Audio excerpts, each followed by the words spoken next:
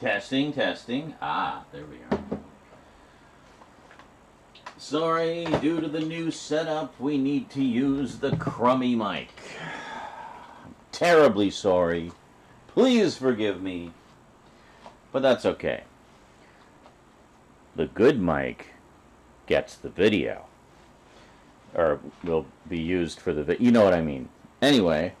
Ooh. Spooky.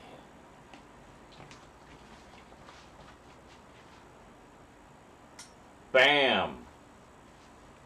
Moderately less spooky.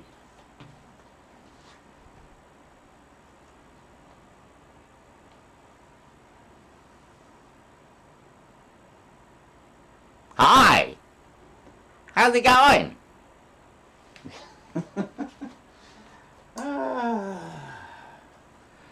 Don't mind me, I meant to start this about, I don't know, 12 hours ago.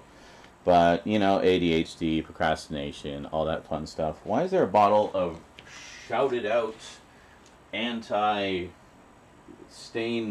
I don't know, the stain removal soom? Shout it out! The stain removal soom? What the hell is a soom? It's a spray.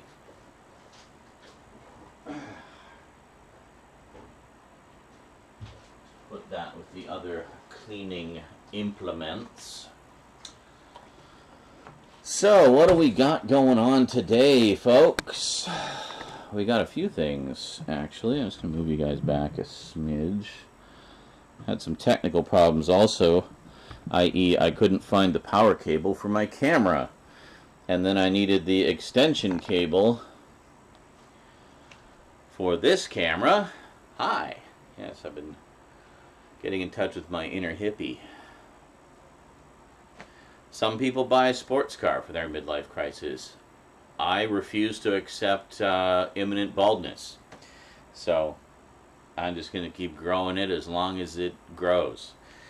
Until it all falls out. Just a single strand. Or have the three on top like Homer. Do the comb over of the three hairs. Anyway, it's been a while since I filmed anything. I think the last thing I filmed was Christmas, and I haven't edited that video. In fact, I don't think I've edited the previous Christmas video. So you got two big honking Christmas videos to look forward to. What else? We had a bunch of packages actually came in for Christmas from some of you guys. And we opened those for the Christmas video, but of course we haven't edited the Christmas video, so you haven't seen the Christmas video yet, so you have no idea what was in those packages. Yeah, well, given that it's like starting in on summer, I think we'll probably just wait until Christmas for those. There you go. Where relevant, I'll mention a couple of things that did arrive in those packages if they relate to some of these packages here. There we go. You can see we've got quite a stack. These have been accumulating for a few months. I think these date back to February. Some of these came for my birthday from you guys. And what are you doing? Somebody woke up. Uh-oh. Don't wreck my house coat, please. Thank you. What you doing? Aww. Aww. Look at this little lovey-dove down here. Look at this lovey-dove just flopping all over my foot. What are you doing? What are you doing? Aww. Buddy, what you doing? You just want some love after your nap? Yeah? You just need some love? Oh. He likes the grandpa pets. Whoa. Yeah, there you go. Yeah. Grandpa gives the good pets. Doesn't he? You like your grandpa pets? Yeah. You gonna be a good boy while I'm doing my filming today? You leave me nice and quiet? Yeah. Oh, look at that. He made a little squeak sound of approval. Aw, buddy. Ow! Watch the claws, you. Watch the claws. Watch the claws. Yeah. Anyway, for those of you who haven't met him, this is Church. This is one of our new cats. We have another new cat who I believe is currently enjoying the night air in my bedroom window. But, yeah, these two haven't really seen me film much, so they are not familiar with the YouTube side of things. They have seen me stream quite a bit, though, so they're not unfamiliar with the streaming. Put some light on you. Make you all mysterious. Oh, the glowing cat. Yeah, what you doing? Oh, there goes the tail. That means he's playful. I can't like play with you too much right now, buddy. I got work to do.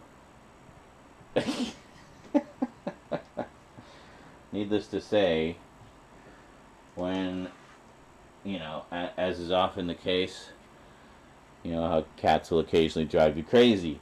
And this one's no exception. He can be a bit of a stinker sometimes. But, as is often the case with kitties, you can't stay mad at them for very long because they do stuff like this, which is just so cute, it instantly melts your heart. So, yeah. Yeah, are you just going to go to sleep right there? Are you going to sleep right there, buddy? What you doing? Welcome to Cat Laying on the Floor Under the Tripod stream. So, anyway.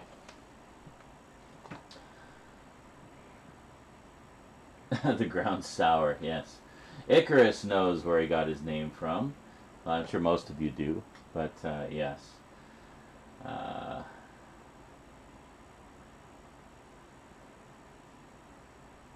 Butter you up before going nuts. Yeah, pretty much, eh? The human is talking with nobody there, but this time in the chair instead of at the computer. Yes, I'm sure the cats just think I'm crazy. As far as they know, I'm just walking around talking to myself all the time. Which, to be fair, sometimes I am. Hello, neurodivergent. How are you? But also doing the streams and whatnot. So, I don't know. I don't think they quite get it. What you doing? You just want to jump into that pile of boxes, don't you? You're looking at that pile of boxes over there. Yeah. You just want to plow right into those, don't you? Well, maybe, if you're good, buddy, when I open them up, I'll let you play in the empty boxes. How's that sound? Would you like that? If I leave the empty boxes for you for a little bit before we take out the recycle, would you like that? Yeah, you'd like that. Oh, yeah. Oh.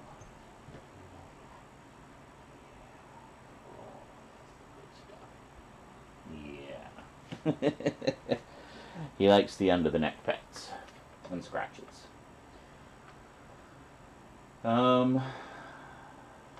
Oh, that's right, Church. I forgot about. I knew there was another one. I completely forgot about that. Yeah, Church from Red vs. Blue. He was the sort of. Was he the sort of clumsy one? I can't remember. It's been so long since I've watched those, and I know I haven't watched anywhere near all of them. I only watched the first like 2 or 3 seasons. I need to get caught up one of these days. But yeah, I forget. Was he like the sort of bossy one, or was he the dumb one? Oh no, the dumb one was Donut. That was it. There was Donut, and yeah, I think Church was like the sort of de facto leader for a while until he got killed. But then he came back, but he was a ghost for a while, and I don't know. It was very confusing, but really funny. It was Caboose. That's who it was. Caboose. It's been so long since I've watched them. But, yeah. I watched those basically when they were new, like when they first came out, like literally 20 years ago. But, and then I rewatched some of them a little more recently. I think they have them all on their YouTube channel now. But, Yeah, been a while. So let me show you something that is kind of new. I got an attachment for my camera. Let me just show you here, which should make filming a little easier. So it's not a cheap attachment either, but we got this. I did some tests actually. It's better like this. This gives us full stereo sound, and I tested it does pick up in front as well, but it just gives you more of the separation. But basically, as many of you were keen to point out when I first got this camera, the built-in mic is kind of shit. So I've been wanting to get an external mic for a long time, but obviously one with stereo sound, because I always do my videos in stereo. I've been doing stereo since before YouTube even supported stereo. That's how long I've been around, folks. But it's pretty cool. It's got built-in. It's got like a built-in shock mount. See, it just kind of. So that's really cool. It does have a windscreen as well, which I don't have handy at the moment. But it's revealed that church is an AI. Oh, okay, cool. Spoilers. I will probably not remember. And it's not like I really care too much about red versus blue spoilers, but for those who do, be cognizant that some may not have seen it. But anyway, I did a couple of quick tests with it, and it's really, really good. Like super crisp, clean audio. And most importantly, means that now I can film outside and actually have decent sound. So we might be doing some Multimedia Chronicles of the out and about persuasion. Not like some other YouTubers do where we go shopping and stuff, but at least go to, you know, some nice outdoor locations. I was thinking, oh, there's a lot of nice parks and beaches and forests and things like that. So I thought, you know, maybe one day for an update video or whatever, I'll just bring the camera to somewhere picturesque and film there. So that's a possibility. Plus we're going into the summer months, so it would be nice. A 2K cam. Well, you know 2K is 1080p. that is literally 1080p. 1080p is 2K. 4K is the next level up from that. So, if you want to be really technical, there's also 1440p, but who the fuck films in 1440p? And what TVs support 1440p? Like, what an oddball resolution. No. If you're going to upgrade from 1080, just go 4K. That's kind of what I want to do next, is I want to upgrade basically... Here. Hi. I want to upgrade to a DSLR because that seems to be what everybody uses these days. Nobody uses camcorders. I mean, I don't know if they even sell camcorders anymore. I'm living in the past here. Nice thing about this one, though, is being all SD card based and very few moving parts, it has stood the test of time quite well. I've had this camera almost a decade now, and it's held out quite well. But yeah, definitely looking at the possibility of getting a DSLR. Ideally something that can film in 4K and still have that 60 frames per second frame rate for that nice smooth motion and give it that video look that I like. You can thank my being born and bred on British sci-fi for that. I just have a particular love for the look of video. Yeah. So anyway, I find 60 frames per second duplicates that quite nicely. In fact, you'll notice even these streams are 60 frames per second. It's not like super high quality webcam, something else I could upgrade. But yeah. So I think with the next webcam, I'm not 100% sure if I'm going to go with a Logitech again. I might go with something else.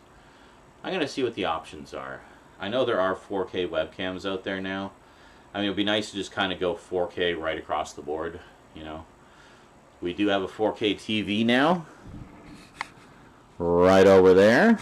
It's a 55-inch, who was it? Hisense. It's a Hisense 55-inch. And I still have my twin Toshiba 40 inches, which you may notice a dark patch there. Yeah, the backlights are going on it. On this one, the backlight in the lower corner is going, which is a real pain in the ass when I'm playing Fortnite, because that's where my inventory is. Well, I mean, it's a pain in the ass basically for anything that has information in the lower left or lower right of the screen. But if I'm watching a movie that's in CinemaScope aspect ratio, then that dark part is just in the black bar at the bottom, so you barely even notice. So it looks fine. But yeah, obviously time to upgrade those. I've had those TVs about the same length of time I've had this camera. So I guess around 2013, 2014 was when I just kind of upgraded everything at the time. So time to do that again. I think 10 years is sufficient time that we can look at upgrading.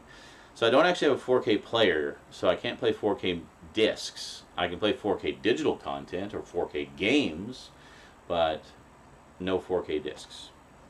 Probably going to do what I've done with every other format since DVD and make my first 4K player a PS5. But those are finally available in stores. I actually held one in my hand the other day in a store. Can you believe it? Yeah. So, but obviously I want the disc-based one, and those go for about $600-700, like normal retail price in Canada. Remember, that's Canadian funds. Don't think 600 US or 700 US, because it's different. It'd be about 500 US, roughly, equivalent. So, anyway, that's that. Logitech does have a 4K webcam. I'm sure it does. The only thing is, I've had various little minor technical annoyances with the Logitech cameras over the years.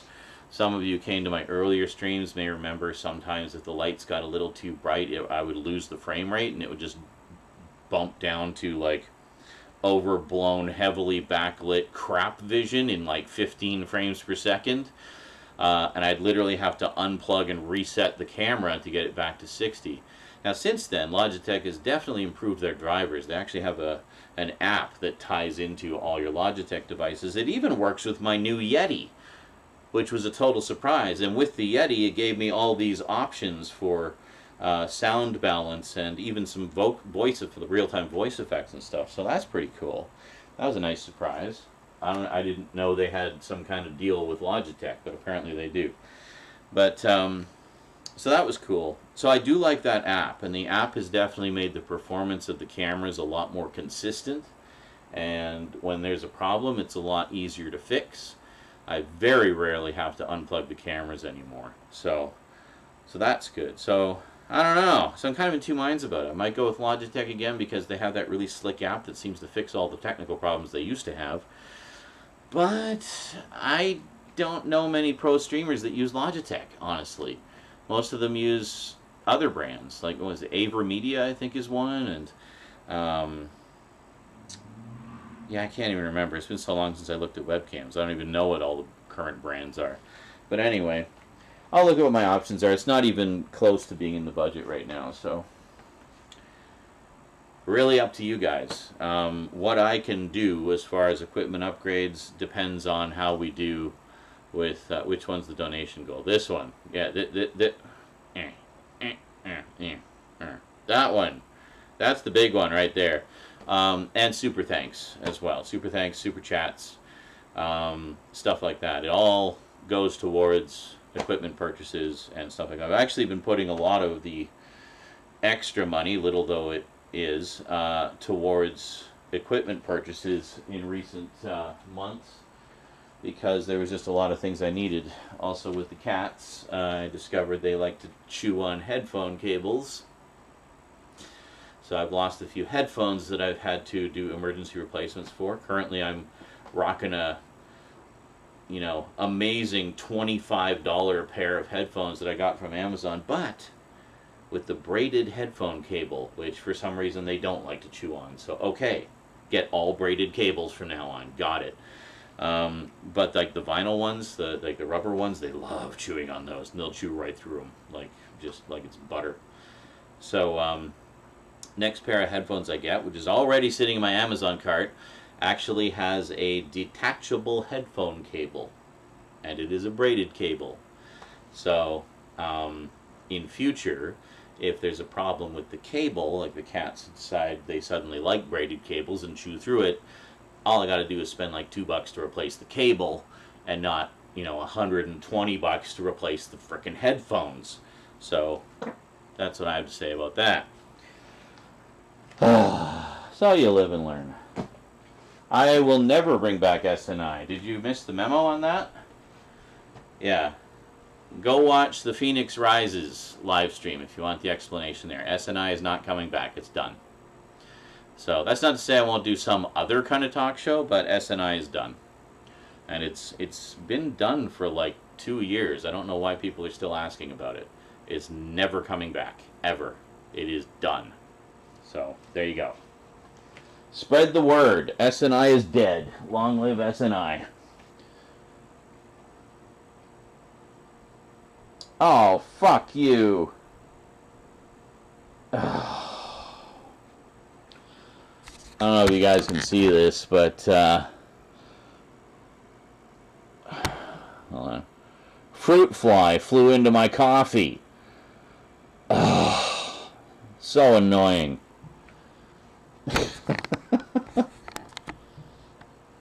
See what I mean? This is what I deal with. It doesn't matter what I do. There will always be certain people in the audience that demand something else. I'm saying, hey, Multimedia Chronicles is back. We're going to do some package openings and some updates, and I got a whole bunch of closer looks I'm working on. Great, huh? I'm also investing in a massive hard drive so I can get back to doing another batch of retro videos. Cool, huh? Isn't that great? All this content I'm making. Bring back SNI. No.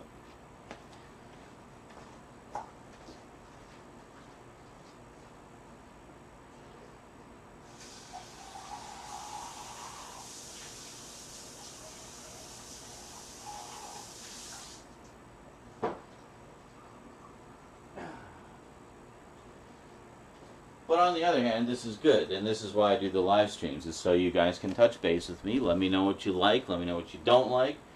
I don't really care what you don't like. I'm going to do what I want regardless. But let me know what you'd like to see more of, as long as it's not SNI.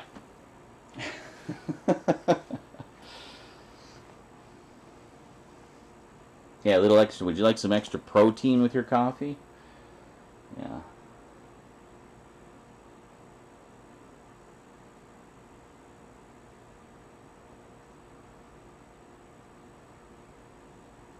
The scalp loop? What?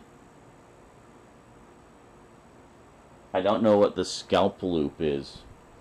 Oh, the PS5s. Oh, right. Sorry, duh. What were we literally just talking about? Yeah, too fucking long. The same with the 3000 series graphics cards, which now that the 4000 series is out, you can get the 3000s really cheap. Fuck scalpers. Not that I would have bought one. Not that I buy any console when it first comes out anyway, because A, sometimes they're buggy, but most importantly, B, they tend to have very limited selection of games when they first come out. Oh, they'll have one or two cool launch titles, but not much else. You know? So now that we've waited like, what, 2 or 3 years, there's actually a pretty decent library of PS5 games. I've already got a bunch of PS5 games through PlayStation Plus, actually, because the free monthly games, even if you don't have a PS5, you could still grab the free PS5 games through the website, not always through the store app, but through the website. You can grab all the PS5 ones, and a lot of the PS4 games come with the PS5 version included anyway. So there was a lot of incentives there. So you could kind of build a little game library in advance of getting the console. So I like that idea. So now when I get the console, I'm just going to have a shit ton of games ready to go, you know? So that'll be nice. Same when I finally get a 4K player, because I have been buying 4K discs a little more now, and it to the point where it's basically, if it's a new release, I'll just get the 4K. And most of them come with the Blu-ray anyway, so it's very much like when Blu-ray was introduced. They would include the DVD. So I like that. I like to have the combo packs to sort of make it easier to transition to the new format. In fact, I'll give you a little sneak peek at one of my updates.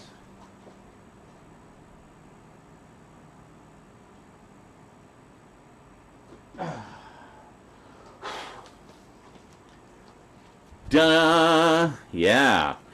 And so this, of course, has all 3 movies in 4K, a shit ton of extras, but also includes the Blu-ray. So there you go. As far as I know, it is the new transfers on the Blu-ray as well. So very cool. And oh, look, it works with the PS5. I don't know. So I haven't even opened that yet because I actually wanted to do the unboxing in a video. So sort of open it up for the first time in a video. And yeah, so I actually haven't even seen the 3rd movie yet. Yes, pretty much everything's been spoiled for me by now, so I don't really care so much about that. But I just want to see the movie, you know, because it's Ghostbusters. And there's another one coming out that we just found out today. Apparently, according to Dan Aykroyd himself, Bill Murray will be coming back for the 4th one as well. So, hooray! We'll have as much of the gang together as we can. So,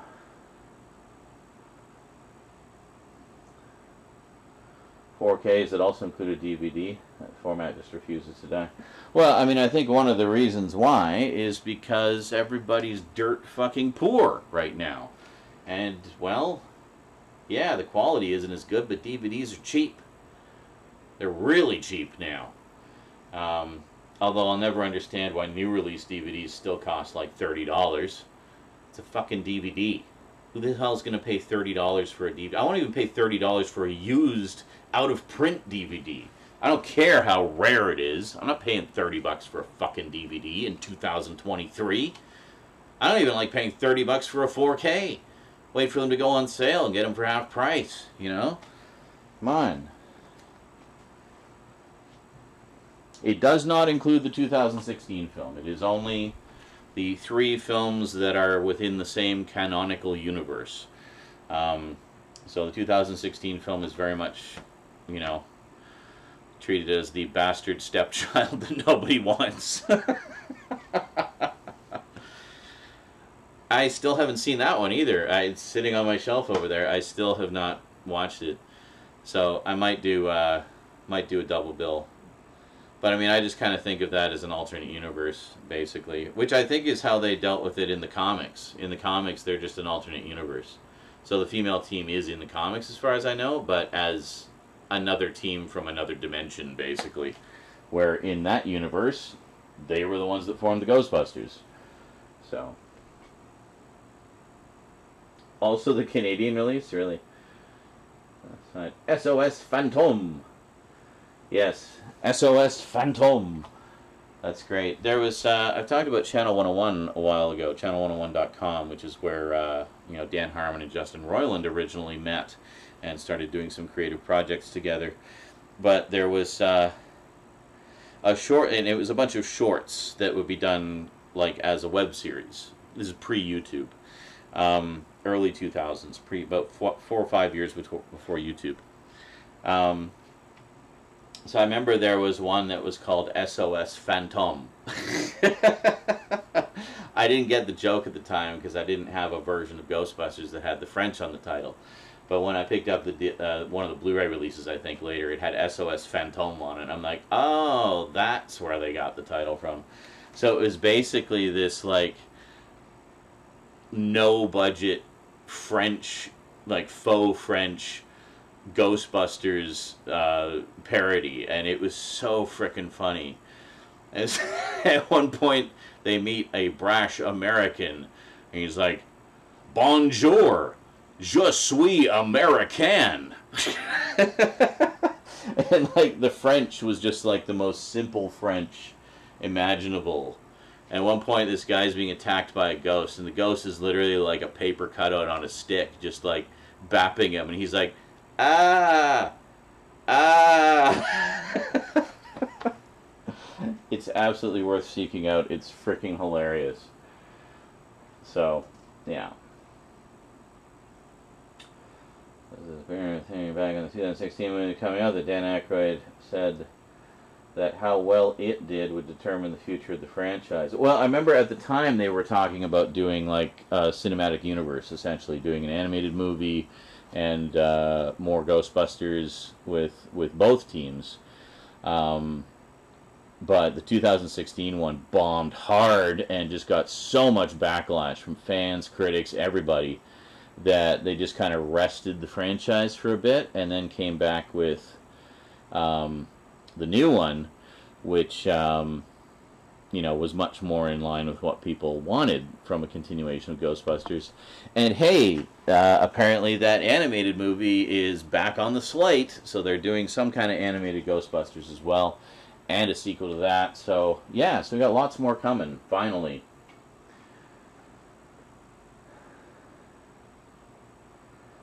Chasseurs de Fantômes. Okay. So is that literally like Ghost Chasers or something? There actually was a thing called Ghost Chasers. I think it was, wasn't it with Dan Aykroyd? Or not Dan Aykroyd. Dan Aykroyd. Don Knotts, I think. Wasn't it? Or no, wait a minute. Ghost Chasers. Was that the Three Stooges one? I remember the Three Stooges did one where they were like Ghostbusters type characters. But, obviously like a 50s version, but I can't remember. There was something. Yeah, Afterlife, that's what. Yeah.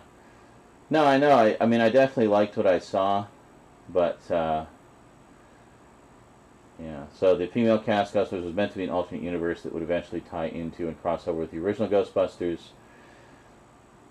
Yeah, and that's fine. I think the problem was they did not communicate that clearly as the intent, and as such, it just left everybody with a bitter taste in their mouth. Like, why are you rebooting Ghostbusters? It's like, it still holds up. It's perfect. It's like a classic. It's a freaking... I mean, the Ghostbusters logo is actually considered one of the single most recognizable logos of anything. Company, movie, anything. It's one of the most recognizable logos in the entire world, whether you've seen the movie or not. You see that logo, you know it's Ghostbusters. That's crazy. In terms of iconography, that's amazing. Oh, there was Ghost Breakers with Bob Hope. Yeah, thank you, Gridman. I'm sure there was a Ghost Chasers as well.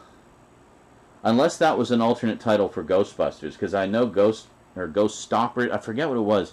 They had a bunch of like working titles for Ghostbusters, and they eventually settled on the one that got them sued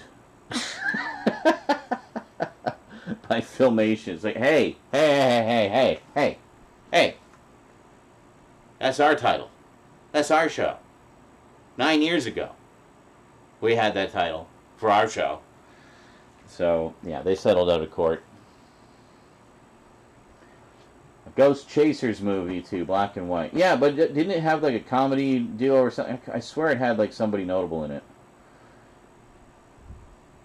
Ghostbusters International. Yeah, well, they've done... That's one of the comics. They did a Ghostbusters International.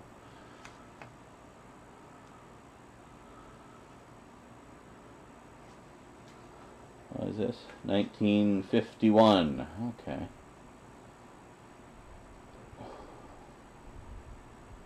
The original animated series. Oh yeah, of course, the real Ghostbusters. Yeah, do not open till Doomsday.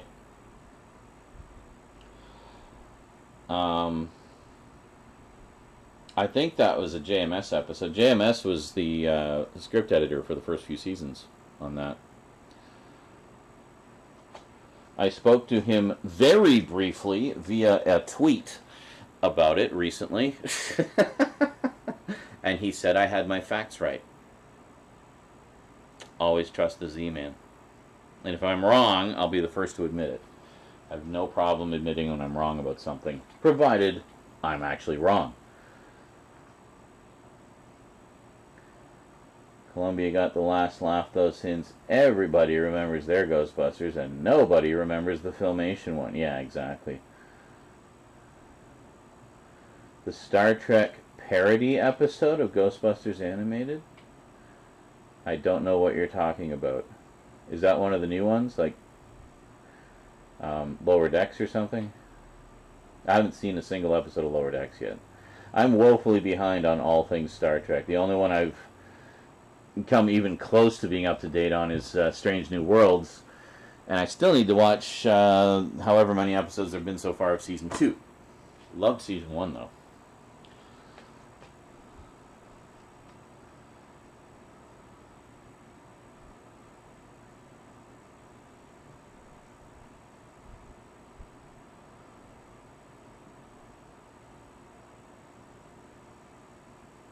The Devil. Oh, Johnny Depp or Terrence Stamp. Terrence Stamp as the Devil, yes.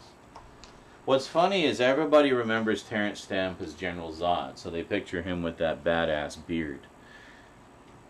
But most of his roles he played clean-shaven. I remember he was in Alien Nation. He played like one of the heavies in Alien Nation. He was great in that. I have the anthology horror series The Hunger, which he hosted the first season of.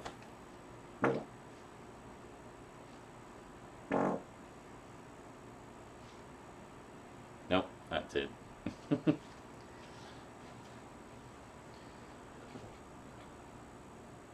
I do, Tales from the Crypt Keeper.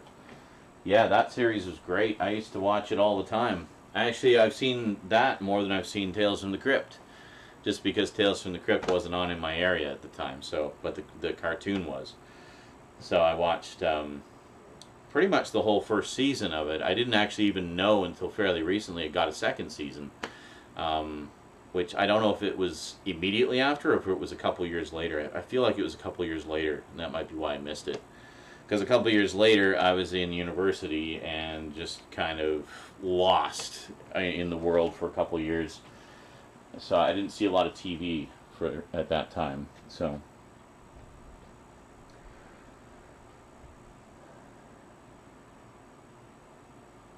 bit of art of him as the Master. Yeah, I mean, I could see that, absolutely. Both of us didn't give him a beard, and both of us got a shitstorm for not giving him a beard. Unpopular opinion, I guess, but the Master doesn't always have to have a goatee. No, he doesn't, but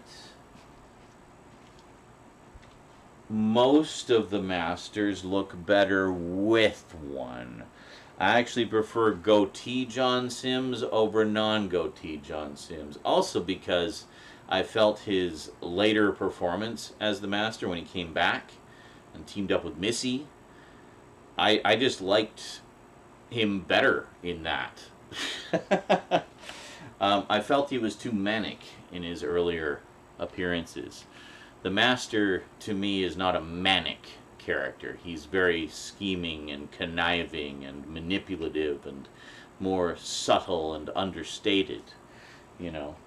A little bit megalomaniacal, sure. I mean, Anthony Ainley with his evil villain laughter. I mean, it's wonderful. But and Roger Delgado as well.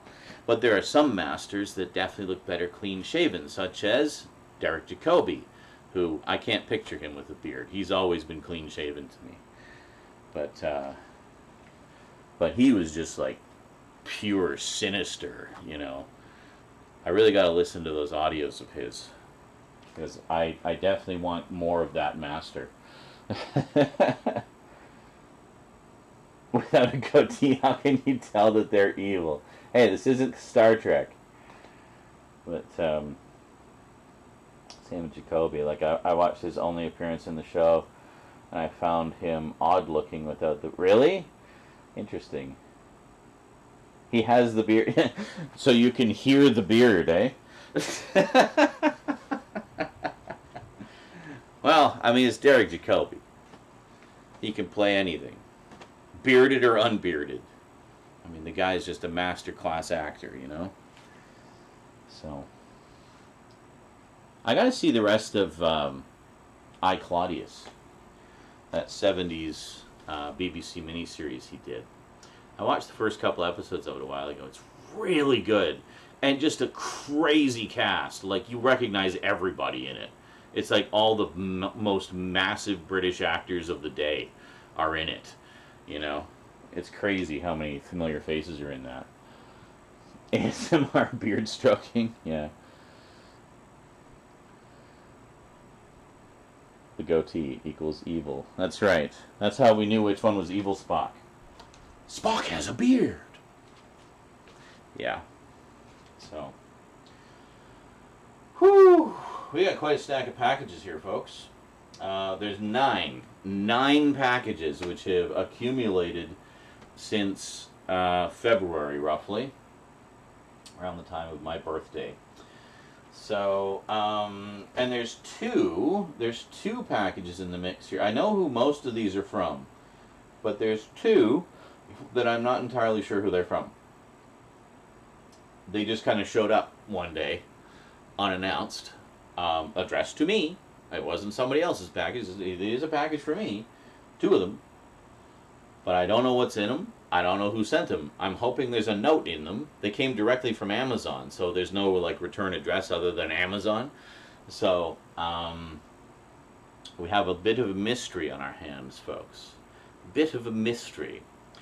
But here's the deal. Basically, I'm looking to order some stuff through Amazon this week. So I thought, well, I should probably get to these packages to make sure I don't order anything that's a duplicate of something that someone already sent me. I mean, that'd be a waste of money, right? To buy something that someone just sent me for free. I've done that before. And entirely my fault because I was behind on updates or I was behind on package openings. So you guys who try to second guess what you can send me without duplicating anything I already have, I mean, you were just operating with incomplete info. And that's entirely on me. See, I told you I admit when I was wrong. Well, that's not so much being wrong, that's just being lazy. Or, well, more ADHD and getting distracted endlessly for months. Literally months. Yeah, you want to know why I haven't done a lot of videos for the past couple of years other than, you know, live stream highlights? Well, I mean, again, go watch the Phoenix Rises live stream because that kind of explains everything. The short version is just a lot of hurt and a lot of damage that undid years of work on my mental health. So I just kind of spiraled all the way back down to the bottom again, and I've been climbing slowly out of that pit for the past 2 years. And thank you graciously for your patience. Appreciate it. But my intent was always to come back to the Multimedia Chronicles. I had no intention of being away from it for this long. And I tried to get back into it last year around this time when I did the Phoenix Rises live stream. And it just wouldn't happen. It just didn't happen. So a year has gone by. And I think I'm ready now. Well, I guess we'll find out. But, yeah.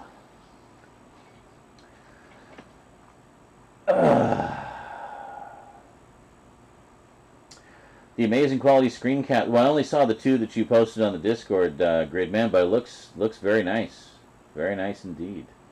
I'm just curious to see about the widescreen. Like I feel like from what they describe, it almost sounds like an X-Files situation, where we gain more information on the sides, but we lose a little bit off the top and bottom. So it's like you can't. It's not a rectangular frame, right? It's a square frame, but it's a matter of how much was in the original TV broadcast versus how much additional image area is on the original film that they can expand for the Blu-ray. But it sounds like a similar situation in that case. So with X-Files, in terms of just how much additional information you get, percentage-wise, I think you get more in the widescreen version than you did in the full-screen version, in most cases, in most shots. But that said, X-Files was only full-screen for like the first 2 seasons, I think. and then it was actually filmed natively in widescreen. It wasn't broadcast natively in widescreen until season 5, but it was actually filmed in widescreen earlier than that. So a lot of them, and even a lot of the full screen ones, were filmed widescreen safe, so they could be cropped later without losing any important information. So I have a feeling from what we've heard that Project Alf might have been a similar situation.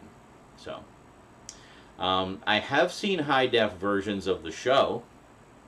I actually have a really nice high-def set of it, which is not only is it high-def, but it's also the original uncut network versions. You can find it on archive.org. So, there you go. But obviously, I mean, that is a placeholder. That is a placeholder because I refuse to pay money for those cut-down syndicated versions that we got on DVD a few years back. Yeah, fuck that noise. I mean, it's great that we had all this extra Alf stuff where he did intros for the episodes and stuff like that. I mean, Paul Fusco was very involved with that. I just don't understand why they didn't go with the uncut versions. That was the one thing that prevented me from buying it. I would have bought all 4 seasons otherwise. But, yeah. So anyway, it's nice to see the uncut versions in circulation now. So the hope is that maybe if the Project Alf Blu-ray sells well, we'll get Blu-rays of the show. Here's hoping. Is Alf a great show? No. It is not a great show.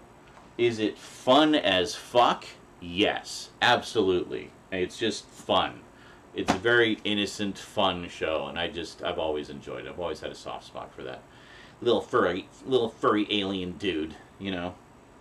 So, but it is not high art by any stretch. I just love the fact that it's one of the few examples of a property in which the original creator managed to retain all of the rights. You know, NBC was able to broadcast it and distribute it, but he got cuts of everything, you know, and retained the rights to everything. So, I mean, I think that's great. That is very much Paul Fusco's baby. Or Fusco, however you pronounce it. So, yeah, I don't know what's up with that. Why Liberation Hall released it instead of Shout? I don't know. Yeah, like Paul Rubens with Pee Wee's Playhouse. That's true. Yeah. Yeah, it's bummed that I missed out on that Blu-ray set. Really hoping we get a re-release of some kind, because that show is just crazy fun and looks really good in high def. I have seen clips. Like Shout did post a bunch of clips when they put that out. There's some controversy with Alf that there was a lot of racist stuff in it. No. I think there was like one clip. Oh no, wait a minute, I know what you're talking about. There was one clip, it was a behind the scenes clip, which out of context appeared to be some kind of mildly racist thing. Like a joke. Like a racist joke. But, see, this is why context is so important. The actual story behind that is, at the time, it was actually a cultural reference to something, like a pop culture reference to something that was in the media at the time. So, to us, looking at it 30, 40 years later, it just appears as this out-of-nowhere racist remark. But no, he was actually quoting something that was very well-known and popular at the time. So it was like purely just making a pop culture reference.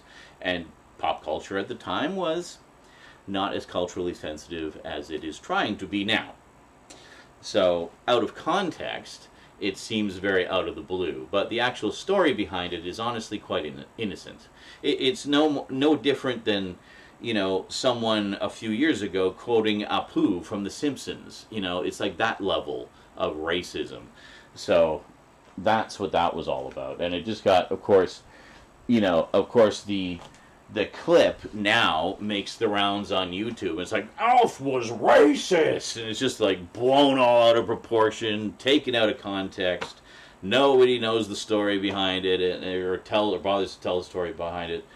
because it's just all about getting the rage clicks for the clip, right? So this is why it's important to pay attention to what you're actually seeing and to look at things through, you know, a historical lens sometimes, and understand, like, okay, this seems very out of character for Alf and Paul Fusco, certainly. So what's the story here? And then do a little bit of research. Find out what the story is. There's probably an interview somewhere with Paul Fusco himself where he explains the situation. You know, it's not hard to cross-reference things. It's just people are lazy and they take things at face value and they get all outraged and bent out of shape over something that might not actually be as bad as they think. Doesn't mean it's good. It's still a racist joke, whatever it was, but it was very much of its time, and it's not like that is what defined the character or the show, you know.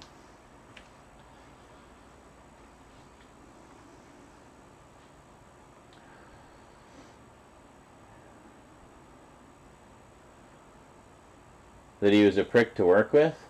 Well, I don't know about that. I mean, on the one hand, I mean, it's his baby, so obviously there's going to be a certain level of protectiveness there, right? And I can respect that, and I get that, as, you know, a creator myself who has, I do have things beyond the Multimedia Chronicles that I have on the shelf, you know, like scripts and other short movies that I've done over the years and things like that. So, I mean, as a creator, and someone who's very much in tune with and, you know, a fan of the creative process. That's why I like to look at all the behind-the-scenes stuff of things and whatnot. I get that. Like, I get the protectiveness. It's your baby. You don't want people fucking with it. You know, JMS was much the same way with Babylon 5. He fought tooth and nail to keep the network out of Babylon 5 as much as he possibly could, so he could tell the story that he wanted to tell. And sometimes that's what you got to do. You got to be a bit of a hard ass to protect your creation. So I could see him doing that. Now that said, apparently Max Wright, who played Willie, hated it. He hated it. He would get into arguments with people all the time, and he you know, I don't know. He was just getting a paycheck, basically. But Max Wright is also a consummate professional, and he was also freaking hilarious as Willie. He is a master comic actor. And as a lot of comic actors are, he's also very angry. He's a very angry guy. Has a lot of demons. And sometimes that came out on set. But when the cameras were rolling, consummate professional all the way, you know. And he did his job. And I mean, who doesn't love the character Willie? He's just like the lovable loser, you know. Always the butt of Alf's jokes and whatnot. So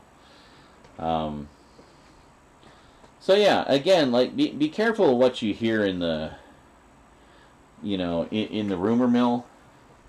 And if something seems a little iffy or a little off, just dig a little bit. You know, especially for something that's been around as long as Alf has. I mean, there's got to be a wealth of interviews. And it was huge. It was huge when it came out. Massive hit for NBC. So, I mean, there's got to be countless interviews and behind-the-scenes stories you can dig up about it. You know. So, there you go.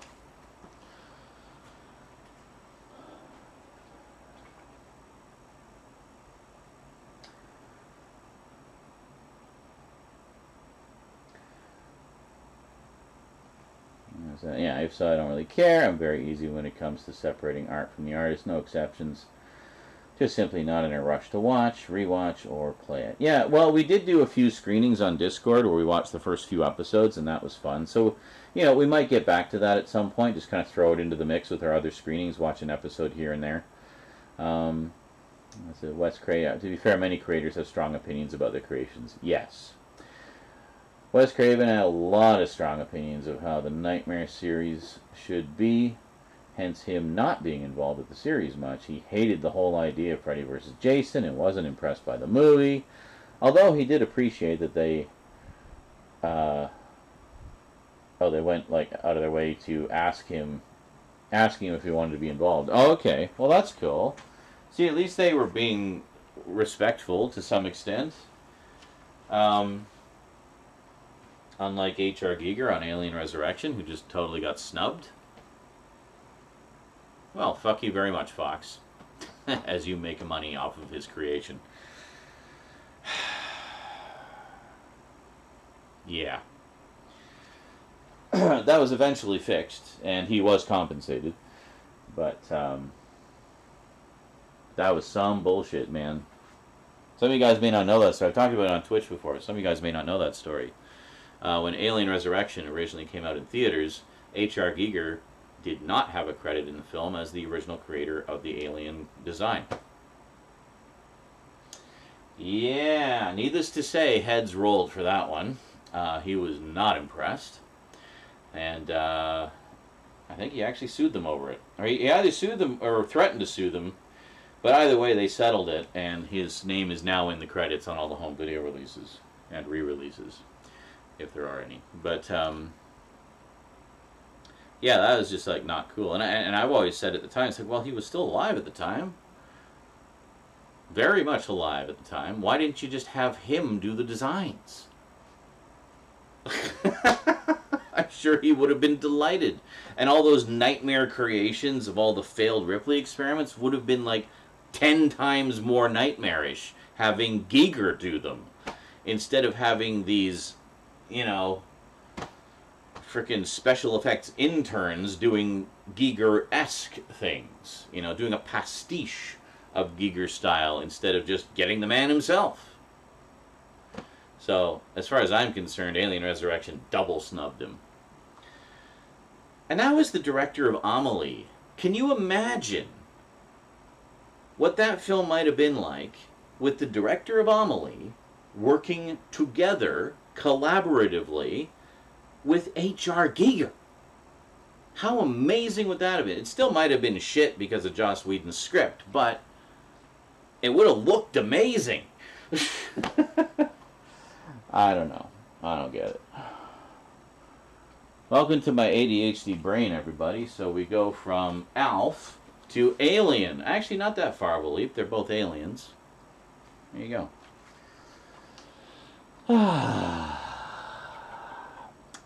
I need to tidy up my collection. It's gotten a little haphazard over the past few years. And quite a lot of stuff that hasn't even made its way to the shelf, actually. I have all of this stuff on the floor. I don't know what... Yeah, you can see that. See these stacks and stacks of things here? These are from the closer looks that I started working on a year ago. Yeah. Most of them have the tabletop segments done. There's a couple I still need to do. But most of them still have the tabletop segments done. I need to clean off the tabletop because the cats like to play on it or like to sleep on it. So, yeah, I just need to do the bookend segments. And I have needed to just do the bookend segments since last July. It's been so long, in fact, I couldn't even remember what I talked about in them, so I did sort of, the other day I did overnight renders of just the tabletop segments, because I did edit them. Just to refresh my memory on what the hell I talked about, because obviously if I'm going to film the bookend segments, I don't want to repeat things I've already said, you know. But generally speaking, I try to be cognizant of that when I do the tabletop segments, when I do the closer looks, and just kind of stick to what we're looking at, rather than getting into the history. And I save like the history lesson for the before and after, but a history lesson, you know, interesting tidbits or factoids or personal anecdotes, whatever. I put all those in the intro and in the outro, and then leave the tabletop segment just for talking specifically about the you know, the packaging and contents.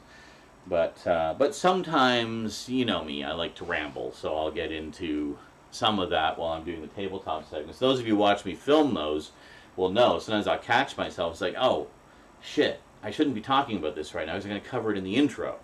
I'm just going to be repeating myself, so I'll back it up, and then I'll redo a segment to not talk about too much. You know, it's a balancing act. So...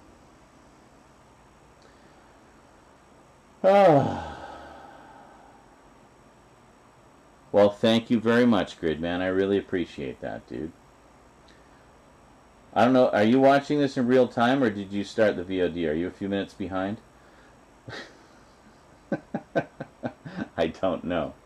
I'm assuming you guys can scroll back and watch the VOD at your leisure. That's how most of these things work. I know you can do that on Twitch. I haven't streamed a lot here on YouTube, so I'm still kind of getting familiar with how things work over here with the live streaming. It's not the same as it used to be. It used to be done through like Google Plus or something like that, or Google Hangouts. And I don't think Google Hangouts exists anymore. I'm pretty sure they got rid of that a while back. But then they replaced it with this YouTube Live, basically, YouTube live streaming. So, I mean, that's all fine and dandy, but I mean, I guess, honestly, I guess Discord's kind of taken over as far as, like, having a hangout where you all just sort of chill and chat and watch a movie together or whatever, or play a video game together, just in private.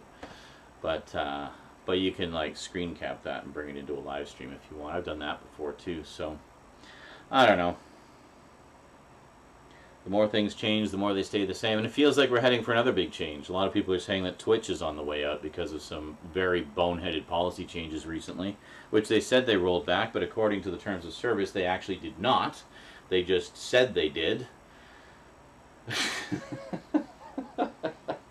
And thought no one would notice. Yeah, well, Moist Critical called you out on that. One of the biggest guys on YouTube, so yeah, we see you, Twitch. You have been seen.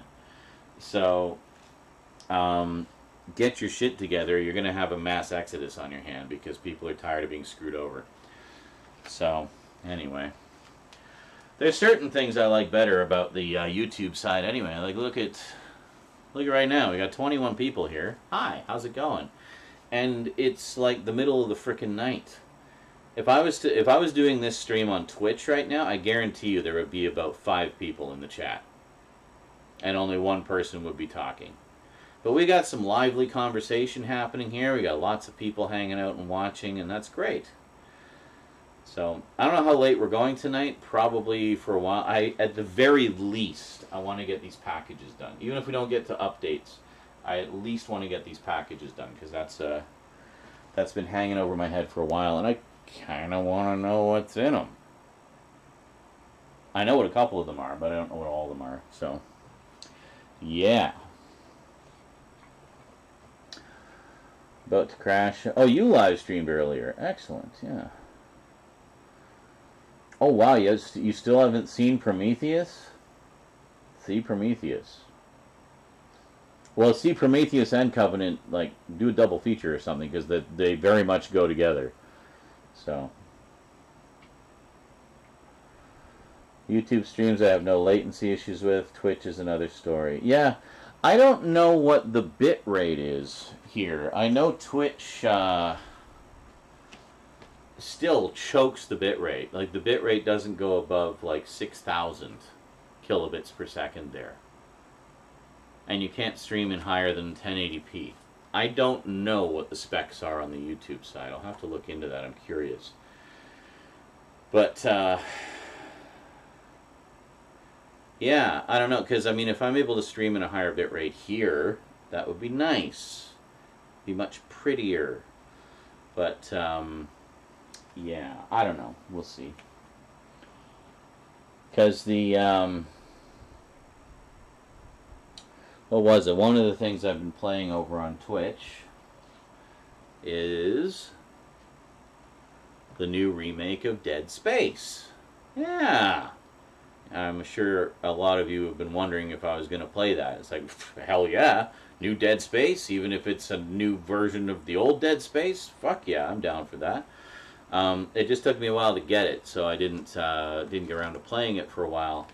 And then the hot weather hit, and well, as you see, I decided to dress up for the occasion for playing Dead Space this time around, just for a bit of fun. And the costume, which I am committed to, I'm on Chapter 9, So I played it for worn this costume for the first 9 chapters. So I'm going to stick with that.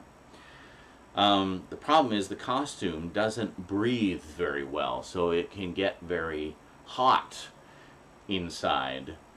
In particular, if the weather is a little warm or muggy, and we're getting into those months. We have had some cool nights lately, but I don't know how much longer that's going to last. Honestly, I think the wildfires have actually helped a little bit in that respect, in that we've just had more cloud cover as a result. And yeah, so it's just kind of kept things cool down here on Earth.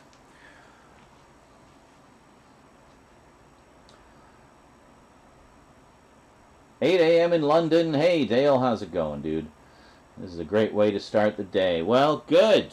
Excellent. Glad to hear it.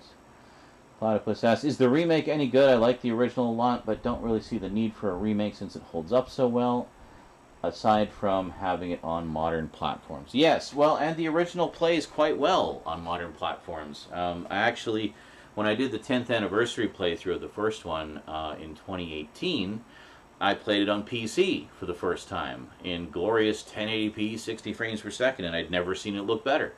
But is the remake worth it? I would say absolutely 100% yes, for a couple reasons. One being, it's not just like an up-res. You know, they could have gone the lazy route and just like given us a 4K mode or something, but no. This is actually a ground-up remake. Like, they went from square one, ground up.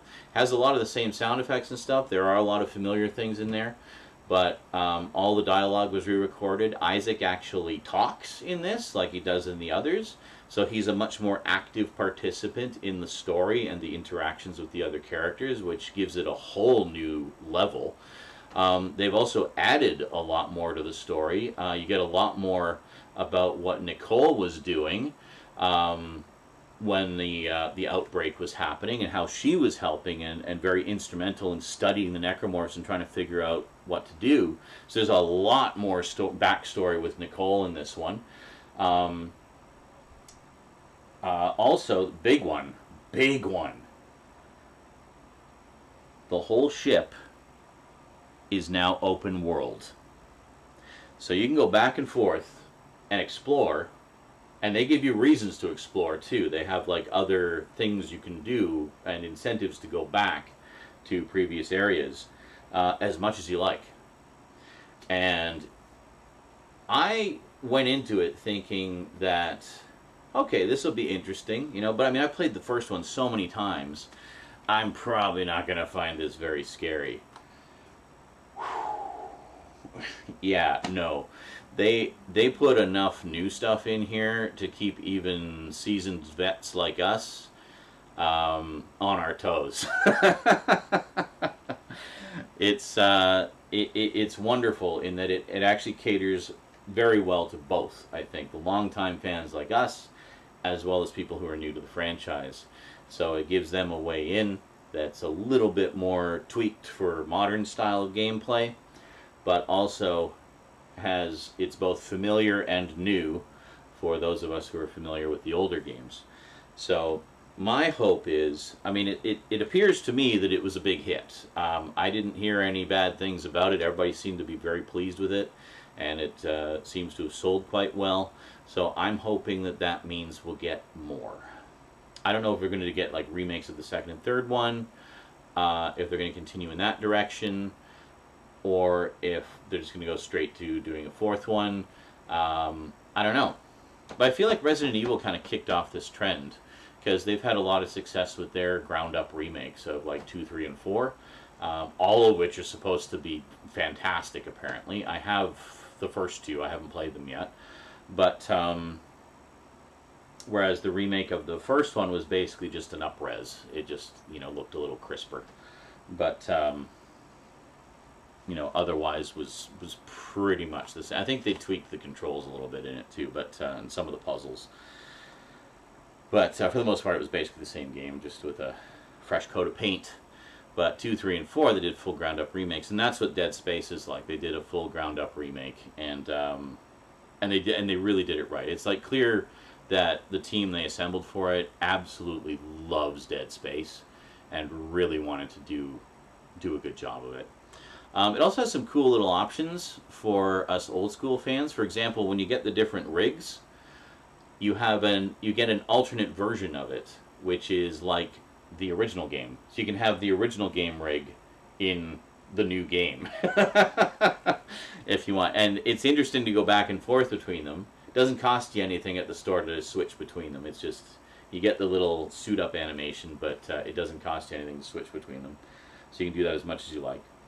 But it's interesting to do that and see the differences. Like the new suit has way more detail on it than the old one did, just because, you know, it's 15 years later. So yeah, I'd say check it out. You know, maybe get it on sale if you're not like 100%. I'm sure it'll go on sale at some point. Those games always do. But I would definitely recommend checking it out. Even if you're intimately familiar with the original, I think you'll find a lot to enjoy in the new one. To me, it's not a replacement for the new one, but it's a nice sort of alternate take on the old story, you know. And I've been really enjoying the new twists.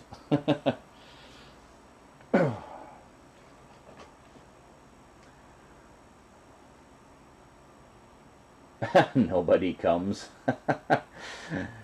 Well, ain't that the truth? Anybody taking apps for a new best friend, worker, partner in crime? Not at the moment. Not at the moment. 90 degrees in London the other day. I don't know what that means in Celsius. We speak Celsius here in Canada. Like currently it's 14 degrees here with some light cloud cover and a little bit humid, not too unbearable. But yes, oh my god, the Final Fantasy VII one. Yeah, I gotta get back to that. I played a good chunk of it and absolutely loved it. What a great remake. I never finished the original. I got pretty far in it, but I just never got around to finishing it. But it really enjoyed what I did play. It was a great story. But yeah, I really liked what they did with that one. It's very, very well done.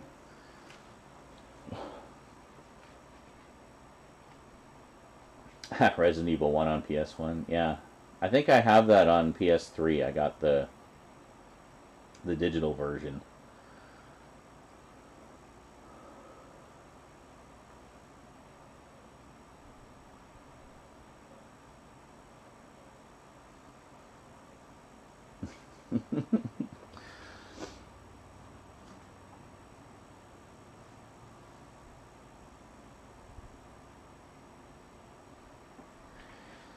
So, Spaceman Z, that's right, yeah.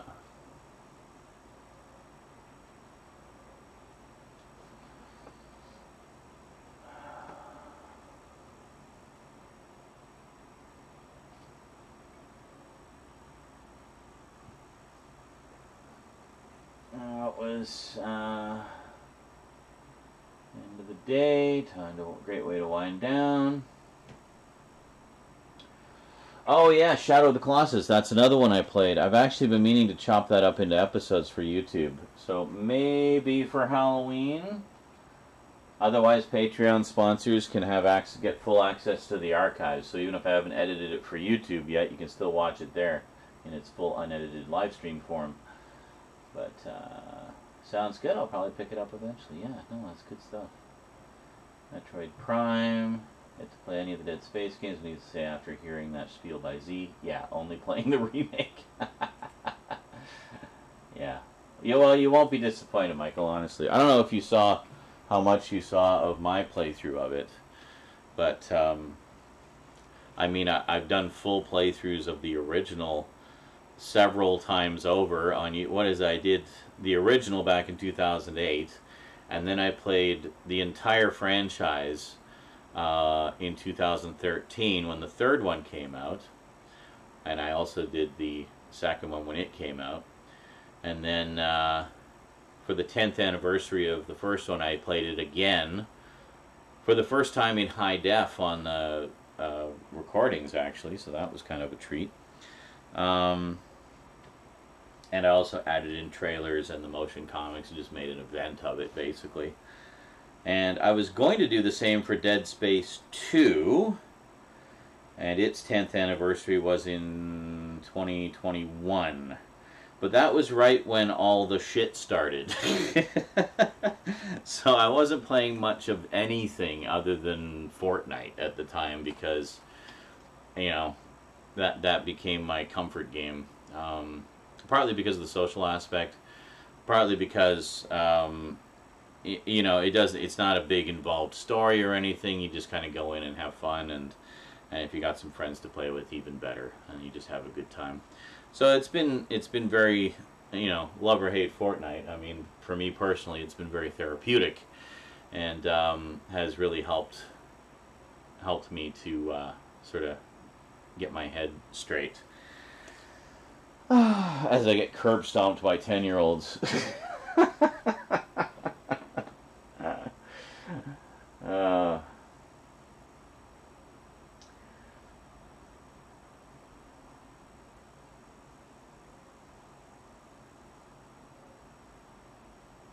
Oh, really, Tosa? I did not know that. I did not know that the director's cut changed the music. I mean, as long as the dialogue is the same, that's the real appeal, isn't it?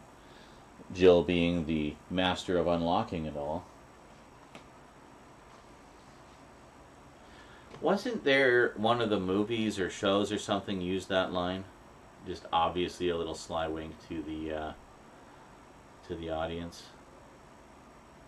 I think it was the Netflix show, actually, the one everybody hated but I liked. Isn't that always the way? This show's really good. It sucks. Fine. Whatever.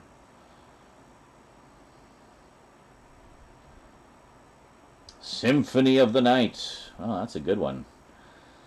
The only part I wasn't able to finish of Symphony of the Night was the upside down castle.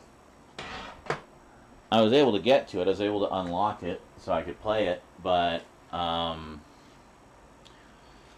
it was just so hard.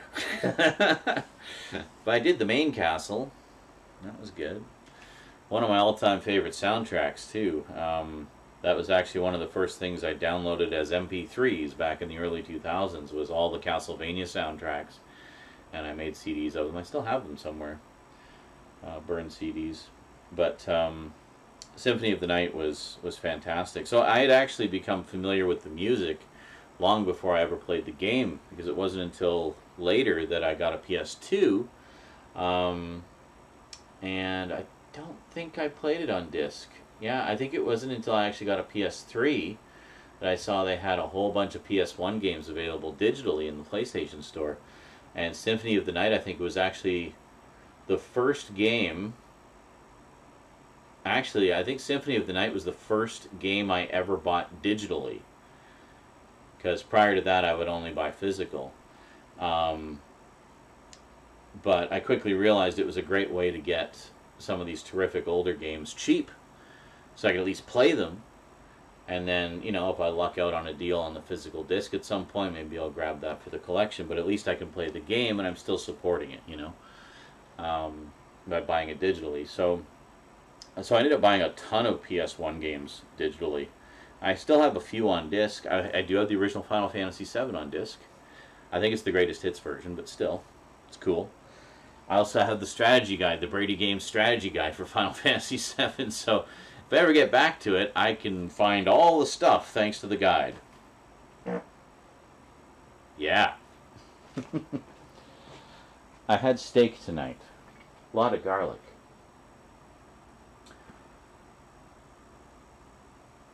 Ah, there you go. Yeah. See, I didn't know anybody else who'd played it, so, and I wasn't streaming games then, so.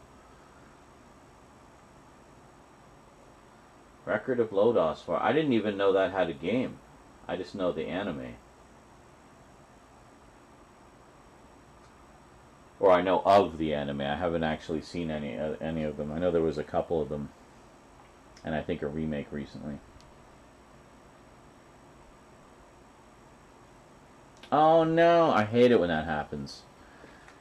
I guess you missed the memo, Icarus. I have played Final Fantasy VII Remake. I played a good chunk of it on stream, on Twitch. Patreon sponsors can watch it in my archives right now. I need to get back to it, though. I did not get to the end of it. And what's this I hear that it doesn't actually adapt the entire game or something? I forget. There was some caveat. I forget what it was. But there was like another part to it coming out or something that would adapt the rest of it, I guess, or I don't know. Anyway, however far it goes, I liked what I played of it. I thought it was terrific. So, to milk them fans, yeah. That's what I gather, is it's being kind of released in episodes with a very long gap between them. But to be fair, I mean, it's a ground-up remake, and I mean, they overhauled absolutely everything for it. But yeah, it's terrific. It's very, very well done. It's the first third of Final Fantasy VII, but they changed a lot. Okay, yeah. Well, that much I gathered. I mean, it definitely, you know, as I say, it felt familiar but new. I liked all the little nods to the original music cues as well, or sometimes just the same music cues, just, you know, a little more modern sounding, I guess. But yeah, just fantastic. I really enjoyed it a lot. Where the hell did I leave off? I was in like a town and I'd fought a bunch of guys in like a junkyard. I can't remember. It was literally like 2 years ago that I played it. Like right in the middle of my sort of mental breakdown. So my memory's a little hazy. But I'll definitely fire that up again at some point.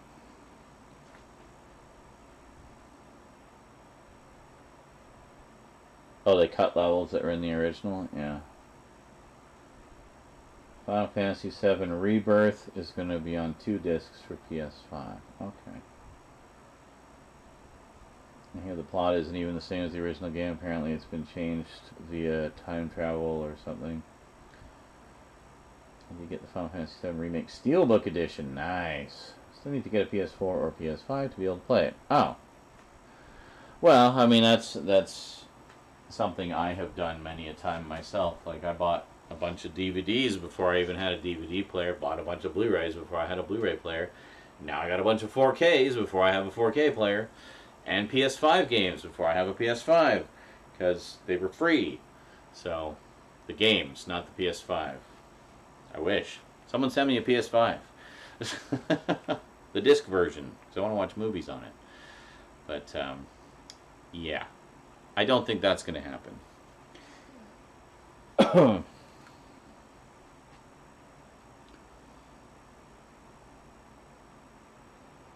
So, like the Calvin universe. No thanks. Just kidding. I kid. I'll go check out all the FF games when I'm able. Well, I mean, I don't know that you need to check out all of them. There is no continuity between them. They are all standalone. But they do have thematic elements that are similar, or creatures that carry over from one to the other, but there's no continuity between them. Unless it's obvious that there is, like Final Fantasy X, and then there's Final Fantasy X Part 2, which is obviously connected to Final Fantasy X. And there's a couple like that, I think, but most of them are just standalone. So there's no continuity. You don't have to worry about playing all 6 of the previous ones before you play 7. Just jump into 7. It's its own thing. So it's interesting because, of course, 7 got the ground up remake. 8 and 9 just got basic ass remasters. I can't remember if I have the one for. If I have the other, I think I might have the one for 8. Yeah, I can't remember. I'd have to go and look. I know I have at least 7, 8, and 9, the original PlayStation 1 versions on PS3. So that's something.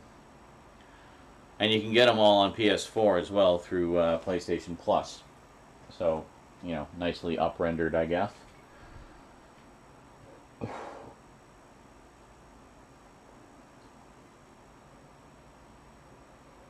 Final Fantasy 16. That's the latest one, eh? Excuse me. CDs. Yeah, I think I might have had a couple as well. Actually, no, I didn't. I remember I didn't have CDs. Because the first CD player I got was actually my first Laserdisc player. As I wanted to get a combo player because I wanted to just be able to play all things digital. So, so I got a combo player that could play. It was a 5-disc CD changer, as well as being a Laserdisc player. It could also play CDVs, which were CD-sized Laserdiscs, essentially. They would usually have video signals, like music videos or something on them. But basically Laserdisc quality, but only about 5 minutes of video. So, Final Fantasy 3, actually 6, SNES cartridge. Oh yeah, no, hang on to that. That's a nice little collector's item. Yes, I also have that. It came with... I recently upgraded our PlayStation Plus to the Premium. I figured, you know what, why not? And what convinced me was the absolutely massive library of games that you get with it. Not just the free monthly ones, but a huge back catalog of games. And not just PS4, also PS3, PS2, and PS1. So there's quite a lot there. There's not as much PS1 and PS2 stuff as I would like, but there's a shit ton of PS3. And the nice thing about all of those is when you play them on the PS4 or PS5, it actually up-renders them to 1080p. And 60 frames per second most of the time, too. So, very nice. I find anything from like PS2 forward really benefits from that. Like I got, I think I showed you guys on Twitch a few times, Kinetica, which is like this futuristic racing game, which I used to play all the time on the PlayStation 2. Now the cinematics are still standard def and still look kind of janky by today's standards, but when you get into the game, it looks amazing. I mean, it's still low resolution textures and everything, but everything's just so crisp compared to how it used to be, and smooth, and absolutely runs at 60 frames per second. I mean, it is smooth as silk. And all of them are like that, from what I've seen. I played Destroy All Humans, the original PlayStation 2 version of Destroy All Humans, and it looks amazing. It looks terrific. But, yeah. Actually, that's one I'd like to play, is the remake of Destroy All Humans. That looks really good, too. Another ground-up remake. So... the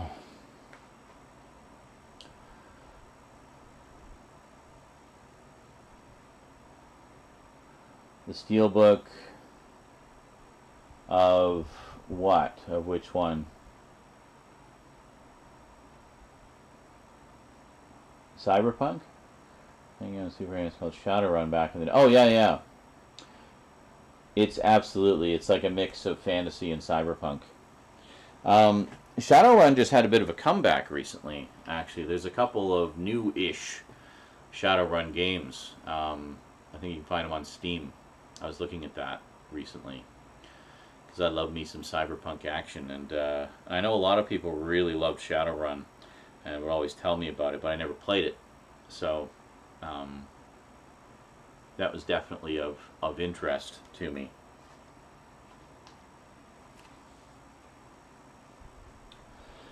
Oh, Cyber City Oedo. Okay. Ha! Nice. Yeah, that's. I never got the DVD remote. I had sort of always intended to, but I never did. But yeah, the PS2 was my first DVD player. The PS3 was my first Blu-ray player. I wanted the PS4 to be my first 4K player, but they broke it. They broke the cycle. So PS4 was just Blu-ray again. Great. So now I have two Blu-ray. Well, actually now I have three Blu-ray players, so I also have a region-free Blu-ray player. And finally, PS5 they put a 4K drive in it. So the PS5 will likely be my first 4K player too. So, but I mean, at least I have a 4K TV now, so I can watch, 4K stuff digitally. So, not as good as as the super high bitrate discs, obviously, but you know, it'll still look nice.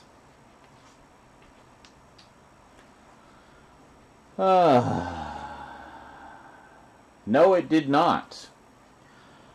The PS4 Pro did 4K digitally.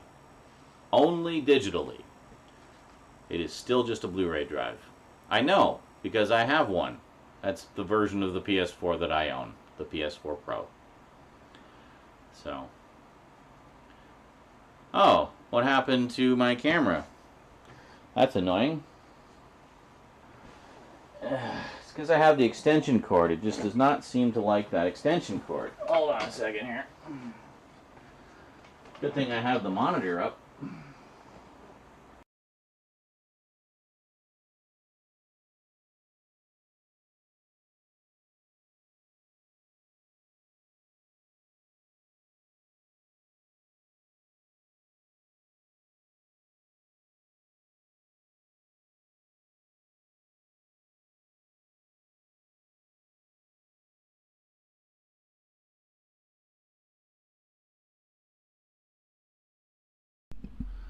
Okay, hold on. I'll put this mic on while I fuck around with the camera. What is going on with this thing? I think it's the extension cable. It's just so annoying. You can see the cool video background I got.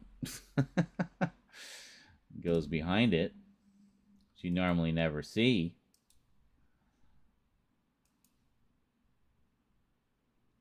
Okay. Activate. There we go. All right. Yeah. It is very pretty. I'll show you why I use it. It is for like this. So you see, you notice like on the sides and on the top, you can see, and down below and over there, it makes a nice little animated border, right? And then here, hold on a second. If we make this a little slower so you can see, let's make it 10,000 milliseconds. So now, if we go back to camera only, you can see as everything slides into place, the border slowly disappears. Yeah. But if I move the camera out of the way, you can see it's still there. It basically, in order for it to give us this nice border effect, I kind of have to cheat it a little bit. So that background, which I use as the animated border, is always there in the background, waiting for me to switch to this screen. And that's that. Well, you can really see how the motion works when I slow everything down, eh? See which things are on top of which other things.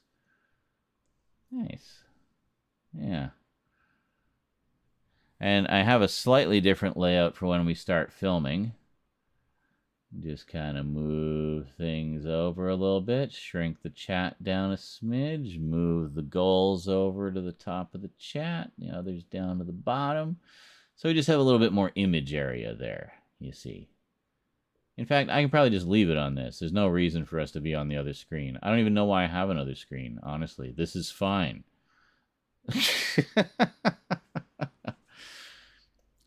Oh yeah, it is, because the jar isn't on some of those displays, I guess. So it refills the jar every time it's reactivated. So yeah. Wow, mouse, can you function? There we go. Okay, well, let's go back to just normal speed here. All right, well, I'm going to pop out for a smoke real quick. I'll put the BRB screen on where you can enjoy some funny, silly clips from past streams. This is something I just recently implemented just to make it a little more interesting when I take a break, rather than just staring at my empty chair. So I'm just going to go have a brief break, and then we'll come back. Why is everybody leaving? Don't leave now. The fun's just starting. All right. See you guys in a few. Oh,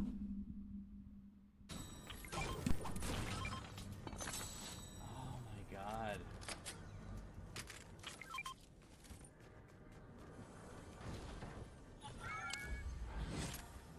What does this have?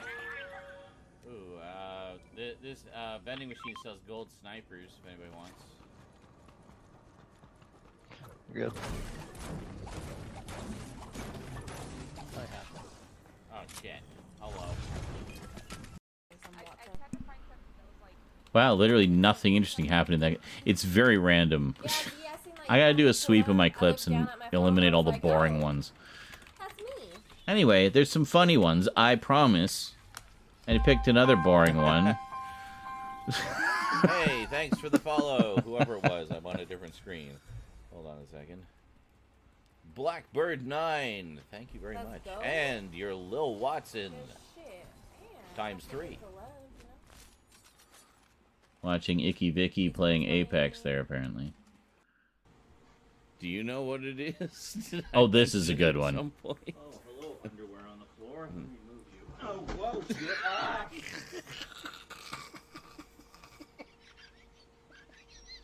Did I just die? I'm fine. I'm fine. It's all okay. Like, did I die? I don't even know what I tripped over. Something on the floor. Holy moly, I can't even read that. Baraka Gorda Kano Queso. That is quite a username. Holy shit. Oh my god. Hey Z, I occasionally watch your stuff like the gameplay walkthroughs. Just by chance saw you live on here. Just talking about quitting a job stresses me out. I was telling you my business, but how are you going to keep the lights on? Well, alright, I'll be back. It's just long silence. I mean, I can probably get on to employment insurance just while I'm sorting things out. Hunter Bolding donated $90. Jesus. In the jungle, welcome to the jungle. Watch it bring you to your knees moi. I wanna watch you bleed. Doritos chip, Doritos chip, Doritos chip, Doritos chip, Doritos chip, Doritos chip, Doritos chip, Doritos chip, Doritos chip, Doritos chip. Holy shit.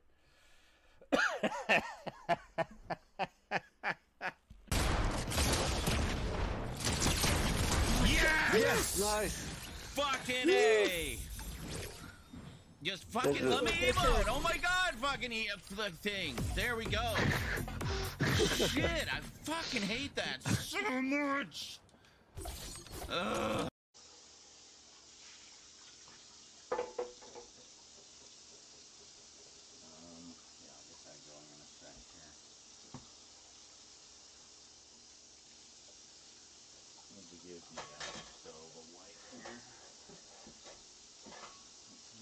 Get out of my way for a sec.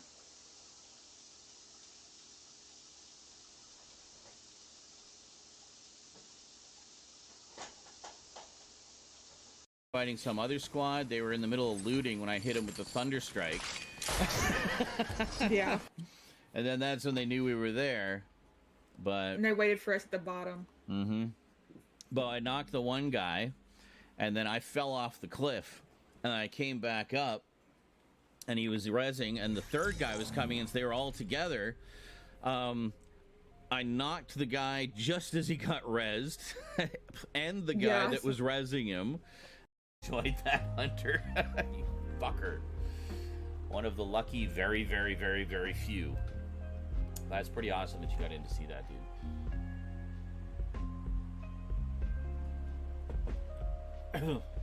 the K-Hoi Quanaissance.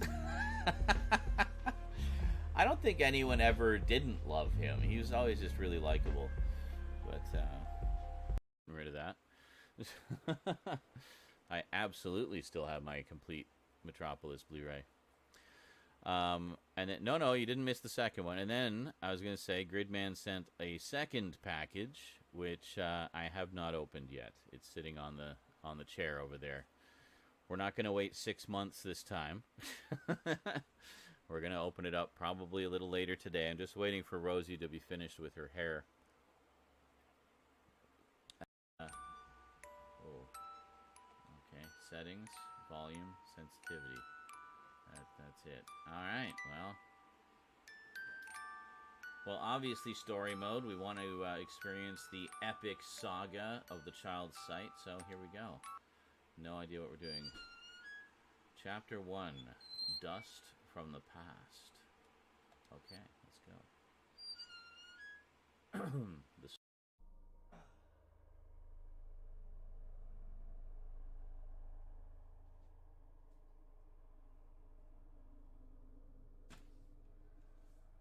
Spaceship Suit Man, Spaceship Suit Man. He can do what no one else can. He's Spaceship Suit Man, Spaceship Suit Man, Spaceship Suit Man. I'm gonna go and eat some ham. I'm Spaceship Suit Man. Hey! Alright.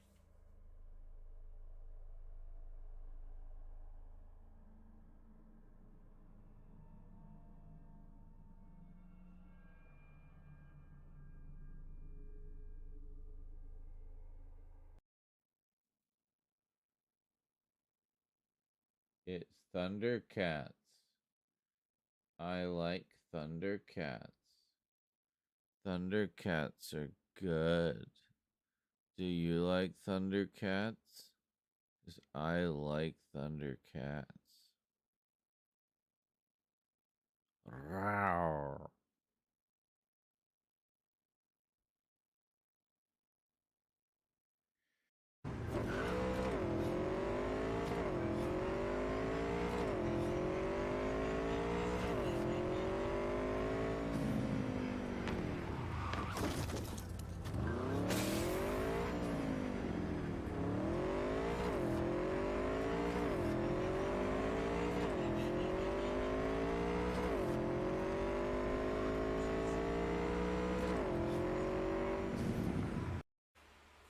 Oh my god. Ghostly things. Dad! What? So you know how we're watching Phasmophobia? Yeah. The cat was getting into things, and you know how janky the wires to the lights are over there? God. He started like climbing all over that, and all of a sudden the display light went off, that went off.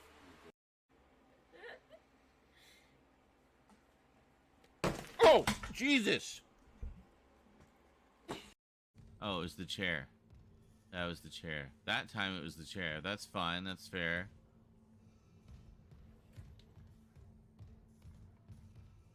I don't know.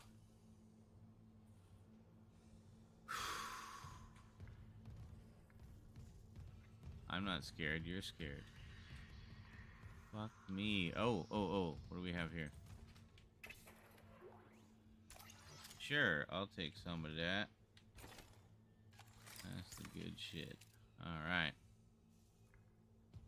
So we can go. See the box. Shit. Whoa!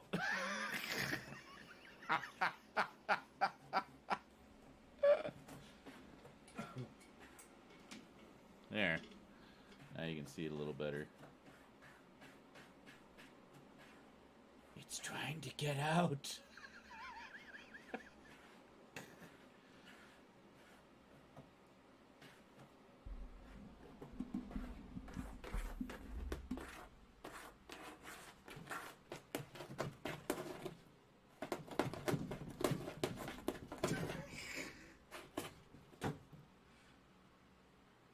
Violent.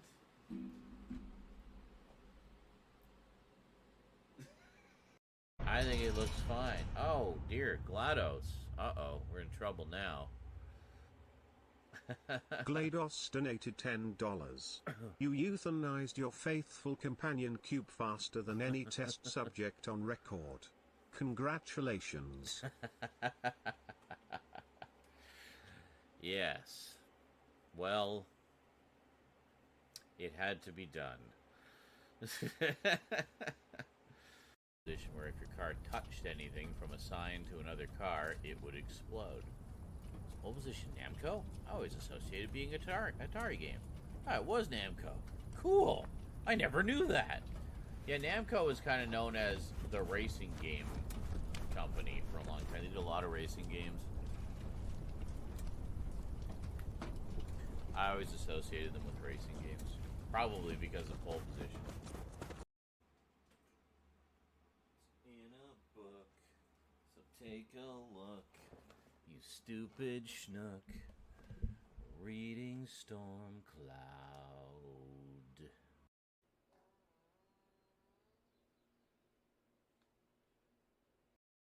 We've been talking about it for at least 2 hours, though.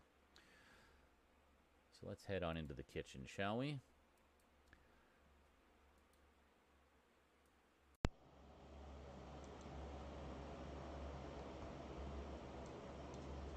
Testing, testing. There we go. Let's turn this down a little bit. Just switching over to the camera mic so we can go portable. Should we do this as a cooking with Z? I don't know if we should even bother. It's just, I'm just making fries. I guess I could. Hi! That's what's shoved down Dalmia's throat. I bet that's what it is. Resident Evil 8. You're going to be seeing this Halloween. Did a full playthrough of it. I just need to do the DLC. You see me getting scared by nothing.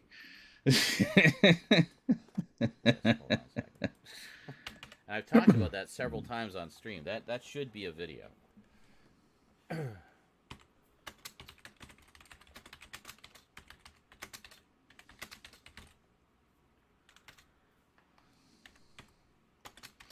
Has some Halloween stuff already. Nice. Yeah, they wait until, like, I swear, like 2 weeks before Halloween here. It's depressing.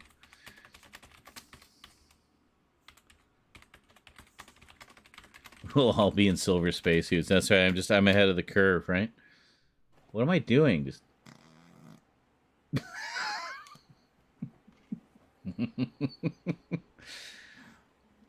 There are far too many clips of me farting. I don't have the usual lights on today because we were set up for filming earlier. Oh, is there an eyes rack? Oh yeah, that farting guy. I love him. He farts good. Package. Hey! Hey! Out! So random. Chasing the cat out of the Halloween area. Like, yeah. That little thief? Yes. He just grabbed just a plastic ring from my weed container. I actually did get a better clip of that. It'll be showing up on YouTube at some point. So I wish more people would watch my live stream clips, because honestly, there's some pretty funny shit in there. People gotta get over their Fortnite prejudice and just enjoy the silly. I did not call for you, Crollatin. Get out of my face. Not Crollatin. Cortana. Crollatin. And has a few meanings. Oh my god, why did you open again? It can mean, in electronics, a Boolean operator which gives the value 1 if and only if all the operands are 1, and otherwise has a value of 0. Shut up, Cortana. Suffix, it means. Stop! Stop! Cortana, close. Cortana, quit. Cortana, shut down. Cortana, end. I'll talk to you later. Thank you. You got this. Oh, me lightsaber dueling Darth Vader. Oh, I beat him. Holy shit, I beat Vader in a lightsaber duel. That was so satisfying. Nice. Holy shit. Well, that's how I was making this short. Okay. I think that's gone up since. Oh, because he throws it. I didn't Oh, want yeah, the throwing so- feature. Yeah. And then all of my team starts dying. Anyway, I wonder if the problem was using the camera mic. So if I'm going to be across the room, perhaps I can't really bring the mic over because it's more or less welded to the boom arm now. Not really, but I mean it's very tightly screwed on. So let's instead we're gonna crank this up to maximum. And then we'll crank it up to maximum here as well. I'm trying not to say too much because it's really loud. But you should be able to hear me on the other side of the room a little better. My God, I'm peeking out just from whispering. Sorry, bumped the mic. How are we doing here? Oh, we have a visitor. It's Eclipse, ladies and gentlemen. Whoops. Hold on. There we go. La la la la. Wow, why is that so fucking loud? I'll turn it down a bit. Sorry.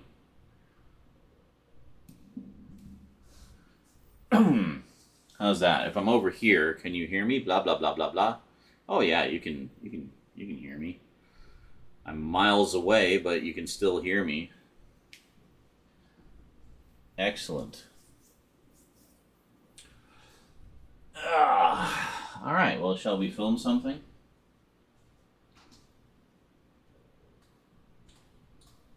Just going to turn the film on. Aww. Why are you being all cute and floppy? You're being all cute and floppy. Hi. How you doing, sweetie? You say hello? You say hello? Hi. Aw, sweetie. You're such a sweetie. Yeah. She's such a lovely dove. Aren't you? You're such a lovely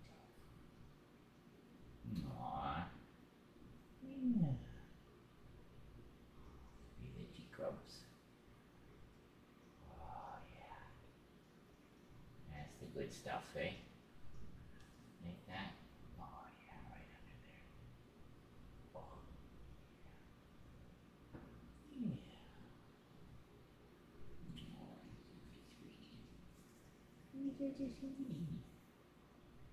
He's purring up a storm.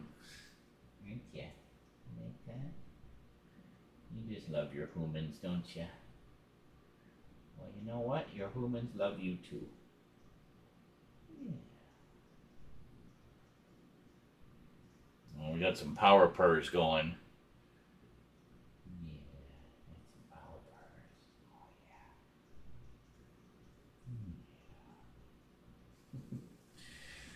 yeah. And this is one of the things that's really helped me in my recovery is these little fur babies. Right? Little fur baby. Yeah.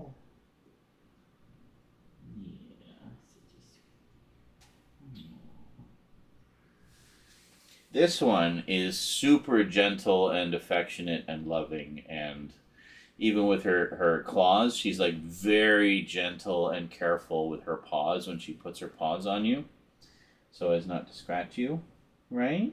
Yeah, you're very considerate. Church, on the other hand, will slash you to ribbons. I've gotten to know his body language over the past year or so. So I know the signs when he's about to like bite or take a swipe or something, so I can, adjust so he calms down a little bit. But yeah, he's going to be getting the snippety snip on Tuesday. So we're hoping that calms him down a little bit. He goes a little more batshit crazy than this one. This is Eclipse, by the way. She's a tortoise shell. All right, get out of the light. If I'm not in one light, I'm in the other. There you go. Well, you can see her there anyway. So she's just like sprawled out on the table. Aren't ya? With her little paws. Her little paws like that. You see that? She's so cute.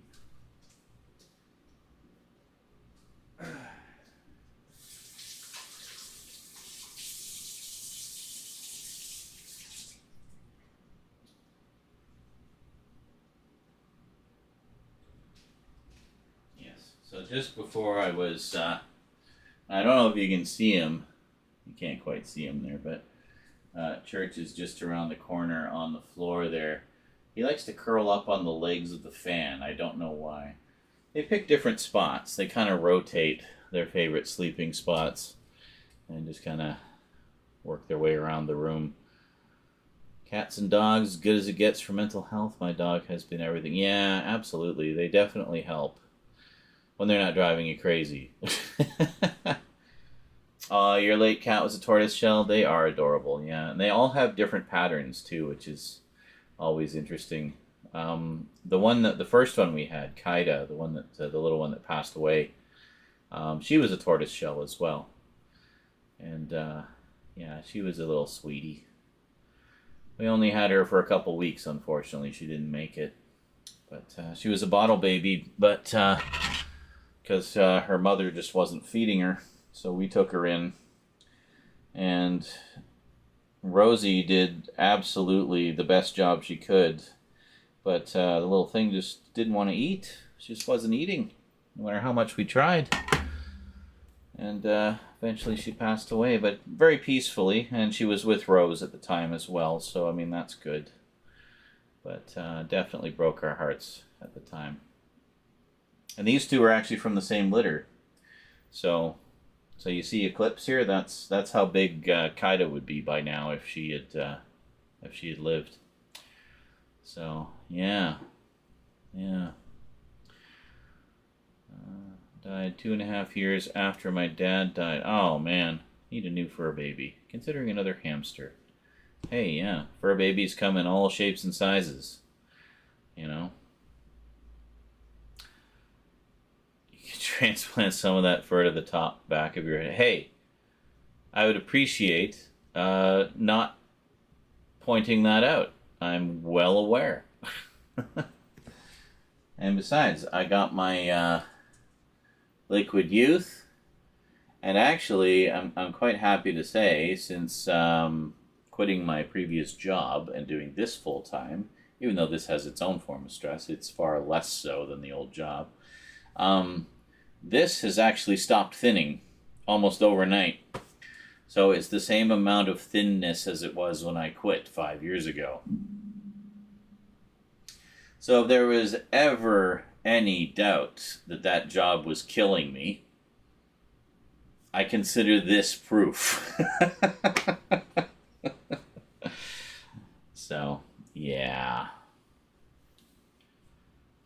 Hamsters? Oh, yeah. Well, I'm sure most of us have seen that episode of Invader Zim with the giant hamster terrorizing the city, and everybody doesn't know whether to run or just be in the spell of his cuteness. It's like, aw, he's so cute, as he's trashing the city and killing everybody. But he looks so adorable doing it. Yeah.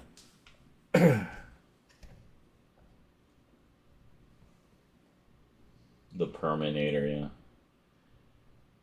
Yeah, well, the sound and vibration of cats purring is part of why they're so therapeutic. It's a contentment sound for them. It also means that they approve of you, which is always nice. I mean, who doesn't like approval, right?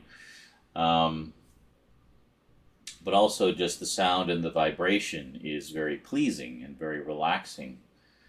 The exact diametric opposite of when they are yowling their fool heads off when they are in heat, which is the most annoying sound in the world.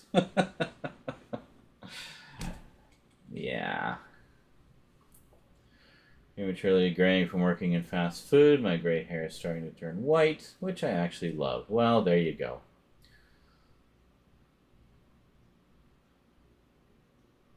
That reminds me, I still have to watch Enter the Florpus, the movie that they did for Netflix.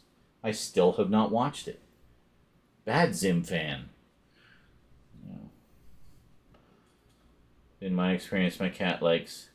Yes, some cats, their love is very conditional. I.e., if you feed them, they will give you love. If you don't, then they won't. And that super chat goal is not quite where I'd like it to be. Let's just move that over a smidge, shall we?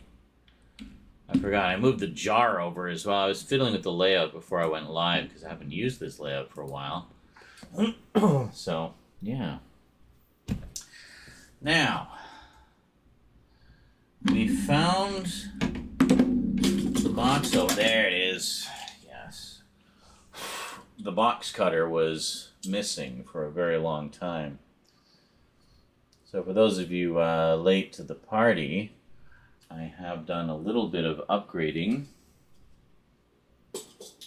to the camcorder, so I actually now have a decent microphone for it, so I don't have to haul the Yeti across the room all the time. So I got this, actually a Sony mic, external. I had to get a special adapter for the camera in order to use the shoe adapter, but that's okay. I managed to find one on eBay. And it can be directional, which is basically monaural, or like this, just spread them, and you get very nice stereo separation. So you guys will hear that, I guess, when... well, those of you who come to the editing streams will hear it in the editing. And the rest of you will hear it when these videos hit YouTube. So, there we go. Dib is a mess. Nice. I can imagine. I mean, he was always a bit of a mess, to be fair. Are we still... okay, I was just making sure we were still going. Yeah, I actually do follow Jonan Vasquez on Twitch. He streams quite frequently, mostly just video games and stuff. But there was one particular stream that he did, which was essentially sort of an impromptu Zim reunion. So he had almost all of the primary voice cast and several of the writers, a lot of whom are people that he's worked with since the slave labor graphics days when he was doing Johnny the Homicidal Maniac. And it was really just so much fun. He was taking questions from fans and stuff like that. And yeah, I actually grabbed it. I downloaded that one to save it because it was just such a great little treat for Zim fans, you know. So it's on your wish list, yeah. Don't wait too long on that because I think the current DVD set is an MOD title, and I don't know how much longer they're going to be offering it. The original DVDs are long out of print, but unless there's been a re-release that I don't know about, I don't know. Because I have the old set, so I didn't really feel the need to, you know, to replace it. In fact, you can see it right there. And the roof is open because of the weird angle that it's sitting on my shelf, but that's okay. It's not broken, it's just in a bad spot on the shelf. And yes, I have the little Gurr figurine inside. So, there we go. It is, yeah. I originally bought the 3 volumes individually, so I just bought the set that had the house and the extras disc. So it was the only way to get the extras disc was either to get the full set or, you know, very kind of them to offer just the box with the bonus disc and the figurine. So that's what I got, just to put my my discs in. So yeah, I don't know. I might do a revisit of that set at some point. It is one of my better viewed closer looks. And since then, I've actually got a good chunk of the comic book series that they did recently. I think that's done now, but I need to get the rest of them. But it was during that brief time during the, I guess it was around 2015 to 2018, roughly, where I got back into collecting single issues of comics. Florpus, to my knowledge, is not on any physical media. Streaming only at this time. Same goes for the what was it, Rocco's Modern Life movie that came out around the same time. So it was a good time for fans of the sort of late 90s subversive adult humor shows. Getting their little comebacks, you know, it was great. Just move that a little bit so you can see the goal a little better. There we go. Okay, so I'm going to actually angle this up a smidge. That's pretty good. You got a good expansive view there. Yeah. All right.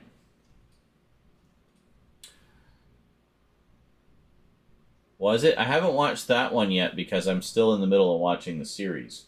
I did get the complete series from, I think it was Frank from It's Frank, sent me that one. He sent a whole bunch of Nickelodeon ones. And I got a few from some other viewers as well. But he sent me Rocco's Modern Life and, well, he sent me a lot of things, but that and Courage the Cowardly Dog, another one with some very subversive humor. Such a treat for horror fans, that one. Yeah, that's right. Beavis and Butthead's getting some new stuff. They did do that one new season a few years back, which was freaking hilarious from what I saw of it. I did watch a little bit of the newest one as well, and it's also quite funny. But great stuff. Beavis and Butthead. Oh, it's made several comebacks, and they did a new movie. Yeah, so it's had a few comebacks. But I imagine that one's quite nostalgic for people for the same reason that the others are. I mean, they're very much of that era, right? So this one just arrived the other day. This is a big package from Jadzia, who many of you may know as Saint Scully the Skeptic, huge X-Files fan. I might wait just a little bit on this one, depending how late we go, because I know that she really wanted to be here for when we open it. She's got a lot of goodies in there. So we're going to set this one aside for now.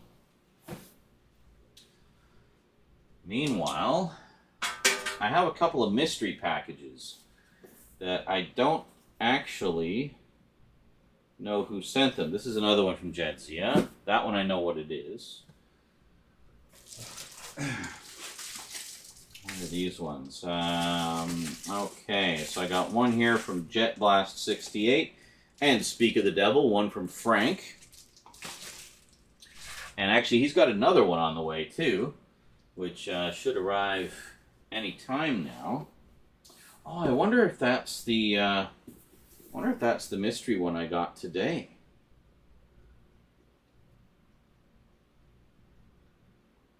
Could be. Let me just double check my messages, because he always tells me when he's sending something. So let me just double check, because I don't know if that's the one he was sending or not. Ugh. I'll take a look, and I'll try not to talk too quietly.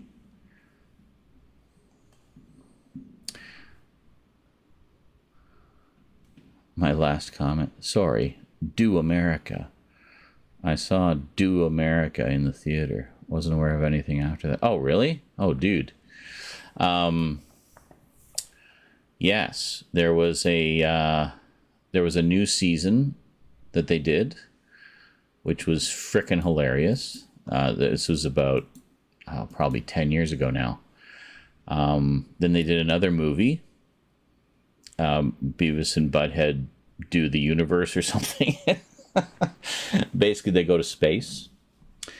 And then, boy, I really gotta be quiet. Okay.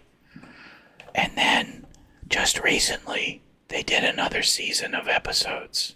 And I saw the first couple of those, and it's also really funny. So, yeah. Good shit. Much funny. Alright, let me check here. And I will see if this is the one from Frank. He said he had sent something. Where was it? Ah, Amazon package. Oh. That must be what it is. Hold on a second. Let me check. Because it has a tracking number on it. Let's see if the number matches.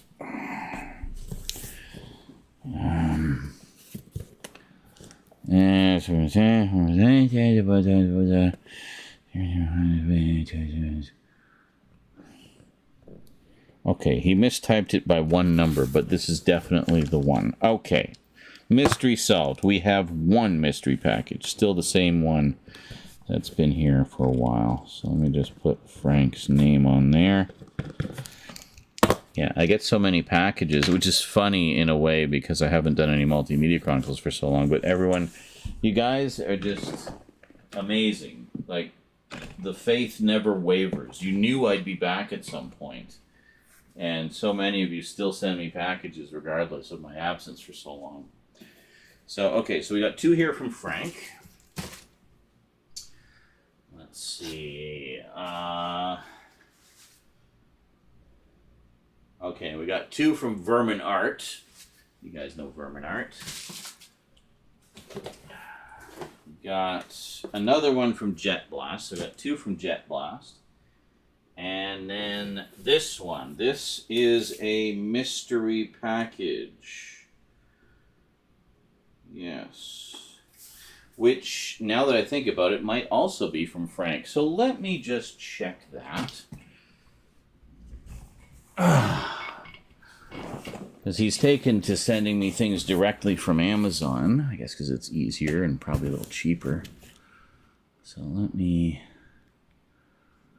scroll up.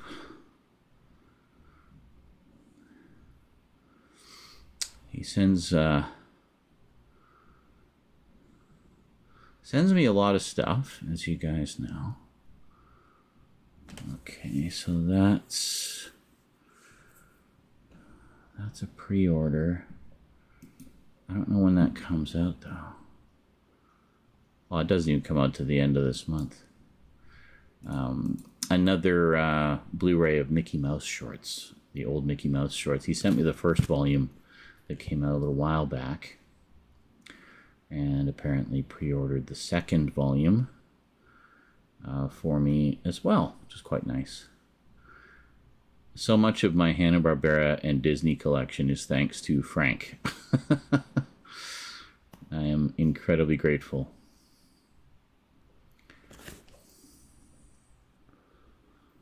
Oh, I forgot about that. The 60s Batman cartoon is on Blu-ray now. I definitely got to get that one.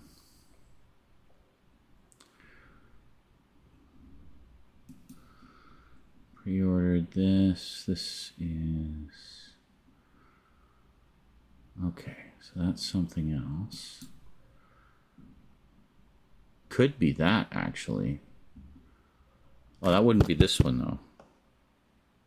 When did this one even come? I don't even know when this came in. It was so long ago.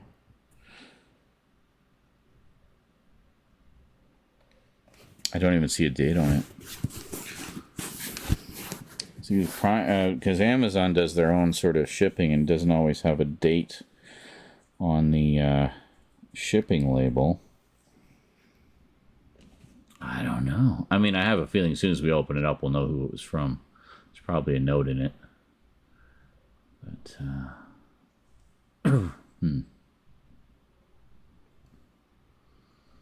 But yeah, he sends me a lot of news articles as well. Usually Sonic and Mario related. That's kind of our main thing. And anything to do with Hanna-Barbera or Disney as well. What's this one?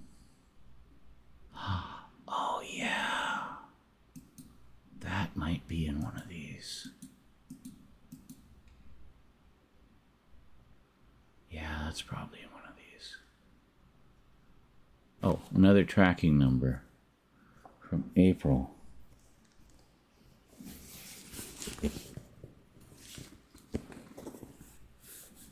Oh. Aha! I think we found it. Yeah. Well, there we go. Mystery solved. Both mystery packages were from Frank.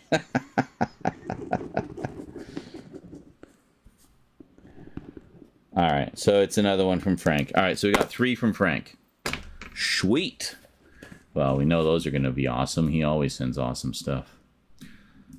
He knows what I like. Because we like a lot of the same things.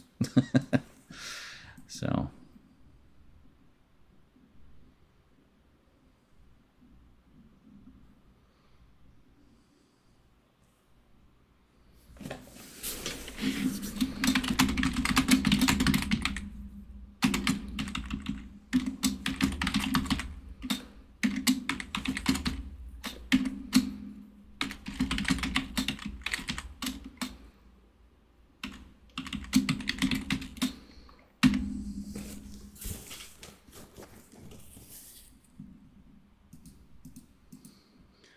having to explain to someone on Discord what an eggplant emote is representative of. I described it very honestly.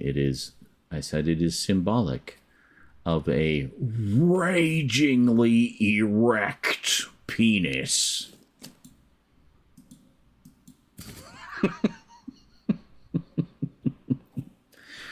Just like the water splash can mean many things.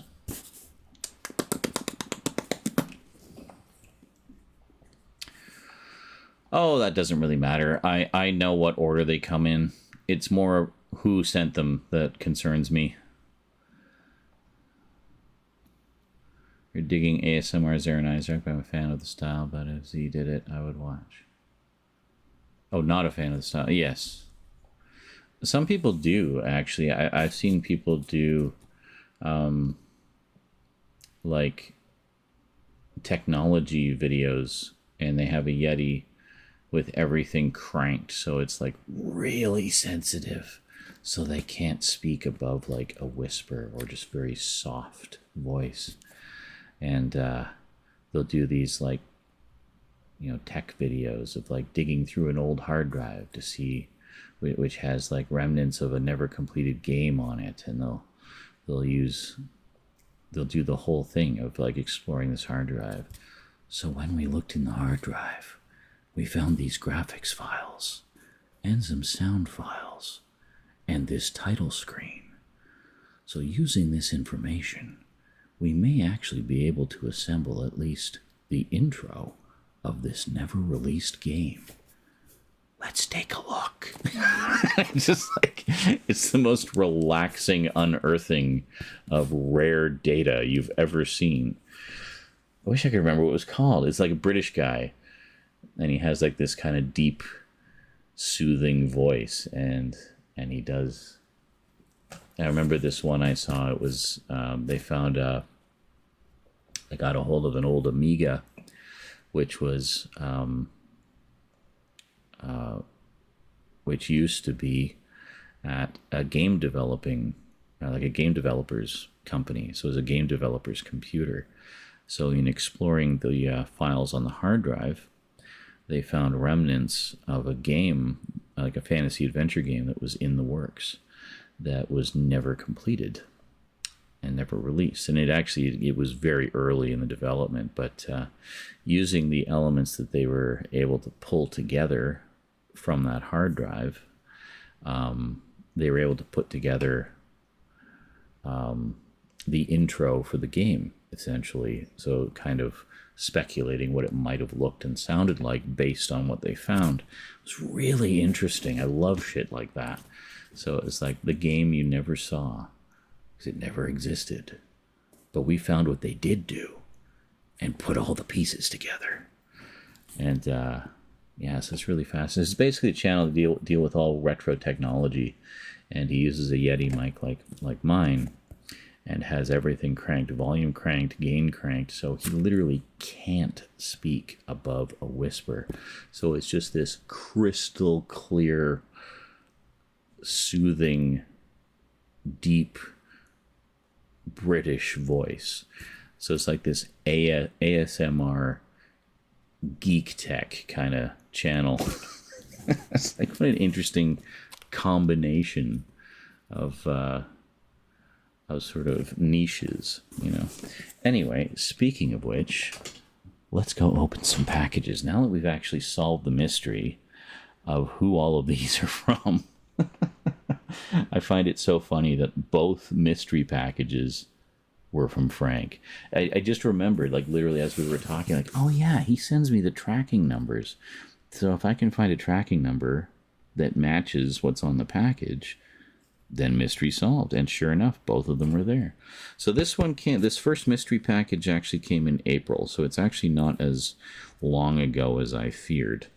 But that's okay. We're just going to do all of them, and then I'll just kind of put them in some kind of nice order when I post them on YouTube. The plan is to do this batch of package openings, and then I have a batch of updates to do. And between those alone, that's going to be like 3 weeks worth of content if I post one a day. And then I've got the rest of those closer looks, which is about another 2 weeks worth of content. So we've got about a month's worth of content sitting here in various stages of completion. So we're going to try to get as much of all of that done this week as we possibly can. And just get the ball rolling, man. Get the ball rolling. And if that sounds good to you, please feel free to drop a dono into the pot. Much appreciated. Speaking of which, I should give you guys the link for that, because you probably don't know where to do that. You can do the super chats here, but where the hell do you go for donos? I think it's actually just in the description of the video. But let me take a quick look here. I will find the link. Oh, it's not in the video. Where is it here? I will find it.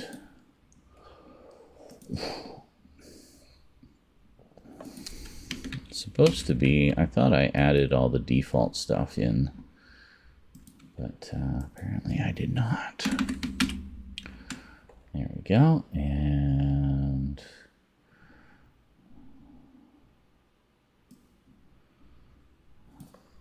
donations, here we are.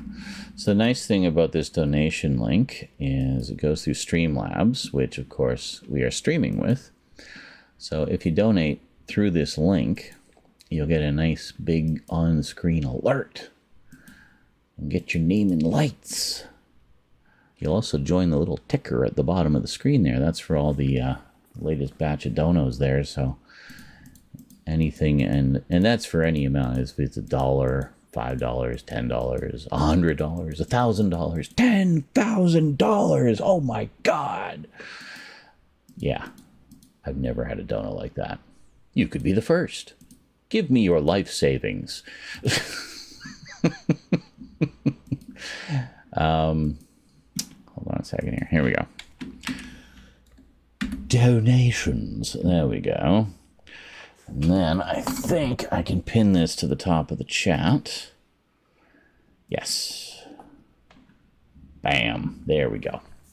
Normally Crolatin would be here to do that for me, but alas, he must be sleeping. He's going to be so pissed off that he missed this stream if we end before he gets up. 1:35. He's usually up at this time. It's unusual for him not to be up right now, actually.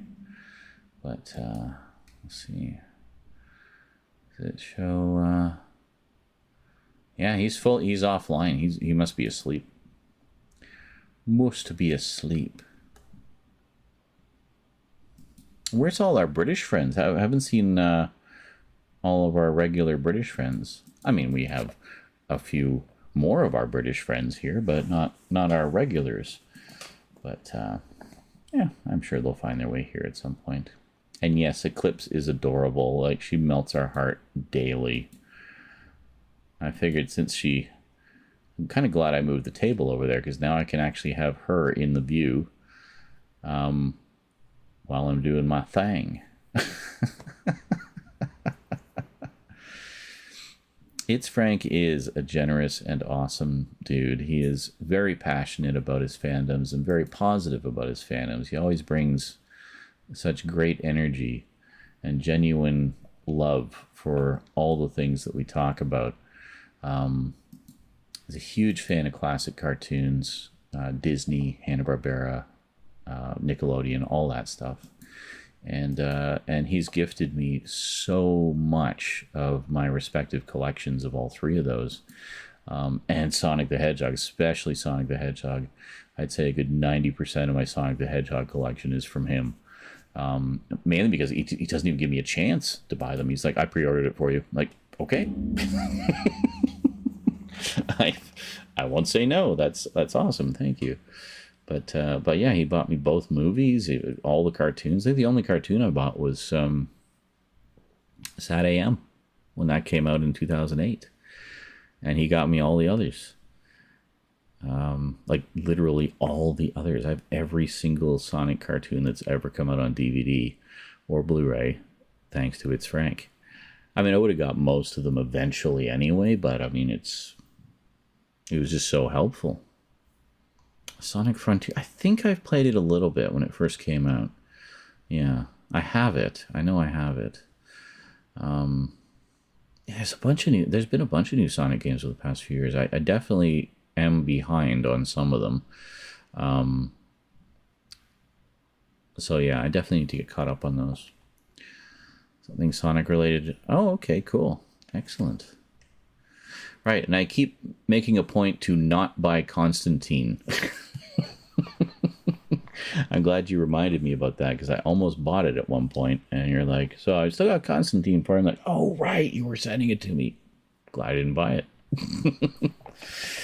But, yes, no, I definitely look forward to all that. It sounds like it's going to be quite an epic package. I know you've been working on that one for a while. But, hell yeah.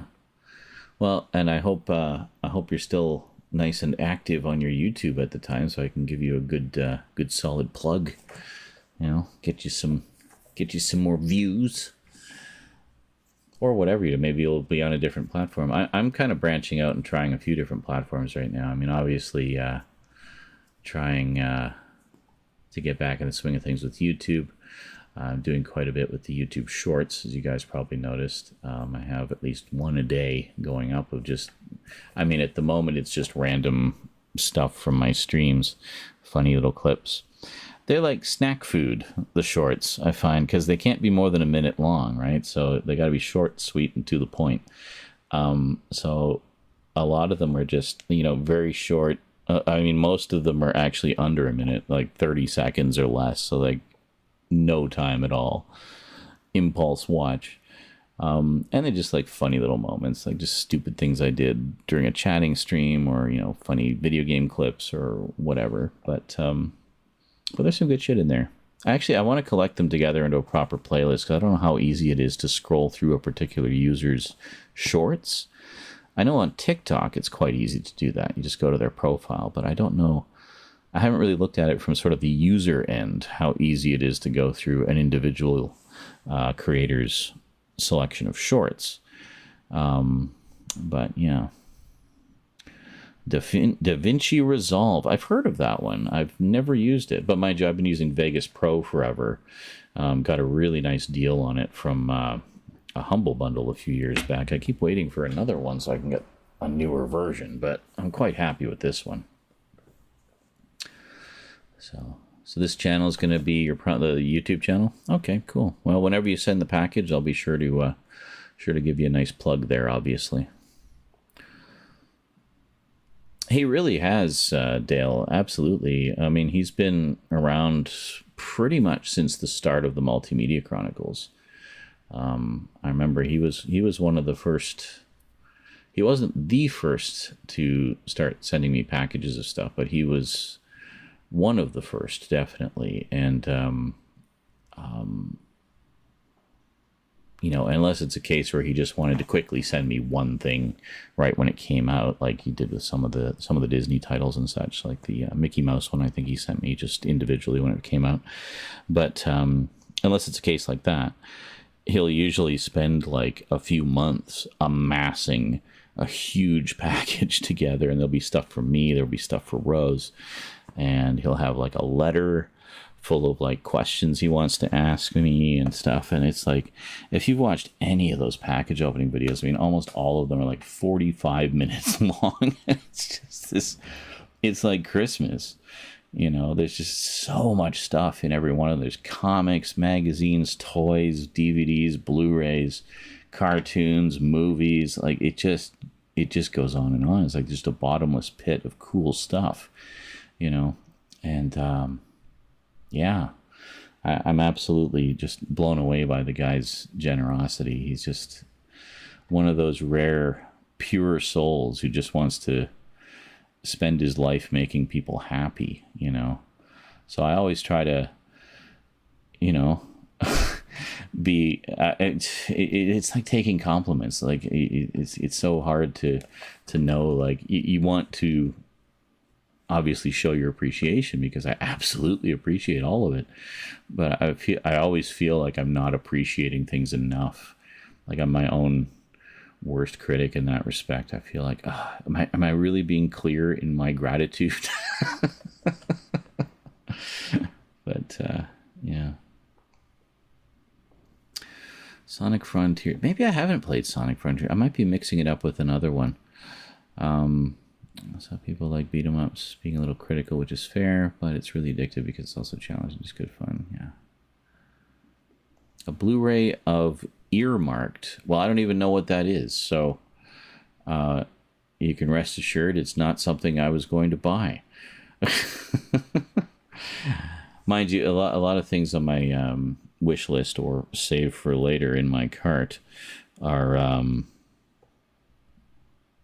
you know, sort of big things that I've had my eye on for a while. So yeah. Cursed.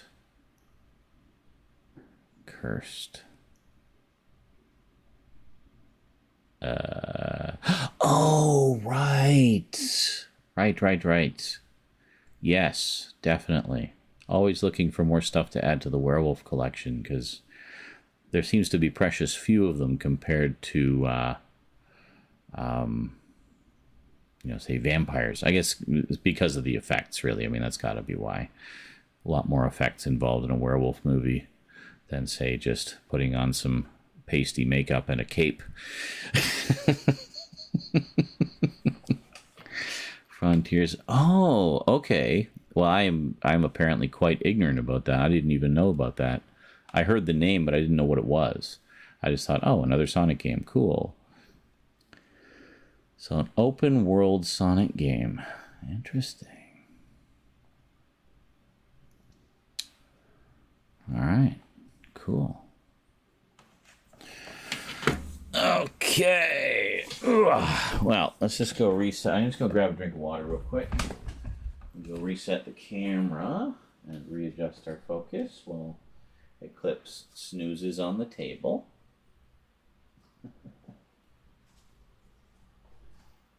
Probably move this as well. I'm just going to unplug it. Oh, it's okay, sweetie. Yeah, there you go. I don't know how well you can see it. She's like curled up in a ball and she's just like hugging her back legs. She has... Well, she was just kind of pulled her back legs in. She likes to sleep in like this, like a croissant, we call it. Or she'll like sleep in the most weird pretzel-esque positions, you know. Well, he does, and honestly, like a lot of his stuff, you know, once sort of various collections had their respective gaps filled in, gave me topics for closer look videos. Like you'll see in some of the closer looks coming up, there's a bunch of them that are stuff that Frank sent me, like whole sets of things that Frank sent me. So I was like, well, I might as well do a closer look because I've got them all now, you know. So there's quite a few. So expect some Sonic ones in the coming months. Some of the Sonic sets he sent me, as well as I think some Hanna-Barbera ones, and yeah, and just spotlights on various parts of my collection. I'll probably do I don't know. I'm always like taking a scan of the shelf and seeing what's there that I haven't done much in the way of videos of yet, and or ones that I've since got another edition of, so it's good time for. I mean, I did the Miami Vice one, for example, when I got the Blu-ray set. We did a revisit of the old alligator skin DVD collection, because the last time I did it, I didn't have a high-def camera. So I was like, well, let's do a re-look at it in glorious high definition, and then we'll look at the Blu-ray set as well. So I like doing stuff like that, like revisiting. I'm doing one for Blade Runner, actually. That's one of the ones I've got in the works. So we'll finally get a high-def look at that lovely briefcase set. So going to revisit that and look at all the other stuff that I've accumulated over the years. And yeah, so there's a lot of good stuff coming. Just got to finish them.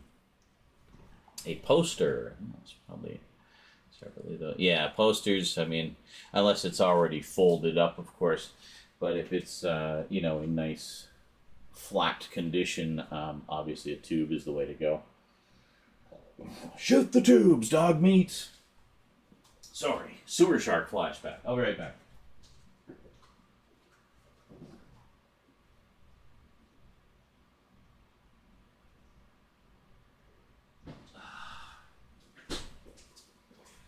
All right, just wet the whistle.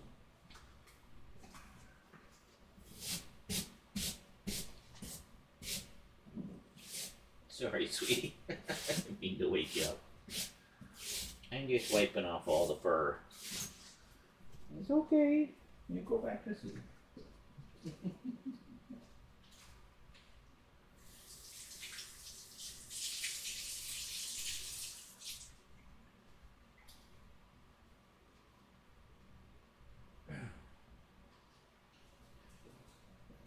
Yeah, Eclipse is very communicative as well. She very clearly talks to us. So like when she'll see us in the morning, she'll give us an excited little meow, and then you'll see her tail kind of go spring, spring, like little excited springs of her tail. So like she's happy to see us, and she makes it very known that she's happy to see us, and then she'll just get all floppy and flop around and want pets and stuff, and yeah, very adorable.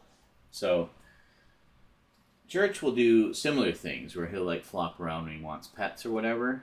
But in terms of his verbal communication, he's still working on that. Most of his verbal communication is really whiny, needy yowls. Even when he doesn't actually need anything, he just wants attention.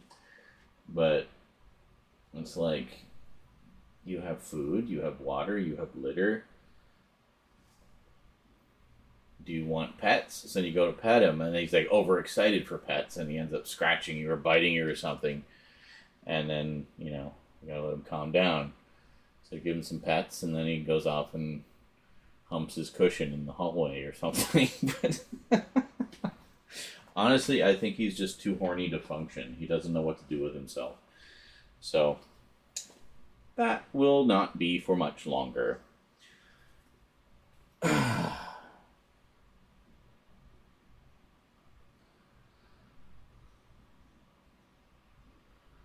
Sonic meets Breath of the Wild. Interesting.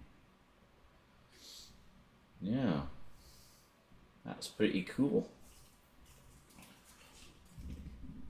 Well, I definitely have to check that out. You definitely got my my interest there.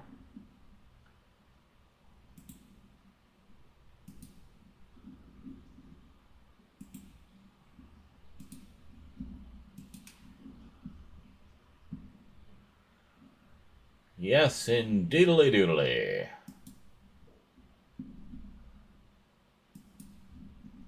Alrighty. Oh, it's so weird to be getting in front of the camera again. I'm so used to being just in front of the streaming camera, What the hell, did this bend? Oh, weird. Anyway, let's pull this back.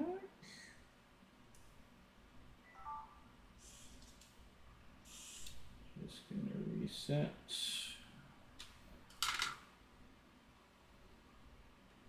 Oh, I haven't even set this up. Okay, hold on. We do this. Well, I don't know. We could go just dead center, I guess. Sure. That's fine. I'll just put this here to focus on, I guess.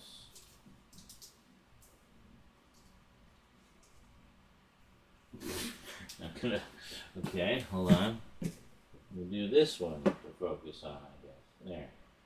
I just need something that I can focus on. So text works quite well. Small text. So like when I do an update video or a closer look or something, I'll take one of the DVDs or something and flip it around to the back, and then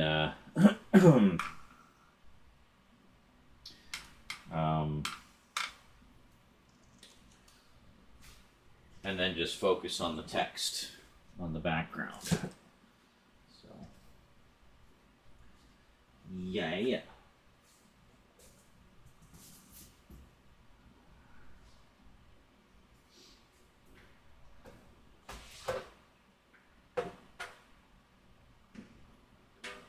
we go.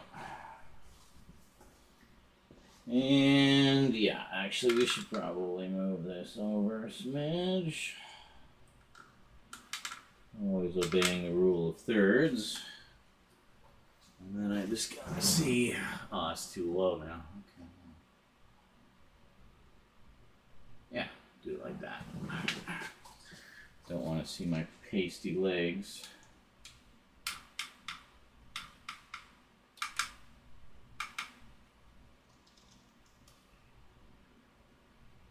Does that look right? Yeah, I guess that's good. Okay, where do we want to start here? We got Frank, and well now I can actually arrange these little. We got 2 from Jadzia, we got 2 from Jet Blast, a couple small ones, 2 from Vermin Art. I'll hold off a little bit on that because I know that he would love to see me open those. And I got 3 from Frank. All right. I don't know if he's got like a big package coming as well.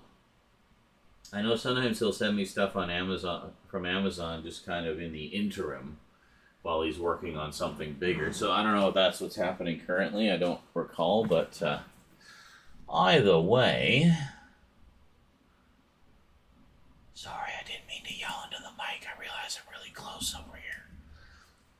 Either way, we'll see how it goes. Okay. This is nice. Of course, it means you guys can't see the waveform anymore, but the nice part is I only have one device to set up now when I want to record, and that's just the camera with the built-in, the new external mic. Are you guys crooked? Hold on.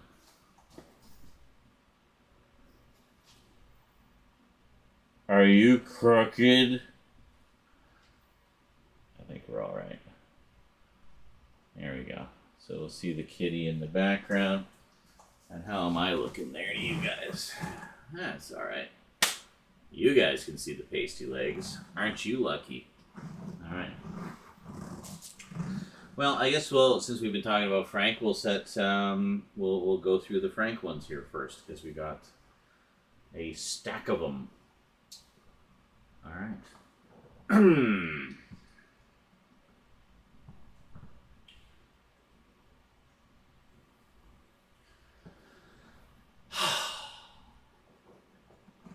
Let's see how quickly we get back into the groove. Take my shoes off. Well, shoes. Crocs from the dollar store. Actually not bad, seeing they're from the dollar store. How you doing, sweetie? Yeah? See? Did you hear that? What's up? Yeah? What? What is it?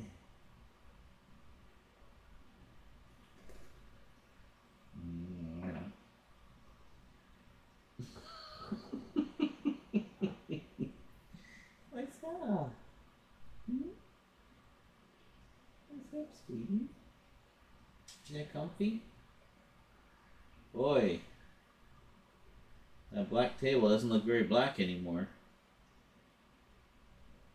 But hey, as long as you're comfy, right?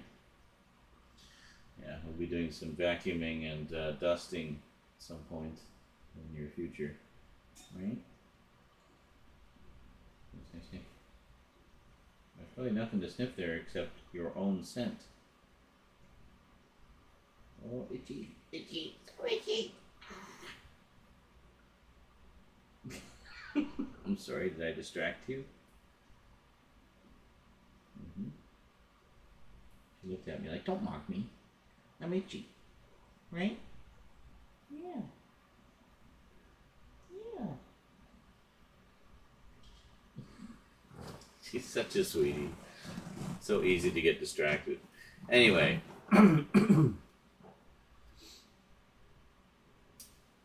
Greetings, everyone. Well, it's that time again. Package opening time. Yeah, just a little one this time. I think it's just a single item from good old Frank of the It's Frank YouTube channel. I know of a few things he's sending my way, but I don't know which one this is. So it'll be kind of a surprise. Or maybe a total surprise. It might not be anything that I know is coming. I don't know. I haven't opened it yet. That's why we're here.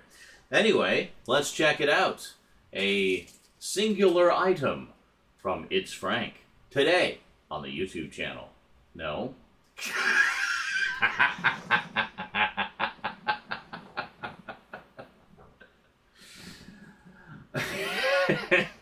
Almost had it. Today on the YouTube channel. Show. With me. Hi. I'm staring at the microphone. I should be staring at the camera. So I got a new external mic for those of you who weren't here for the filming. Anyway.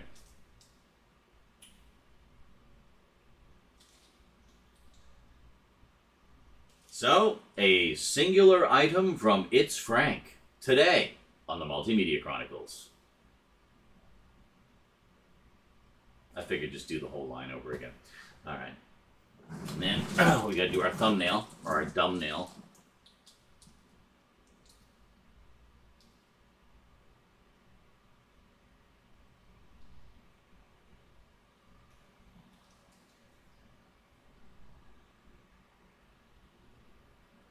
There, I just grab a still of that for the thumbnail.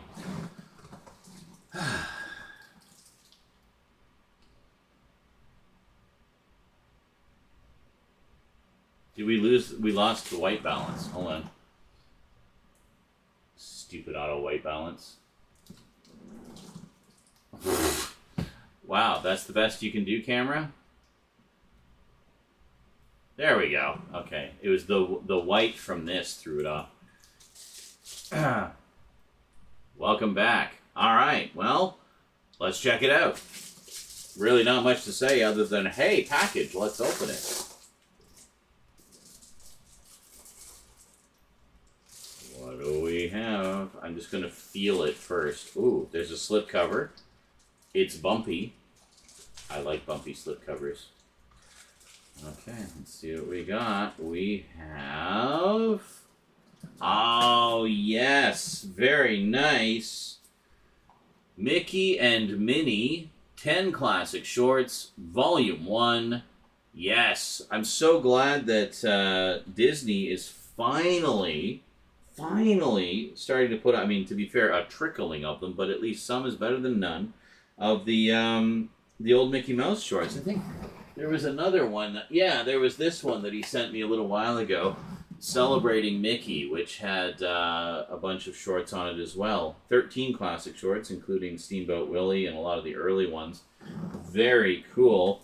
So what's this one got? This has Mr. Mouse Takes a Trip, Mickey's Delayed Date, Figaro and Frankie, The Little Whirlwind, Hawaiian Holiday, On Ice, Brave Little Tailor, I remember that one, Bath Day, Through the Mirror, and Steamboat Willie again. But I have a feeling there might be a little bit of duplication here. Yep, so the other one also has Steamboat Willie, Brave Little Tailor, Through the Mirror.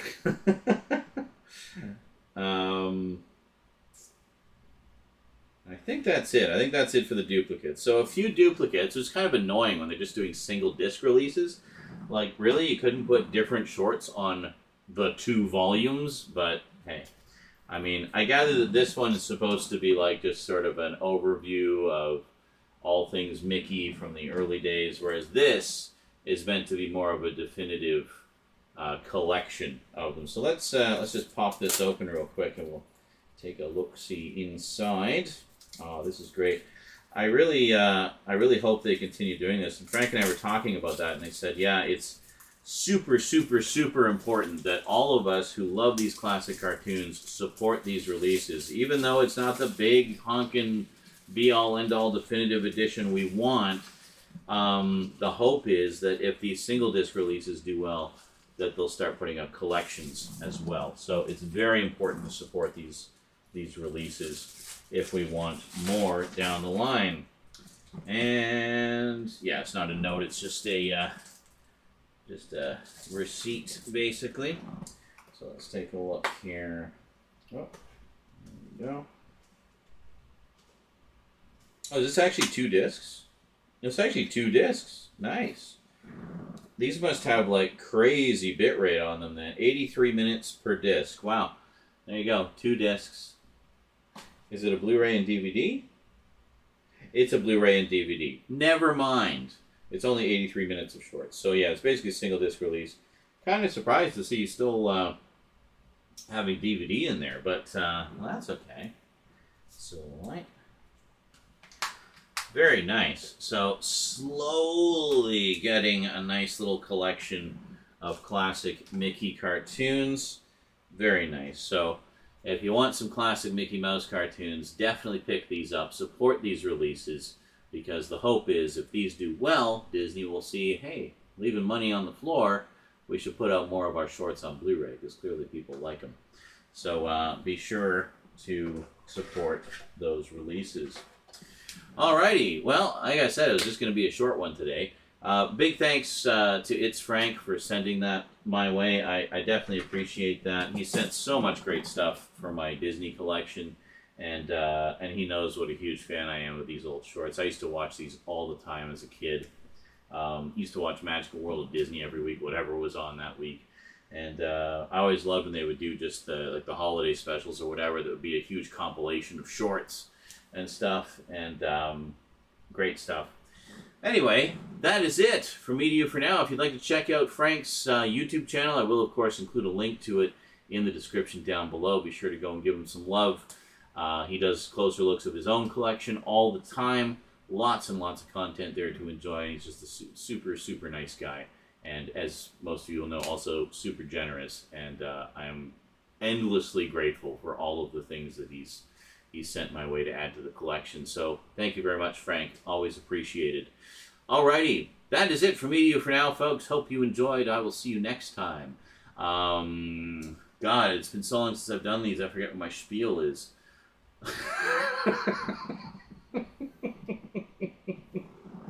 What is my spiel?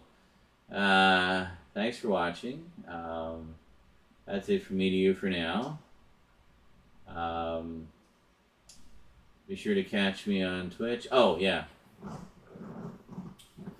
And speaking of supporting these releases, if you would like to purchase either one of these for your own collection and support the Multimedia Chronicles while you're at it, you will find Amazon links in the description down below to both volumes. I figured I could include both of them just to make sure we're doubly supporting those releases. And of course, I do get a little kickback, a few pennies to help support the show, and that's always appreciated. Oh, fuck, that was awkward.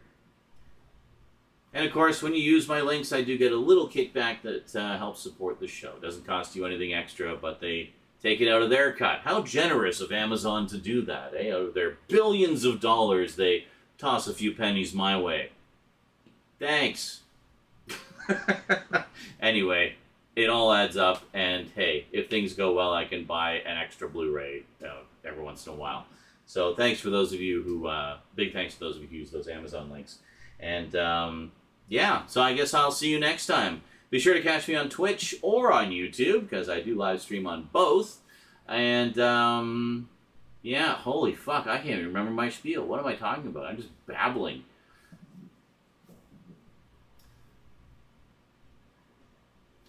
So, be sure to catch me on Twitch or here on YouTube. I do live stream on both, and I will see you next time. Until then, oh, wait a minute, I should mention the Discord too. Wow, I'm so out of practice. This is sad. This is just sad. Be sure to catch me on Twitch or right here on YouTube. I do live stream on both. Be sure to join our Discord. Yeah, we got a pretty happening Discord, which a lot of people are on and enjoy, and we talk about all things geeky there, and I also make sure you don't miss any of my content. Yeah, it's a good time. Join. It's free. Unless you subscribe to Discord Nitro, in which case it's not free. But you can still access it for free. You just don't get the perks of Nitro. I'm babbling again. This is going to be an editing nightmare, and it should be like 2 seconds long.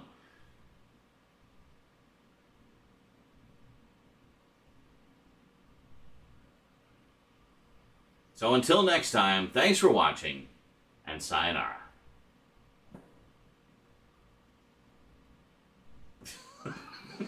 Good Lord. What a mess. That was a mess. Oh, hello, church. Are you awake now? Is that all the work you're going to let me do? Hmm?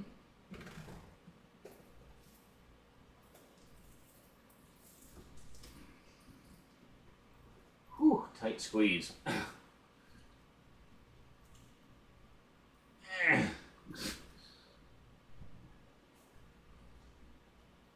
Yeah, this is the Disney shelf here. I don't know if you guys can see. Yep, you can't see it. Alright.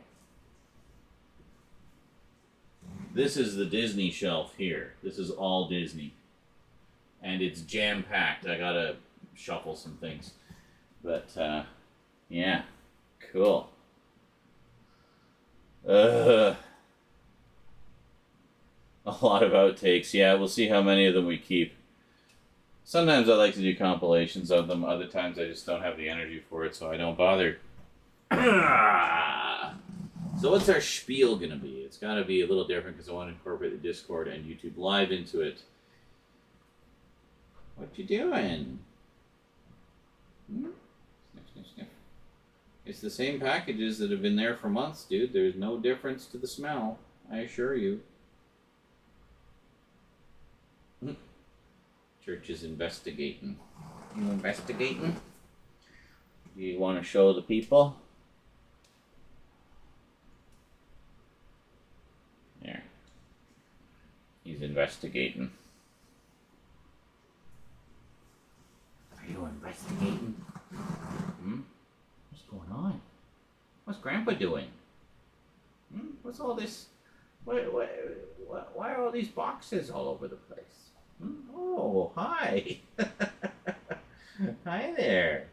How you doing? That was a nice enthusiastic leap. Wasn't it? That was like a cuddle leap. Yeah, it's just a box, dude. You can't get into it yet. I have to open it first. I'll let you play in it after, I promise. Okay? But you gotta let me do my thing here, buddy. You see him over there? Oh,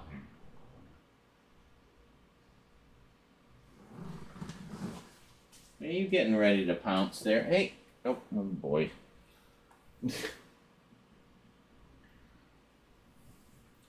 He went to walk by and Eclipse just leapt out at him. Oh boy, are we gonna have fighting cats now? Huh? Are you taking over the table, Church? Is that what's happening? Is it your turn now? I like how you can barely even see Church because he just blends in.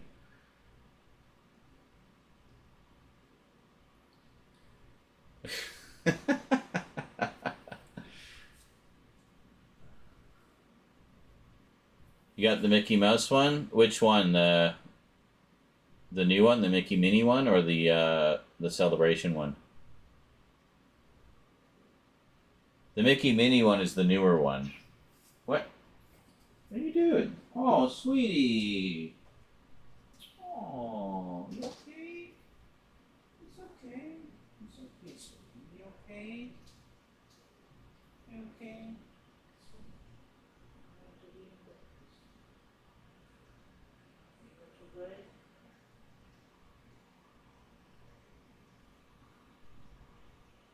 Thanks for doing that on the floor. I appreciate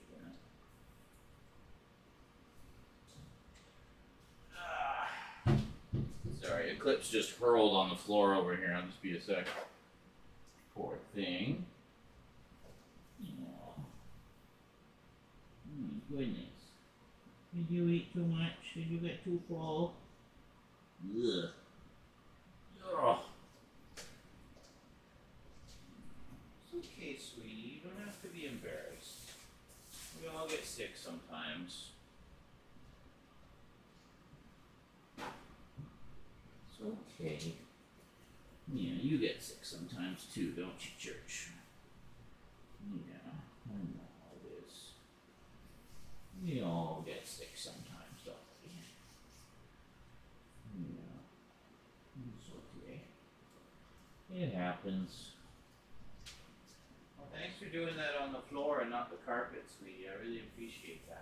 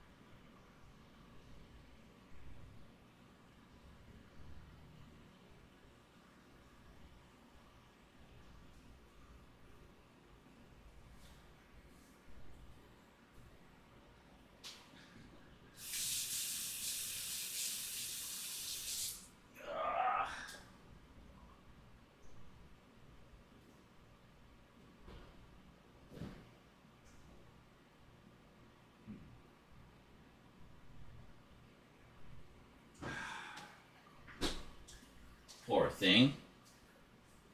Just had a little upset tummy, I guess. Yeah. But there was no warning. She was just like, just walked into the kitchen and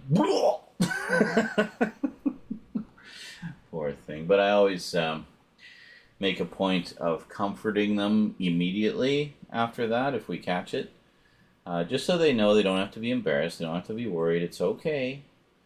You know, and that we appreciate them going on, you know, doing that on the hardwood or the tile instead of the carpet.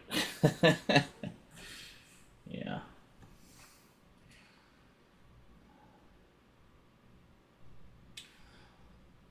Oh, yeah, the celebration one. Okay, yeah. So you might want to pick up the Mickey and Minnie one as well. That's the new one, Volume 1 of who knows.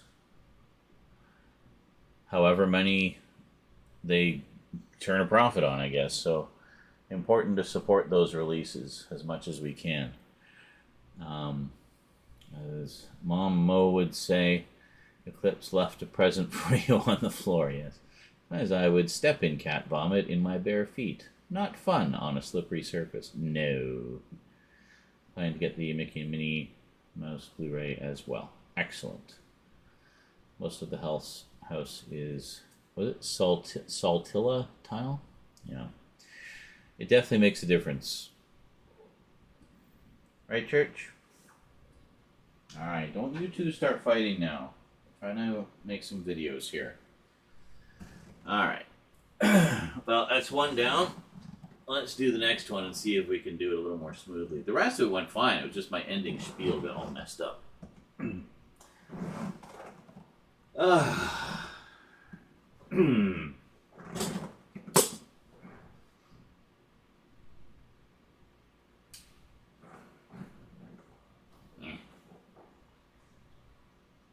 And now Church has taken over the table.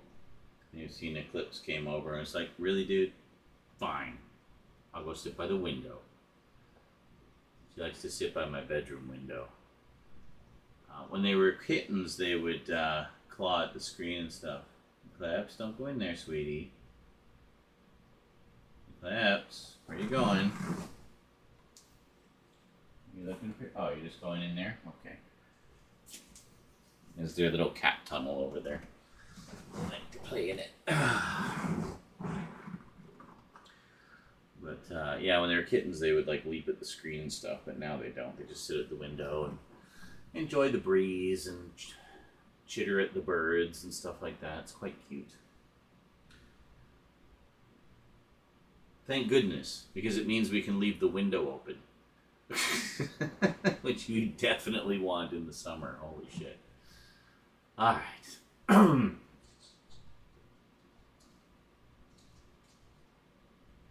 Greetings, everyone. Well, it's that time again.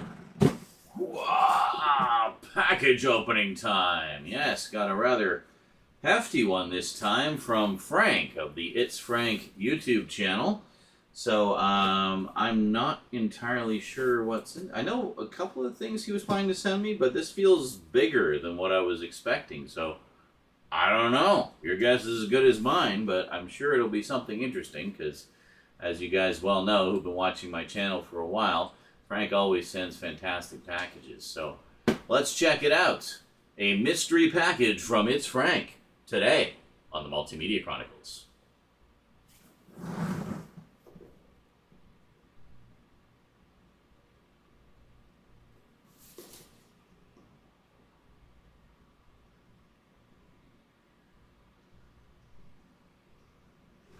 See my legs shaking? I'll try to get there. There.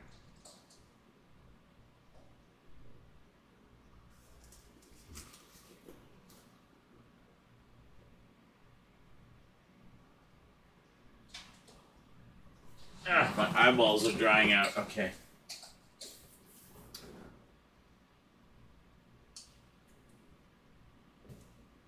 Welcome back. All right.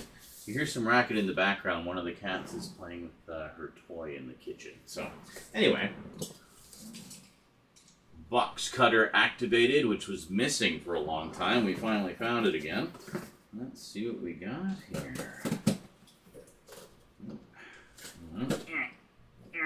Okay.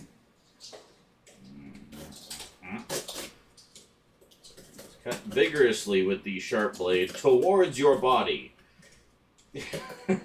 For maximum unsafety. Alright. We are open. I have to do it this way so you don't see the address. There we go. Alright. Let's see what we got here. We got... Oh. What was that? Kitty's next to me.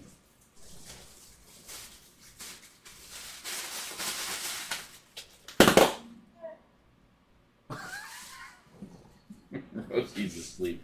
Oh, check this out. Oh, nice. I don't have any of these. We have Sonic the Hedgehog, the IDW collection, Volume 2. Yes, excellent. Fantastic. Beautiful hardcover edition. Yeah, they do these really nice editions of all their big licenses. They did ones like this for G.I. Joe and Transformers and a bunch of other ones. But they basically do these. They're not quite omnibus size. They're kind of in between omnibus size and like trade paperback size. They're bigger than trade paperback, but not as big as an omnibus. Just a nice, comfortable, pleasant hardcover size. Not a lap breaker like those omnibus editions. Let's tear this open here and we'll take a look. This is great. But yeah, what's in this one? We have...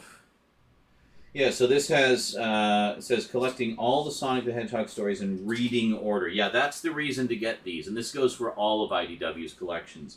These collections are the definitive collections that present absolutely everything in definitive chronological reading order.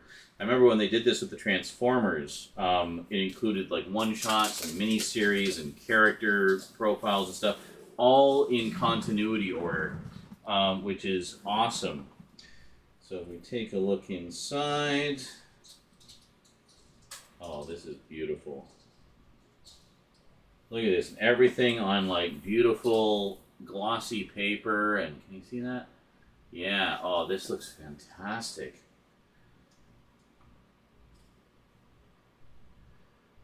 Man. Oh, and just for maximum classiness, we have like a ribbon to use as a bookmark. How nice is that? This looks beautiful. One thing I've always been impressed by with the Sonic comics is the artwork. They've had just amazing artists on these, and they just get better and better and better all the time. Oh, this looks great. This will be a real treat. I haven't read any of these, so this will be fantastic.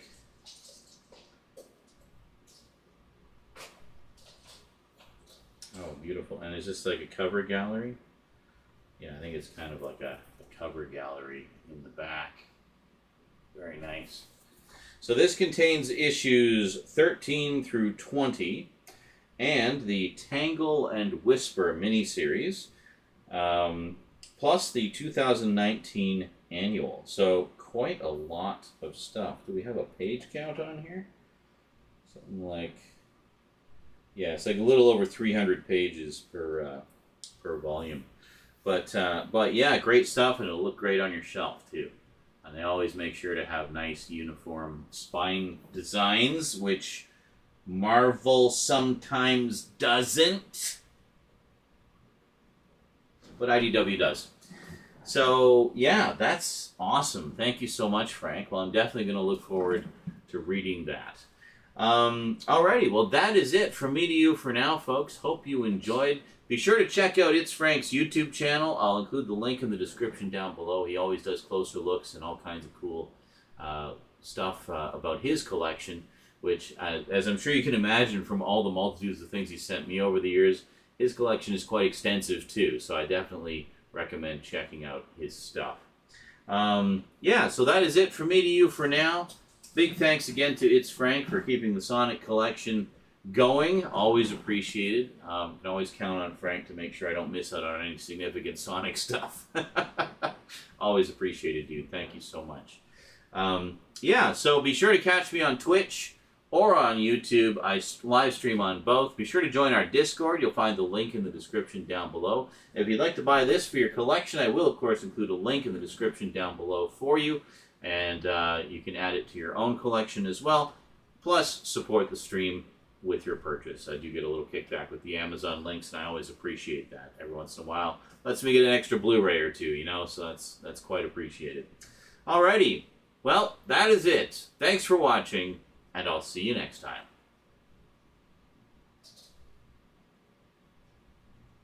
Well, not quite perfect, but close. And I think we now know what's in mystery package number 1. Which is why I didn't make any references to it.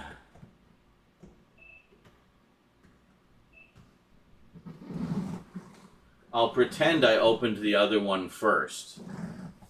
And then I'll put them both together as an addendum for the Volume 2 one.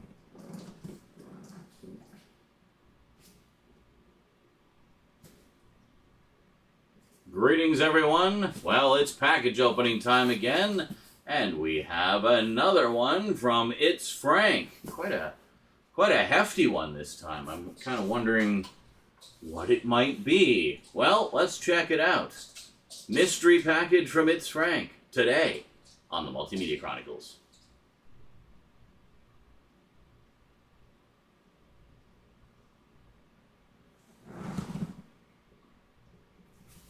We do it this way, maybe?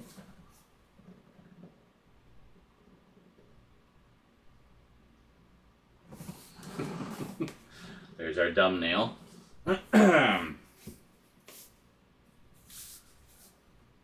Welcome back. Alrighty, well let's let's crack this open. I've actually had this sitting in the package opening pile for a while. I've been kind of wondering what's in it, so let's check it out. All right. Box cutter activated. Sorry, got to do the thing, right? And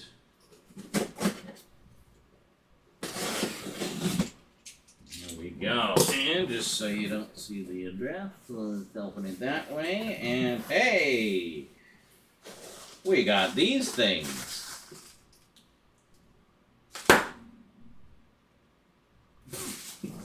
Church didn't even blink.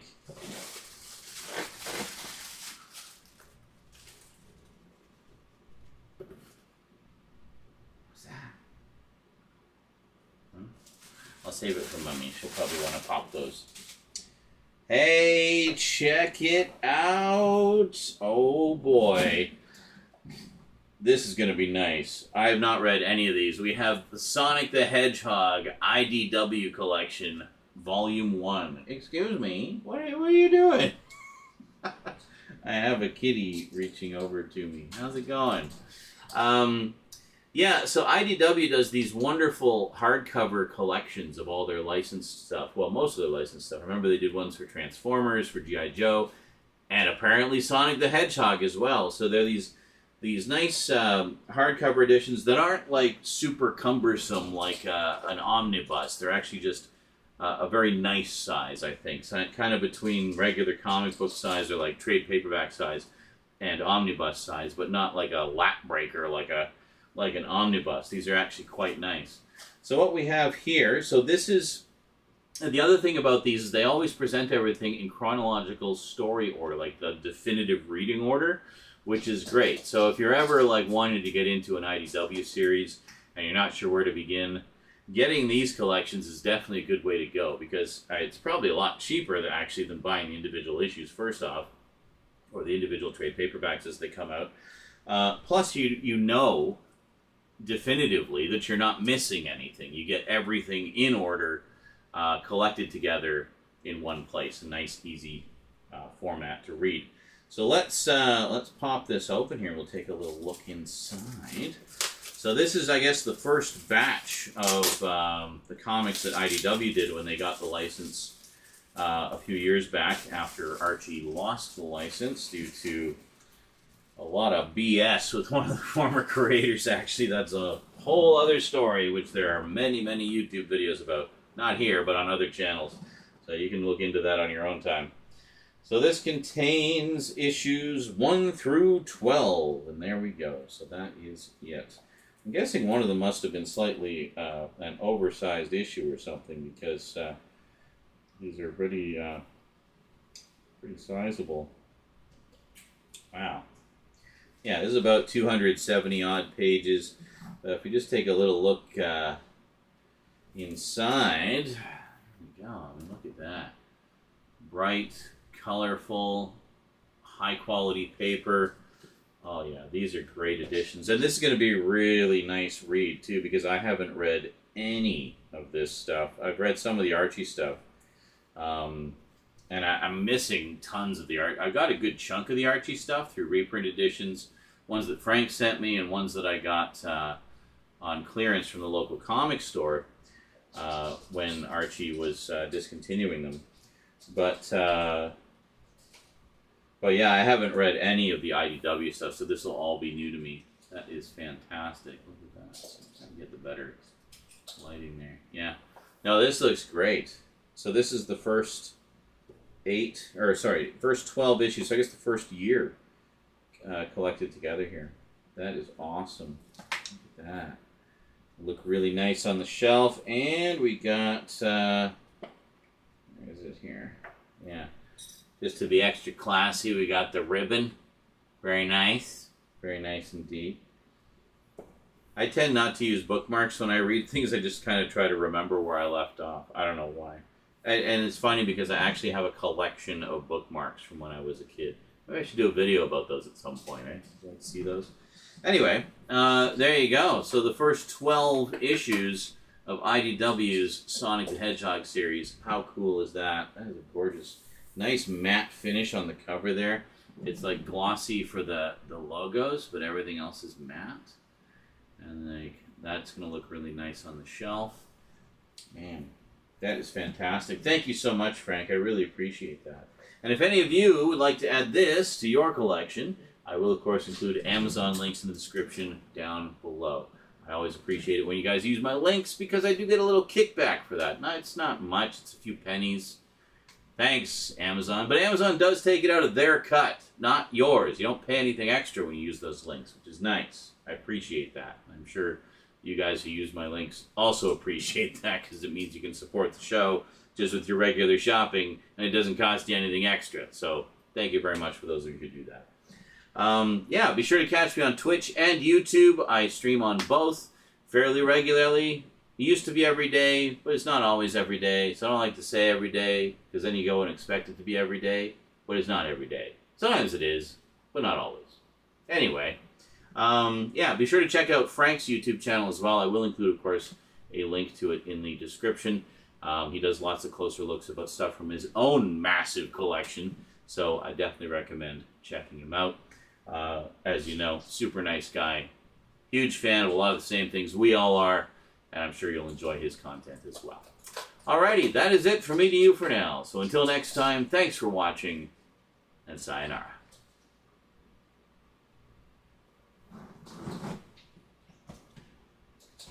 Well, did I recall that? I should have done the earlier one first. Oh well.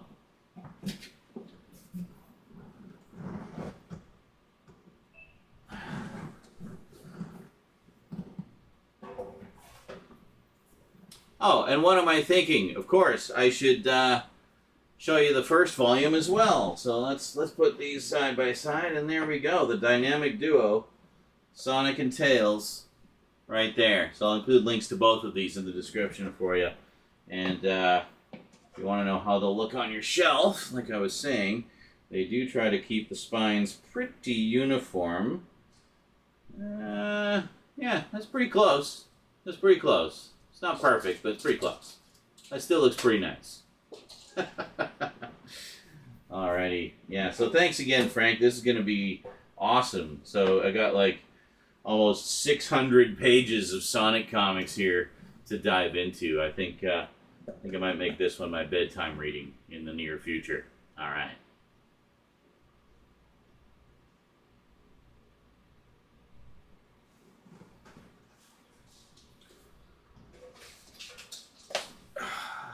Wow, that is so cool. Yeah, I always wanted to get the Transformers ones, but I never did. The G.I. Joe ones, too, actually. But I never did, because it's just so frickin' many of them, honestly. Alright, let's set those down. Oh. Alright.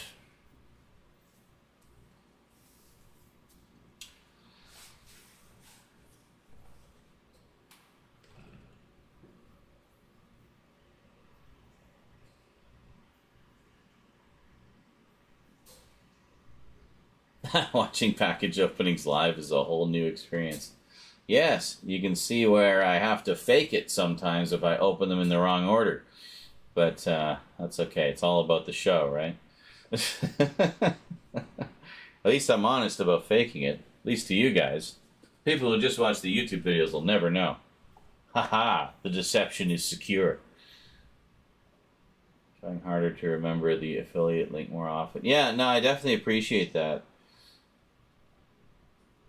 The outro for volume 1 and use it. Yeah, don't worry about it. I've already got it figured out in my head. I'm a professional. I know what I'm doing. I know how to cover my tracks if I need to. Well, not like it's some big conspiracy. I just opened them in the wrong order. I'm guessing he just sent them to me as they came out. So is this,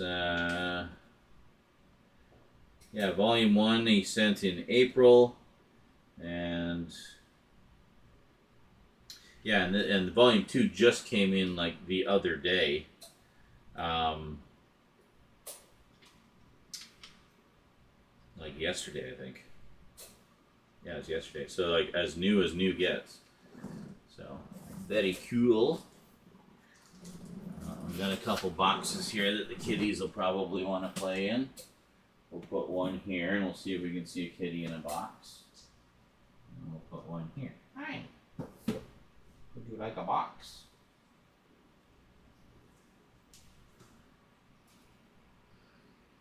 Oh, there she goes. Is that a nice box? Does it meet your approval?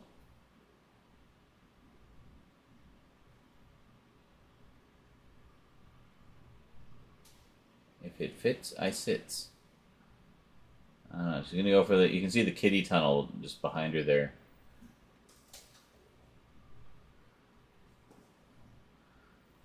Yeah, you like that? They're not like super crazy about sitting in boxes. They do occasionally. I mean, I think all cats do to some extent. It's just definitely a thing. But yeah.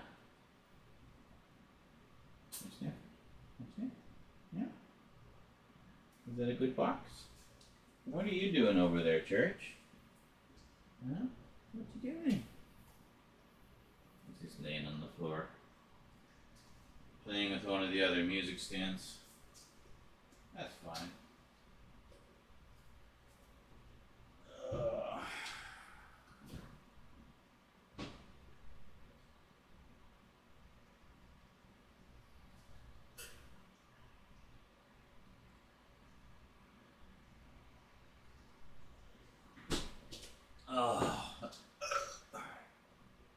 He's gonna have a bath. Have a bath in the box. All right. So I guess next we'll do the two from Jet Blast. For licking plastic. Yeah, interesting. Yeah, they all have their own little personalities, don't they? And sort of things that they like to do. It's funny.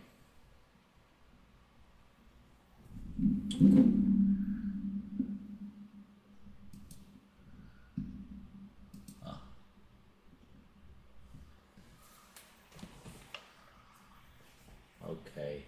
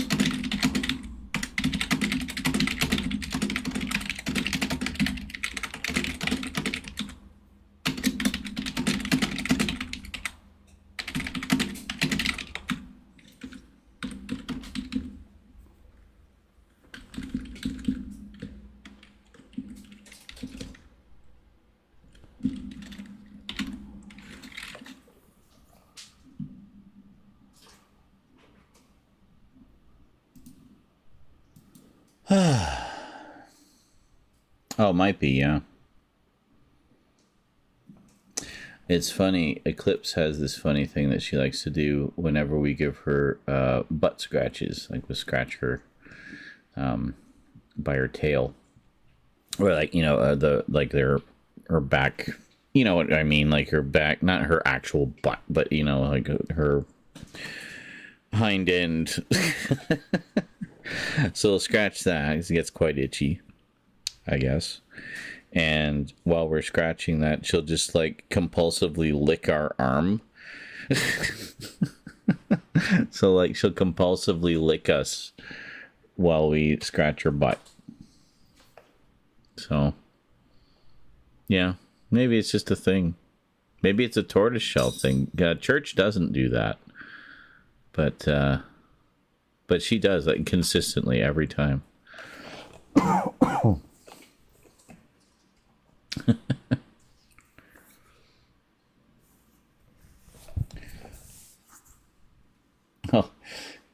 I can see him batting around one of their little, they have like these little springs we got for them.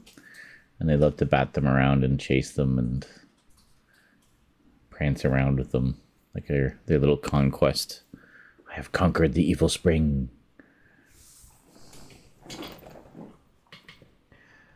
Angle down a bit. Could give you guys some kitty action to look at while I go for a smoke, maybe. What you doing, Church? What you doing? Chasing your spring? Yeah. Did you lose it? Where'd it go? Where'd it go?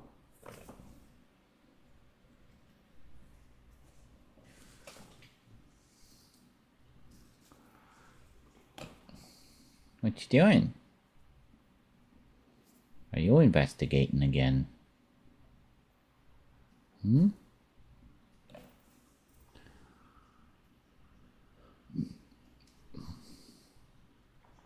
See the tail. What you doing? Oh.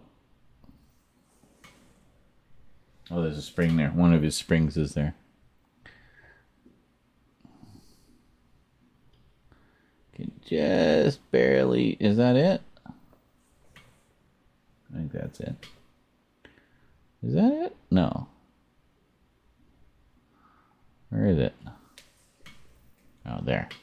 He's got it. Yeah, you can see it. There we go. There he goes. Chasing it.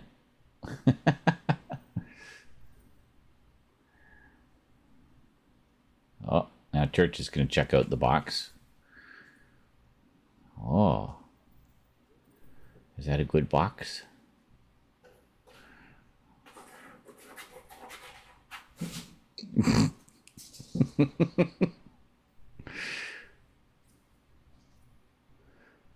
It's so funny to watch them sometimes. I had to put up cardboard all along the bottom of the dungeon wall because they kept clawing at it. It's quite annoying. What are you doing?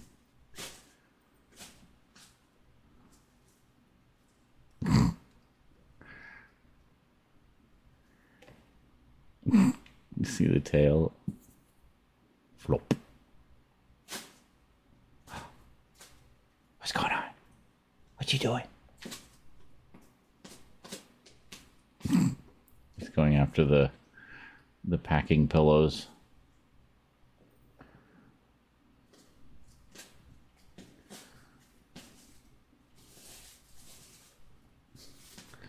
I think we're going to get a little bit of church crazy time here because he's woken up from his nap and now he's all hyper. What are you doing? You like all that? You like the sea of plastic over there? Yeah. Yeah, like they won't eat the plastic. They'll just like bat it around and stuff. They like the crinkles. But yeah, I'll throw all that out after. Oh, we have Eclipse coming by to see what's going on. What are you doing?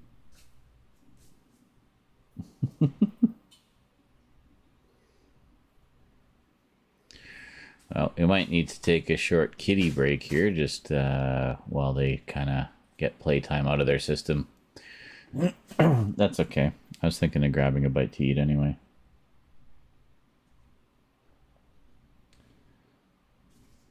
Sniff, sniff, sniff. Sniff, sniff. I don't know if Frank has pets, but I guess you wouldn't be smelling them on that because that's from Amazon. All the Amazon cats, right? That's your spring. It looks like your spring is sprung. Hmm.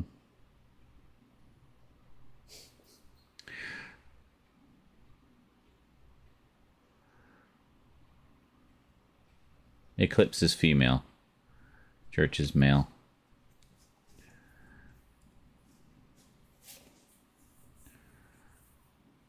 Which is why it's important to get at least one of them fixed. Because cats have no moral compass, shall we say.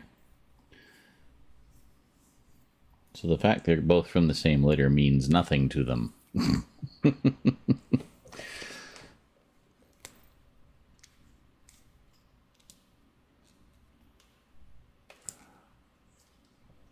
It's funny, though. Eclipse is smaller than Church, but anytime he gets a little too aggressive with her, she gives him what for. Like, she just does not have any of that. Yeah, we've seen her give him a couple of pretty good swats when he was getting a little too uppity.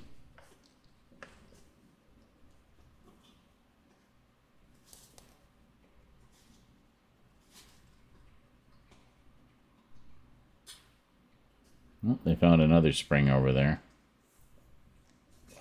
Alright, well, while they're playing, I'm just going to turn the volume down again, because this is a little loud. This is meant for when I'm across the room. There. That's the wrong volume. Hold on. This one. There. That should be a little better. Ah, there we go. Okay, I'll be right back. I'm just going to get some food.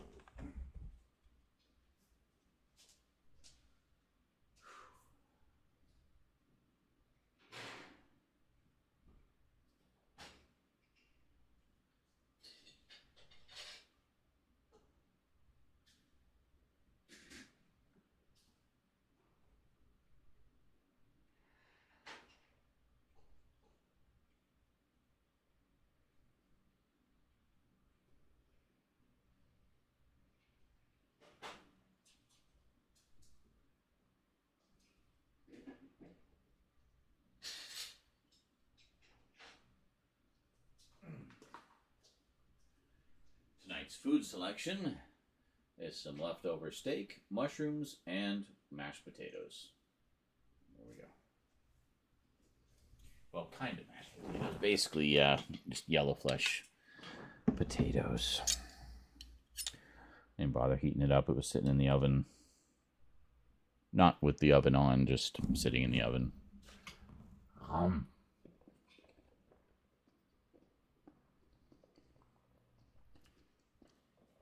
Basically to keep kitties away from it. Didn't want them walking off with my steak. Well,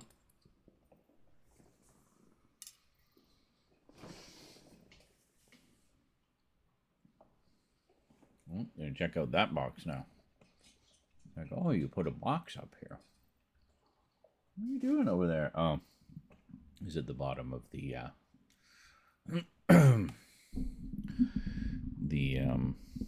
music stand.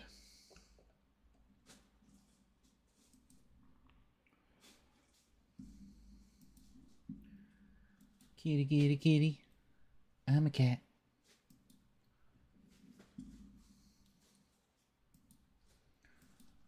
Do do do do do do do.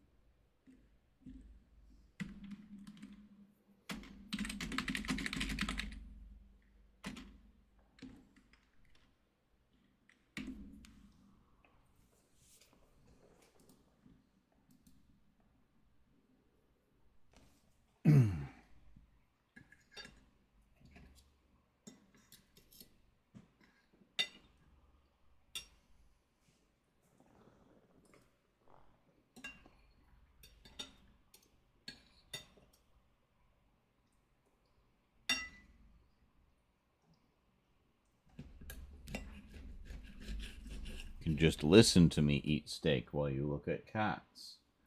What are you doing over there, Church? Even Eclipse is wondering what you're doing.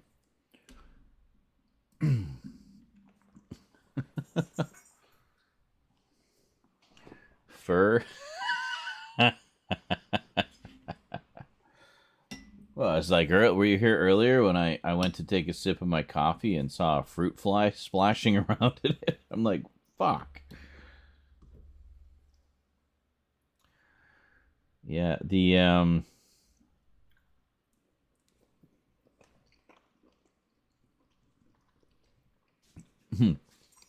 some of the fur can be quite wispy.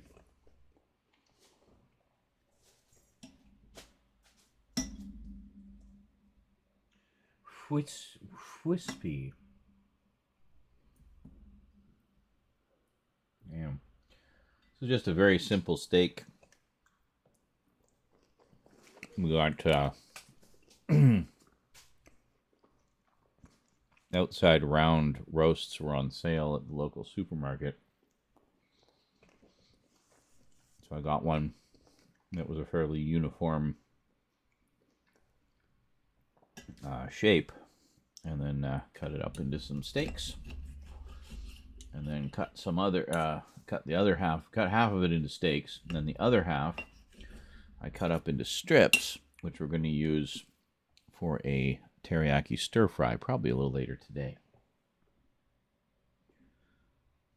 They also had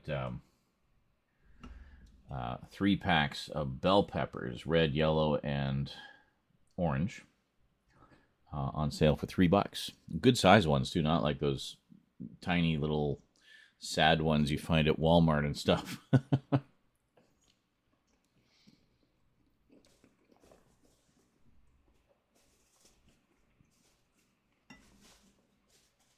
So I'm going to cut those into strips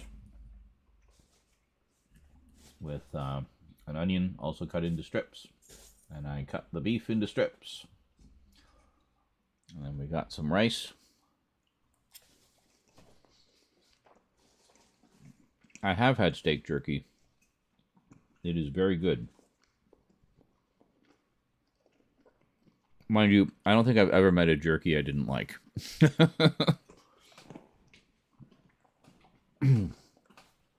But there's one, I normally get just the regular beef jerky, but you can get the steak jerky. It's kind of like nuggets.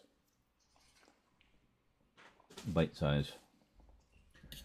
And it's quite good. I mean, it's pretty much the same thing. It's just a different shape, I guess. But very tasty. Love jerky. Just wish it wasn't so damn expensive. I would buy it a lot more often otherwise.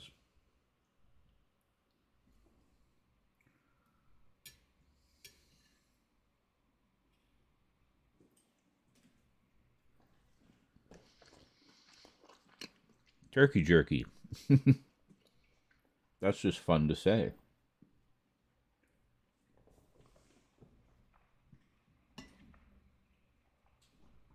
You know, Eclipse is investigating the plastic. I gotta see what was so fascinating over here. What was Church looking at? What's so interesting over here?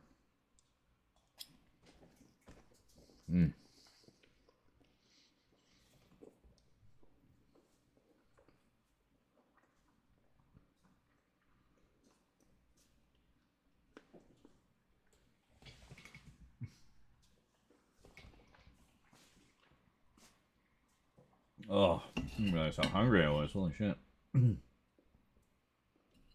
I ate shortly before the stream.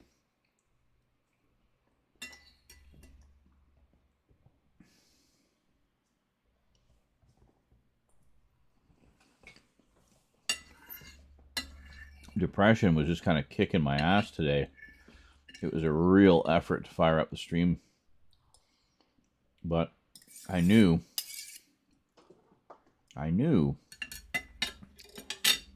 that it would be a good idea to do so. Because then, well, let's see what's in all those packages. Because I do plan to place an Amazon order tomorrow once my money comes in. But also just the satisfaction of finally getting some videos done, you know, after so long. So probably not going to get any updates done tonight, but we'll at least try to finish up the package openings I'm kind of inclined to dilly-dally a little bit, just so at least Jadzia can be here. Because I know she was really wanting to see me open the one she sent. Oh.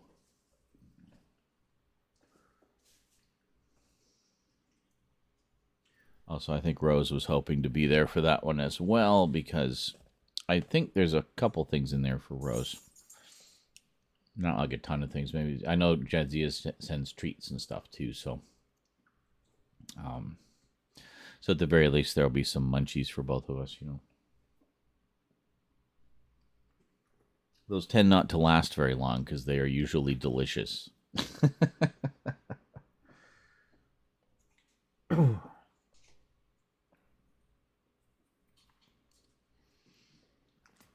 Boy, got real quiet. What is this, Twitch? Everybody lurking?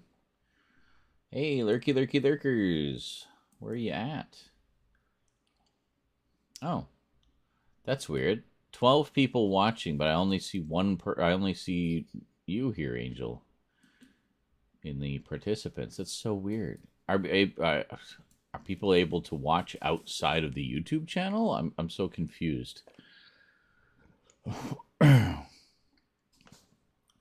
Ooh, D&D package. That'd be nice. I'm sure she will enjoy that. And she's got a nice little circle of friends now, too. I'm sure she could put together a group to play with. Actually, you'll find this interesting, I bet. Her former friend of hers, who was a former DM, came out as trans. Male to female. So I thought that was pretty cool. So they were she was helping her shop for like dresses and stuff. It's really sweet. Lurking while playing a terrible golf game based on an anime. Wonderful. It sounds amazing. There's some good stuff coming out based on anime. I know there's like some kind of is it Grandizer? Grandizer was getting a game. Of all things, UFO Robot Grandizer is getting a game. Who the fuck besides me has even heard of that show? I hope that means some kind of release of the show is not far behind. I do have a fan sub of the complete series, and I also have the Force 5 version, which I watched as a kid. But it would be nice to have an official release of that. It's one of the few sort of, big giant robot shows from that era, like the 70s, that we don't have here yet. God, I really want those Mazinger Z sets too. Like, they're just so freaking expensive. Birdie Wing, okay. Is an awesome anime, but the game, which came out like 2 hours ago for $20, is genuinely awful. Excellent.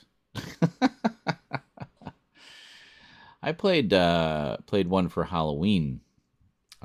Just finished it the other day, called Black Mirror. No relation to the Netflix series. This is actually a sort of remake / reboot of a game, well, a trilogy of games, excuse me, from the early 2000s from THQ. So the original was this gothic horror mystery spread across 3 games. And it was kind of a point-and-click style graphic adventure. Originally came out on PC. And so the version I played came out in 2017, and it was a remake and / sort of reinterpretation, taking elements of the original story, but otherwise telling an original story kind of based on similar themes and ideas. So story-wise, I thought it was fine. Like, it was a perfectly serviceable gothic mystery, supernatural horror type thing. Not a lot of peril in it, really. There's not much that can kill you. But it was kind of strange how the peril worked. Like, you would see ghosts occasionally, and you would have to pick up clues from the ghosts. They were kind of echoes of things that happened in the past. And occasionally there would be something in that echo that was glowing. So you would walk up to it and examine it, and it would give you a clue about the story. But if you lingered too long in one spot or got too close to the ghosts, one of them would manifest in physical form and kill you. Oh, because of the verified chat. Yes, got you. Well, I mean, I don't see that there's any harm in setting it up. I mean, it's just... The other thing, if you subscribe, you don't have to do that. That's one of the perks of being a subscriber. So, just food for thought. There are ways around it that are perfectly legit and still support the stream. But but yeah, the maybe that's why there's so many people lurking and not chatting, is none of them have phones. Or just don't want to do the verification. 'Cause I noticed we seem to have like an inordinate amount of lurkers over there. But I guess all the more reason to start doing more regular streams here as well, because I've been thinking about this for a while. Is don't like adding your phone. Yeah, I don't either, actually. It's like, okay, as long as you promise that you will never, ever, ever, ever call me. I don't want to get a phone call from Twitch someday, or have you sell my number to telemarketers. Yeah, but of which I get blissfully few these days. I think call display kind of killed the telemarketing industry. But yeah, I can understand that. But so yeah, anyway, the story was fine, and it was decently creepy. It wasn't like super scary, like Dead Space or something, but it was it was decent enough.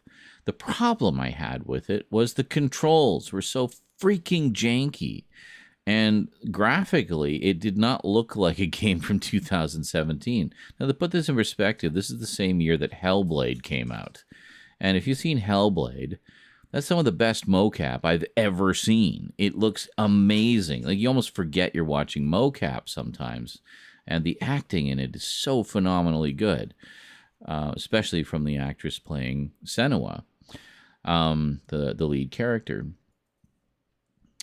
And you think that this game came out the same year as that. It looks like something that came out 10 years earlier. Like, it was not mocap, it was all keyframed. Characters' faces were just like displayed no emotion whatsoever. They were just like dead-eyed, emotionless expressions. And then the controls were just janky as fuck. I was getting like stuck on furniture and stuff, just trying to navigate my way around a room. And then the loading time, it seemed like every time you move 10 feet, you get another loading screen for like 30 seconds. And like, really? My PS4 has an SSD drive in it. There is no excuse for loading time like that, other than your game has the most shitty optimization ever. So there was a few things I did not like about that. And you guys can enjoy all of that come Halloween time. I'll try to keep at least some of my frustration in the final edit for you. But, yeah. So it's a bit of a mixed bag. But I was invested enough in the story that I just kind of suffered through the controls. Plus, it wasn't a terribly long or complicated game. So I thought, wow, this will be a nice little bit of filler for Halloween, But, yeah, the one I'm playing now is called Observation. And it's from the makers of Stories Untold, if you ever saw that one. I played that one a few Halloweens ago. And Observation is really good. Like, it's so creepy, and, like, you have things just about it takes place on a space station where the crew is mysteriously vanished, and you see everything through the eyes of the ship's computer, where you actually play as the ship's computer.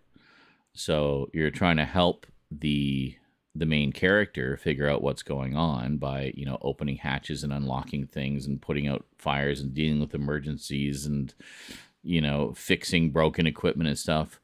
But there's also an alien influence of some kind at work that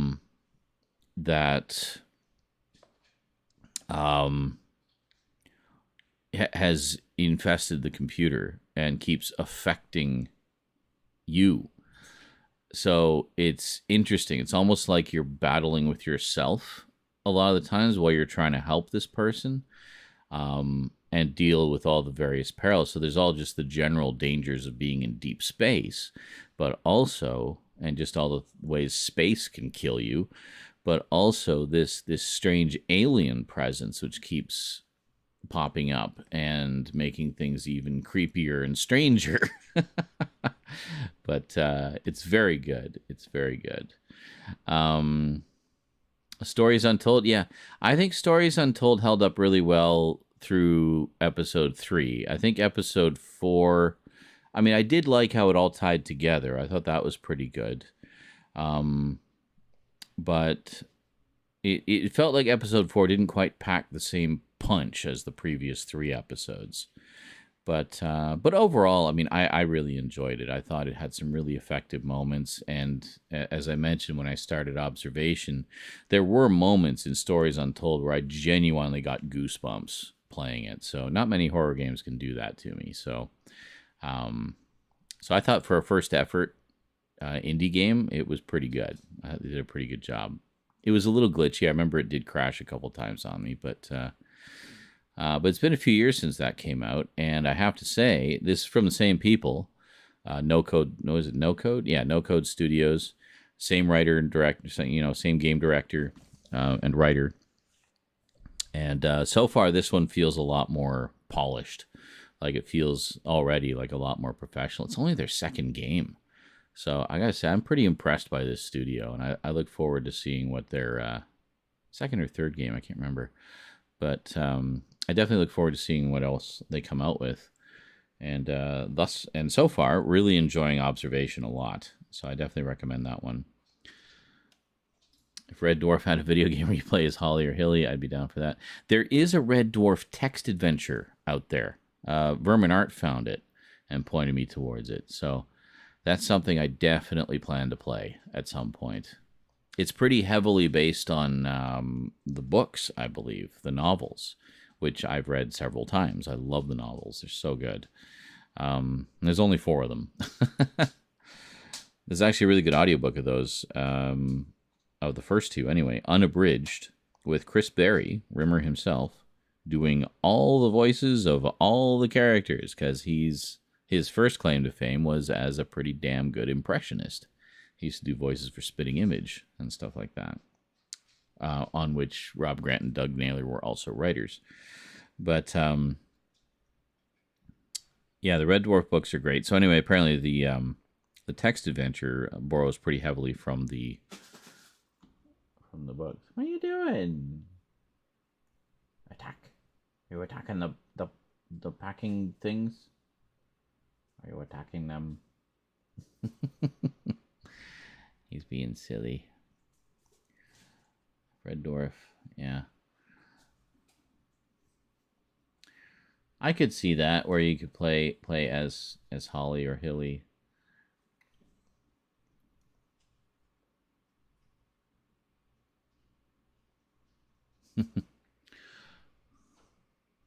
Did you know that Holly is technically a trans character? Because Hilly is actually Holly. It's explained very quickly in the opening crawl at the beginning of the Backwards episode. So it explains that Holly had fallen in love with Hilly from the previous episode, Dimension Jump. I think it was Dimension Jump, yeah. And to sort of, I guess, honor her memory or whatever, or whatever, he literally became Hilly. Did a head sex change operation, they said, because, well, he's just a head, right? So he became Hilly, and then disappeared for a few seasons, and then when Holly came back, he was back to being Holly. just the original Holly. So it's interesting. I guess he got over his infatuation with Hilly after a while and just went back to his old self. It's such a strange universe. Well, and then, of course, there's the planet of Rimmers, where there's male and female Rimmers all over the place. So, there you go. Red Dwarf is so woke. Yep. Always has been. In fact, just about everything that people complain is woke has always been woke. Star Wars is so woke. Star Wars and Star Trek are so woke now. They've always been woke. Marvel's so woke, it's always been woke. Literally since the beginning. It could be, yeah, because I know Norman Lovett. I mean, he's getting up there, and he was not super young at the time. Well, I mean, I don't even know if that was the issue. It was just inconvenient, I guess, because of where they were filming it for the later seasons. But it's great to see him come back later on. I think it was Series 8 where he came back. So he was gone for Series 3 through 7. Well, even Hilly wasn't in it for a long time.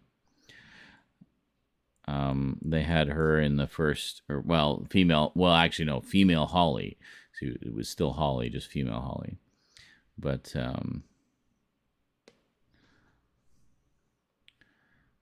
I completely agree, Platypus. Yeah. I mean, it's sort of one of those cases where it instantly tells you the kind of person you're dealing with, doesn't it? It's like, wow, you saved me so much time. I already know that you have nothing worth listening to. Oh, you haven't seen the later ones. So you got what? Series 10, 11, 12, and the Promised Land movie. So you still got lots of Red Dwarf to enjoy. So 18 episodes, 3 6-episode seasons, so 18 episodes and a movie. So, yeah. That's something I definitely like to binge over on the Discord. It's referred to as a diminutive. Yes. Well, except those that use it correctly. I just find it so baffling that a term that literally means to be accepting of people and, to be in support of equality and diversity and inclusivity is somehow a bad thing. Like, that just does not compute how anyone of sound mind would consider that a bad thing. But in, briefly conversing with some of these people, I came to realize why it is. It's because the term has been twisted and demonized by the extreme right media to mean, like, they don't even know what it means. They just say, oh, it's bad. It's just bad.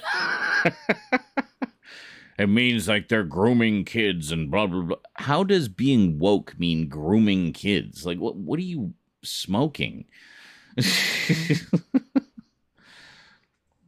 I don't know. It seems like they're the ones that are obsessed with everybody's genitals. It's just stop. Ageism, anti-LGBT, inclusion, and fat shame. Well, all of that stuff. All of it is just...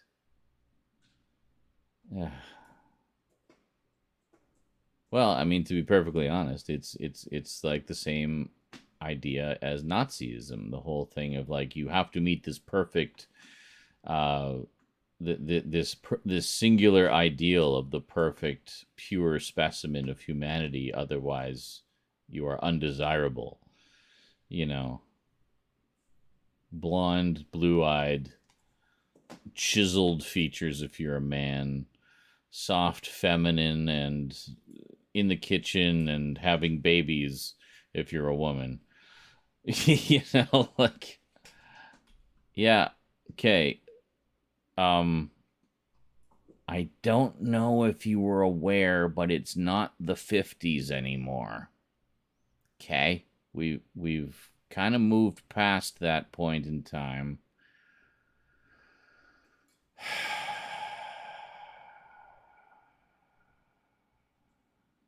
What is going on down there? What are you doing? What you doing?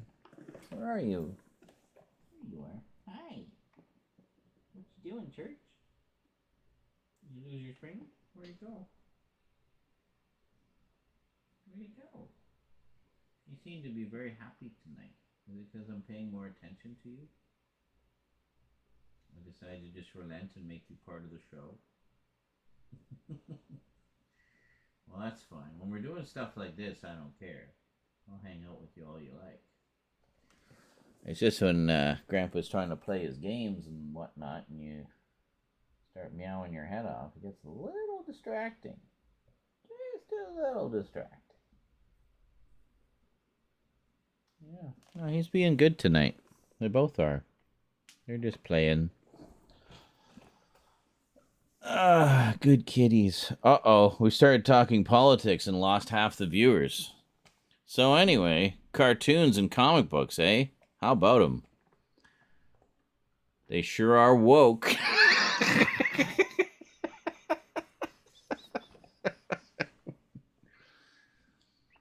Oh my god, did you hear what they did to the Punisher? I meant to post about this, but I didn't know how to post it in a way that wouldn't sound like bitching and moaning and whining. So apparently in the Marvel Universe, like the comic books, Punisher's done. Punisher is just done now. So you probably heard a while ago, there were some police officers that was it police officers? I can't remember. It was like cops or vigilantes or Proud Boys or all of the above, I guess. Anyway, some of them were using the Punisher skull logo because they, I guess, idolized the Punisher for obviously the wrong reasons. He is not a character that's supposed to be idolized. So Marvel changed the logo to something else. Like a different kind of skull logo, but with like kind of demon horns or whatever to sort of show very plainly, no, bad, not good, bad. So they did this 12-issue series called Punisher No More. So a full year, which apparently in some ways is a really interesting deconstruction of the character and kind of what makes him tick. That aspect of it sounds interesting to me. But, spoiler alert, I don't expect anybody in the room to read it, but so not too worried about that. In the final issue, Punisher gets caught, gets lectured by various superheroes. The Moon Knight scene is actually really good. There is a scene where Moon Knight comes in and talks to him for a bit because they've crossed paths a number of times over the years. But his dead wife apparently was, I don't know what the whole story is. Either she wasn't dead or she came back to life or something. So that was one of the driving forces of his crusade throughout the decades, was the death of his family, as we all know. So she comes back to life, I think that's what it was. She was resurrected somehow. And basically tells him that she was about to divorce him anyway. So then she basically takes him to court, divorces him, takes all of his assets, cashes in, and just says, fuck you very much, I'm out of here. So the way a lot of the angry fans are saying is like, wow. So they brought back his dead wife so she could just cuck him and take all his money. The end.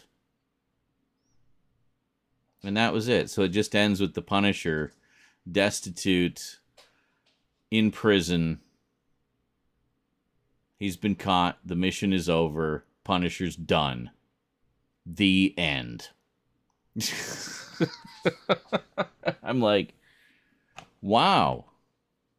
I was kind of interested in reading that from some of the other stuff I read, but if that's where that story is going, I don't know if I wanna anymore.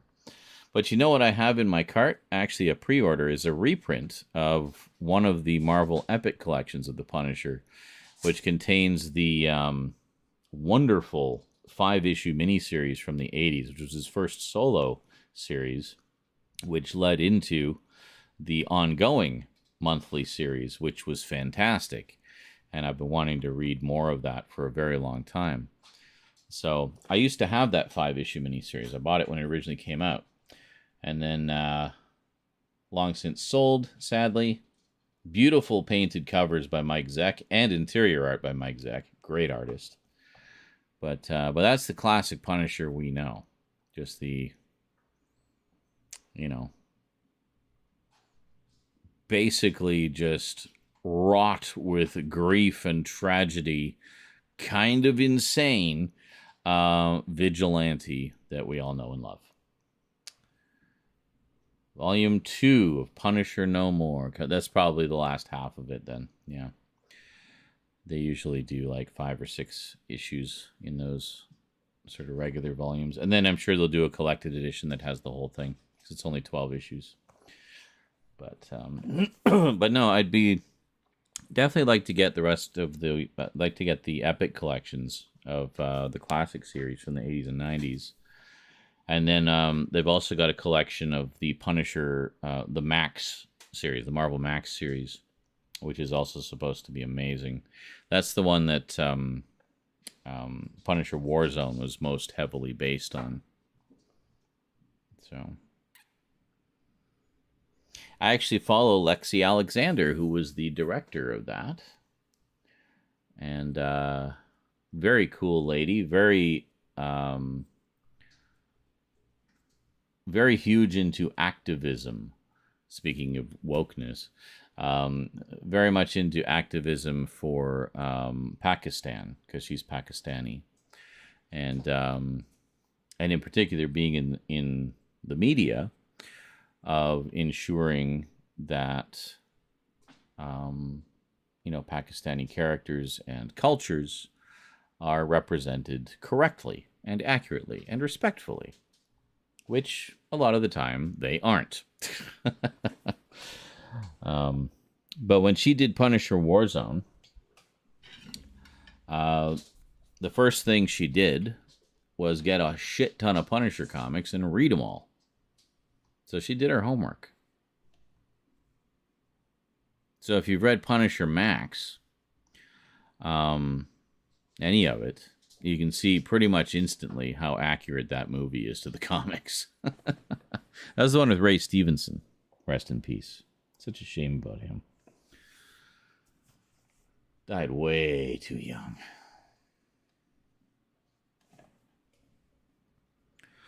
But, yeah. Where do the DC movies go after The Flash? Well, I mean, James Gunn posted his sort of proposed slate. I know we've got Blue Beetle on the way. The big question, really, I mean, there's more DC movies coming, but the big question, I think, really is which Batman is going to be the Batman for the DC universe. Some are saying it's going to be Ben Affleck again. Some saying it's going to be Michael Keaton. Some saying it might not be either. It might be somebody else entirely. So I don't know. Oh yeah, and that was all over my Twitter earlier. I looked at some of it. There was one thread I found, I should have retweeted it actually, which was a pretty good summation of the whole saga of both the attempts to get a Flash movie made over the years and, Ezra Miller's ridiculousness. So, yeah. Yeah, no, that's why I like Lexi, not just as a director, but as a person. Like, she's somebody who's very strong in her beliefs and stands by them and backs them up. So, yeah. But yeah, definitely check out Warzone. It's good. It's good. It was underappreciated when it came out, I think. But I think it was,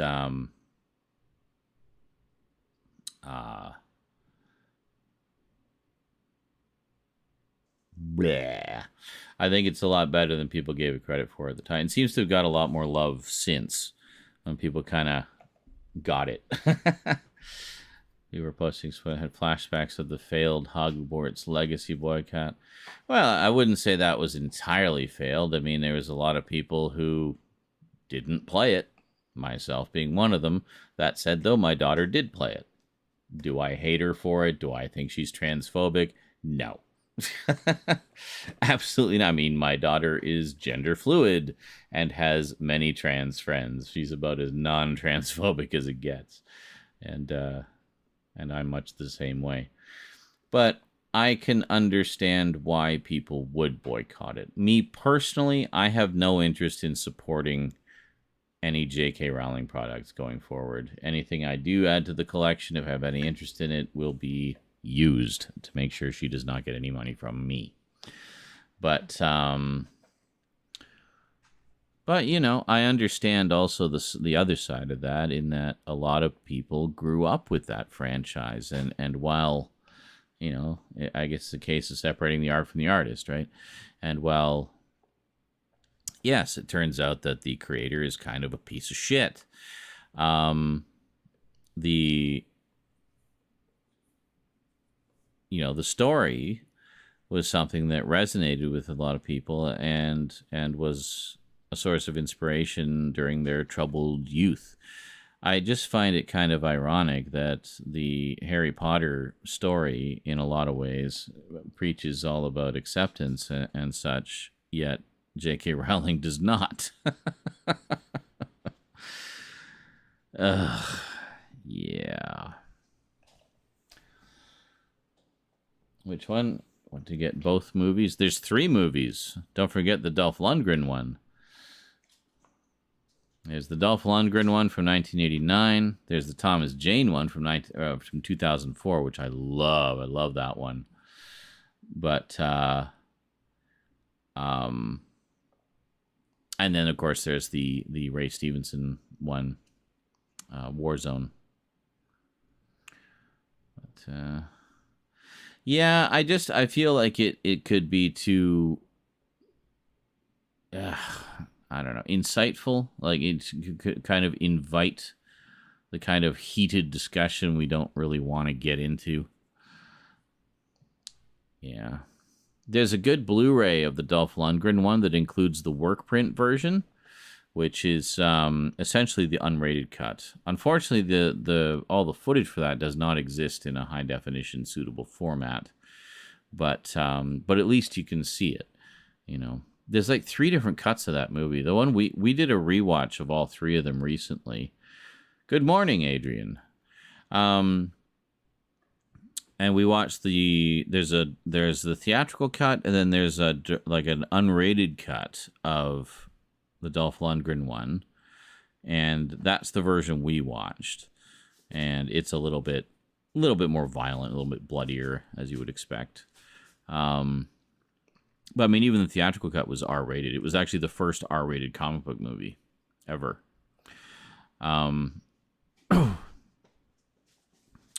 But then there's also a work print version, which you can get on a UK Blu-ray, which I believe is region free.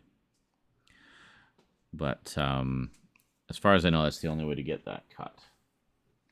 What you doing? You playing with the packing stuff again? Likes it because it makes crinkly sounds. Oh, yeah, you can see him. He came back.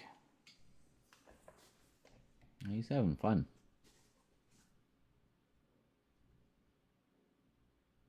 We haven't finished the package openings, by the way. I've only done 3 of them so far. We've got 9 total.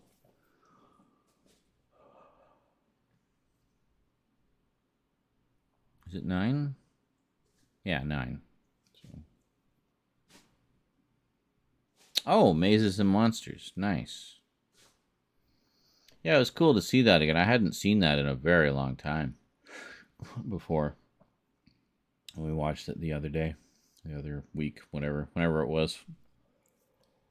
I just kind of had an urge to watch it again because I hadn't seen it in so long. In fact, I don't think I had seen it since it aired on television. Or no, we already talked about that while we were watching it. No, I'm pretty sure I did see it another time because I vaguely remember rewatching it. But Mazes and Monsters is a far out game. That's right. Yeah.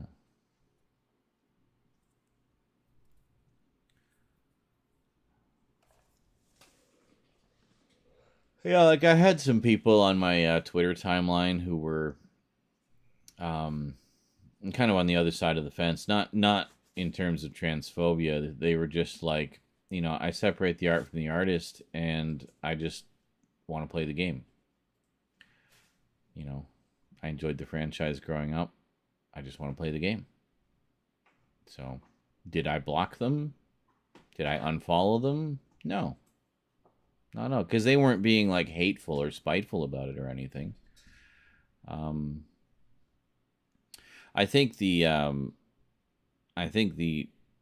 the idea of the boycott was sound and justified. I just think it was implemented very poorly. I think it had kind of an opposite effect, in fact. But if people were buying it and playing it simply to spite the, LGBTQ plus advocates and transphobia, what would be the opposite of transphobia? Not phobia? I'm tired. Anyway, yeah, if they were just doing it out of spite, essentially, out of a place of hate, then obviously those are not the kind of people I want to associate with, because there's more to them than just that. Trans inclusion, sure, that works. Yeah, but if it was just a case of, look, I grew up with the franchise, it's kind of special to me, I know J.K. Rowling's a piece of shit, but I just want to play the game, then that's fine. And that was the case with Rose. I mean, she just wanted to play the game because she grew up with the movies. I mean, I get that. I own the movies, but I will say this, they were gifted to me. But also, to be fair, that was before all of her turf bullshit came out. So, I think that kind of took everyone by surprise. And I think it's very sad, honestly.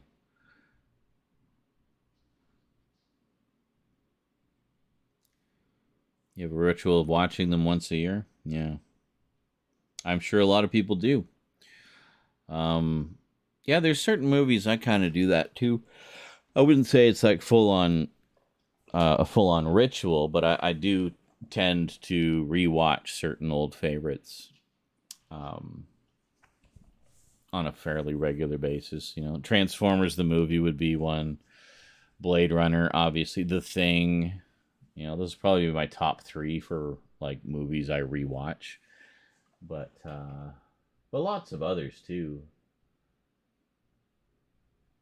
I mean, I couldn't even count how many times I've watched the original trilogy of Star Wars,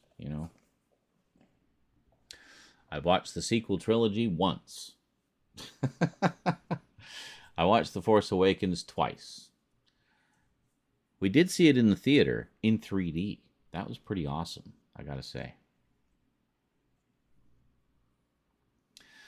Gotta remember, Twitter and social media ain't the real world. Most people don't know of all this drama. Oh, like outside of the Twitter sphere.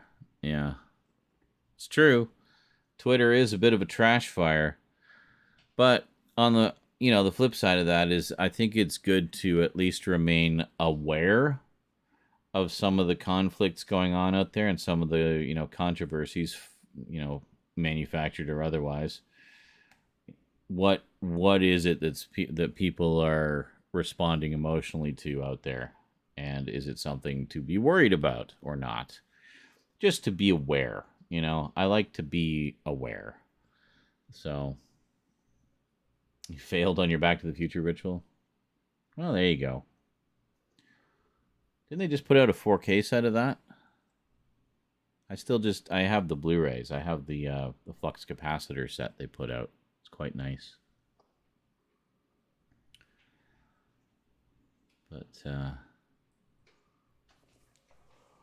But yeah, I keep my Twitter timeline pretty clean. I don't actually default to the For You page. I default to my followers, like the ones I'm following. And I find that makes a big difference. The algorithm isn't bad at recommending stuff, honestly. Like recommending other pages that I might find interesting. It seems to be pretty good at finding stuff that I'd be interested in. But for the most part, when I follow somebody, it's because someone I follow follows them, and I saw some of their posts, and it's like, oh yeah, that person seems cool, and I'll follow them. But I purged a lot. I did have a lot of like political stuff on there, and I still do follow a few. I follow some of the news pages like Reuters and AP News. Basically the only two I trust. Well, NPR as well. They're pretty good. But their Twitter got banned by Elon, so that's just silly. The champion of free speech. Such a farce. But, yeah. Where'd the kitties go? They made a mess. Well, I think they might have popped all the other ones. I was trying to save some for Rose, but I think he might have. He saw me popping them, so I think he went and popped the rest of them. I'll check. I'll see if there's any left. It really is. It really is platypus. Because, I mean, it's so just round and around in circles we go, Neither side is going to convince the other. Or change their minds. And I mean, there's also the camp that's just so far gone down the rabbit hole of propaganda and conspiracy theories and cultism and bullshit that, like, you can present all the facts and logic in the world to them that proves it all conclusively that they're being had, and they won't have any of it. They just double down even harder, So it's quite sad, really, honestly, to see how many people just allow themselves to be manipulated so fully. Ugh. Oh yeah, so do I. I still use, well, obviously. Yeah, let's keep up with what's going on with stuff I like and events I would like to go. Exactly. And that's what I was going to say. Like I purged a lot of stuff from my timeline after the 2020 election because, I just got tired of all the political rhetoric, and I just wanted to see how the election was going. Is like, okay, is Trump out? Good. Now I don't have to follow all these assholes anymore. That's all I wanted to see. So, yeah. Of course, here it is, almost election time again, and they're still going on, oh, they stole the election. No, they didn't. They really didn't. I mean, it's just so ludicrous. 63 court cases all thrown out of the Supreme Court, which was full of Trump-appointed judges. So even his own guys were like, this is bullshit.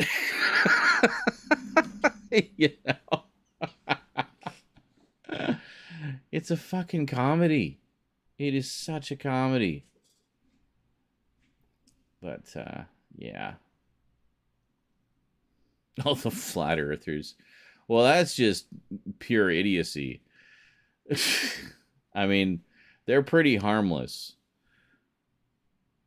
It's the extreme political groups that concern me at least a little bit.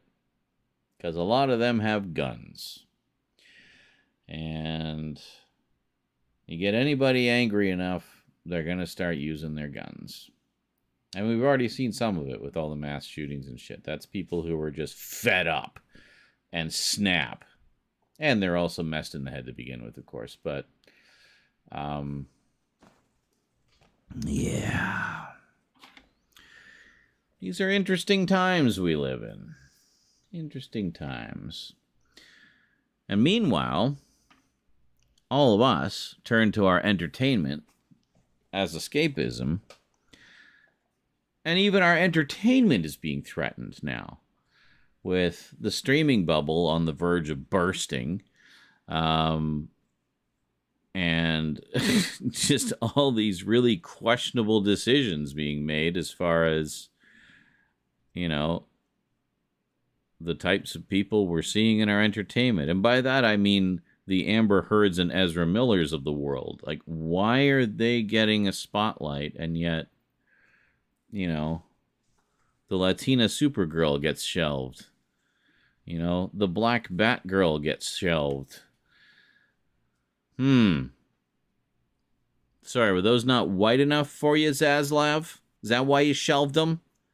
Is that sure what it's looking like? So. Yeah, well, and that's kind of why I'm just putting my fingers in a bunch of different pies. You know, don't put all your eggs in one basket, as they say. I mean, I've always had YouTube for, like, ad revenue and stuff, which honestly is peanuts, even after all the time I've been here.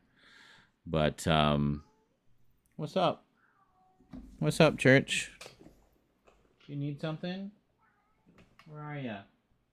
What's up? What is it?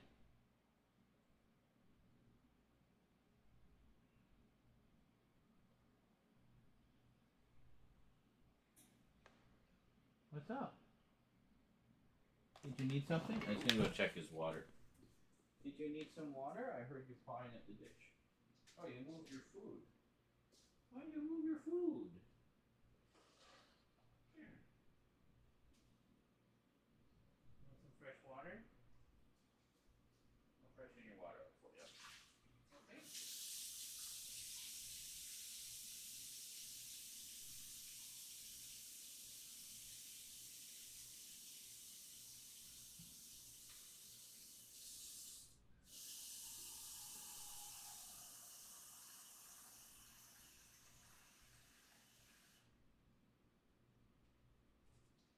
There you go. Nice, fresh, cool water. Just what you want on a summer night.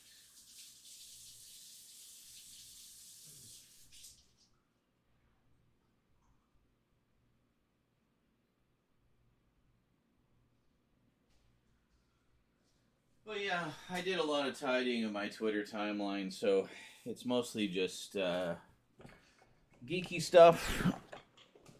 You know, movie and comic book stuff. I follow a lot of comic book writers and artists, actually. Really interesting. And, yeah.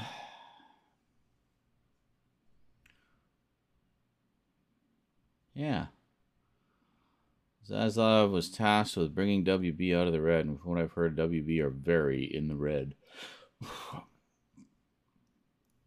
That's kind of surprising to me, considering how many, like, successful things they have. I mean, I know they've definitely been dropping the ball with the DC stuff, although it seemed like they were getting that back on track. You know, like, the last few years of DC movies have actually been pretty good. You know, I haven't really heard too many complaints about the recent stuff. But now they're rebooting all of that. Anyway. Like, okay. Maybe they'll get it right this time. But, Yeah, also one of the few major studios to still really support physical media releases. You know, like their Warner Archive line is a freaking godsend. So many great releases, like great catalog releases there. You know, yeah, My Adventures of Superman looks fun. Actually, I've seen a few clips. I don't think I've watched like the full trailer, but I like the idea of that. Legends of Tomorrow got canceled without a proper ending.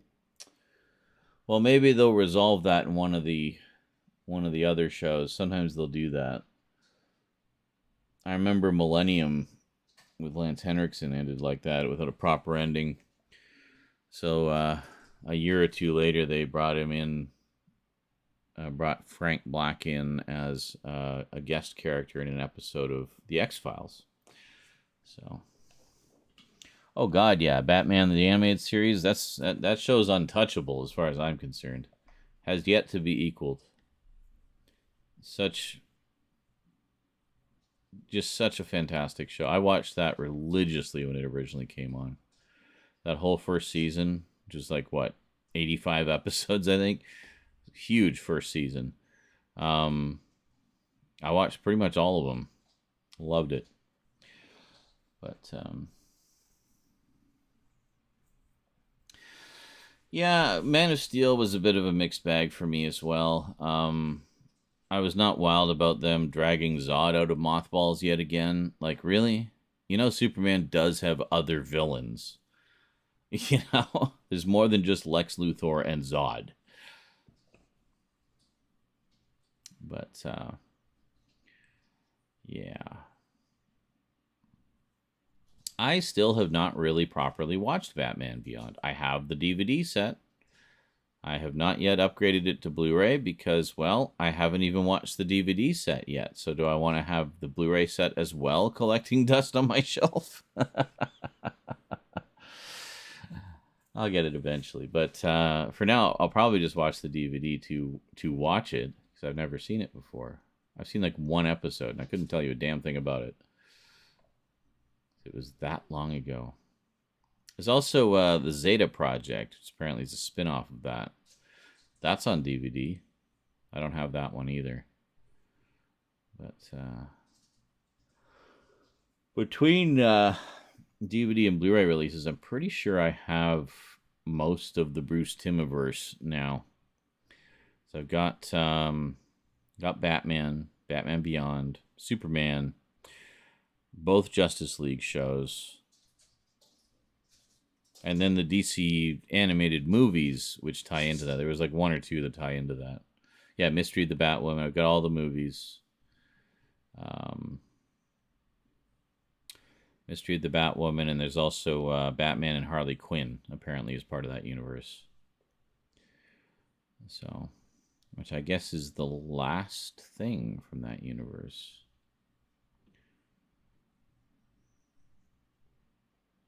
The Lex angle. Yeah, it was what's-his-face from 2.5 Men and Pretty in Pink. I can't remember his name. But I saw a little bit of that, of his take on Lex in what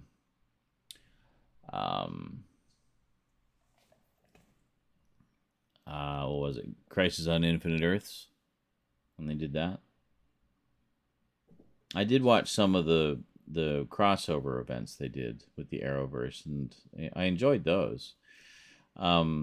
There's just so much to watch. Like it's just overwhelming.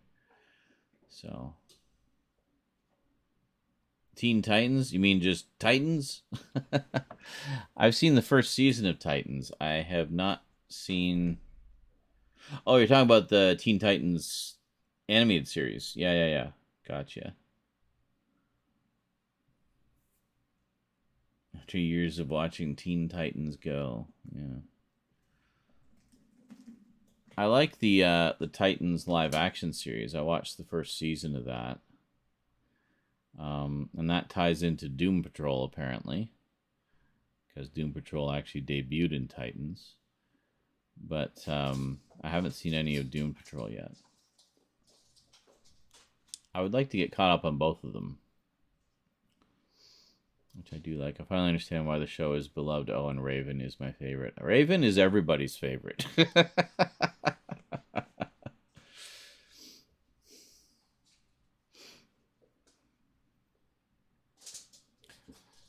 Are you talking about Teen Titans Go?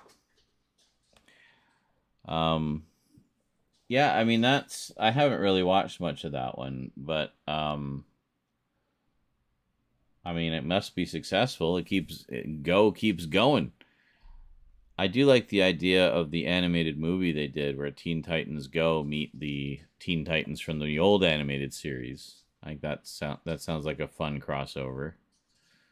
So, Superman and Lois, yeah, I've heard that one's really good too.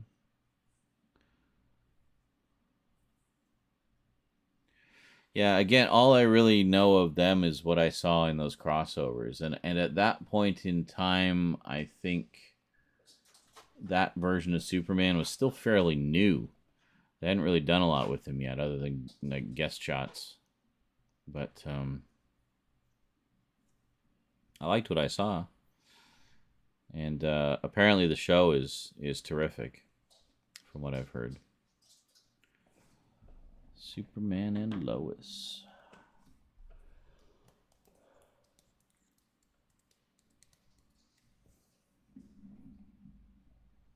Well, it's getting into actual morning. We might start seeing some more people trickle in. This is going to be a long stream, I can already tell. It's funny because previously I was trying to keep the YouTube ones short.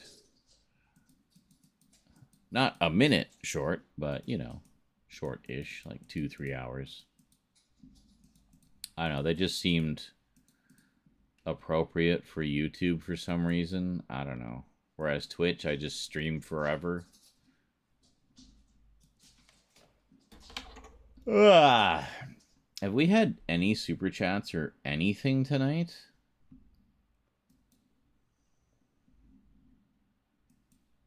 I don't think we have. We haven't had a single thing tonight. Wow. That was also one of the things I was kind of testing, because I got to think in practical terms, right? I do this for a living, so I got to make money.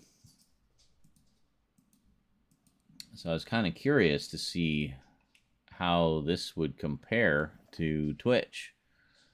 And, well, so far, Twitch is looking pretty good. I mean, I'm sure that's partly my fault, starting so late. Yeah. Thank my crushing depression, fostering feelings of lethargy.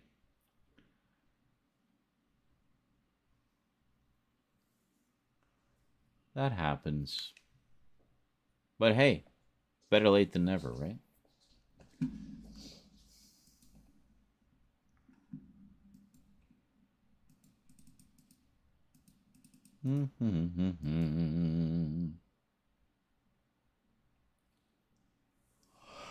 Oh, baby. Speaking of Black Mirror, this one is the Netflix series. Season 6 just dropped. Oh, I know what I'm watching tonight. Oh, yeah. I fucking love Black Mirror.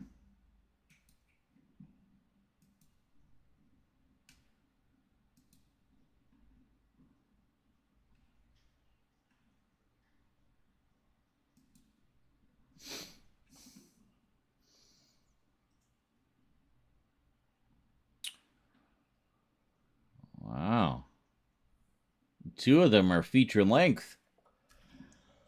5 new stories. One of them is 80 minutes and one is 74 minutes. The others are all around an hour. Cool. Well, I will definitely watch the shit out of that. Wait a minute. Human Resources new season dropped too? Well, shit. I need to watch that too. Human Resources is a spin-off of Big Mouth, if you've ever seen Big Mouth. I love Big Mouth. So perfectly raunchy.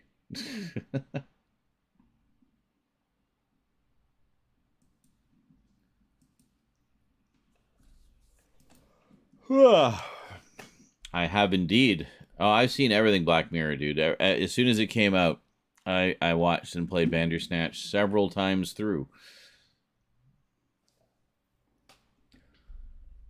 I like how if you pay attention with Black Mirror, there's a lot of little subtle connections that basically, I'd say, conclusively prove that they all take place in the same universe, even though it's an anthology. So it's all different stories, all different people, and all different types of technology that have come and gone over the years in the same fictional version of our world. That's not too far removed from reality in terms of where we're going in a lot of ways. I think that's why it works so well. It's very plausible dystopian sci-fi.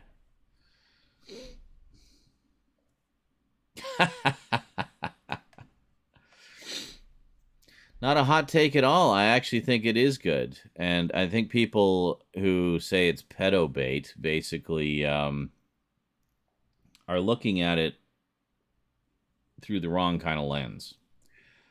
I mean, to be fair, anything with underage characters is pedo bait in some form. Some perv somewhere will find some reason to be aroused by it. But that's not what Big Mouth is. Big Mouth is a show about puberty, about the trials and tribulations of puberty. And a pretty damn accurate take on it, honestly, in like obviously a fanciful way. But very accurately, I think, depicting a lot of the confusion and, rampant emotions and trials and tribulations of what it's like to go through puberty. What, Church? What is the problem? What? You're sitting in the corner meowing your head off. What? What do you want? You got everything you need here. What was that? What was that? I gave you a challenge. Yeah, what you gonna do?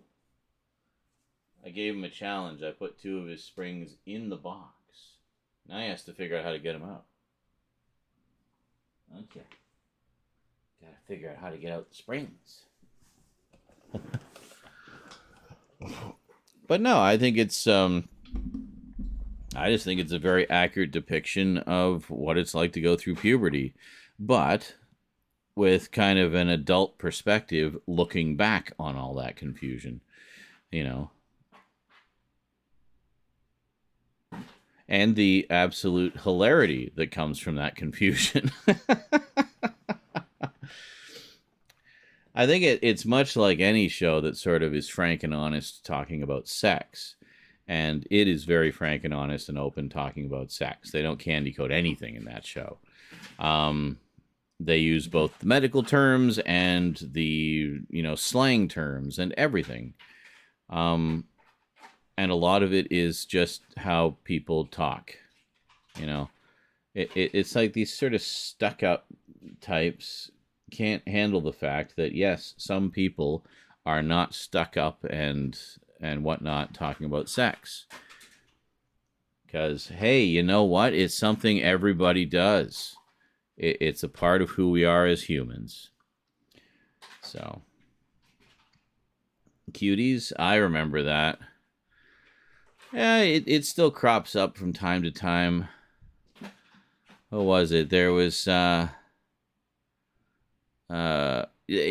whole beef between Moist Critical and Sneeko.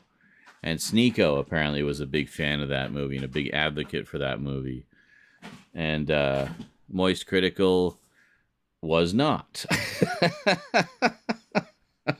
to put it lightly. But so that was the last time I heard that movie brought up, and that was somewhat recent. That was a few months ago, anyway. Seeing the Flash movie on Saturday, can't wait to see Keaton. I mean, honestly, that's my big reason for wanting to see it. is for Keaton, seeing Keaton donning the cape and cowl again. Hell yeah.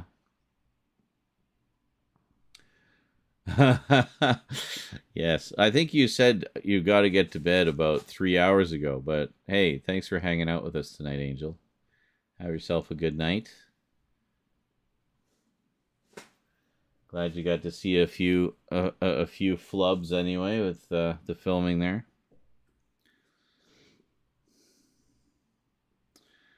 This recently bought the Halloween triple feature on Blu-ray, which includes H2O, Resurrection, Curse of Michael Myers. Gotcha. Yeah, 6, 7, and 8.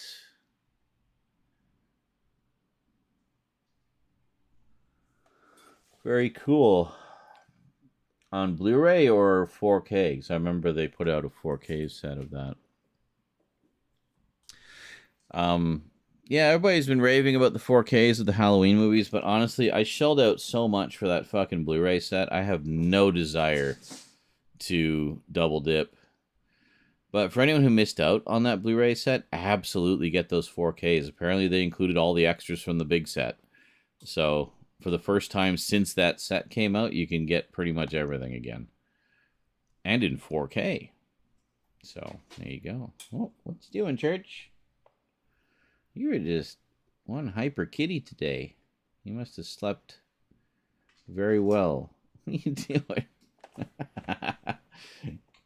You just see him like going nuts at the bottom of the screen there.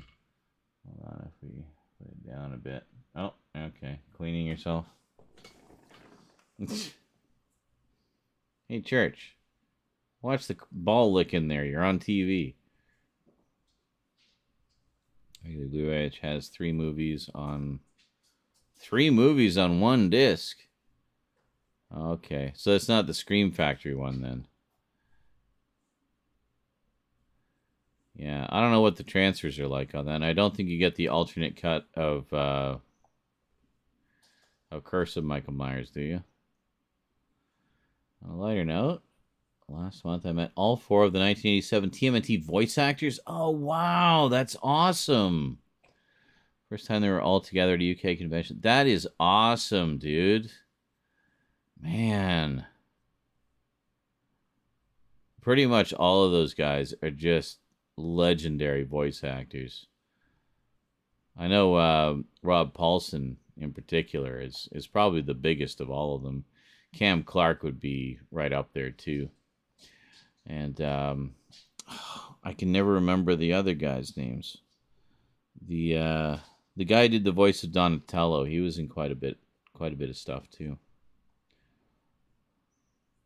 Actually, on the Lionsgate DVDs of the cartoon, they have some interviews with them on one or 2 of the sets. I can't remember, but yeah, it's always interesting to me to see voice actors.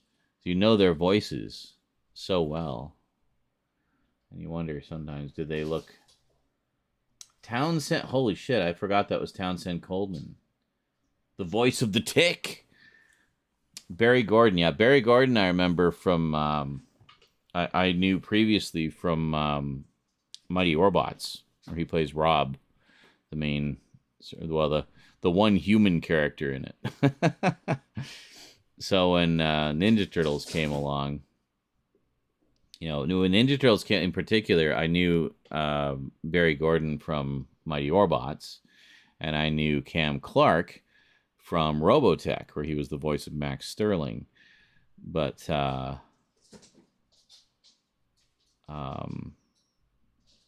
yeah, Townsend Coleman, and I'm not sure if I knew Rob Paulson from anything yet. Raphael might have been the first thing I knew him from. But I mean, man, what an accomplished group. They've just been in everything. Rob Paulson especially, he's just been in everything. But made up for Tara Strong canceling her appearance. I wanted to meet for 4 years. Oh yeah, totally. They're not really turtles? I know, right? I feel like my whole childhood was a lie.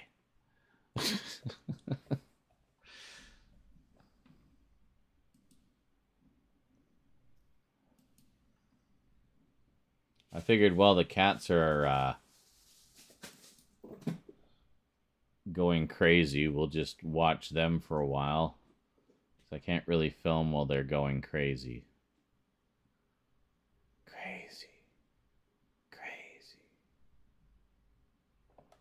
And it is now 7 a.m. on the East Coast. So I'm thinking some of our East Coasters might start to trickle in a little bit here. The one I'm really waiting for is Jadzia. Some of you know as Saint Scully the Skeptic. Or Tesla Coil, if you watch our Fortnite videos. Because I got 2 packages from her here, and I know she was wanting to see me open at least one of those, so I figured I'd wait on that. Meanwhile, I got a couple from Jet Blast that we can open up that he sent recently. And we also got a couple from Vermin. I was kind of hoping he'd stop by tonight, but haven't seen him around.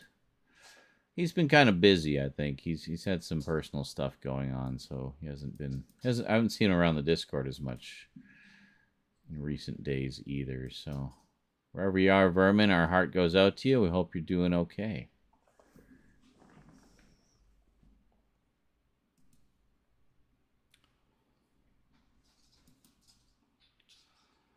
As of today, the 1987 Turtles is not streaming on Paramount Plus, CBS All Access. Oh, speaking of which, this is strictly rumor territory right now, but a listing appeared on a DVD site with a sometime in July release date of a possible complete series set. Pause for dramatic effect. Of the 2003 series. Huh? That elusive bastard stepchild that never gets any respect or attention, but it's a really fucking good series. Yeah. So supposedly we'll be getting some kind of set of all 155 episodes of it. Wouldn't that be awesome? About $60 from what I saw. So keep an eye out for that. Keep an eye and ear out. If I see anything, I will post it on Discord, on Twitter, anywhere and everywhere. Especially Discord and Twitter. Might even do a video about that, because I used to do videos like that when something big would be announced like that. I'd be like, oh my god, guys, this is coming out on DVD. We're finally getting the rest of Jason the Wheeled Warriors, or we're finally getting the rest of Cops. So, I think TMNT 2003 would definitely warrant one of those videos. So, I'll keep an eye out, keep my ear to the ground, and if I hear anything conclusive, I'll announce it in a video on Twitter and on Discord. So, stay tuned. This could be what we've been waiting for. All I can say, it's about frickin' time.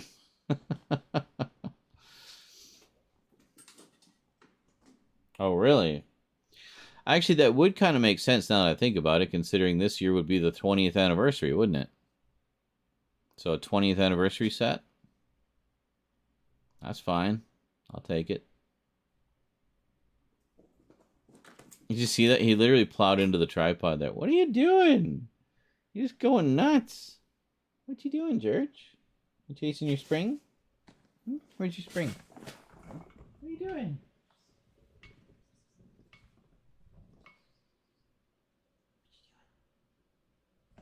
Where'd your spring go? Hi, Clips. How you doing, sweetie? Oh, man, it's Eclipse's turn to lick herself.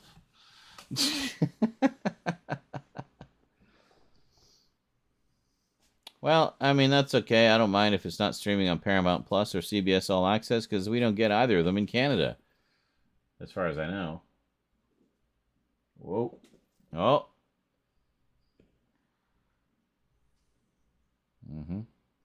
Lick, lick.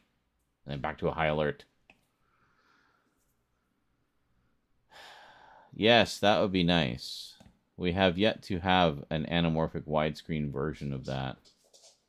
I mean, by this point, you can find the high-def widescreen version online easily enough. But we want an official release. That was such a great special, too. It was so much fun.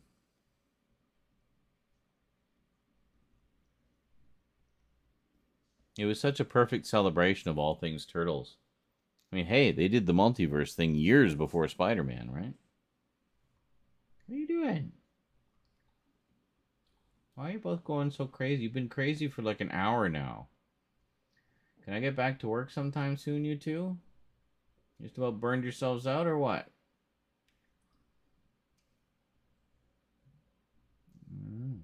Oh, they're laying down. I think they might be reaching the end of the energy burst. What are you doing? Don't attack the cords. No. Just your toys. You just do your toys. Okay? Don't do the cords.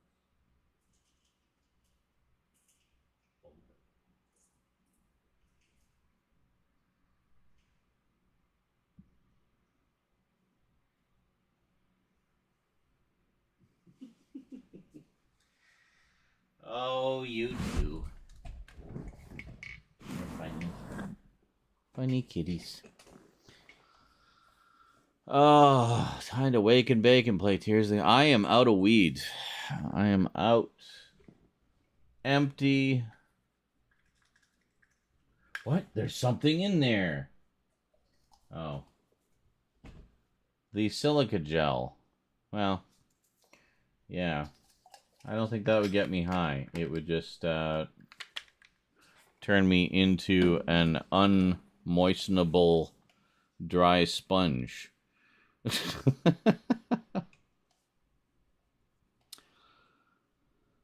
Did it finally? I thought it dropped like last week. But that's okay. Star Trek Strange New World Season 2 Episode 1 just dropped. I will be watching that.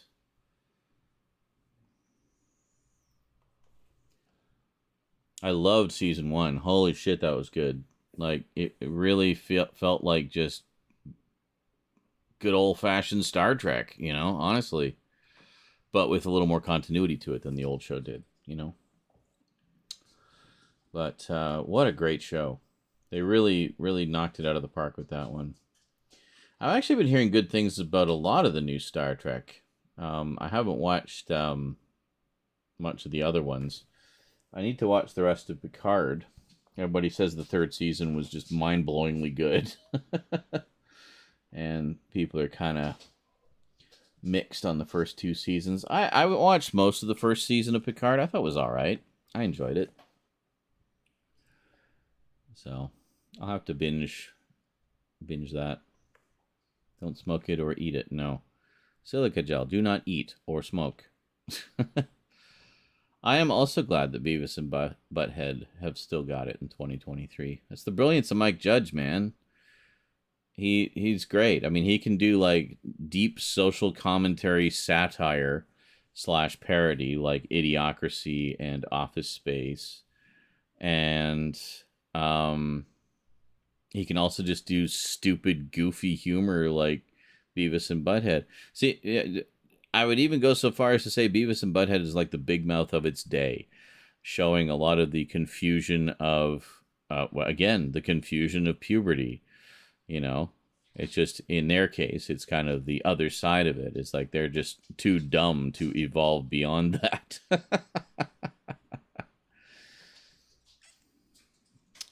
Nope, because, well, see the super chat goal there at 0? And the donation goal at 8% on the 15th of the month. Yeah, if I don't get my bill and food money every month, I can't get Blu-rays. And I sure as hell can't get big expensive sets like that. So, not yet. Definitely two that I want. And I also want the big motion picture set, because it's the only way to get the extended version that I grew up with. So yeah, I want to get all three of those sets, but they are all very expensive. I mean, I'd be looking at almost $500 for all three of them. So I don't have $500 to spare right now. I could literally buy a new TV for how much it would cost me to get all 3 of those Star Trek sets. Hey, Krolatin's awake. Good morning. Well, we've been shooting the shit, watching kitties go crazy, and doing some filming.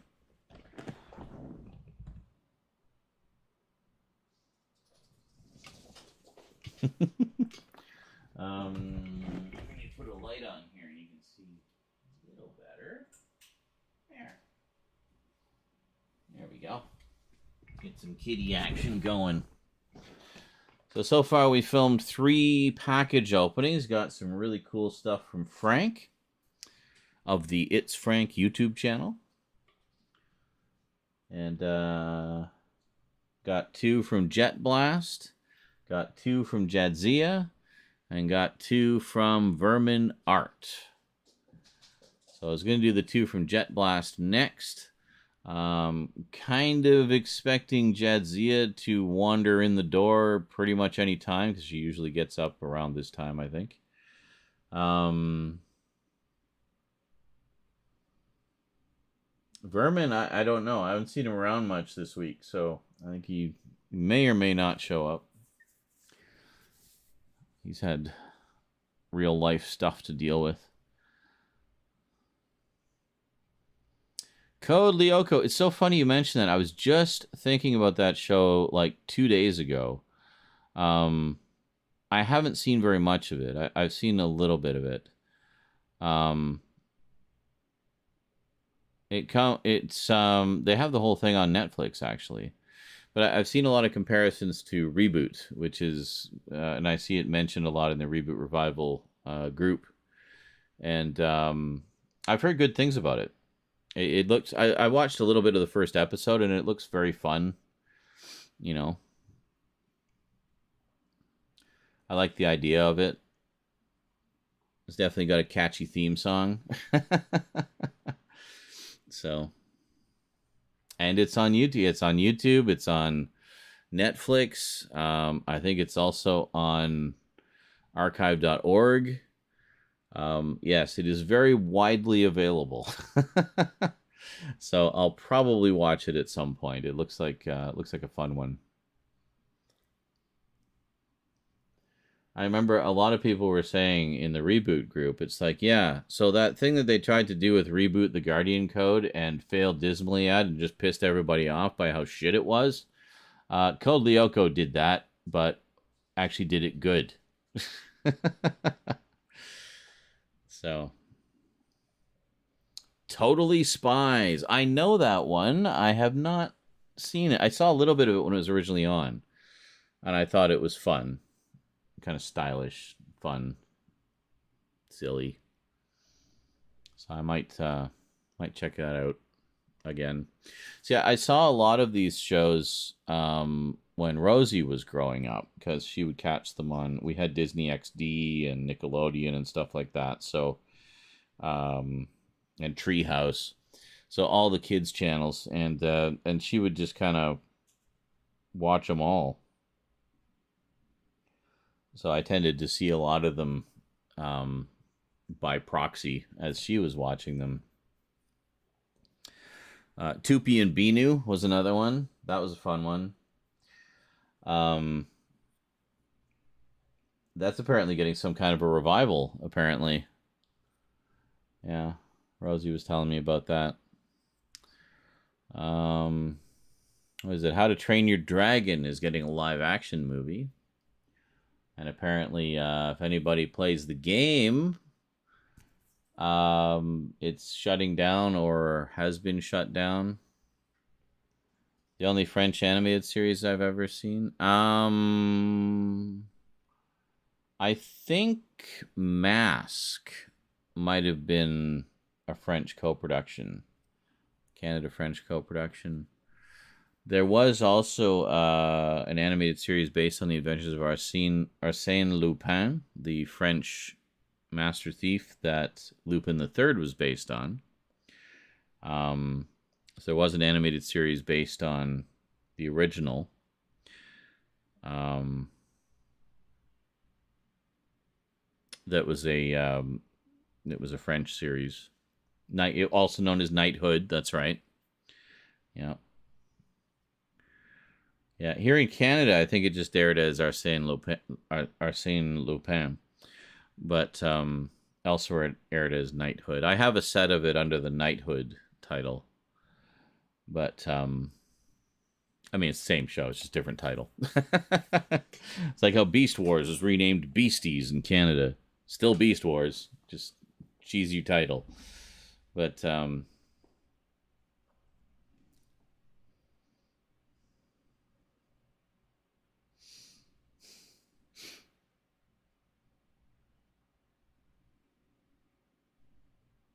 it is strange hearing that badass theme song, though, for Beast Wars, and then when it gets to the part where they say, Beast Wars, that, like, boss metal voice, instead they say, Beasties! Yeah, it doesn't quite have the same impact. But, yeah. Beasties. Because at the time, they had some kind of weird policy where you couldn't have the word war in a children's title. So within a year of each other, Mainframe Entertainment did 2 shows. One was called Beast Wars. The other was called War Planets. Both based on toy lines that had war in the title. So Beast Wars got renamed Beasties. And War Planets got renamed Shadow Raiders, which is actually a pretty cool title. It sounds mysterious. But, you've not seen Transformers? You might enjoy Beast Wars then, because it actually connects to Generation 1 in some pretty clever and fun ways. I enjoyed it. Prime is fantastic. I just need to finish up the last season of that. But, absolutely powered through the first 2 seasons. It was so good, so well written, great cast, great animation. Just a great show. Transformers Animated I've been wanting to watch forever. I've had the DVD sets for ages. And, yeah, with the 40th anniversary of Transformers coming up next year, I'm almost considering doing just a massive binge of everything until I'm just completely burned out on Transformers. Start to finish, every Transformers series ever, including the Japanese ones, including the Beast Wars Japanese ones. There's 2 anime series of Beast Wars. Did you know that? Yeah. It's pretty cool.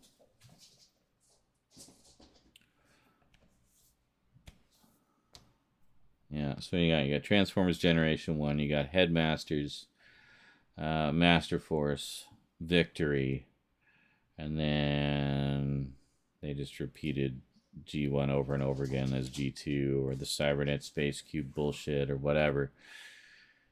And they finally brought it back with Robots in Disguise. Or no, they did Beast Wars and Beast Machines, and then Robots in Disguise. And then the Unicron trilogy. Was it Armada, Energon, and Cybertron. And then, what was after that? Oh, Transformers Animated. Yeah. Which is the first American Transformers since, well, I guess technically since G1, because Beast Wars was Canadian. And then, Transformers Bots? You mean Rescue Bots? Is that the one? So I know they did Rescue Bots. That one actually ran a long time. They did like 150 episodes of it or something. It was ridiculous how long that ran.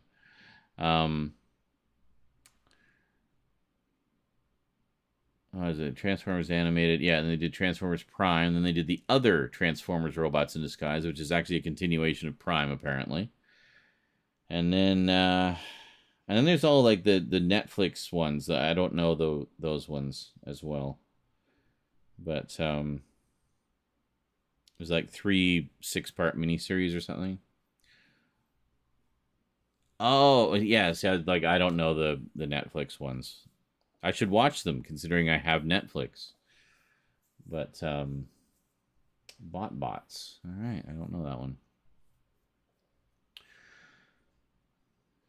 Yeah. So of all of those, the only ones I've actually watched all the way through, Generation 1 several times, Beast Wars, Beast Machines, most of Transformers Prime, and then I've seen just like the first few episodes of the others, just to kind of get a sampling of them.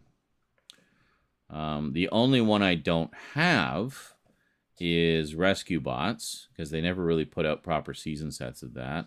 And also the newer Robots in Disguise, because they only released season 1, and only on DVD, not on Blu-ray. It's a high-def show. I kind of have this thing where I sort of refuse to buy a show on DVD if I know it's a high-def show.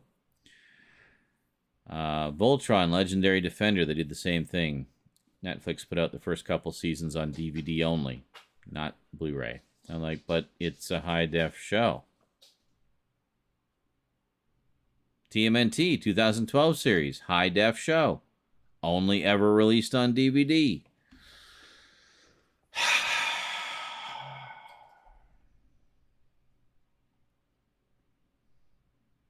Is he really? That is so appropriate, given that they used his song in the first appearance of the Junkions in the movie.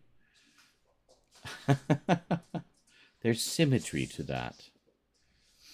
Well, in animated, it's fairly short. It's only like 39 episodes, I think, right? They had intended to do a full 65, I believe. But that's as far as they got. Which is unfortunate, because I've heard the writing is fantastic in that. So yeah, if you do animated and then Prime, I think that's some pretty solid Transformers action you have to look forward to. I think Prime is the only one on Blu-ray, actually. Other than the movie, obviously. But it's the only series on Blu-ray.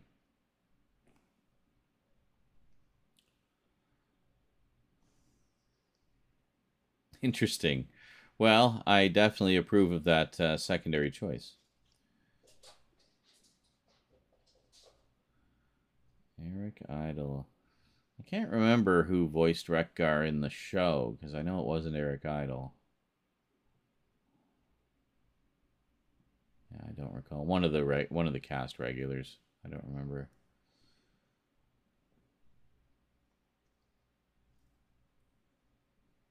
Are you sure she's never been to one of the YouTube streams? I'm pretty sure she has. At least once.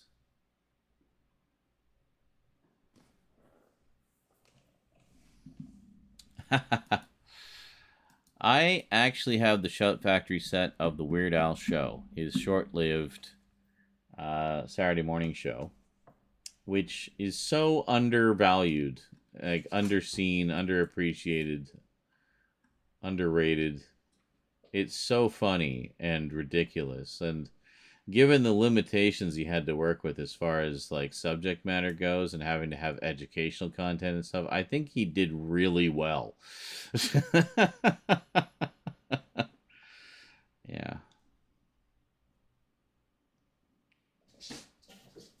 Really? No, it wasn't that long ago, was it? Was it before Scully's return? Maybe it was. What was the last one I did? The last one I did, holy shit, I haven't done one on YouTube since December. Well, shit, I didn't realize it had literally been 6 months. Oops.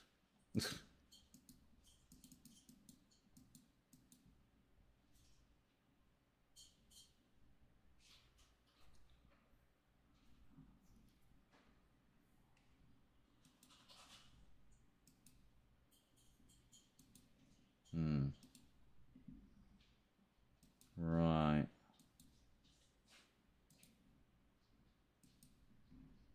Okay, cool. Where'd the cats go? Oh, Church is just lounging on the floor there. Hey, Fallen X100. Why, thank you. for all of that. Yes, well, yeah, it's been a while, and I finally feel up to getting back on the horse and getting some more videos going here. So hopefully, over the next few weeks, we'll kind of see a return to regular Multimedia Chronicles episodes again. So is it the EI mandate? I feel kickstarted the end of cartoons on network TV Saturday mornings. Oh, the educational content mandates. Yeah, that's true. It does seem that things kind of petered off not long after that, doesn't it? The rise of cable TV. Yep. That offered more creative freedom. Yeah, well, it's basically when you had specialty channels. So now you could have an entire channel of cartoons instead of just having them on Saturday mornings or weekday afternoons. You can have them on 24/7. You know. I remember when we first got those in Canada, we had, say, Teletoon, and then they also had their sister channel, Teletoon Retro. And they also actually had a third one as well called Treehouse, which was all kids cartoons, so all the little kids stuff. Teletoon Retro was all our stuff, the stuff we grew up with. And then and then Teletoon had a little bit of retro stuff, but was mostly more recent things, recent cartoons.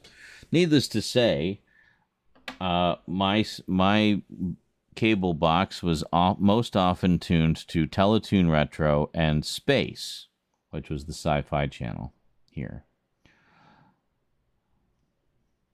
I do have a Discord. If you look in the description of this very live stream, you should be able to find a link to it.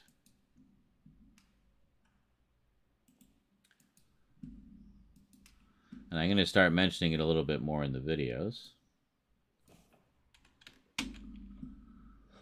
Burf.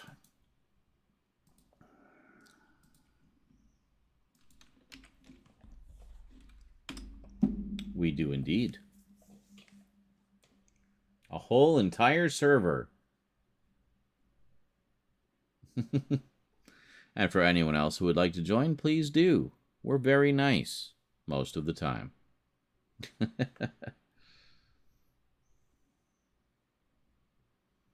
Was it inevitable? Possibly.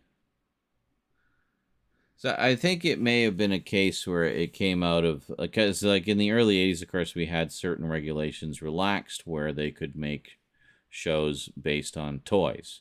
So essentially half-hour commercials. And throughout, the early to mid 80s, up to about 88, I'd say, we had an absolute onslaught of shows based on toys. Which, of course, I loved, because almost all of them were science fiction shows or fantasy or something. But they all had some kind of sci-fi element, so I was just all over that shit. Still am. Love them all to this day. But I think a lot of children's rights advocates felt that the merit of the content was questionable at best, even though a lot of those shows would have the obligatory moral at the end and so forth. Most of them were just straight up action adventure and kind of, had very basic morals incorporated into the stories. But, oh, good Lord, Gadget Boy. Ugh. With, like, Don Adams sounding like he'd sucked back helium. At least later reboots of Gadget were actually pretty good. I'd actually love to get a set of Gadget and the Gadgetinis. I did watch a little bit of that on YouTube, and it looks like a lot of fun. Also, I think it was the 2015 series, the CG series, is apparently quite good. So I'd like to see that. It's more of a true to form, return to form for Gadget. But I've got the original series. That's the one that really matters. Love Inspector Gadget.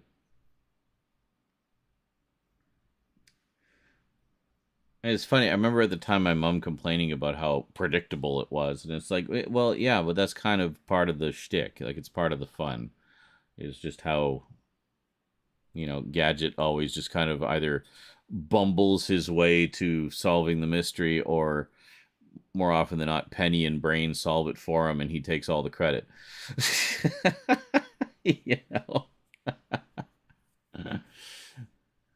But it's fun. It's just fun. It's just a fun, like, in rewatching them all, when I got the DVD set, I just ended up binging, like, the first, like, there's, like, I don't know, 4 keep cases in there. I ended up binging, like, the first keep case and a half.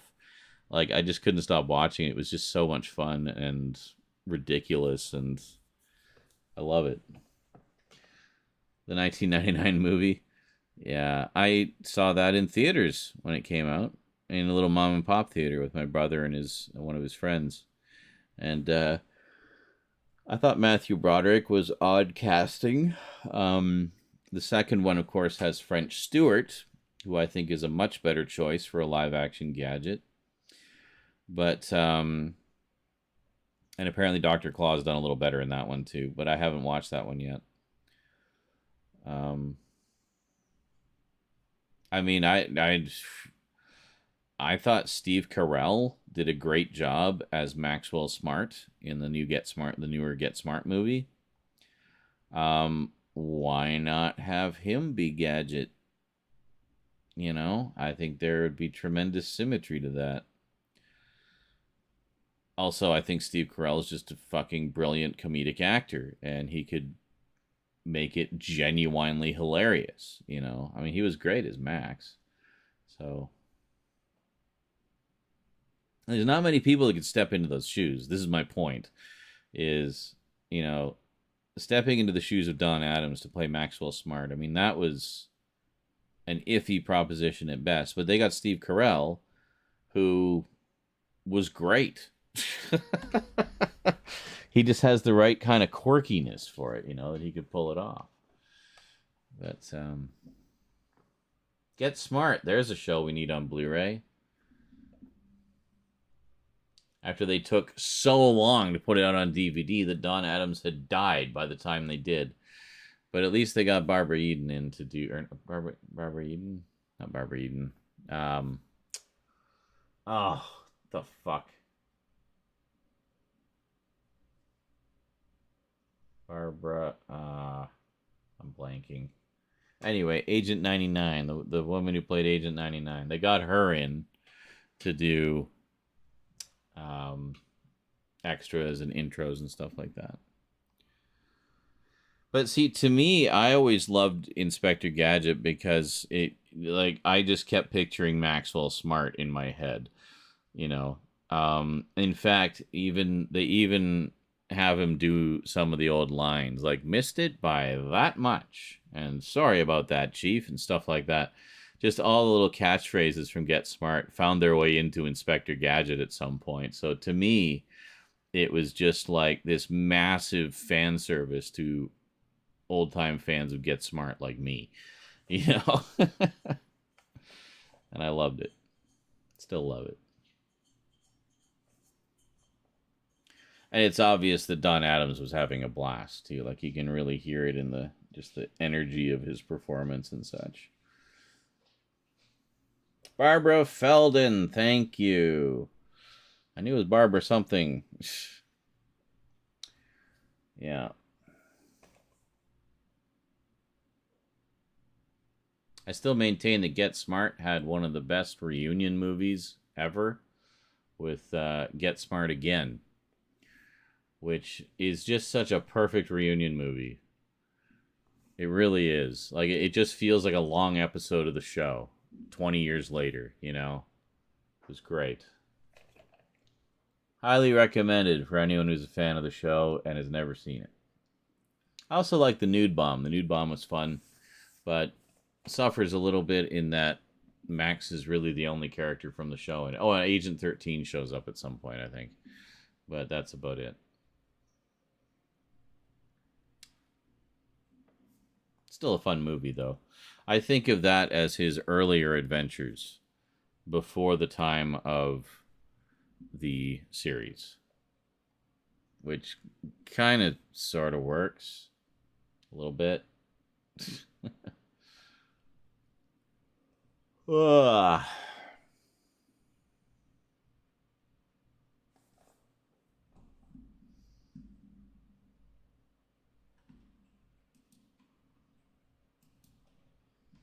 Oh, hey, look, someone new joined our server. I wonder who it is.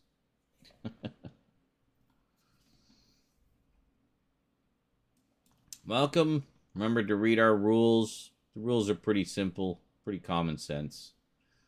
Basic gist is just don't be a dick. And we'll all get along just fine.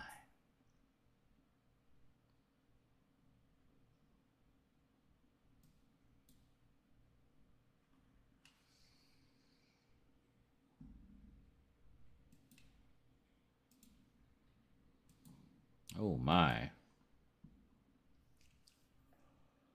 Oh. Funk Monk finding some lovely ladies for our Gothic People Picks board.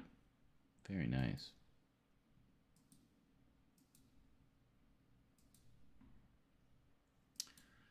Pretty Gothic people. Brr.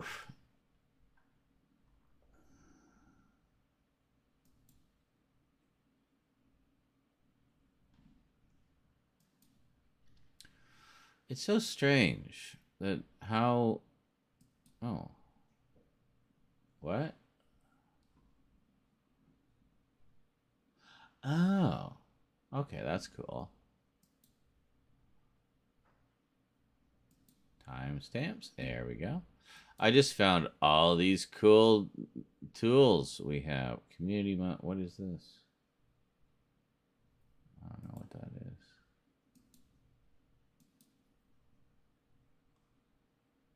Huh? Oh, yeah. I like how none of my moderators are here.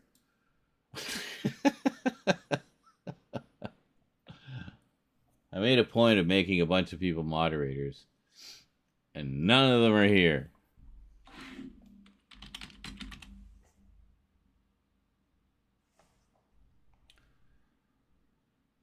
Huh.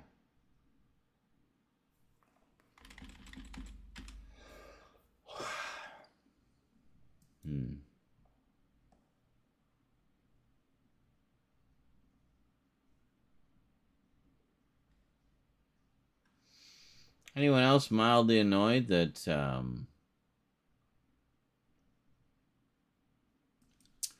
YouTube seems to have taken away the block feature? You can still mute people and just kind of drop them into the shadow zone, but it's not the same. They can still watch your stuff. They can still comment, even if only they can see their comments. But I want people who I block to be very aware that I blocked them. That's like one's final fuck you to somebody who's been giving you grief, you know? But more importantly, the block feature is an important safety feature for people, you know? And I find it a little, I don't want to say sus, but a little bit curious as to the timing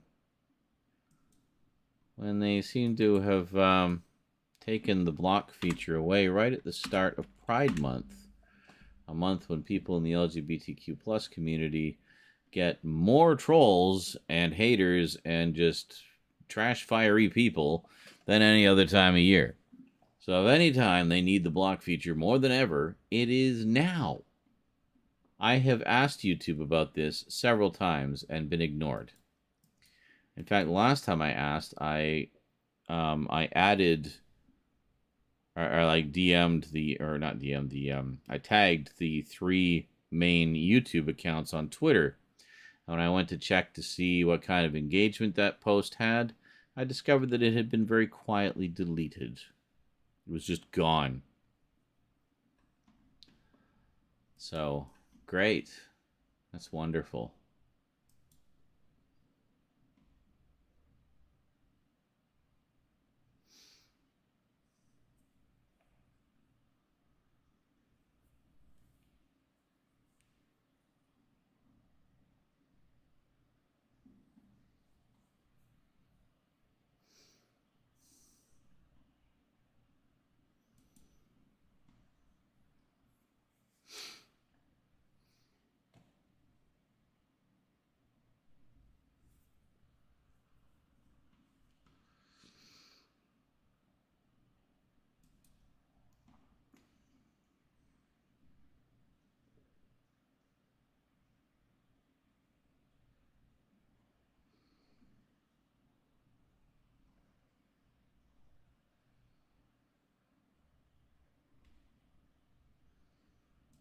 Oh,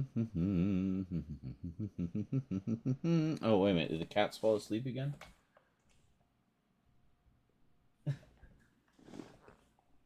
Perfect. Well, look at you. Look at you. Just kitty in a box. You just got real quiet. I was seeing where they were. Turn around and Church is just sitting in the box. Content as can be. You were such a cat. Such a typical cat sometimes, Church. And Eclipse is just chilling on the floor over there. Yeah. Well, I left the boxes there for them. I thought they'd enjoy them.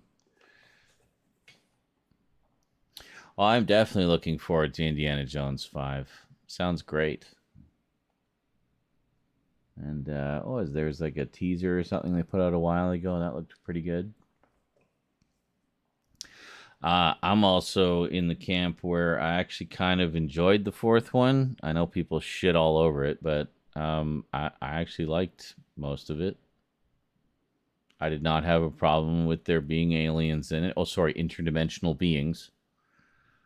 I mean, to me, that's just as plausible or implausible as the power of God, which we had in 2 of the movies, and just pure supernatural black magic in one of them. So, like, how are aliens any more or less plausible than what we've seen before?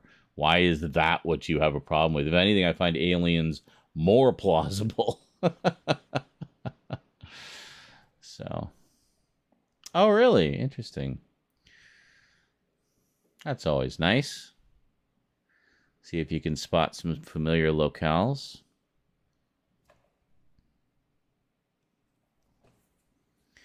That's it. It was like I used to live in Toronto, and at the time, Forever Night was on television. And Forever Night, for those who don't know, is about a vampire who was trying to make amends for past deeds by helping out as a cop working the night shift. Sounds silly, I know, but it was actually a really fucking good show. And it would kind of juxtapose something he was doing in modern day as a cop with something he did in the past as a vampire. So you'd see kind of his life through history and the evil deeds he used to do as a vampire in the flashbacks, and then how he's making amends for things, or how those past events are connected to current events in modern day. But the thing that was interesting about it to me was not just that it was a good show, but that it was actually filmed in Toronto and set in Toronto. So they didn't pretend, like more often than not, they would film in Toronto and pretend it was like New York or something. But no, they filmed it in Toronto and they just set it there. Done. So I was seeing all these locations that I knew intimately well and mentioned by name in the show. It's like, oh yeah, I've been there. Oh, I've been there. I've been there. I've been there. You know? Yeah, that's what I was saying. Like, I remember, what was it? Short Circuit 2, I think, where Johnny Five is being sworn in as an American citizen in front of Toronto City Hall, with the Bank of Montreal building very clearly visible in the background. I'm pretty sure neither of those things are in New York, but sure, we'll call it New York. I mean, they basically showed everything short of the CN Tower. Like, it couldn't have been more not New York. But who cares? It was Short Circuit 2, and we love Short Circuit 2. And good morning, Tasha M. That's Jadzia, by the way. So, Kralatin is pretty sure that you've never been to one of my YouTube streams, in which I apparently show my furniture.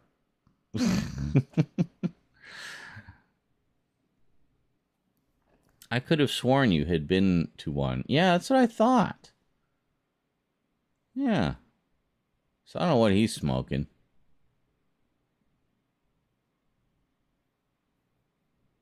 Said the time that I did them was before she hadn't come around yet. So supposedly before your grand return. So apparently the last time I did a stream here was December 19th. So I don't remember specifically when you reappeared after your years-long absence. But I'm glad you did. I just don't remember how long it's been. I mean, because it feels like you've just always been here, despite having been absent for many years.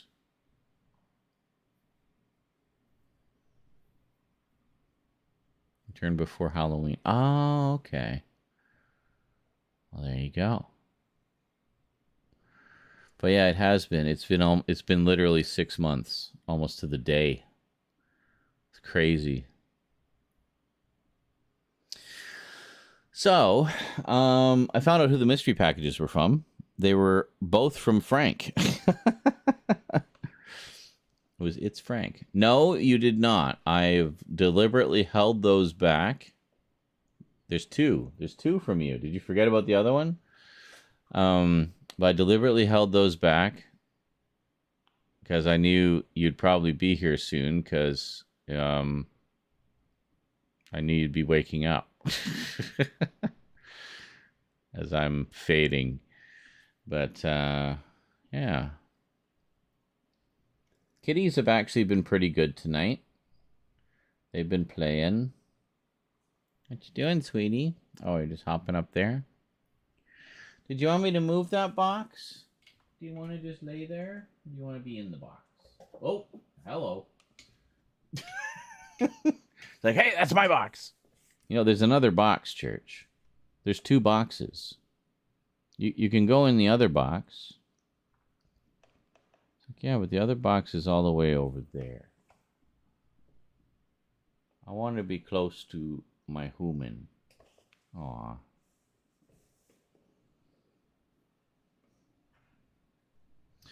So Ford is 80. They can have a 30-year-old with his face CGI'd. Well, I think they do. They have him de-aged for some flashback scenes. And I think we saw some of that in the trailer, actually. It looked pretty good, as I recall.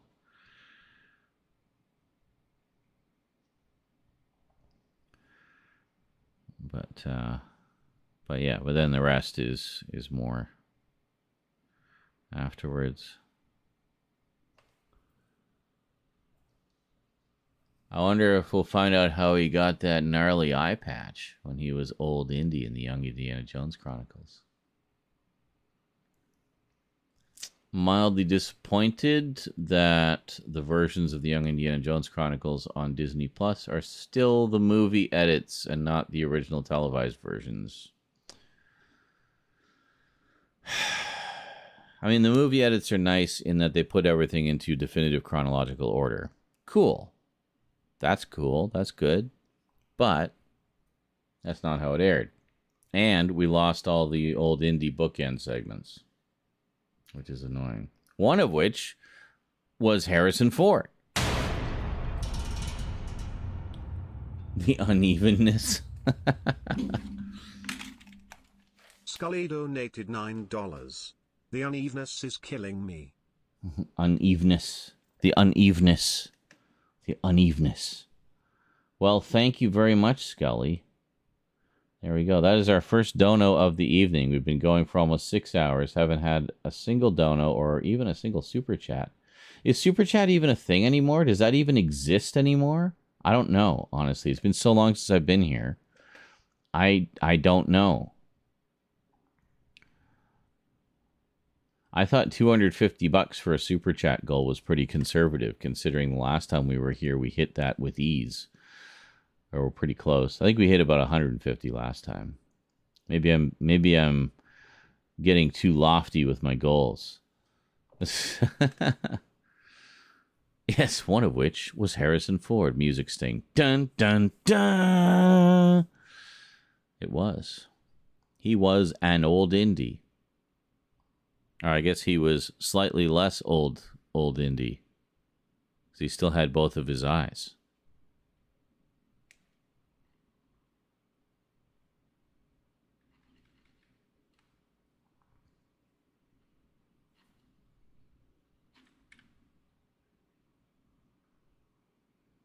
Couldn't stay up past 12:30 your time. Oh, I hadn't even started streaming at that point. I was, when did I even start? I think I started at like 11 something my time, or 10:30. Well, wait a minute, 6 hours ago, which would have been about 11, I guess. Yeah, so about 11. And good morning, Andy. How's it going? Long time no see. I saw you lurking around the Discord the other day. And I was like, hey, it's Andy. Almost 1 p.m. Will you be 8 hours ahead of me, I think. So, yes. 12:59 p.m. there, I believe.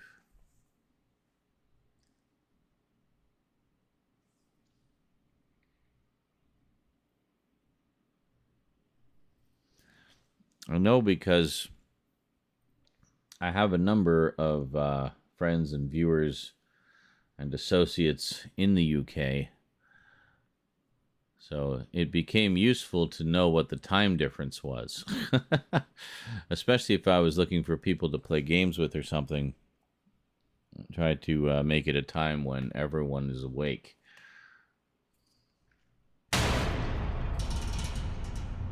Hey, thanks, Blutswave Dave. Blutswave Dave donated $10. 3 hours in the future on the East Coast, you'll get this at 8 a.m. Excellent. I'll mark it on the clock.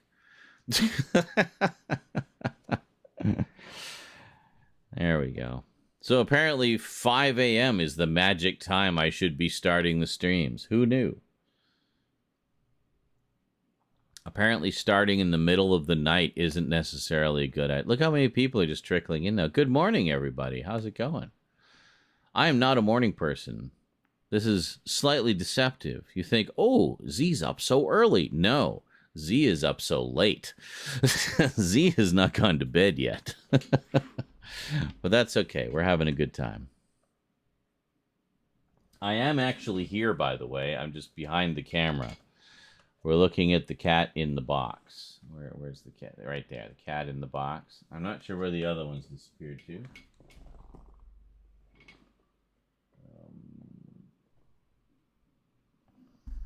Actually, I'm a little concerned that I don't know where the other one has disappeared to.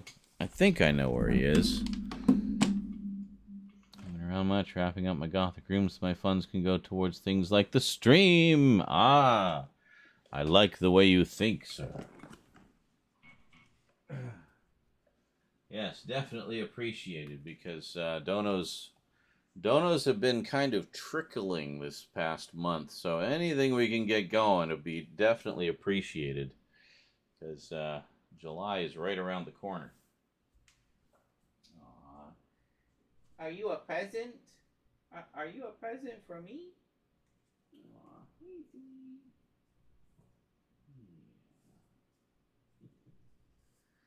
look so comfy in the box.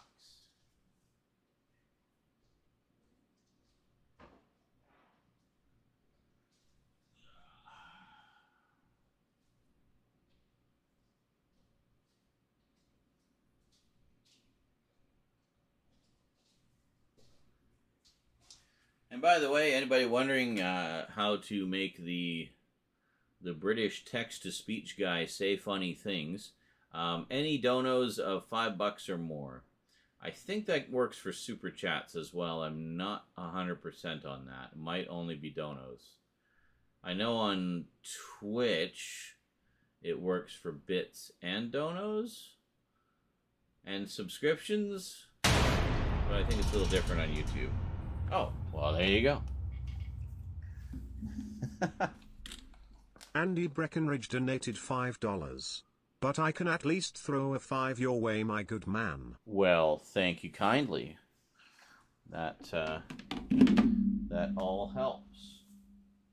I think we went up another percentile, did we not? Nope, not quite. We're like achingly close to going up another percentile. I think we're like $5 away from 10%. Oh, it'd be so nice to hit double digits. All right, I'll be back.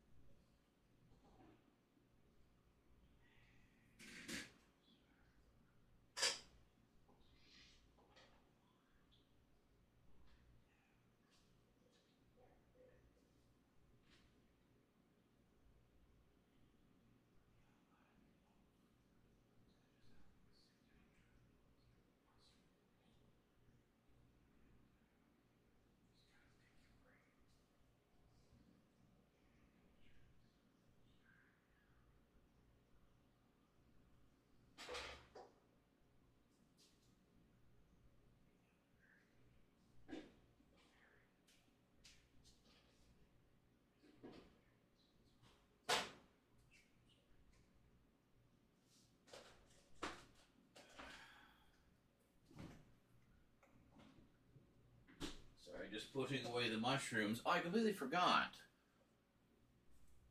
Hi. How you doing? I have a brand spanking new BRB screen where you can watch funny clips while I step away.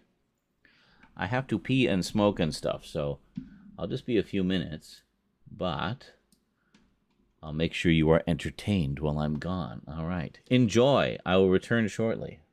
Don't touch that dial. Actually, if there was a Fortnite anime, I would watch the shit out of that.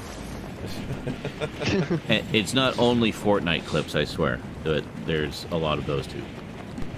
I'm kind of surprised they haven't done some kind of web series, because the shorts that they do are often quite well done and quite funny sometimes.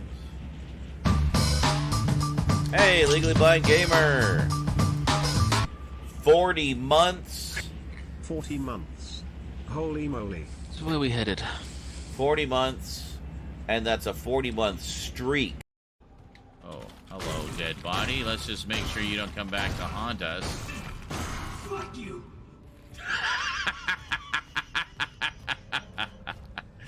Exactly. Hey, Krillatin, exactly. A little more effort on trying to retain the viewers rather than scaring them away. Just saying. Really? Oh, motherfucker. I'm literally stuck in the fence. Physically stuck in the fence. Fuck you, you piece of shit. I'm rid of that. I absolutely still have my complete Metropolis Blu-ray. And then, no, you didn't miss the second one. And then I was going to say, Gridman sent a second package, which I have not opened yet. It's sitting on the chair over there. We're not going to wait 6 months this time. We're going to open it up probably a little later today. I'm just waiting for Rosie to be finished with her hair.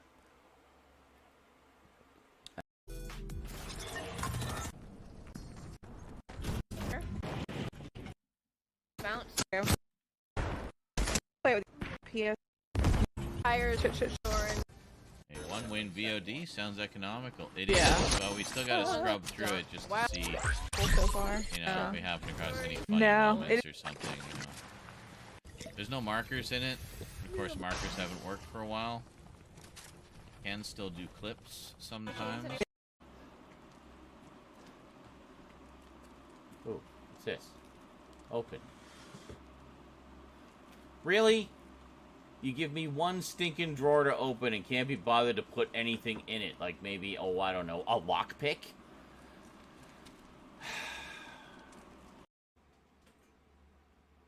In a book, so take a look.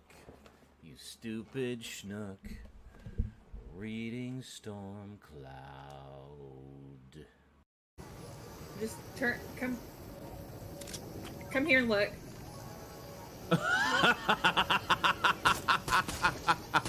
Oh my god. That is amazing. I'm so sorry. I'll put you out of your misery. Well, that explains why we couldn't find them. Holy shit. I really hope somebody clips that because that needs to be. Bam. Here we go. Finally.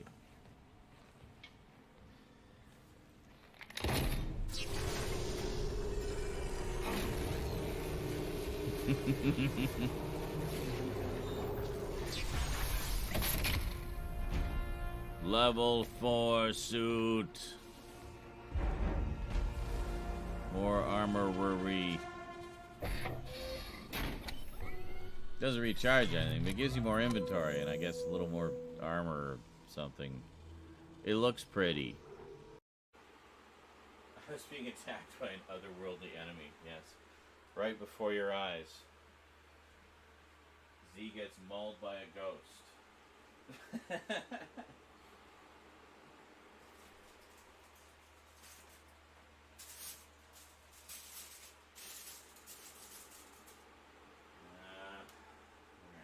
Maybe the other one uses the same kind of connector. Let me take a look here. Yes, it does. Come and get me, motherfucker. At least we're in circle. Probably.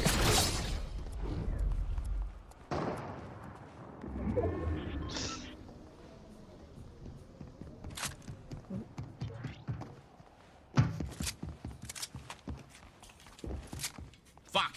Missed the jump.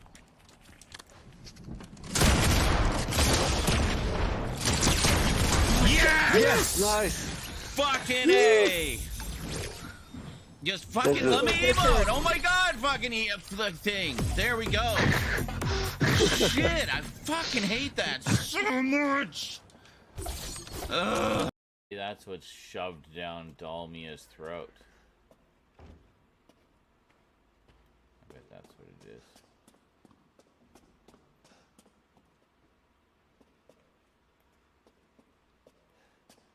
Right. Oh! Okay. Very nice. Piles up.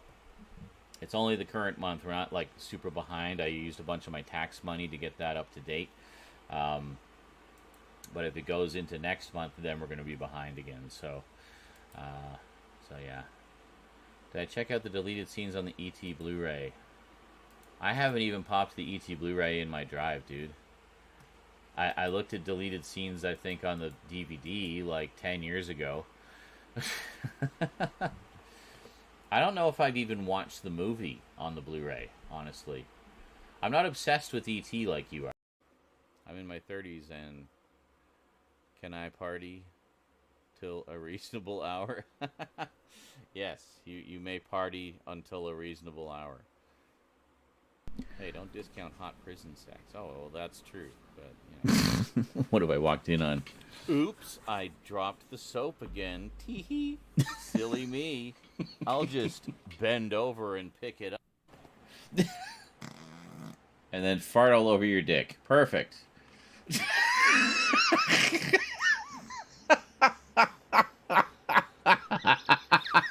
Well, the usual lights on today. That was a 'cause we were set up perfect for filming random earlier. pairing of clips.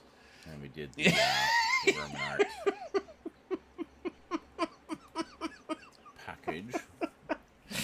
Yeah, I think we got enough of your package there. Let's just, let's just.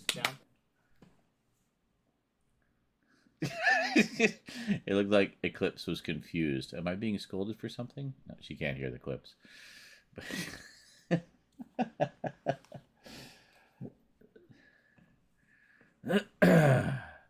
Hey, Funk Monk and Brinsley. We're getting our early risers from the UK here.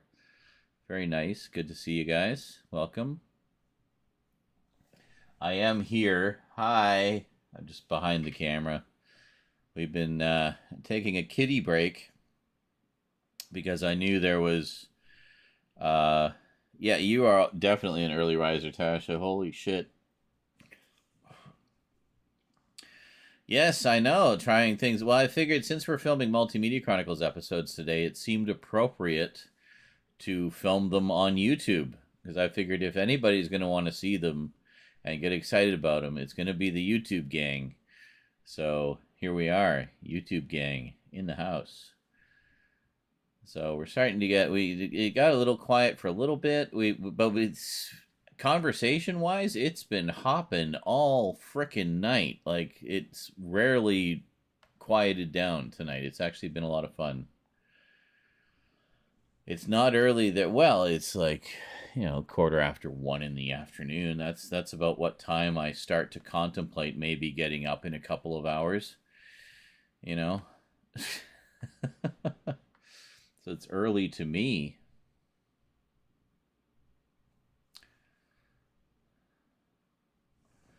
Rosie is still zonked out at the moment. She was waiting for me to start streaming so she could be there for opening the package, the big package from Jadzia that arrived yesterday. But, yes. She heard there might be some things for her in there. And I said, well, I think there's just like treats for us to share. I don't know that there's specifically things. There might be something. I don't know. That's the point of opening the package. Then you find out. You see. What was this? You did a clip of something?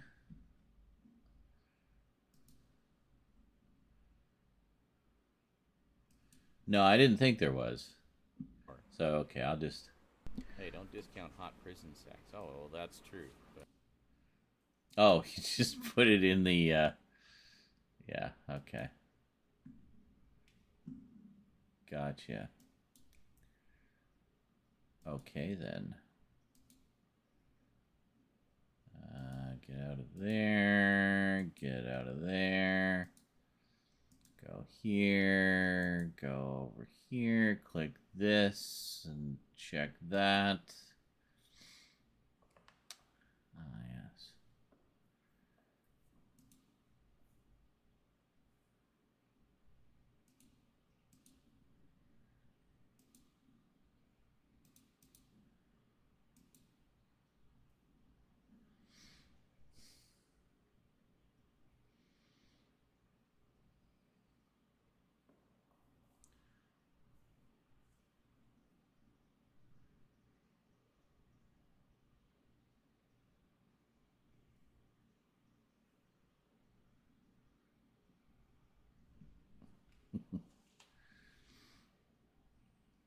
Very nice.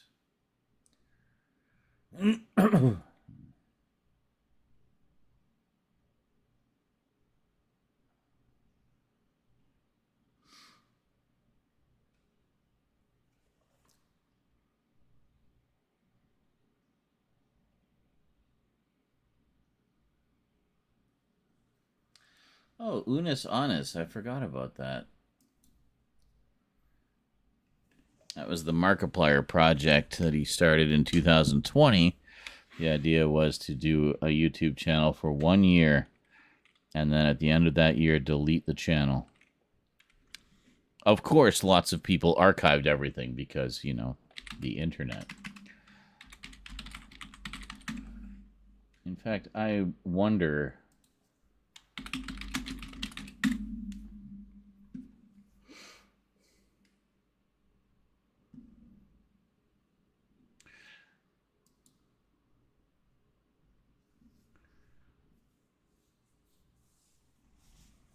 Okay. Yes, archive.org has a whole bunch of them.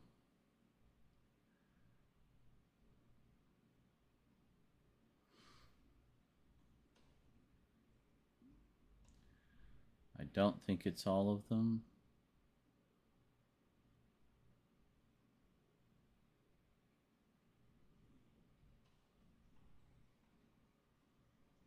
Interesting. Unis Honest, meaning 1 year.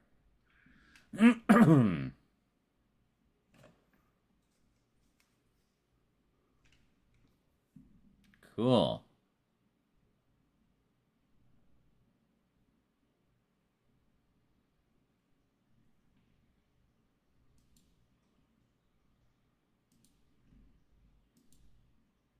And they had a live stream for the last one, basically counting down to the end. Yes, I noticed that, Michael. I noticed that, Funk. I could feel your annoyance emanating from the conversation. I chipped in a little bit, saying like, "Hey, come on.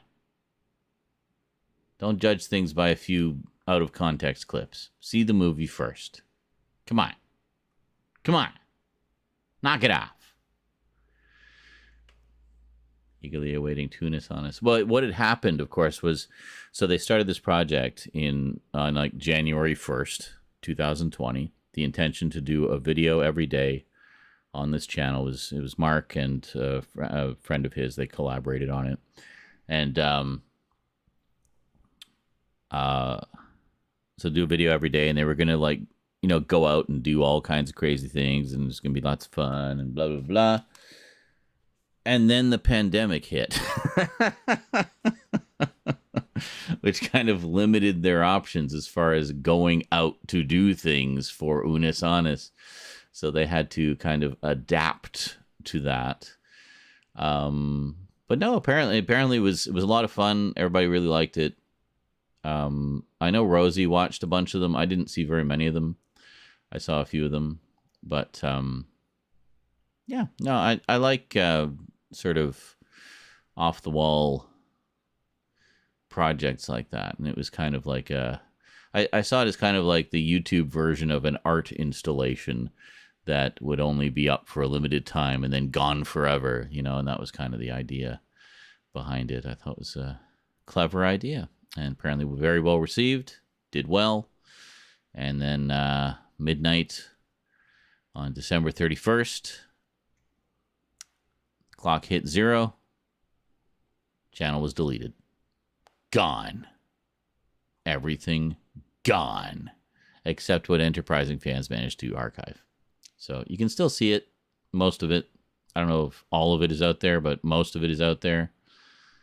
If you want to check it out. I just checked on archive.org. There's a bunch of episodes of it on there, so you can at least see some of it. Cool. Meanwhile, I've been like fucking binging Wavy Web Surf. Have you guys ever seen Wavy Web Surf? He's a YouTube kind of documentarian. He focuses on internet culture, often the dark or strange side of internet culture. A lot of his videos come off as like kind of true crime documentaries, but the internet version, you know. So, oh, well, I post them quite frequently in the internet culture board. as well as videos from Moist Critical, Penguin Z0, if it's a subject that I feel would be of interest to everyone or relevant to everyone. Like, for example, recently he waited on the recent Twitch fiascos with the policy changes, which is one of the reasons we're streaming on YouTube today, because I'm getting a little annoyed with how things have been over on Twitch lately. So we'll see how things go. But yeah, Wavy Web Surf, really good. Very well written, well researched, well put together. Just really good videos and really interesting subjects too. Like, he definitely does his homework on them, and it shows. And he's just a really personable guy, has a great presentation style. I just really like his stuff. It's good. But I'm a whore for that kind of thing. I love internet culture stuff, so I just eat that kind of thing up. That's why I started the board on Discord, was I thought, you know what, we need a dedicated board for this stuff because I'm really into it. Well, thank you. You can see me too. I'll go in front of the camera shortly. So anyway, sorry, Tasha, you're so excited. So excited. I just can't hide it. Yeah. You've been in a Zaranizerac rabbit hole? I think a few people have been. I've been getting a lot of comments on older videos, which is why it felt like a good time to bring the Multimedia Chronicles back, because people seem to be itching for more. So, yes, I'm the only one that posts. So what are you saying, Caroline? You saying the board is useless? Yeah. When are we going to get some more great movie in-depth reviews?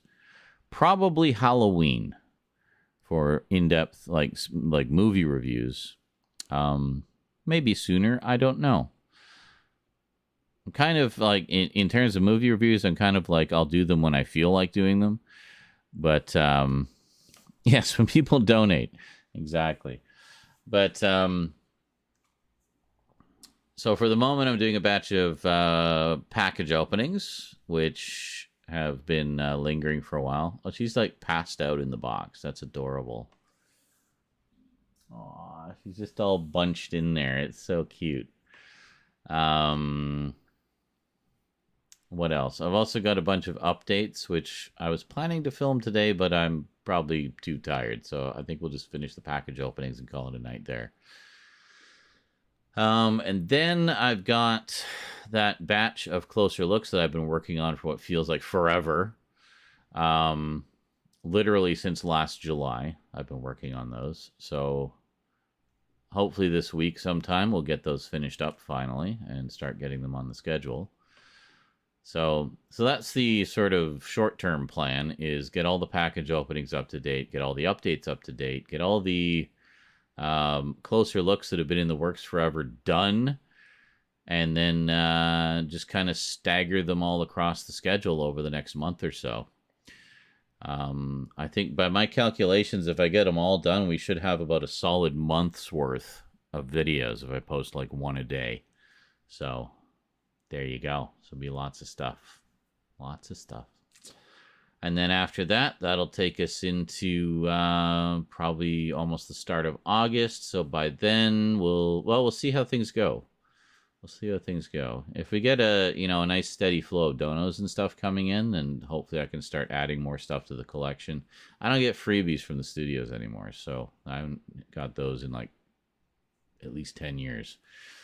So if I do updates on anything, it's stuff I've had to buy myself. So the more donos come in, the more updates I can do. Simple as that. And then also stuff I get for updates, I can also do closer looks. And possibly reviews. And all that good stuff. Actually, new Blu-ray DVD collection overview. That is something I have been thinking of doing. The collection needs to be tidied. It's kind of all over the place right now. A lot of things, just haphazardly in there. A lot of the stuff on the upper shelves there, that was just kind of random things I stuffed in there to keep the cats out, because they were getting into the shelves when they were little. They haven't attempted to go in there for quite a while, though, so I think I might be able to tidy that up a bit. So we'll see. The Streamlabs link is up. I pinned it. It's there.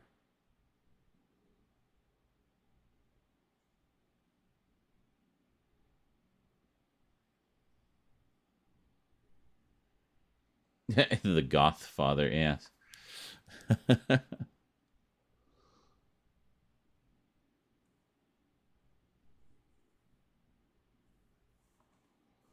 We'll tend to not see it, and it's better to have it posted in chat. Well, here, hold on a second. I can grab it again, and then you can do with it what you will. Nope, that's not it. Hold on.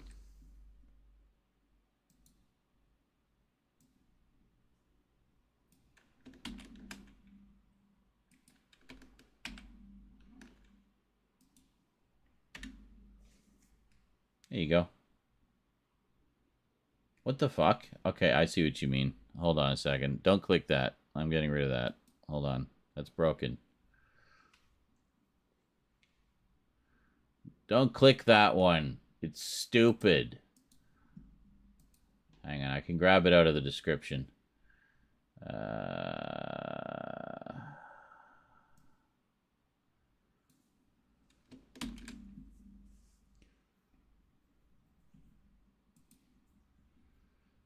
Boobity-boobity-boobity-boo.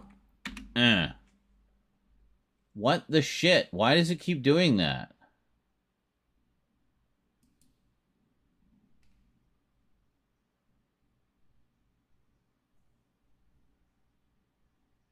Oh no, hold on. If you click it, it does actually go. It's just if you click my name, it goes to YouTube. I just tested it. The link actually does work.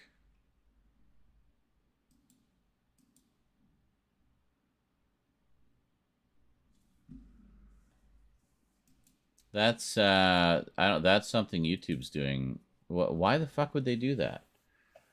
That's so annoying. Don't redirect my shit, YouTube. Just leave the link as it is written. How hard is that?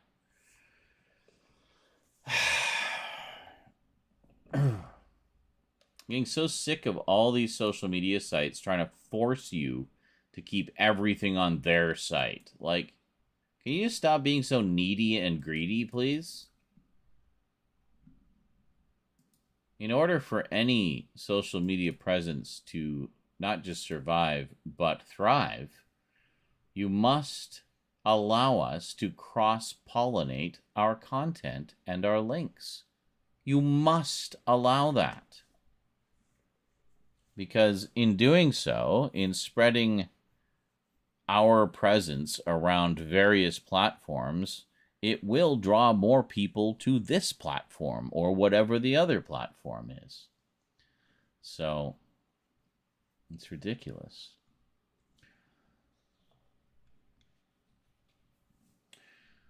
Well, it really is, because, I mean, if you can't cross-pollinate, you're dead. You're just dead. Like, you have to cross-promote and cross-pollinate content. Like, look how many TikTokers put the same things, even with the TikTok watermark in it. They'll put the same video on YouTube Shorts, if it's short enough, on Facebook Reels, on whatever other vertical format video sites there are. They'll put all their TikToks all over them to draw more people to their TikTok. You know? So it's the same thing with YouTube. Like, I post a lot of the same stuff on YouTube that I have on Twitch in my clips and highlights. Nobody watches them here. They get way more views on YouTube. And I put some of the same videos or extended versions of them on my TikTok. So there's a lot of cross-pollination that I'm doing with my content, and it's interesting to see, like, actually how videos do on the different platforms. Like, sometimes I'll have some that'll get a lot of traction on TikTok, like thousands of views, I'll post the same thing here and they'll get maybe 50. You know? Or the opposite will happen. I'll have one here that'll get thousands of views. I'll put it on TikTok and it'll get like 50. So, like, there just doesn't seem to be any rhyme or reason to it. So really all you can do is just put everything everywhere and cross your fingers. You know? So that's one of the things I've been doing while I've been sort of having this downtime away from making the regular YouTube videos, is kind of experimenting with the cross-pollination of content with the shorts and whatnot, and just seeing what gains traction and what doesn't. And it's funny, a lot of people who, you know, don't like my gaming content were saying, oh, your videos hardly get any views anymore. Really? Well, this TikTok of a video game clip of the thing you hate got 6,000 views over there. So where is this no views you're talking about exactly? And the thing is like, I wouldn't do that, dude. Like, I wouldn't leave any platform. Keep all your options open, you know, unless you're just doing it for fun. If you're just doing it for fun, then who cares? But if you're actually looking to build an audience, you have to cross-pollinate. You have to. You can't rely on you can't put all your eggs in one basket. Which is why even with the streaming, I'm looking to do a lot more on YouTube going forward. So look forward to that, guys. Hopefully you'll be able to catch me live here more. That's the plan anyway, is to start to do more stuff here. So, yeah. Because already, I mean, maybe not at the moment, we just got 10 people here, but I mean, we pretty consistently had like 15, 20 people here, even through the dead of night, you know? So,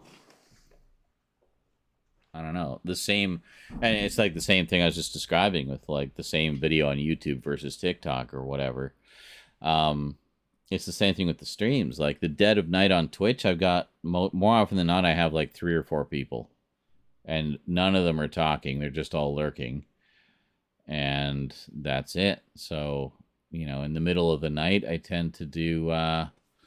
Why is it showing my giant crown again? Ugh. Where did we find the setting for that? Was that in chat box, I think?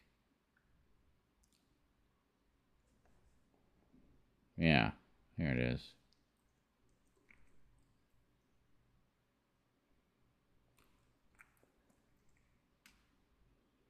Yeah, it's not supposed to show any of the badges.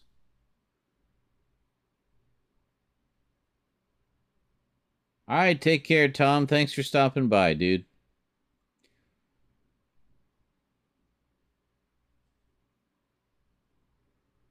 I don't know. No. No.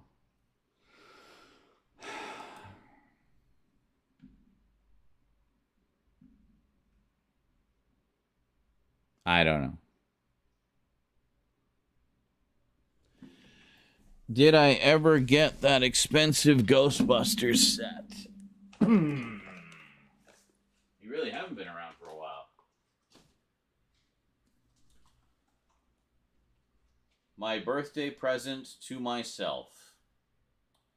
Still unopened, actually. I'm going to open it in a video. But, yeah, paid a little bit of a premium for this. It was like $225, I think, Canadian.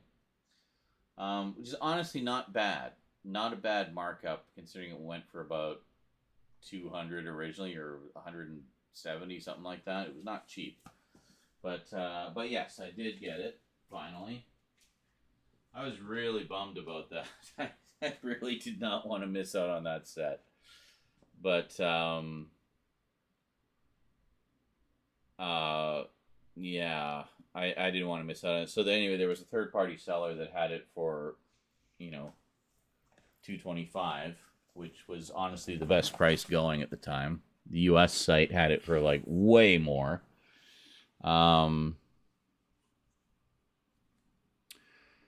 Yeah. Yeah, the Dono League link allows you to do PayPal as well and counts towards the total goal, correct. But going directly through PayPal outside of the link doesn't. Also correct, yes. The other thing is going through the link will give you the on-screen credit, so you'll actually be a part of the stream in that respect. It'll put you in the ticker at the bottom, showing the latest donos. It'll also, if it's $5 or more, you can make Brian, our text-to-speech guy, say funny things. Yeah.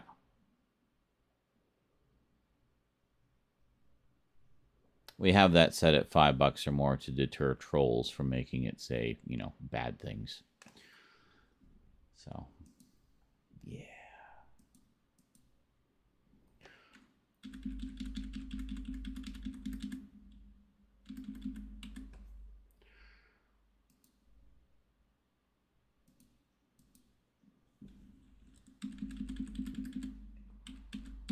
I haven't had any super chats today. Is that even a thing anymore? I haven't had a super chat or a super thanks in months. Absolute months. And that's something you guys can do even on the old videos. Like, it's active on all of the videos. All of them. Oh, wait a minute. Was there Did I miss something? I've been watching videos from someone called Next Pro, like weird events and freak weather storms, kind of similar to Wavy. I'll link in Discord. Okay, cool. Yeah, I think Rose watches some of the Wavy web search with me. It is. Okay, just nobody's using it. Well, that's disheartening. Well, hopefully once the new videos go up, that'll pick up again. People just don't consider my Fortnite videos to be worth donating to. I see how it is. Well, hey, we have a lot of fun with it.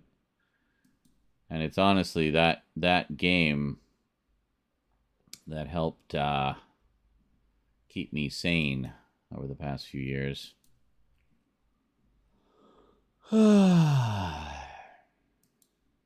Yeah.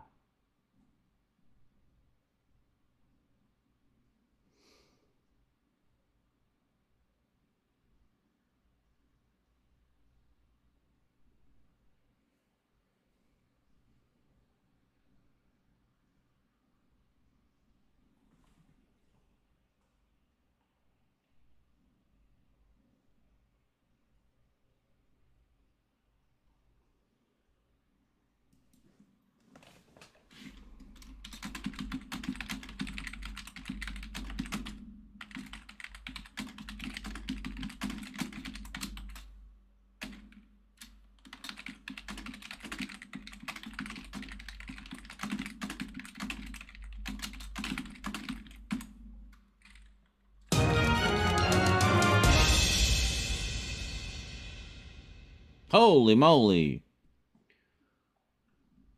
Super chat, super test. Well, there we go. It works.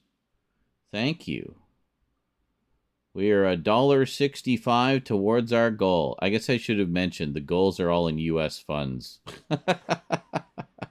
So if you donate in a different currency, it'll come up as a weird amount.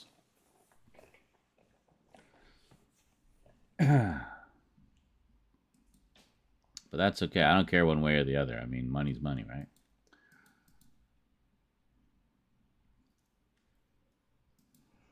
And we are still trying to get to 25,000 subs.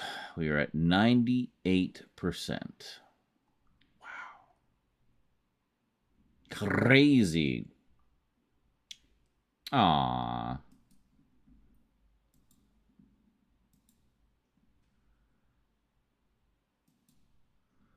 Oh, there it is. Well, thanks for the $5, Brinsley. Appreciate that. I did see it, finally. Yeah, so in future, I'd suggest go through the link, then you get the on-screen credit and everything. And then you can have some fun with that.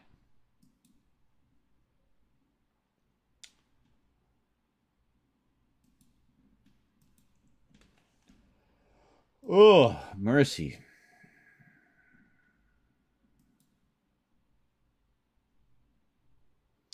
I was just saying earlier, Black Mirror Season 6 just dropped today on Netflix, as did Season 2 of Human Resources, the Big Mouth spin-off about the hormone monsters and their whole thing. So I got my viewing sorted for the next little while. And I'm guessing from all the teasers dropping recently that Season 4 of The Boys will be starting soon.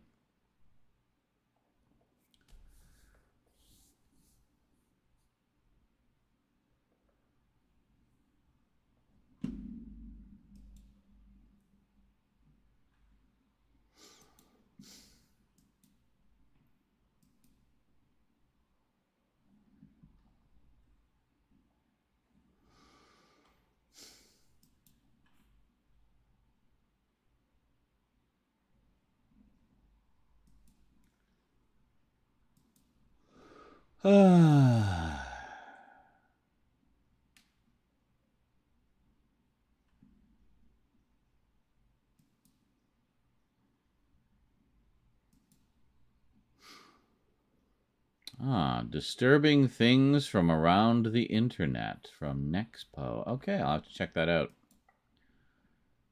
Check it out.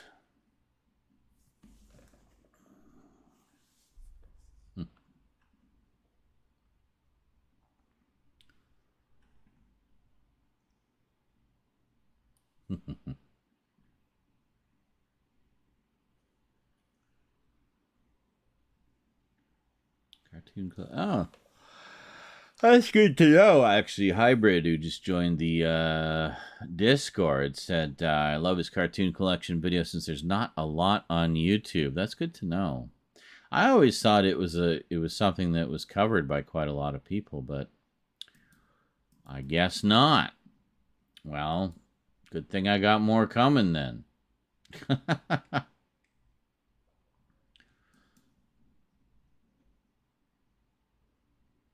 Oh, God.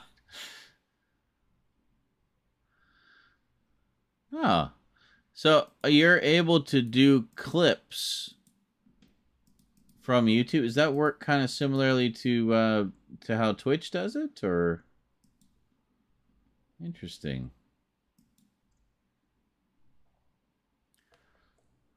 The perfectly paired clips. So behind on TV shows, it's ridiculous. I don't have Netflix anymore. Mainly the funds part mixed with the whole password sharing thing. Well, I mean, only Rosie and I use it, and we live under the same roof, so that isn't a problem for us. I mean, she's basically just another profile on my account, right? So that was pretty shitty of them to do that, though. You know, I mean, the most compelling argument in favor of it I heard was, what about students who are studying away from home? You know, parents put them on their account. Well, and presumably they've always been on their parents' account. And, you know, so they have all their watch history already there. They go to university, log into Netflix, continue watching their shows, watch some new stuff, whatever. But it's like they've always been on the account and now they can't use it because they're not under the same roof. It's ridiculous. Ridiculous. Absolutely redonkulous. All right, well, I'm getting tired. Shall we get back to some package openings? Does that sound like a plan, guys? Do you like that idea? That's what you're all here to see. I know you are.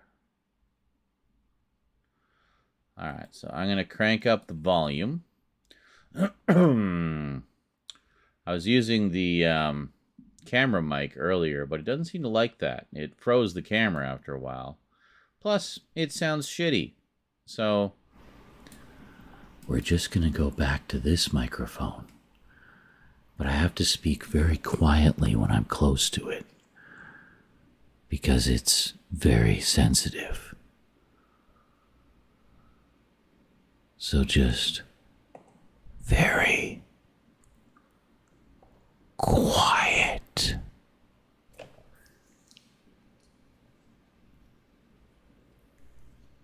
How fortunate for you that I'm not an asshole troll who would suddenly put some really loud noise or something in there. At most I might fart, but I don't think it's loud enough that it would blow out your speakers with the power of my butthole. Okay. Let's go!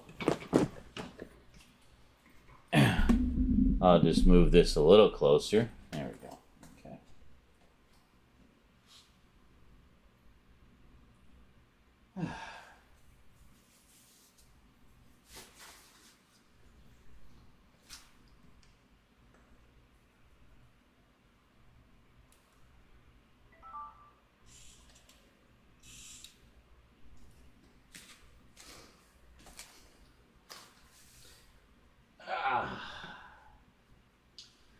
Couple packages from Frank. Those were the mystery packages, by the way. 2 from Frank. We got Sonic the Hedgehog, the IDW Collection, Volume 1. Beautiful hardcover edition. And Volume 2. So it's the first 20 issues, plus a mini-series, plus an annual.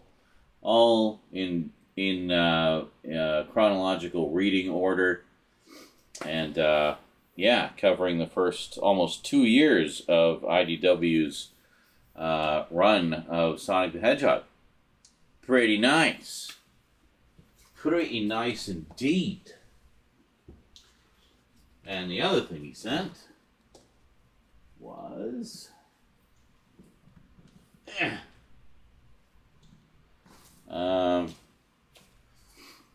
Mickey and Minnie, Volume 1.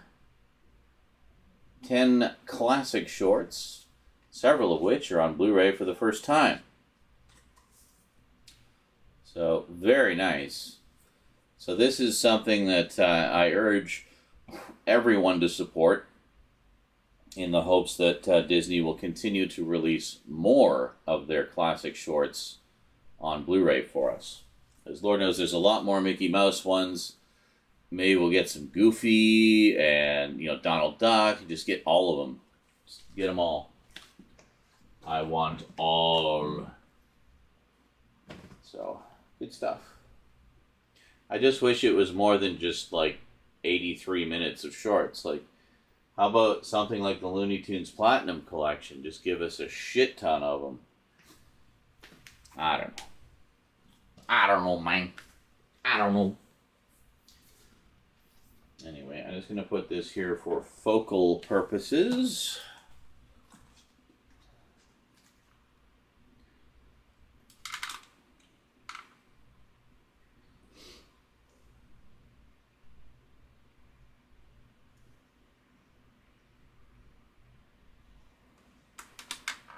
I like to focus on the text. It's a little easier to see. Can you guys see what I'm doing here?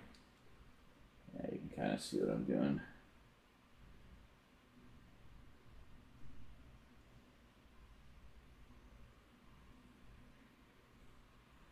There we go. So now it is focused to that depth. And that's the trick to manual focus, folks.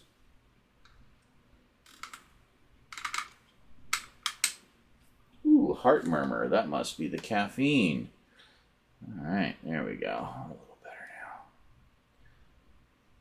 now. And make sure we can still see the kitty in the box. Yeah, you're keeping us company, aren't you? Yeah? Do you like the box? Do you like the box? Is that a good box? Is that a good box? If he leans over to get the pets. Yeah, you love the pets, don't you? Oh, purr, purr, purr.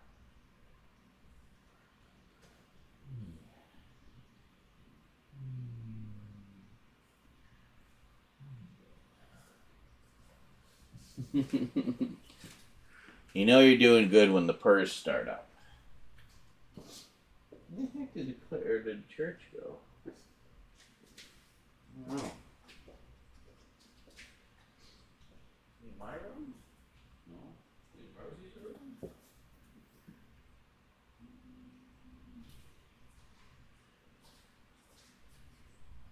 In my laundry?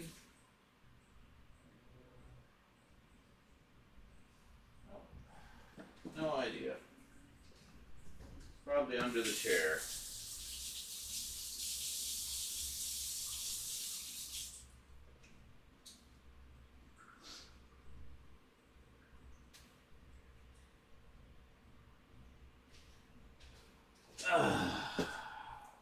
Oh, there he is.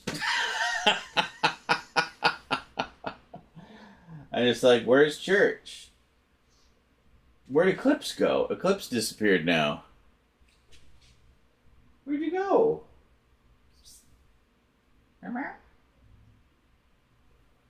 Where'd you go? Just never see them both at the same time, I guess. Where'd you go?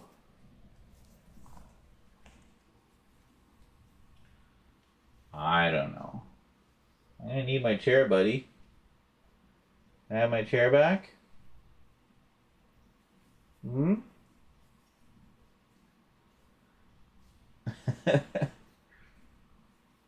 Today's package opening will be featuring church. Apparently. Alright.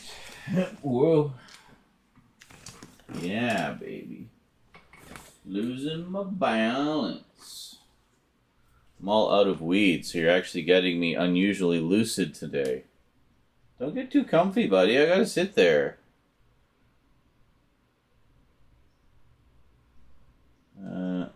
Yeah, down a little bit, I guess. There we go. Okay. Okay, come on. Psst. Psst. Down you go. Come on. Come on. Psst. Psst.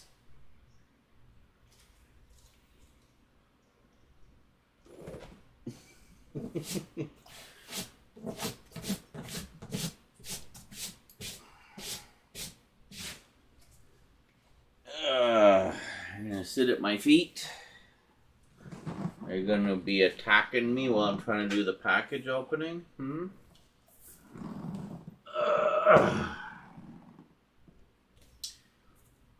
Well, that's not a very good angle.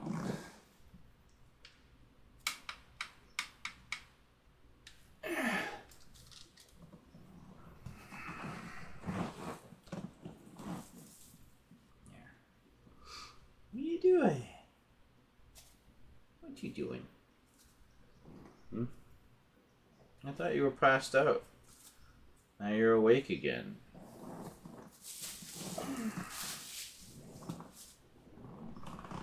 Alright.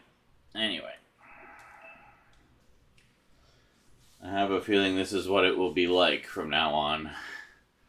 Kitty's just milling about, aren't ya? Just milling about. Want to be part of the action? What's this? Wow. Why is there a sock of mine covered in cat hair under there? Wow, it's a rare sock without a hole in it, too. Holy shit. Well, we'll, I don't know where to put this. I'll put it here. Did you, like, sneak off with one of my socks? Was that one of your hidden treasures? Kitty. Alright, see you later. You should go to the window. There's birdies out there. You can see the birdies. I bet Eclipse is out there watching right now. He hears the birds. He went to my, the patio door there. Anyway. Alright, here we go. We'll do the small one first, I guess.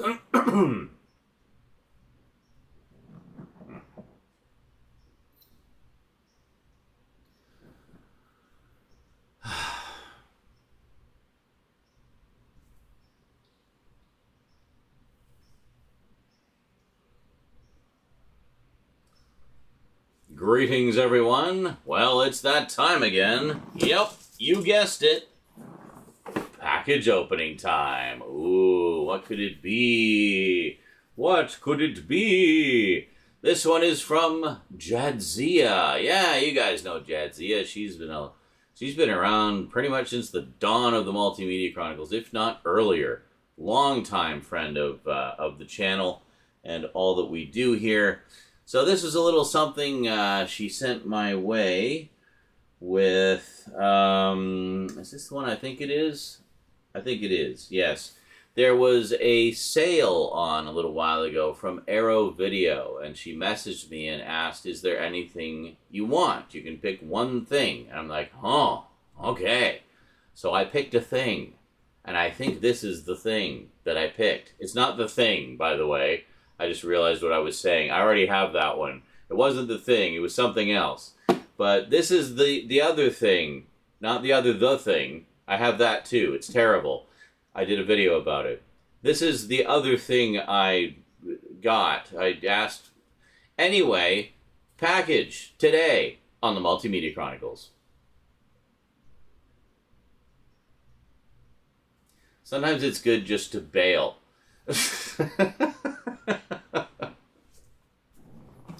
Right, thumbnail. Hold on.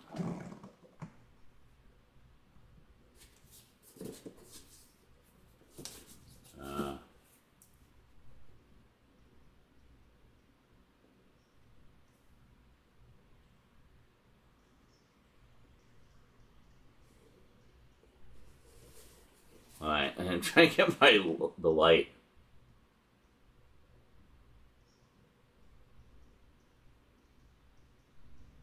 And I keep looking at the microphone instead of the lens. I'm just... Yeah. Anyway.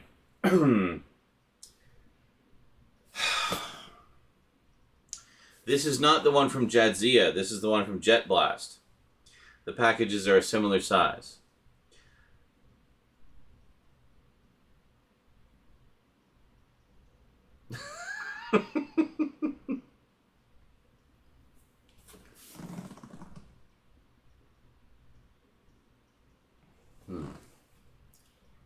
Welcome back. And I just realized this is actually the wrong package, but that was such an amazing, perfectly done intro. I don't want to redo it. Yes, this is the one from Jadzia. Similarly sized packages. This is what happens when I leave them too long. I get confused. Anyway, let's see what it is. I know what it is, but you guys don't know what it is. Let's see what it is. So this was ordered straight from Arrow Video. I don't know how this opens. Does it open like this? Oh, it opens like this. Oh boy. Yes, this is something I've wanted for so long. There was a Mill Creek Blu-ray release, I believe, of this a while back. But then Arrow Video did like this big deluxe special edition. I missed out on the special edition. But then they released a non-limited edition, but that is also very special. Something for the Kaiju collection, we have the Daimajin trilogy. Yes. So this basically, instead of being a giant monster, this is a giant statue. Giant, like, samurai statue that goes stomping around and destroying things. So it sounded like a lot of fun. It's definitely kind of one of those obscure favorites amongst kaiju fans. So let's check it out here. So I thought this would make a great companion piece to the Godzilla Criterion set, which you guys know I have, and the Gamera complete collection as well. So nice to see these like high-end boutique labels diving deep into the kaiju territory. I hope we see more of that. Let's open this up here and we'll take a quick peek at the innards, shall we? It's kind of a low production value, closer look for you. If I can get it open. So basically, I mean, as far as I know, this is the exact same contents as the limited edition, just without the book, basically. I think I'll be okay. The main thing is to get the movies, right? And all the on-disc contents are the same. here we go. So, very nice box, as you can see. Gonna look really good on my kaiju shelf. And also, actually, I don't know if the limited edition came in a big oversized box like the Gamera set did, but this will fit more comfortably on my shelf. So we have 3 keep cases inside. So this is the first one. We got Daimajin. Very nice. Lots of extras on there. I will probably do a proper closer look, so we won't go through everything right now. I'll just kind of give you a quick and dirty look. And we got the artwork there. Very nice. And then we get the original Japanese poster art as well. So you can see that they're very cool. I have not seen any of these. The first time I had even heard of it was when the Arrow Video set came out. So then we have the second one, Return of Daimajin. When did these come out anyway? 70s, 80s? 60s. Oh, wow. Okay, so this was 1966. And the second one was also 1966. They were just all about Daimajin that year. So there you go. And then we'll flip this around. Very good. And original Japanese poster. I love that they include those. Very nice. Very nice, very nice. And I like how they have original art for each movie in the set as well, which is quite nice. And then finally, we have Wrath of Daimajin from 1966. Apparently everything, this whole trilogy came out in 1 year. That's crazy. Must have been a massive hit, which is odd considering how few people have even heard of it over here. But, you know, cultural barriers, I guess. I don't know. But, and then there we go. So the epic conclusion. So this, I think, will be an afternoon's triple bill at some point. Definitely looking forward to checking this out. So it looks like we got audio, commentaries, and trailers, and all kinds of good stuff. Very nice. And let's see, the first one, lossless Japanese and dubbed English mono audio. Optional English subtitles, audio commentary. Kim Newman, who I swear is on every special edition of everything ever. Usually to do with Dracula or horror movies, but nope. Apparently kaiju as well. Sounds like Kim Newman is another one of us. You know, just kind of likes a bit of everything. You know, love Kim Newman. I follow his, or followed his Twitter. I don't. Oh no, I do follow his Twitter. Yeah, he does one called the Daily Dose of Dracula on Twitter. It's a fun little page. So every day he'll post something to do with Dracula, and yeah. Anyway, meanwhile, if you want to see what's in the video, the package from Jet Blast, you'll have to wait until that package opening comes out, because obviously we do them all separate. So that is fantastic. So big thanks to Jadzia for this one. If you guys would like to add this to your collection, I will include the Amazon link in the description for you. And as always, thank you very much to those of you who use my Amazon links, because it does help to support the show. They do kick back a few pennies my way every time you use one of those links. And I love the fact that Amazon takes it out of their cut, because, you know, they've only got billions and billions of dollars. They don't take it, they don't charge you anything more. They take it out of their end. So, and send me begrudgingly a few pennies for my promotional efforts. Hey, it means every couple of months I can buy another Blu-ray, right? So that's always nice to have a bonus Blu-ray every month or something, or every few months. Anyway, thank you very much for watching. Hope you enjoyed. Big thanks to Jadzia for the very kind gift. Really appreciate it a lot. Thank you so much. You are an absolute queen amongst women and people in general. So thank you so much for all of your kindness and generosity over the years. And it is very appreciated. And I am very grateful. Thank you so much. So, yeah, be sure to catch me on Twitch and here on YouTube, where I'm live streaming more often. I don't like to say I stream every day, because I don't always stream every day, but I stream pretty often. So keep an eye out. Be sure to join our Discord as well if you want to keep up to date on everything that I'm doing these days. I post everything there. So, and we have a nice little community that we built up over the past couple of years. Lots of really great people and lots of good, hearty, quality geek chat for everyone to enjoy. Alrighty. Well, that is it from me to you for now, folks. Hope you enjoyed. I will see you next time. Until then, thanks for watching, and sayonara. Alright. A little haphazard, but we got there in the end. Alright. So that takes care of the one from months ago. Now let's do the one from, well, when did it arrive? Yesterday? I think it arrived yesterday. Yeah, we'll do that one. It arrived yesterday. Here we go.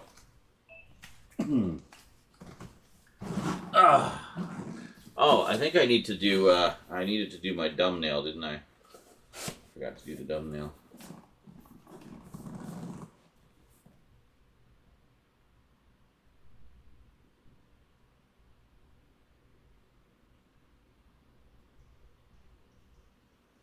Good enough. All right.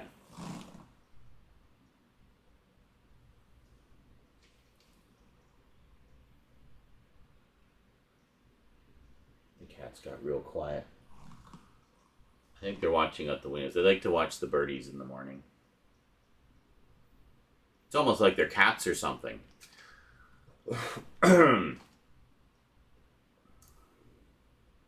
Greetings, everyone.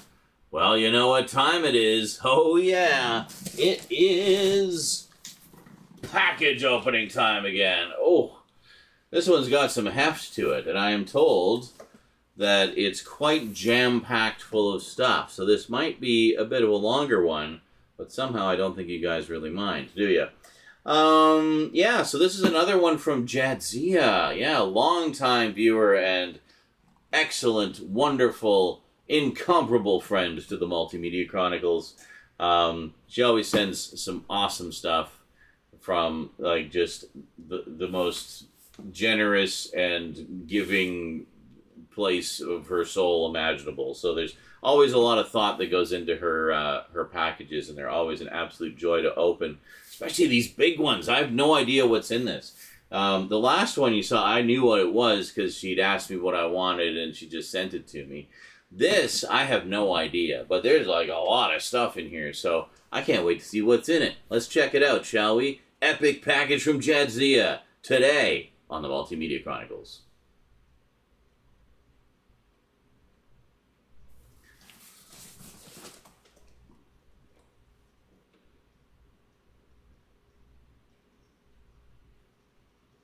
Oh, my eyeballs. Okay.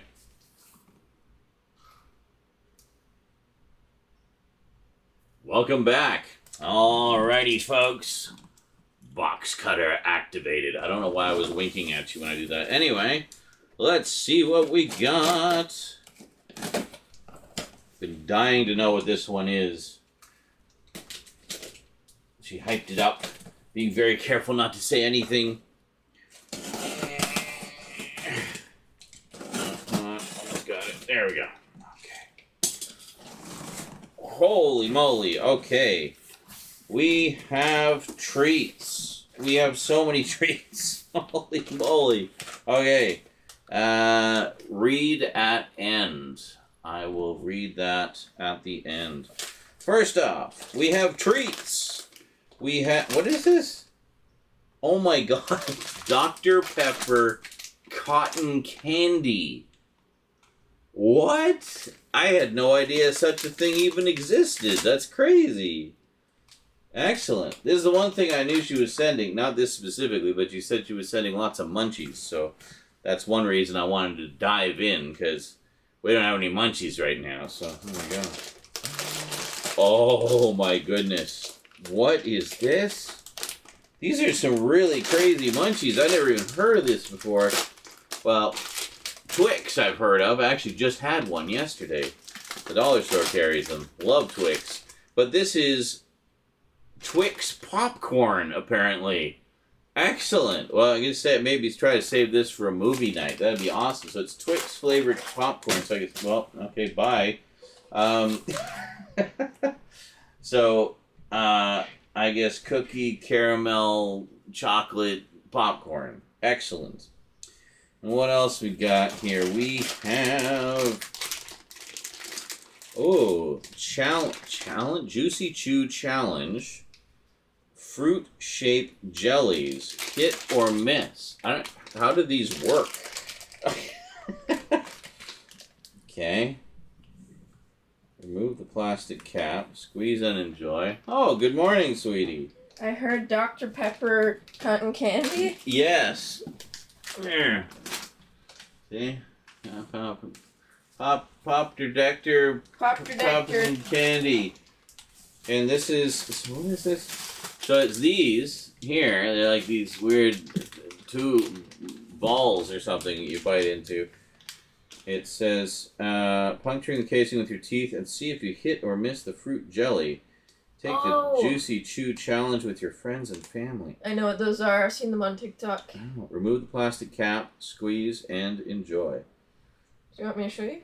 Or bonus, okay. Yeah. Well, not right now. We'll do this. We'll check them out after. Oh, yeah, it is.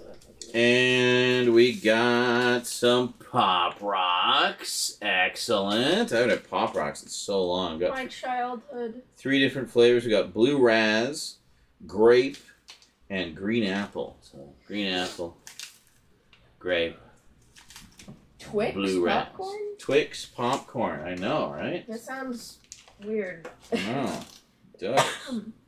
And we have, hold on, I gotta, oh my god. We have a little Halloween bag, the Spooky Squad. Look at that. And it appears to be full of Laffy Taffy. Oh my god. So much Laffy Taffy. Oh my god. I remember we were talking about Laffy Taffy the other day. And yeah, want to sniff? Church is interested. Yes, is that interesting? And we got some high chews as well. Oh, I love high chews. So we got like Laffy Taffy grape. We got Laffy Taffy blue raspberry. They're all about the blue raspberry, man. Got high chew mango. Energy mango. A lot of Laffy Taffy, and we got what is it? Got another high chew mango. We got high chew green apple. And what else we got? We got more blue raspberry, more grape. It just goes on forever. There's just like an ocean of Laffy Taffy and high chews here. That is awesome. Well, I'm gonna put those all back in the bag because that's a good place to keep them. And here we go. Okay. Is this the Jadzia one? This is the Jadzia one, yes. Who else would send us this money treats? Money treats? This money treats. This money treats. Oh, of course. Well, I'm not going to look at all these right now. But we have... Excuse me. We have X-Files cards. Yay! That's awesome. Wait a second here. Hold on. Wait a second. Is that actual pen? Did you give me the cigarette smoking man's autograph? What? William B. Davis? Seriously? Is that a real autograph? That looks like actual pen. What? Authentic signature, collect all that. Holy shit, they had like actual signature cards? That's so cool. Oh my god. I'm like a big fan of his, actually. Like, not just, I mean, for this, obviously, but he's like a notable Canadian actor. He's been in like so much stuff. He's even in an episode of Captain Power. You know what a big nerd I am for Captain Power. So, wow, that's awesome. Oh, this is Fight the Future. Oh, this is the Fight the Future, the movie. Oh, that's good. You even got behind the scene. Stop crossing over, please. And there, and... Oh, this is great. What is it? It's X-Files Fight the Future cards, based on the movie. Cool. That is so cool. We were just talking about doing a rewatch of X-Files as well, so you're just trying to inspire me more and make that happen, I can tell. Oh, this is fabulous. Yeah, there's the man himself there. Maybe we'll do a closer look at these at some point, and we'll give them a proper look-see. But obviously a little much to go into right now. I just do the crisscross to keep them all together there, you see. And holy moly, what is this massive wad of cards? Oh my god, this is the show, isn't it? This is the show cards. So of course this is a bigger set. Holy moly, and we got like some of the artwork from the art cards, I think, from the videos. That looks like Dave McKean. Is that a Dave McKean piece? That looks like Dave McKean.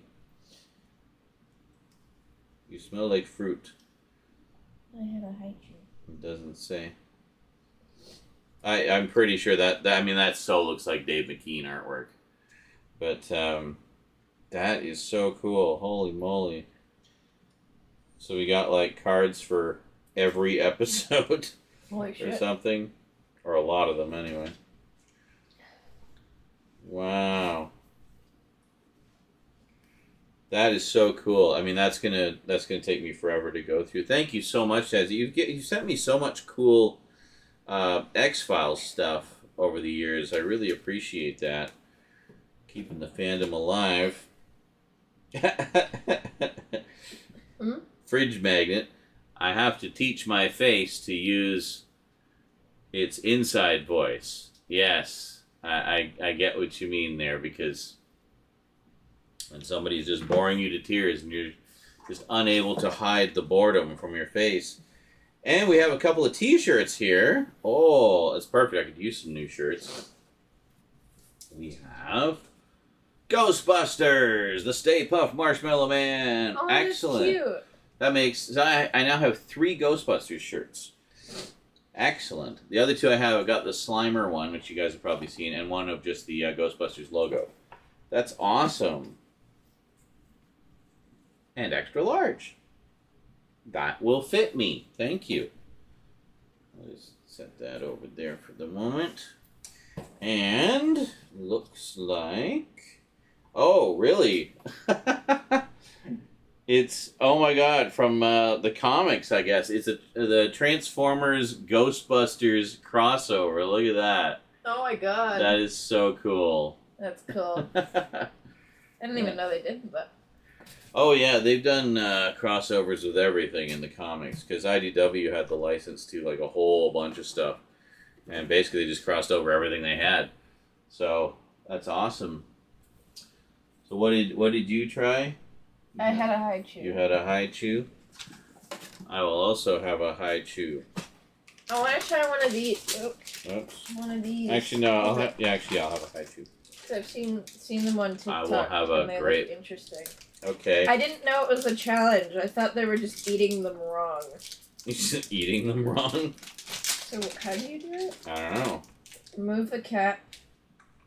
Squeeze and enjoy. Tasty.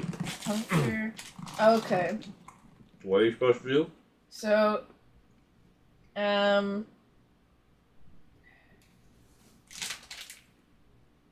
puncture the casing with your teeth. You smell the fruit? To see if you hit or miss the fruit jelly. Eclipse. The kitty is just sniffing like mad. Oh, these don't feel how I thought they would feel. Okay. What are you color doing, do you Eclipse? want? I don't know, what colors are there? They smell the same. There's lemon, lime, orange, strawberry, and grape. Okay. 8, Eclipse.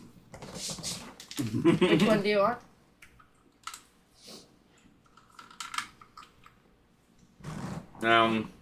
So what was it? Lemon, lime, strawberry, orange, and grape.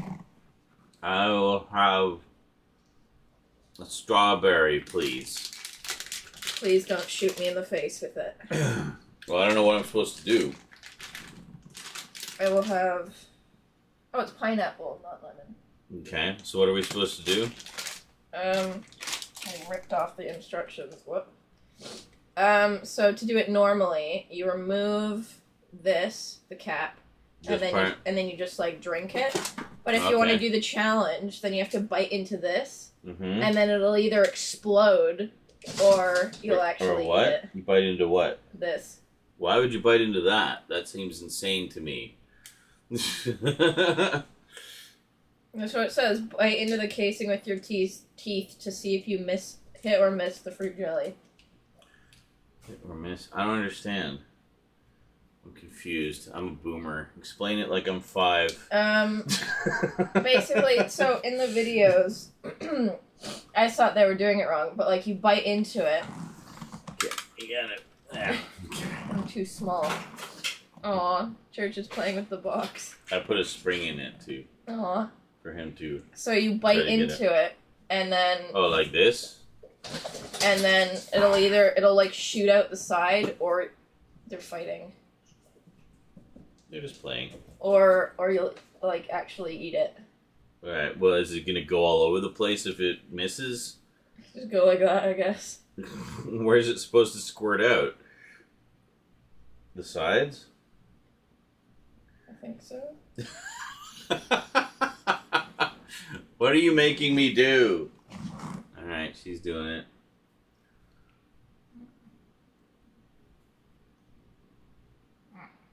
Did you get it? What happened? It squirts out the back. So all into your hand? Yeah. And on my chin. Great. Why don't you just bring me a pair of scissors, sweetie? I don't feel like getting strawberry gloop all over myself. Ugh. Not good, eh? It tastes horrible. Excellent. It's like stuck to my chin. Well, see, you gotta look at where the seam is.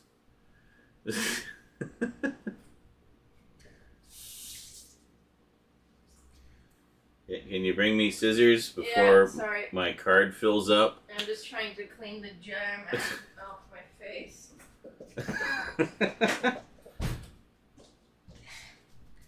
So, oh, sorry, sweetie. Were you gonna bring me scissors? There's scissors over here. What?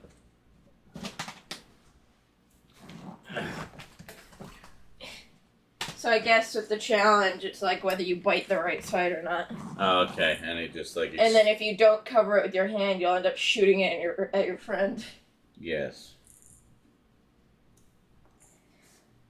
You're hitting it with your tail, buddy.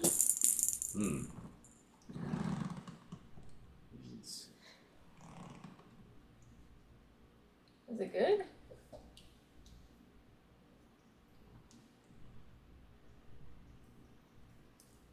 Hi, sweetie.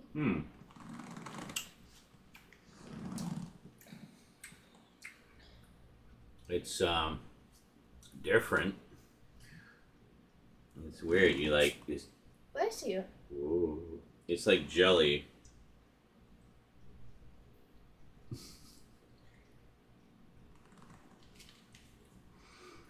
It's not good, is it? What is the? Can I try? No. Here, I'll just squirt some in your mouth. Oh. Not good, eh? Are they supposed to be refrigerated? I don't know. Are they? I feel like they'd probably be better refrigerated. Best before month, day, year. Wow. Oh. Is it month, day, year yet?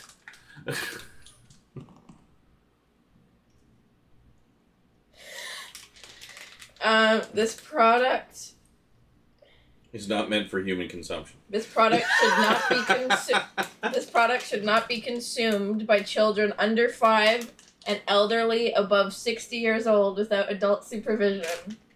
You have to supervise the seniors, apparently. Okay, Grandma.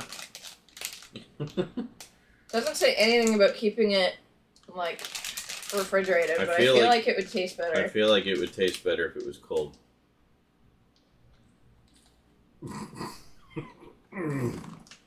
Did you get like a big wad of it? It's so like weird. It's just like the texture of it is so strange. It's kind of like it's like the texture of Jell-O, But liquid. but it's like liquid Jell-O kind of with like And then it's like really strong artificial flavors. with like the texture of cottage cheese. Oh god, I hate it more now. But picture cottage cheese as fruit flavored Oh my gelatin, goodness. and that's kind of. Do not eat each jelly as a whole piece. Chew it carefully. Just don't. No. Just fucking inhale the jelly. No. Ew. It's delicious.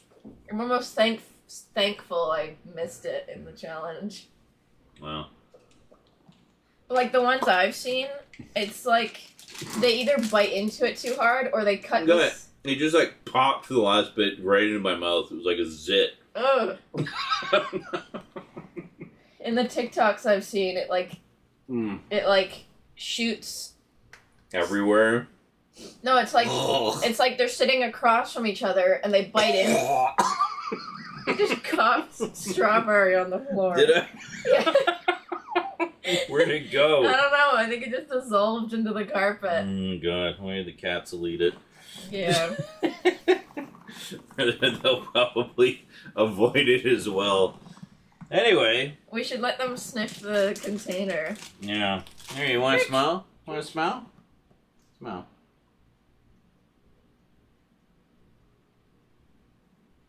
Well, he didn't seem overly offended by it. But anyway, the TikToks I've seen where they do like the challenge, they sit across from each other so that if they miss it, it shoots the other one in the face. I see. Gotcha. So that's basically what you do at that. But they are like so disgusting. Like I always thought they'd be more. Oh, there's a letter. Ooh. All right. Almost forgot. We got so distracted by the delicious treats. I'm so sorry. Anyway. Hey, Z! Finally! I finally got this to you. Finally. Yes, finally. I know it's like candy galore up in here, but I know you and Rosie will enjoy it. Hopefully the shirts fit, because as soon as I saw them, I immediately thought of you. Extra large is my size, so thank you very much. Also, the cards are all my extras, so don't worry, I'm not giving you my actual collection, lol. Okay, going now. Love ya. Jadzia, Scully, Tesla Coil, Tasha, etc. Didn't actually say all of that, but I just know, because I'm smart. You're smart. I'm smart. SMRT. So yeah, I mean, these should fit fine. Like, we just look. Lovely. Lovely. Yes. And that's perfect because I desperately need new t-shirts. A lot of mine are falling apart or just faded or just, bleh. I think the newest one you have is that Batman one I got you. Yes. She got me a Batman shirt for Christmas? I Birthday? Christmas, I think. We don't even remember. But anyway, awesome. Thank you very much. I will definitely, I'll put those X-Files cards with all my other movie and TV cards. Thank you very much for those. Very appreciated. We will absolutely enjoy most of the treats. I'm gonna put these in the fridge actually because I think Rosie's right. I think these will definitely taste better. Oh my goodness. Yes. Yeah. It literally says best before. Oh Jesus! Cats everywhere. It literally says best before month, day, year. Like, can you even see How that? sketchy is that? I can't even see it. Hold on. There. Best before month, day, year. It's so That's great. sketchy. Just if there's no expiry date, just say there's no expiry date. They last forever. When the apocalypse comes, and it will, we'll all be living on Juicy Chew challenges. I hope not. Anyway, before this video goes on forever, thank you very much, Jadzia, for the very interesting selection of items. Not at all what I was expecting, but that just makes it more fun, doesn't it? Yeah, big thanks for the cards and the munchies and, of course, the t-shirts. Very appreciated. Look for them in upcoming videos very soon. Oh, I need to get something to wash that gelatin thing down. Anyway, I would normally pimp my Amazon links here, but I don't think any of these things are on Amazon, so use my generic Amazon link in the description if you'd like to support the show while you shop. Doesn't cost you anything extra. Amazon takes it out of their cut and throws a few pennies our way. So thank you very much to those of you who use those links. Be sure to catch me on Twitch and YouTube live whenever I'm live. And you might see me filming more videos like this, or just sitting and shooting the shit with you all night. We do that a lot too. Or playing video games, whatever. What else? Discord. Join our Discord. It's lots of fun. You don't know what you're missing. We do... And TikTok. And TikTok... Yeah, we don't have to join TikTok. I post things on TikTok sometimes. Mainly Twitch clips. Yes, mainly Twitch clips and other just random nonsense. But, I hope to be doing more interesting things on there at some point. I haven't really quite figured out what I want to do with the TikTok side of things yet. Anyway, that's another story for another time. Thank you very much for watching. Big thanks to Jadzia for the cool package. Always awesome. And we'll see you next time. So until then, thanks for watching. And sayonara. Jesus. They've been pretty chill all night. He's been quiet. Because I gave him... Look at his little hyper tail. It's all poofed. I know. I gave him sufficient attention, I think. He wasn't all needy all night. That's good. And then I just made them part of the show, basically. I thought, well, why fight it? They're going to get their noses into everything, so might as well just enjoy. Yeah. And, I mean, people like kitties anyway. They do, yeah. Well, I was sitting over there while Eclipse was being cute on the table, and then later being cute in the box. And then Church got in the box, and then they started to fight over the box. It's my box! And then Church went, and then I went to see where Church was. Eclipse was in the box, and I came back. Eclipse had vanished, and Church was sitting in my chair. So, anyway. You still haven't quite figured out how to cover your poops, have you? She's literally... Church is just watching her creepily. She's pawing at the outside of the litter box. And just can't figure out how to get the poop covered. We have to do it for them almost every time. Yeah. Until they just give up. Are you finished? Can I attack you now? At least he waited. Very considerate. Yeah, his tail's all poofy. He's like in... Attack mode. Attack mode. Attack! Attack! How long have you been opening packages? Forever. It feels like forever. These are cool. Yeah, it's Daimajin. It's basically like a Godzilla thing, but it's a giant samurai statue that comes to life. And, like, stomps through the city. Sick. And there's 3 of them. That's the whole saga. Did you find out what the mystery package from yesterday was? Yeah, you're looking at them right there. Oh, okay. The 2 Sonic the Hedgehog books. It's basically the IDW Sonic comics in chronological reading order. Mm. So it's the first 2 volumes, covers about the first 2 years worth of comics. Cool. Yeah, and that was from Frank. And the other one was this one here. It was Mickey and Minnie, so classic Mickey and Minnie Mouse cartoons. Very cool. Many of which are the first time on Blu-ray. From? Also from Frank.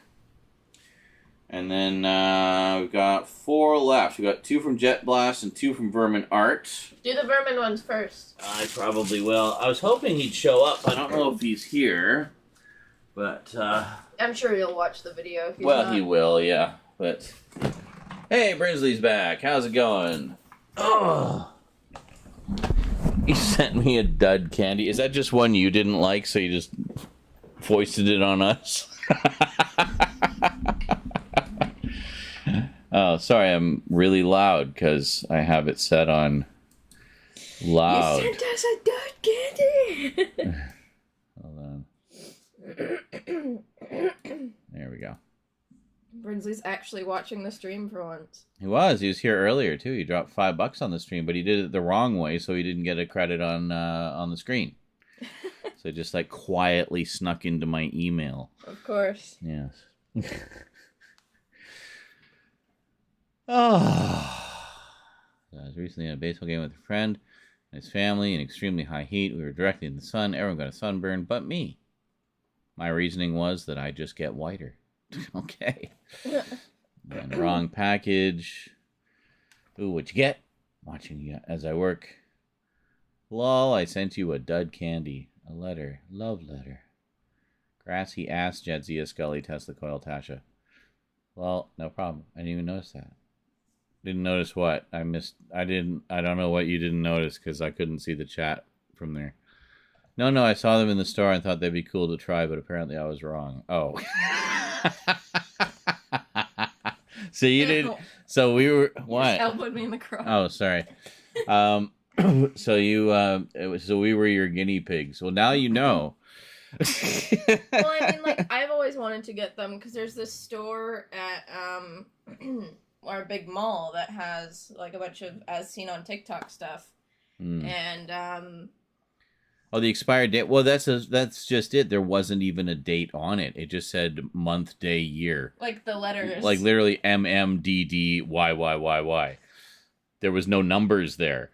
Here, let me get the package. It's like it's like as if they said insert name here, and forgot to insert the name there. You see? You can't really. It doesn't have autofocus. You got to hold it back a little bit. Can you see? Where is it? Can you point to it? Yeah. Oh, yeah. You can kind of see there. Month, day, year. Yeah. So I guess they just never expire. Ever.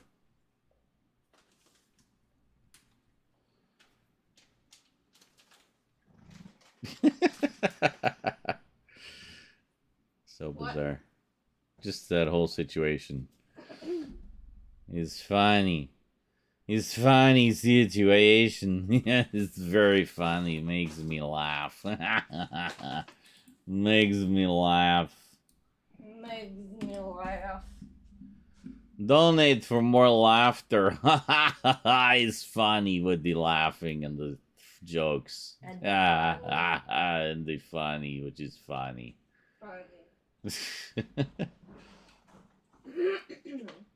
And yes, I got woken up by the sound of snacks being opened. Oh, sorry. Yeah, I opened like 4 other packages. The only thing she wakes up for is the snacks.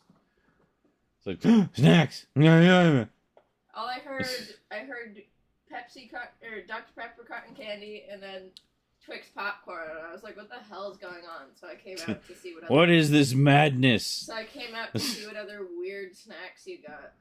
Yes. That is an unusual selection of snacks. Actually, looking forward to that Twix popcorn. I think we'll save. I'm looking forward to the cotton candy.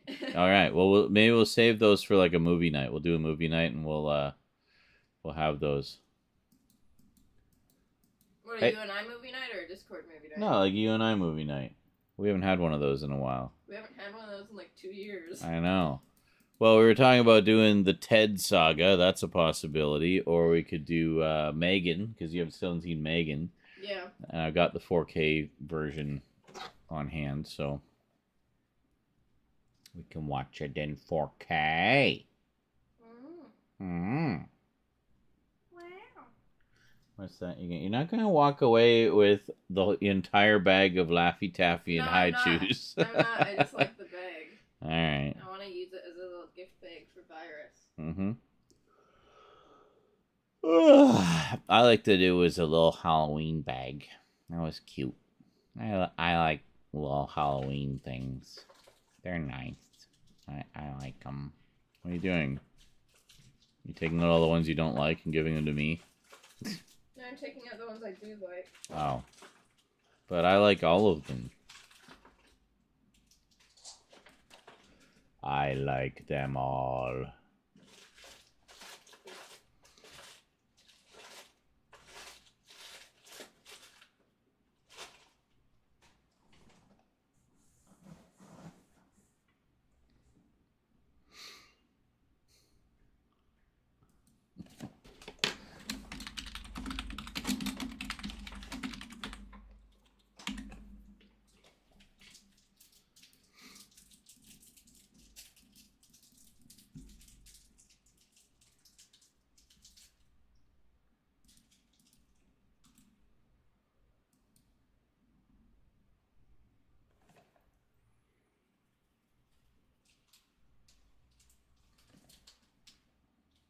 The mango one's nice, but I've never had it before. Yeah? Taste like mango? Excuse me, what are you two doing? I don't know. What are they doing? She's stuck behind her keyboards because Church has barricaded her in. What? What's going on? Charge. Oh, nice escape, Eclipse. Well, he was distracted. You just needed that moment for Church to be distracted. Like, escape! But yeah, she's like standing on top of the thing that was against the wall. Oh, that's my old computer in there. Mm. Yes.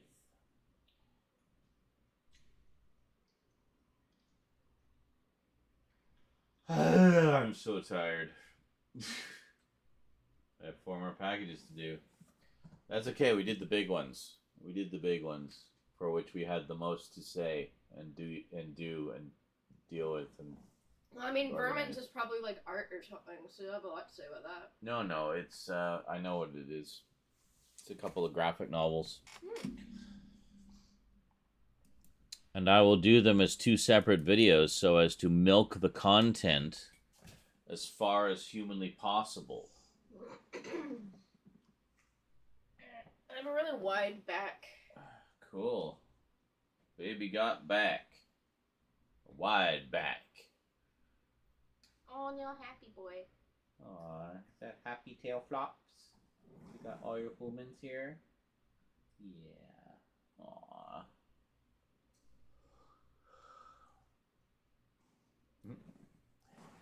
Flop, flop, flop, flop. You happy boy?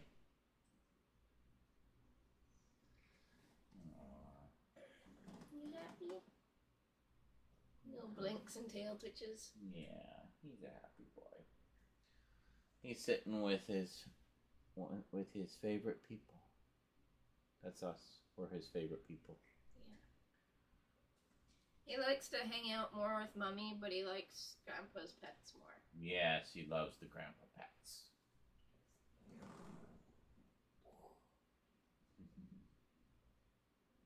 They both like the grandpa pets. Grandpa gives good pets. I mean, you give me head rubs to help me fall asleep. Well, there you go. See? You like the grandpa pets too. I guess it's daddy for you. Should have filled that baggie up to the top, yes. Well, next time. Next time you'll know.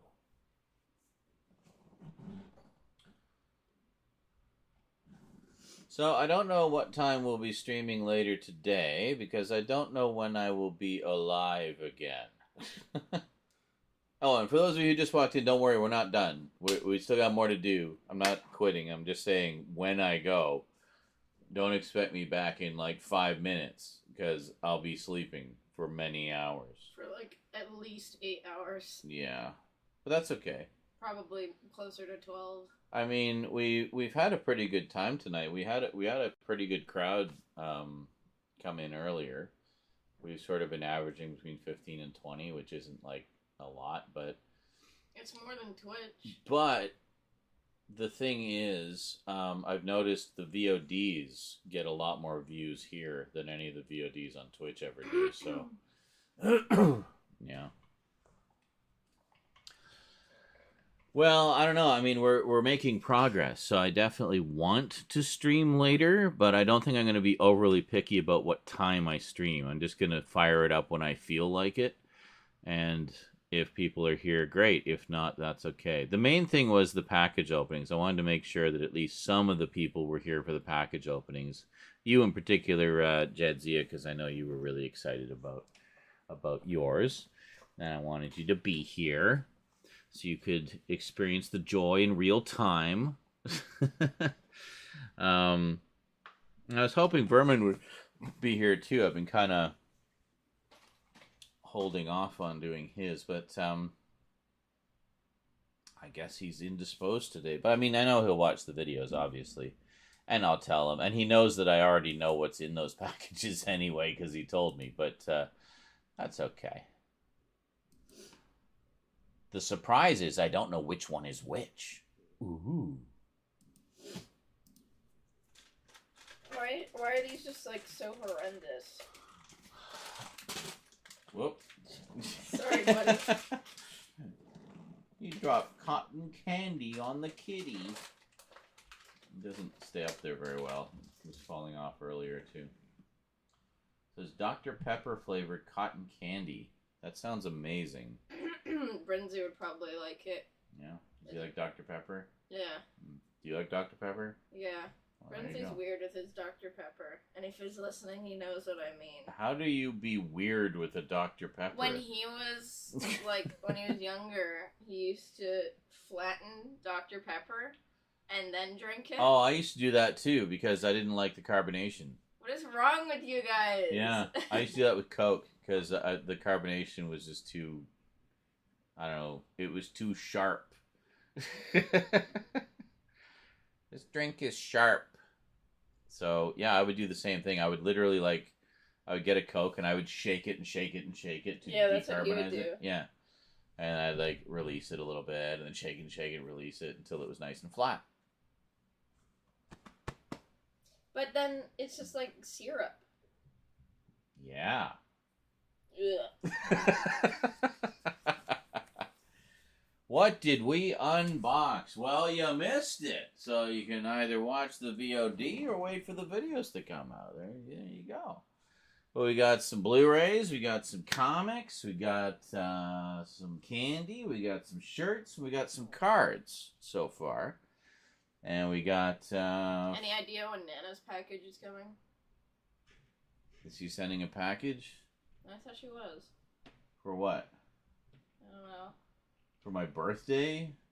No, we already got it. She sent, the check, remember? And we... Oh, yeah. We figured out how to cash it without having to go 80 miles across town. So, hey, Jet Blast is here! Perfect. You should do their packages next. Well, I should do your packages. We're just about to do your packages, so that's perfect timing. I almost did yours earlier because I thought it was one of Jadzia's, and then I realized I was holding the wrong package. I was going to redo the intro, but the intro was so funny that I decided to leave the mistake in. So... You'll see one where I almost open your package, but then I open one of Jadzia's. And what then are you doing? I just had to remember to schedule yours after that one so that there's actual proper continuity in the package opening saga. Oh, she's playing with the box spring. Let's see. You guys are loving that. Just one of the boxes, like that one, like that one. I put one of their little toy springs in. I don't have one as an example. But anyway, I just put a spring in. There's another box like that over on the kitchen floor. And they've been loving them. And they were loving the box to begin with. But then I put a spring in it. And now suddenly it's the coolest toy ever, apparently. Yesterday they got a bit rough with their fight. They did, actually. Yeah. Eclipse's claw got stuck in Church's eyebrow. Yeah, well, his head. Well, in his head somewhere. Yeah. And she was he was trying to get off, and she was trying to get off, but it was just, like, stuck in his head. Yeah. So, and then we, like, checked up on Church to make sure that she didn't break the skin. Yeah, he was But, like, okay. It looked painful, but he was alright. Yeah, and just, like, her claws went, like, just, like, caught on his head. Or, like, yeah. And just, like, caught on his head, and... Yeah. And then I told Eclipse to be more gentle with him, and then I gave him love, and then they calmed down a little bit. Yeah. That's fine. But I don't think that's ever happened when they've fought before, so she doesn't do it on purpose. No, I don't think it was. But, I mean, he does get a little too aggressive, and she, like, gives him what for to get him to back off. Yeah. You know, makes sure that he knows when he's crossed the line. It's cute though, like whenever we bitch out Church, Eclipse will like go and give him a smack for us. Yeah, she does. It's like blah blah blah blah Church, and then Eclipse is like, yeah, smack.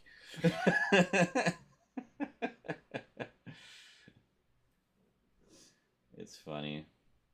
Eclipse actually like communicates with us verbally. Yeah. To some extent. Church just whines and complains a lot. Like, man. Everything is a crisis. Everything is his whole world crashing down around him. And it's like, what? Usually he just wants love. Like, he'll go over and he'll just, like, start flopping around. Yeah, it's usually he's just needy. He just wants attention. Yeah. But we, like, scream at him first thing in the morning. Well, it's the timing. Is like when he starts meowing his head off and we're trying to sleep. It's like, fuck off! It's either Shut up! It's either we're trying to go to bed and they have the crazies and just won't stop screaming. Yeah. Or you're, like, just about to stream and then he starts meowing. Yes. Like, timing. Like, literally starts freaking out as my finger is hovering over the start stream button, and then Church starts meowing his head off and going crazy. But, like, the thing is, he doesn't do that when it's just me awake. He only starts once you wake up. Oh, great. So he just does it to annoy me. It's perfect. I don't know. Well, I mean, when he meows, like, well, he used to meow when I was up. Mm-hmm. I would, like, chase him around the house with a spritz bottle until he stopped meowing. So I think he's just, like, scared to meow around. Well, that explains why he cowers in fear just when I pick up the spritz bottle. You put the fear of spritz into him. Yeah, Eclipse gets, like... Because we rarely spray her, she knows that, like, when we do, she's in shit. Because Eclipse responds to verbal responses. Yeah, Church just goes, like, man. When we tell her no, she'll, like, stop doing whatever it is. Like, she's very, obedient that way.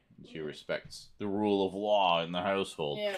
At least they've stopped attacking wires. Church is just a defiant little shit. Yes, they don't attack wires really much anymore. Well, they do a little bit. I mean, more headphone cables. They did destroy my headphones and almost your headphones, so... Mine are very close to destruction, yeah. Yes. But hey, you got your stuff, so... Well, yeah, we'll see. I'm at least gonna get mine, yeah. So I can just put these cheap-ass ones away as an emergency pair. I don't know if I can get yours as well, because I need other equipment.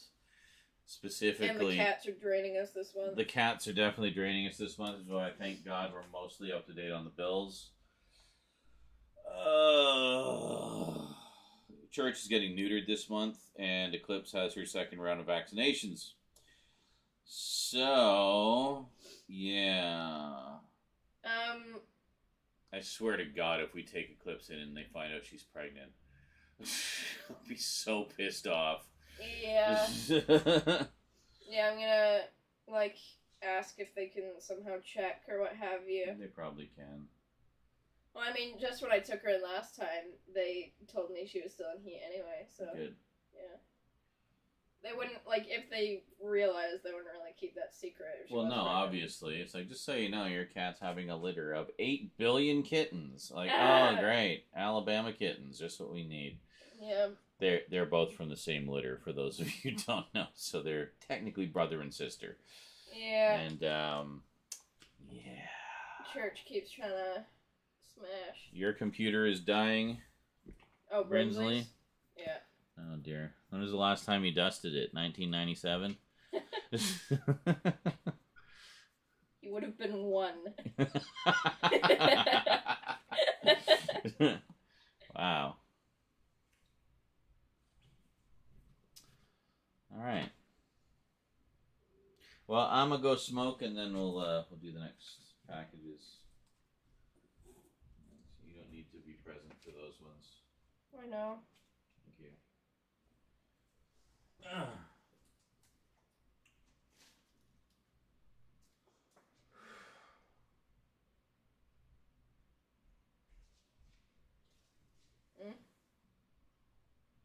Paper clip. Paper clip.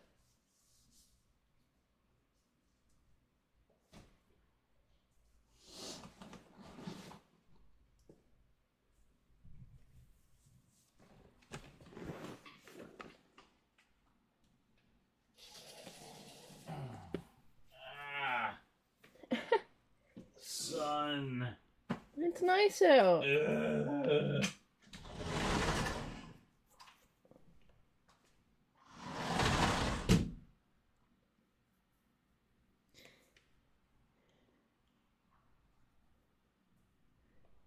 And yes, we are judging you regarding your Dr. Pepper thing, Brinsley.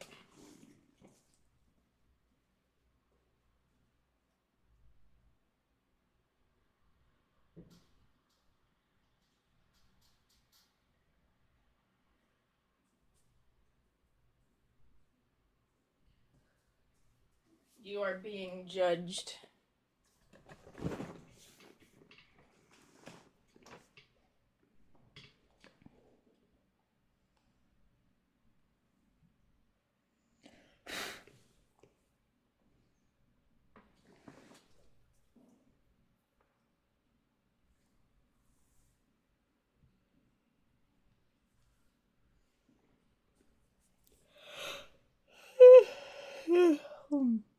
It's like 6 in the morning still. I thought it would be 7 by now.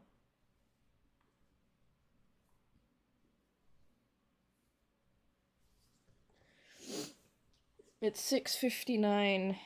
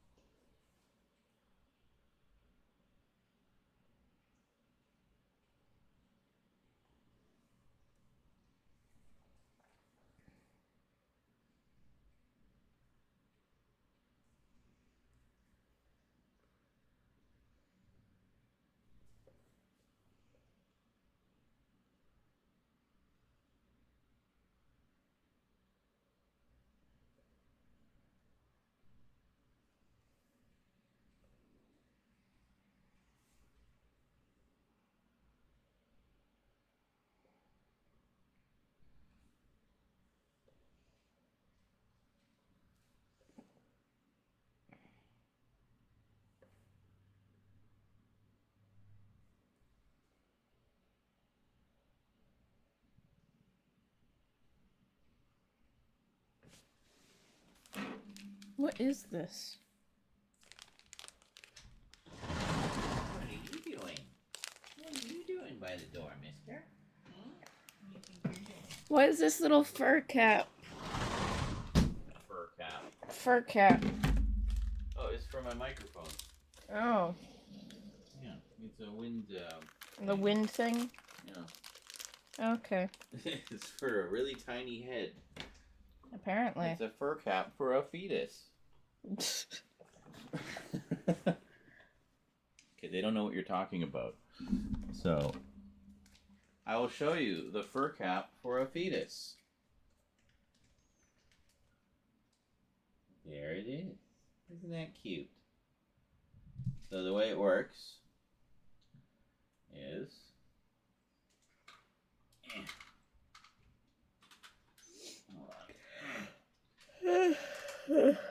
you. I will show you. So you see, we have my microphone here, right?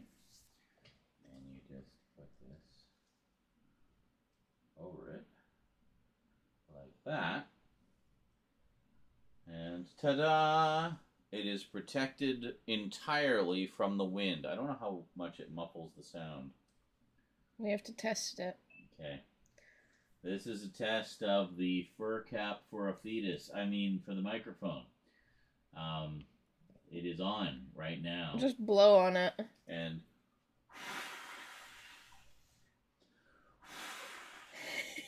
any noise? I guess we'll find out when we review the footage. Was there any noise? Tell me in the comments below, because me in the past don't know, but you do. Why do you sound like Jar Jar Binks? Misa used fur cap on microphone. Oh my god, that was an epic wheeze. Thanks. How do you do that without, like, destroying your throat? Well, 40 years of smoking. Yeah, fair. So you've been smoking since you were 12? No. Maybe not 40 years. Too long, however it's been. Maybe like 35. I guess. Something like that. Yeah, that's about right. Yeah, 35, because I started on my 16th birthday.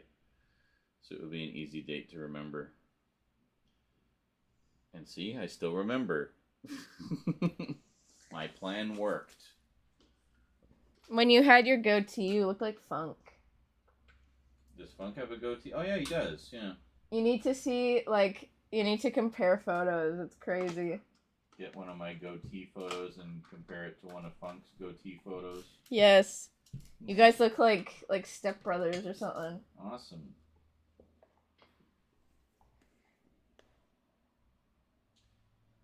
Funk is my stepbrother from another stepmother. Wouldn't that be closer to, like, cousins? No. Stepbrother. Oh, yeah, I guess. It would be, alright. Hey, get out of my chair. Mm. Thank you. Hey, Joey Baseball. How's it going, dude? Says you are the content creator I have followed the longest. You're the only one from 2007 when I found who still uploads consistently. Yes, every day. Even when I'm doing crap no one cares about, I still post. I still post something, anything. It's funny. People bitch and moan and complain about all like my like live stream clips and Fortnite clips and whatever else. Well, I mean they complain about everything. They'll find some reason to complain no matter what I do. But saying, "Oh, your channel has just gone to shit right now." But here's the thing. You may not like the content I was making, but it's actually kept the channel afloat all this time while I was dealing with other things. And funny enough, my ad revenue hasn't really changed at all from when I was doing Multimedia Chronicles regularly versus when I've been doing all this other stuff regularly. So, like, nothing's changed on my end. But I digress. So, the idea is to keep doing what I've been doing because I enjoy doing that, but also do more of the stuff that everybody, likes. Eclipse has already covered your shirts and cat hair. Great. Hey, Eclipse, you want to get off my new shirts? I know they're comfy. Church, out of there. Psst. He keeps going behind the... I put, like, cat protectors there to keep him off, but he still goes in there. Apparently just have to plaster the whole area with anti-cat strips. Is it just a kitty party over here now? Apparently. Rosie was a newborn when I first watched you. Now it's crazy seeing her grown up. I know, right? Turning 16 in a few months. I know, sweet 16. It's gonna be a big one. She's gonna get a car and be our chauffeur. Well, it'll take like a year to get enough money for a car. Oh. Well, you can finance one and have it paid off by the time you're 40. I'm good. I am getting my license on August 15th, though. Oh, that soon, eh? Yeah. Excellent. I already have it booked. Nice. It's like $30, I think. Well, you've been doing that's the written test, right? It's all online now. Nice. Like, you still have to go in, but it's all, like, multiple choice stuff. Cool. Yeah. Excellent. We have both cats by the box. Church has one paw on the flap. You're contributing. More boxes, more cats. Need to get that thing called a license. More chaos. Oh, there's always more chaos. We could not handle a third cat. No more cats. We've got enough. They poop and pee everywhere enough as it is. We have met our cat quota. Well, no, they keep it in the box. Although, Eclipse randomly hurled last night. Aww. She just went into the dining room and I just heard, meow. And I looked, and there's just like this splat of puke on the floor. I'm like, oh. Now I'm worried. It's like, are you okay, sweetie? Yeah, morning sickness. Yeah, please, no. Yeah, because when... I don't want to, like, manifest it. No. But, like, when cats do, like, when they are pregnant... Yeah. The telltale signs is obviously the stomach looking bigger than usual. Yeah. Morning sickness. Yeah. And, like, more prominent, like, nips. Oh, well. Which I have felt, but it's only, like, 2. Yeah. So, I don't know. I don't know. How many cats have we had since the birth of this channel? Well, 2 of our own. Well, 3 technically, but one of them passed away, sadly. She didn't make it. Yeah. But these 2 are from the same litter. Yeah. And then had a girlfriend for a little while who brought her 2 cats here. This is before we had ours. And so 2 that weren't ours and 3 that are or were. So, yeah. These are our 2 main kitties right here. We love our kitties. Yeah. It was my idea. It was.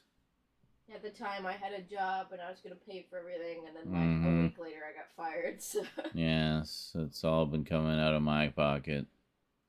It's not too much, thankfully, other than vet stuff. Uh-huh. But thankfully, once all this is done, we don't really need to bring them back in unless they're like sick. Okay, good. Well, I mean, I think we'll still take them in for annual checkups, just because it's a good idea. Yeah, like once every 6 months. Yeah, or annual or whatever. Yeah. But the vaccines would be so much cheaper if they didn't charge you the annual exam fee every time. I know. I guess they gotta check them. But, I mean, if it means our kitties are being looked after and kept healthy, then that's good. Oh, boy. Oh, you like that. No, lick. How do they fire people in Canada? I thought Canadians are supposed to be very nice. Well, I mean, the last 2 times I got fired, they didn't even tell me. They fire you politely. Would you please never come back here again? Thank you. Well, I mean, when I got fired from Wendy's, they were like, we do not wish to continue working with you. Wow, is that what they said? Yeah. Jeez, that's cold. 'Cause, like, this was shortly after, like, the COVID mask, like, that all got lifted. Right. And then I was starting my training, and, I was there for, like, 5-6 hours. Yeah. And, I got sick, like, the day after. Yeah. And then I had to call in, and it was my first job. I wasn't told that you had to call in every day you missed. Oh, right, I remember that. So I called and was like, hey, I can't come in for, like, a bit. I'm sick.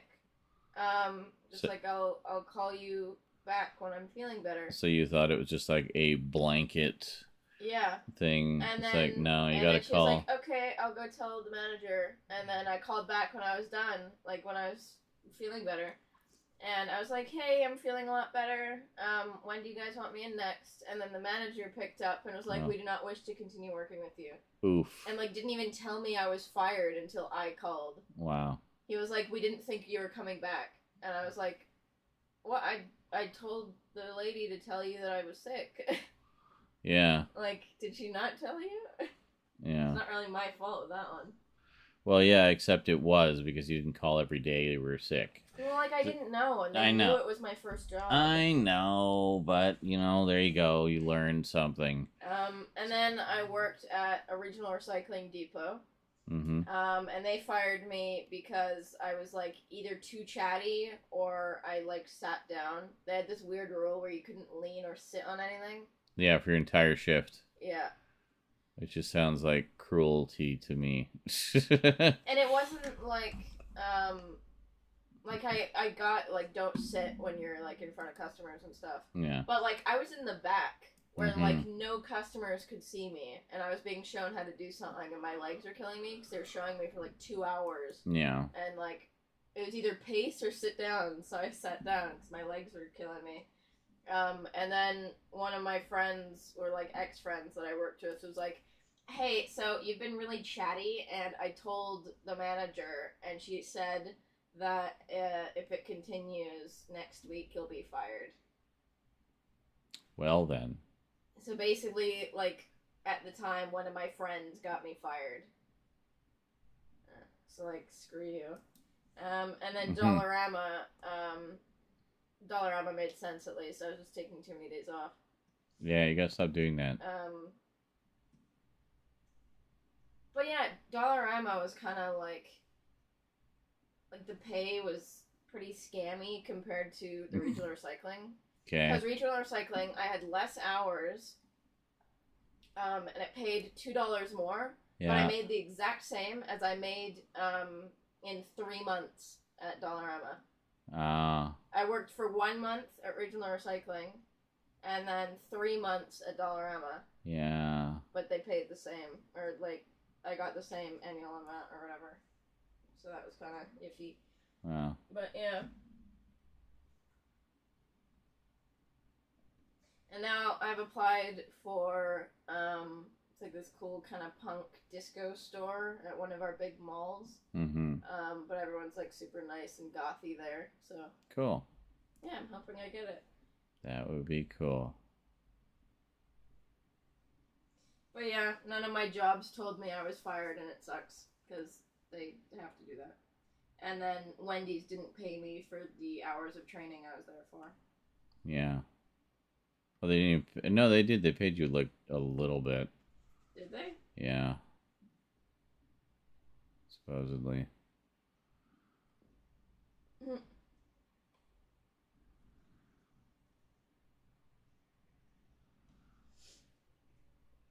Church is humping his pillow again. Yes. There's this little white fluffy pillow in the hallway that he just gets his anger out on. What are you doing? Why are you having a bath in the box? Stop it. Stop. Stop.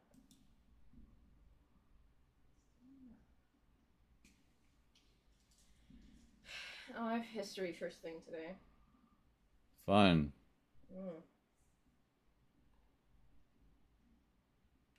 It's like the one class I can't, like, keep up to date on when I'm not there. What? Because she doesn't post any of the lessons in Google Classroom for the people that aren't there.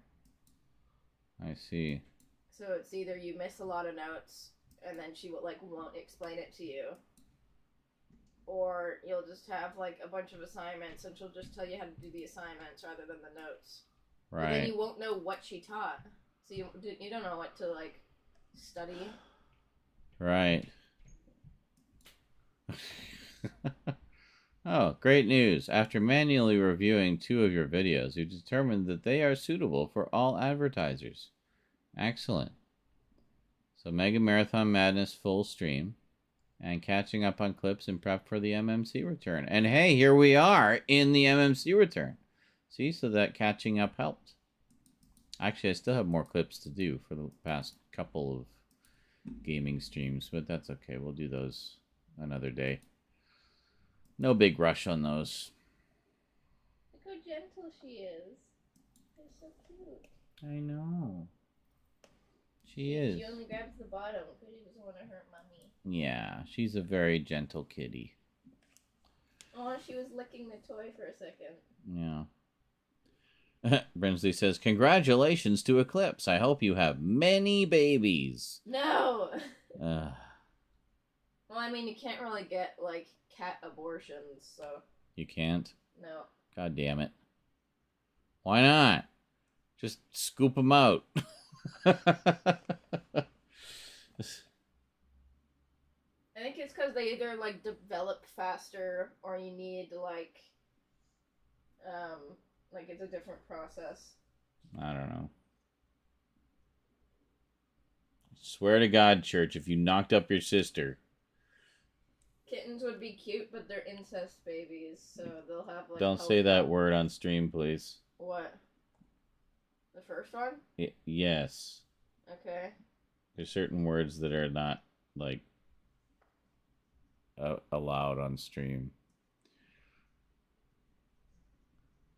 I don't think it really matters, but I notice people really dance around them a lot, so I don't want to take any chances. Mm. That's why I say Alabama babies. Anyway, if she does have Alabama babies, they're gonna have health problems.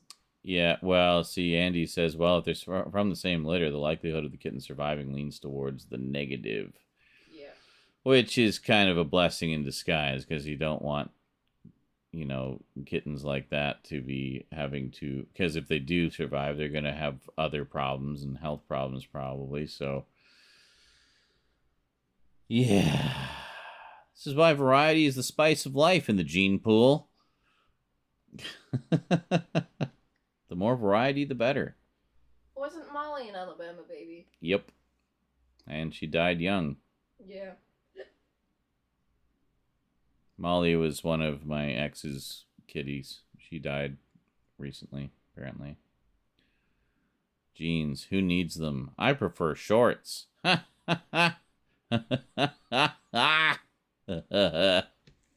hope she's not preggers, because I do not want to... I don't know. It's hard to tell because, you know, they say, like, well, there's, like, that one particular kind of scream that they make because cat sex is not pleasant. They have, like, barbs. Yeah, and we've heard, like, some screams of protest a few times, but it's hard to tell if it's Church or Eclipse screaming, because I know Eclipse beats the shit out of Church when he gets too aggressive. And sometimes I've thought it was Eclipse, but it was actually Church. Church, you scream like a girl.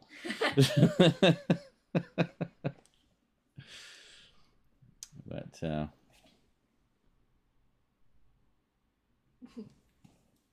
get that. The little prince. Did you have a good pillow hump over there? He just kind of passes out after his pillow humps. It requires cat blood. Really? It requires blood? As, like, to mix with the other stuff? Interesting. I'm not up on cat birds and the bees, as it were. Anyway, I gotta finish these videos and go to bed, so I'm gonna finish them now. Come on, babies. Let's go. Gotta get out of the box. What? Come on. Well, I'm going to finish them. I'm waiting for the conversation to subside, and then we can finish them. Oh, all right.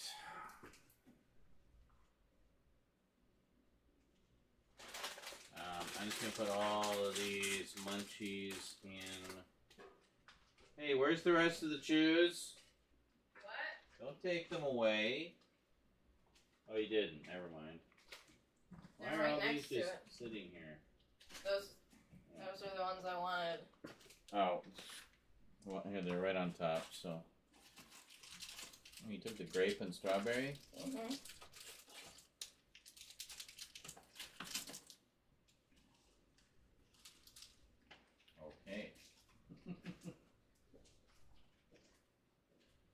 Spooky Squad.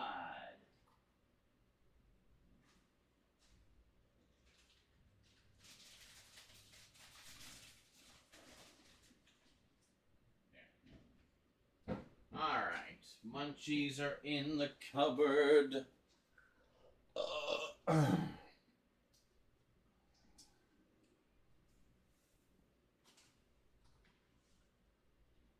Good. Good. Yes, I'll do this one first.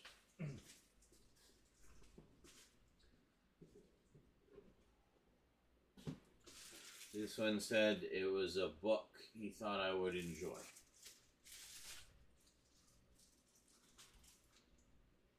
Okay. Sure.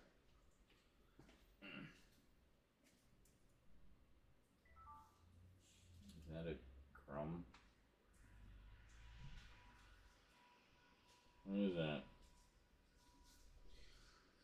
The joys of black clothing.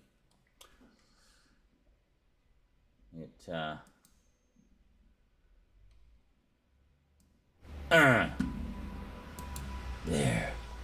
Now I have to be quieter because the volume is louder, so you can hear me over there.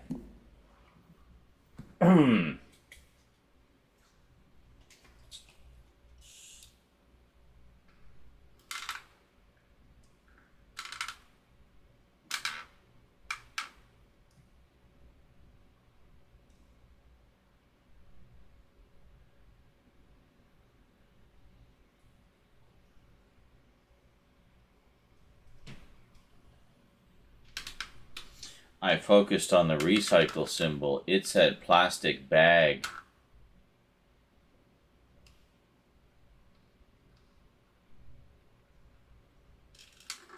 It is not a bag, but I guess it's plastic.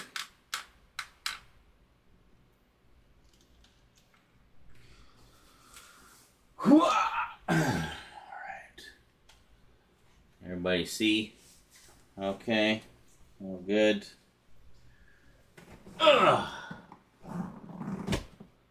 Good night.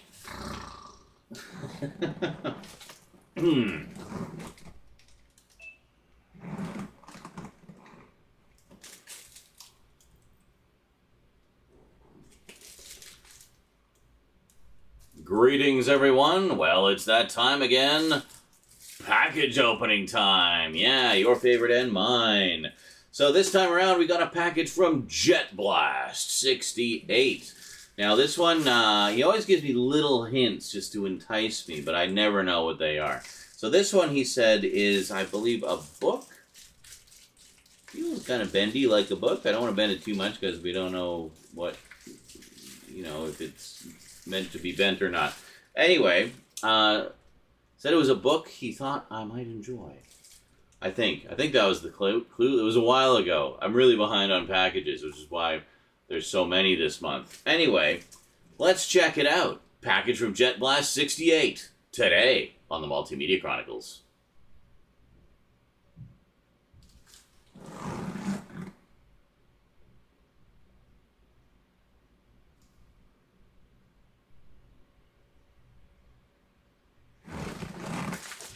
All right. Welcome back. All right, let's check it out. I do like these Amazon bubble envelopes. Really easy to open. Definitely feels like a book. And we have... Oh my god, yes! Dude! We have William F. Nolan's Logan trilogy. I've been wanting to read these for so long. I've had, like, the paperbacks, like, sitting in my cart forever. These have had so few reprints. This is awesome. And to have all of them together, the whole trilogy, this is, of course, Logan's Run. Yeah, some of you may or may not know this, but Logan's Run was actually based on a book. And in fact, the first of a trilogy of books. So I don't know if the intention was to adapt all 3 books or not, but they didn't. They did the movie, and then they did a TV series, both of which I love. And I've been wanting to read the original books forever because, this is the whole story.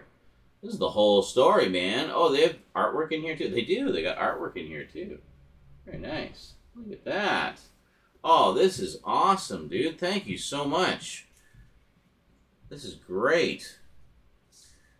Yeah, I've never read the book. I think my parents had the first book, and it just had like the movie cover on it, and that was actually my introduction to Logan's Run, was that paperback book on their shelves, which had some photos from the movie in the middle of it, and I thought it was really cool. And there we go. So this is all 3 books in one trade paperback. Like, how cool is that? The entire saga in one handy-dandy collection. Oh, this is wonderful. Oh, this is going to be going on to my my bedtime reading fairly soon, I think, because, yeah. So it was actually William F. Nolan and George Clayton Johnson who, wow. That's cool. So they co-wrote it together. So William F. Nolan is a prolific, widely respected author of 60 books, including 10 novels, more than 120 short stories in science fiction, horror, and mystery suspense. He has appeared in 200 anthologies and 525 magazines worldwide. He writes extensively for films and television and is a 2-time winner of the Edgar Allan Poe Special Award. George Clayton Johnson, co-author of Logan's Run, wrote several episodes for the original Twilight Zone, as well as one of the segments for the recent film. Recent film. Well, we know when this was last reprinted then, about 30 years ago, 40 years ago, I guess. He also wrote the script for the first episode of Star Trek. He is a well-known author of both science fiction and horror. Now, I wonder if by first episode, they mean the first episode that aired, the first episode that was produced, they mean the pilot episode, maybe. I don't know. But I'll probably be rewatching Star Trek again soon anyway. I've been kind of feeling the itch. So when did this actually come out? 1986. All right. So this was, actually, no, this is a December 1992 edition.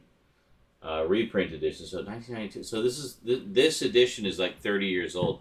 And I scoured Amazon looking for editions of this. Now, the first book has been reprinted a bunch of times, of course, because it's the one that the movie was based on. But the other 2, Logan's World and Logan's Search, have not. As near as I could figure, the only single editions they had were the original paperbacks from way back in the 60s, 70s. When did the books originally come out? The books originally came out. Yeah, Logan's Run was 1967. Logan's World was 1977, so 10 years later. Actually, after the movie, I guess. So, yeah. And then Logan's Search came out in 1980. So it looks like George Clayton Johnson only co-wrote the first one. The other 2 were by William F. Nolan himself. But yeah, great stuff. I'm really going to enjoy that, I'm sure. I've been wanting to read the whole trilogy for ages. So, that's an awesome surprise. Thank you so much. You just saved me a gajillion dollars on the aftermarket for paperbacks. But that's great. Thank you so much, dude. I really, really appreciate that a lot. Which reminds me, I still got to pick up the Blu-ray of not the movie. I have the movie on Blu-ray, but the TV series. The short-lived TV series actually got a Blu-ray release recently, and in comparison to the movie, it is kind of hit and miss, but it does have the guy who played Gary in The Thing as an android companion of theirs. It was interesting seeing him play such a nice, likable character where he's a little bit antagonistic in The Thing. So, fun stuff. Also, speaking of Star Trek, I remember there's an episode of the Logan's Run TV series that features a guy who was in the aired pilot, where no man has gone before for Star Trek. So it's like, all roads lead to Star Trek in some way. Anyway, thank you very much, dude. Really appreciate it. And thank you very much for watching. So we'll see you next time, I guess. Don't forget to catch me on Twitch and right here on YouTube, where I stream quite frequently on one or the other. Join our Discord, and you'll never miss a thing again. I post all my latest stuff there, and a lot of, what's coming up and things like that. Plus, just lots of fun geek chat. We do regular screenings where we watch movies together and stuff like that. It's a lot of fun. So come and join our Discord. It's a good time. You know you wanna. And it's free. And actually, speaking of things that aren't free, I'll see if I can find this on Amazon if you'd like to pick it up for yourselves. And I'll put a link in the description down below. And, of course, big thanks to all of you who use my Amazon links, because it does help support the show, and doesn't cost you anything more than what you'd be spending anyway. So it's no skin off your back, and you're helping to support the show. So thank you very much to those of you who use my links. Alrighty, that is it for me to you for now, so thank you very much for watching, and I will see you next time. Until then, sayonara.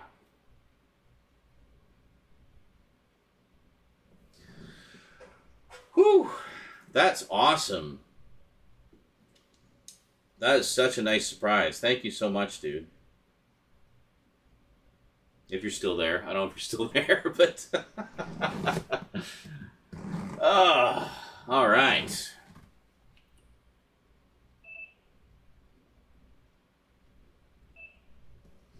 Yeah, that was a total surprise. I had no clue. No clue at all.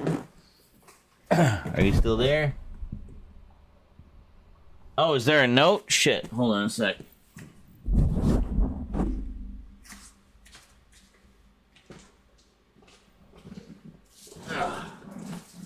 Hold on, there should be a note. Oh, there is a note. Hold on a second. Ah, here we are.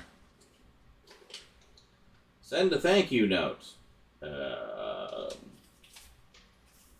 Here we are. Oh, wow. I love it when people actually pay attention to what I say. He says, I remember that you mentioned that you haven't read these and wanted to. There are several differences from the movie. I think you will enjoy them as much as I did. When you finish, please tell me what you thought. I definitely will. Excellent. Well, thank you very much for that. That's great stuff. So I look forward to reading them. So I was just doing a little pause there so I can just scooch that into the previous video. Alrighty.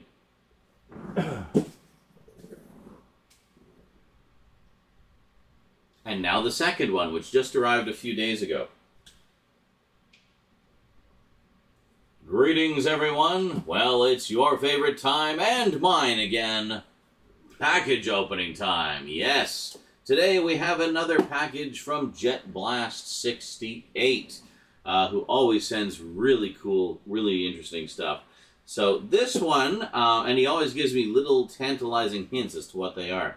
This one, all he said was, I remember you mentioning that this was something you said that you couldn't see in Canada, so I thought you might like to see it. I mean, that could be any one of a million different things, because, for example, there's a lot of streaming services in the U.S., that we don't get here in Canada. Now, we do get most of the content up here, but scattered across a bunch of streaming services. So it's a real pain in the ass to see a lot of stuff. So I'm wondering if this is one of those, or maybe something else. I don't know. His clues are delightfully obscure in that they are just enough to entice curiosity, but not give a darn thing away. So if you saw the last one he sent me a book that I had completely forgotten that I'd mentioned, but he remembered, and that was quite a surprise. But if you want to know what that book was, you'll have to check out the previous package opening. Ha ha! Sneaky, huh? Anyway, let's see what he sent this time. Package from Jet Blast, today on the Multimedia Chronicles.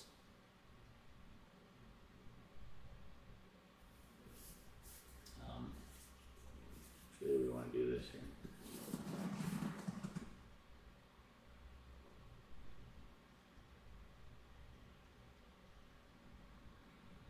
I just realized I don't have my glasses on, but that's okay. Whatever. Doesn't matter. They go on and off all the time. Welcome back. All right, where did I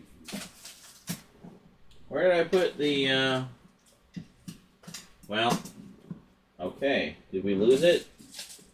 We appear to have lost our box cutter. Oh no, here it is. Box cutter activated.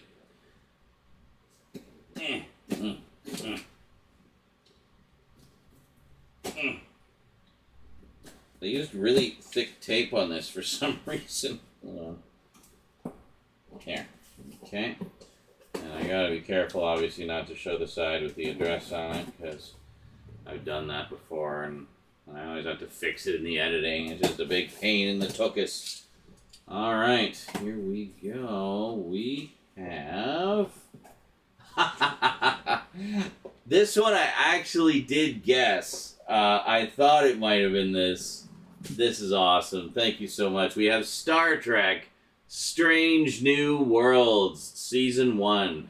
I actually have seen this. We do get this in Canada, but it's on a service that I can't get, unfortunately. So I had to hunt around a bit to find a way to watch it. But this is great. And obviously I definitely wanted to get it on Blu-ray because I thought it was just fantastic. And the second season actually just started, so we'll be checking that out as well. This, of course, is the early adventures of Captain Christopher Pike and crew on the USS Enterprise, taking place before the events of the original series, of course. Yeah, really enjoyed this a lot. Definitely one I will be revisiting again and again. I think the cast is terrific, and it really captures the vibe and the essence of classic Trek. Honestly, it feels like good old-fashioned Star Trek, like you used to know. And I think it's great. I think it's actually really interesting what they've been doing with the Star Trek shows recently. It's like they really thought out a plan, whereas previously, I remember as a kid, I thought Star Trek was just boring. And I didn't care for it much. But, of course, I was the first of the Star Wars generation, so I wanted action and adventure and, over-the-top stuff. And, the original Star Trek series was not so much that. It's a very different kind of vibe. But as I got older, I came to really enjoy it. And I love all things Trek. But now, with the new stuff, it seems like Paramount is very cognizant of that. It's like, one thing people always say is when they were a kid, they thought Trek was boring, so why don't we have some for kids? So we got Star Trek Prodigy.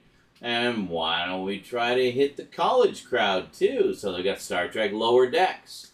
And, for the newer generation that's already kind of into newer Trek, let's do Discovery. For the older generation that wants to see what happened after Nemesis and, revisit the old Next Generation crew, let's do Picard. And then those who just want some good old-fashioned Star Trek like the original series, Strange New Worlds. And there you go. So they got a little bit of something for everybody, hitting all those demographics.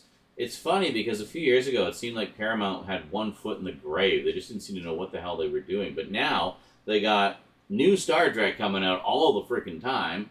They got, they're actually starting to dig into their back catalog with some terrific catalog Blu-ray releases. And it's wonderful. So the first thing I'm going to do is I'm going to take this fucking Rotten Tomatoes sticker off. I hate Rotten Tomatoes so much. I wish they would just go away. Like, the whole point of that site has become moot since anytime, certain groups of people don't like something, they just go and review bomb the hell out of it, thus rendering the reviews pointless. Right? So what's the point? Why are we getting stickers on our stuff of Rotten Tomatoes? Over 100 minutes of special features. What do we got on here? So we got featurettes, gag reel, deleted scenes, and audio commentary. Singular audio commentary. So I'm guessing one episode has an audio commentary on it. This is great. Let's see if I can get in here. There we go. Just got to get it started. And there we go. Wonderful. Alrighty. And there we go. Oh, we got some stacking happening here, looks like. So we have 3 discs.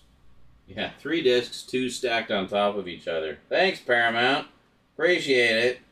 Couldn't just put one little tray in there, eh? Alright, anyway. So there we go. So blue because Blu-ray, right? And then if we pop this off, inside we have the contents of the discs. There we go.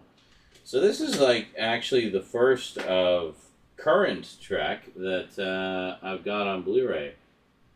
Oh, and that's the French. We have French on the other side. So they just crammed all of it into onto the other side. So what is it? It was like 10 episodes, I guess. Let's see. It was like 1, 2, 3, 4, 5, 6, 7, 8, 9, 10. Yes. Oh. They included a Star Trek original series episode here, Balance of Terror. That's an interesting choice. I wonder, I forget, does that like relate to one of these? I haven't watched this since it originally aired, so that is awesome. Yeah, I think here in Canada we get the Star Trek stuff on Crave, because we don't actually have Paramount Plus in Canada, as far as I'm aware. Unless that's changed since I last checked, I don't know. But, I mean, my plan is to buy all the Blu-rays anyway. And that's something that's nice, actually, about Paramount versus a lot of the other streaming services, is they at least put their stuff on Blu-ray. You know, Shudder does the same thing. They put all their originals on Blu-ray, which is nice.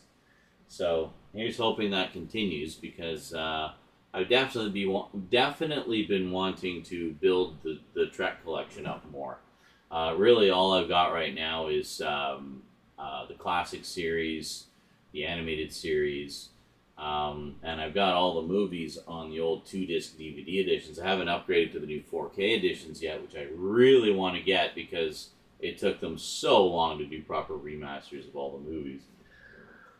Excuse me. So, but that's a lot of money for all those sets. I mean, I'd be looking at something like $500 just to get all the movies and all the sets they put out. Man. But definitely something I want. And at least you do have the solace of knowing that you're not going to need to upgrade them again anytime soon, if ever. You know, getting them in 4K, pristine transfers, multiple cuts of some of them. You know, it's good stuff. Anyway, thank you very much for Strange New Worlds. That is a great series and a very welcome addition to my Star Trek collection. Thank you so much, Jet Blast. And thank you to you for watching. I hope you enjoyed. Be sure to catch me on Twitch and right here on YouTube Live, where I do live streams fairly often. Not quite every day, but as often as I feel up to doing. So if you join my Discord, link in the description, then you'll never have to worry about missing anything again. I always post in there whenever I'm going live, and I always post all my YouTube videos as they go up as well, so you don't have to worry about that wonky subscription button that's been broken forever. I'll make sure you never miss a thing. Alrighty. Also, if you'd like to get Star Trek Strange New Worlds for your own collection, I will, of course, include an Amazon link in the description down below. Thank you very much to those of you who use my Amazon links, because it does help to support the show at no additional cost to you. It's actually not a bad deal, as far as, you know, if you're shopping on Amazon anyway, hey, you know, consider using my link if you feel so inclined, because you help me out without having to actually spend anything extra, which is kind of nice. I like that Amazon takes it out of their cut. Because, you know, they've got their billions and billions, and they can spare a few pennies to toss our ways, right? Anyway, thanks very much for watching. I will see you next time. That is it from me to you for now, so until then, sayonara.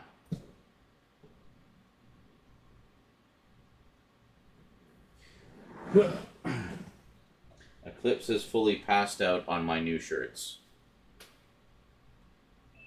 Star Trek, Star Trek. Oh, did I miss a note again?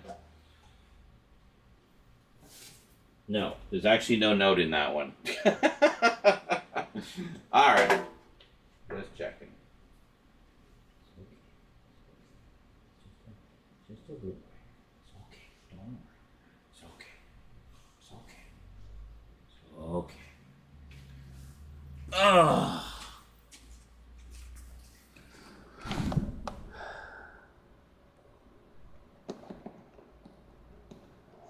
Yes, season 2 started today.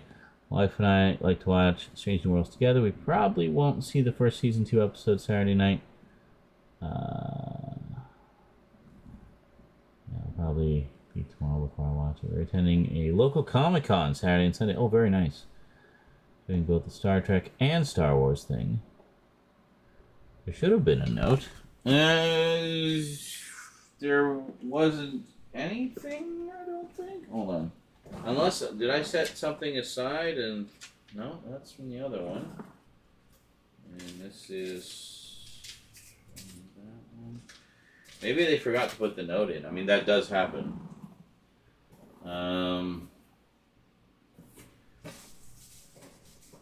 Yeah, no, there's definitely nothing in here. All that was in here was the DVD or the Blu-ray, and that was it.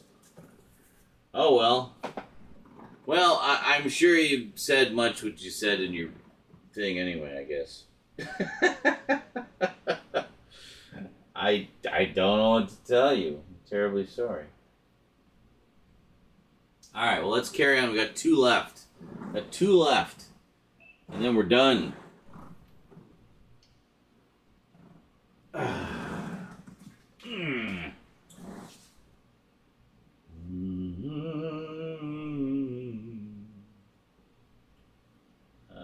January. This is the earlier one. Okay.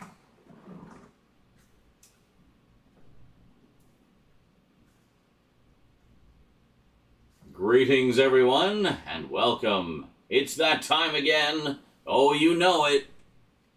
Package opening time. Yeah. Oh, look, even the package is smiling with delight. This time around, we got something from the man, the myth, the legend himself, Vermin Art. Yes. This is a little something that he felt it was long past time I check out and read for myself, and so he sent it to me. That's a terrible intro, but I hope you enjoyed it. Anyway, I know what it is, but you don't. So stay tuned and find out. What could it be? Something amazing from Vermin Art. Today on the Multimedia Chronicles.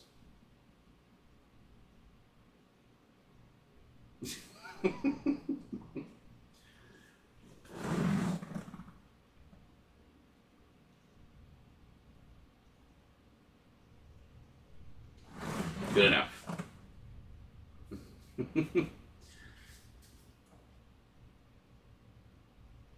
Welcome back. Okay, let's open it up, shall we?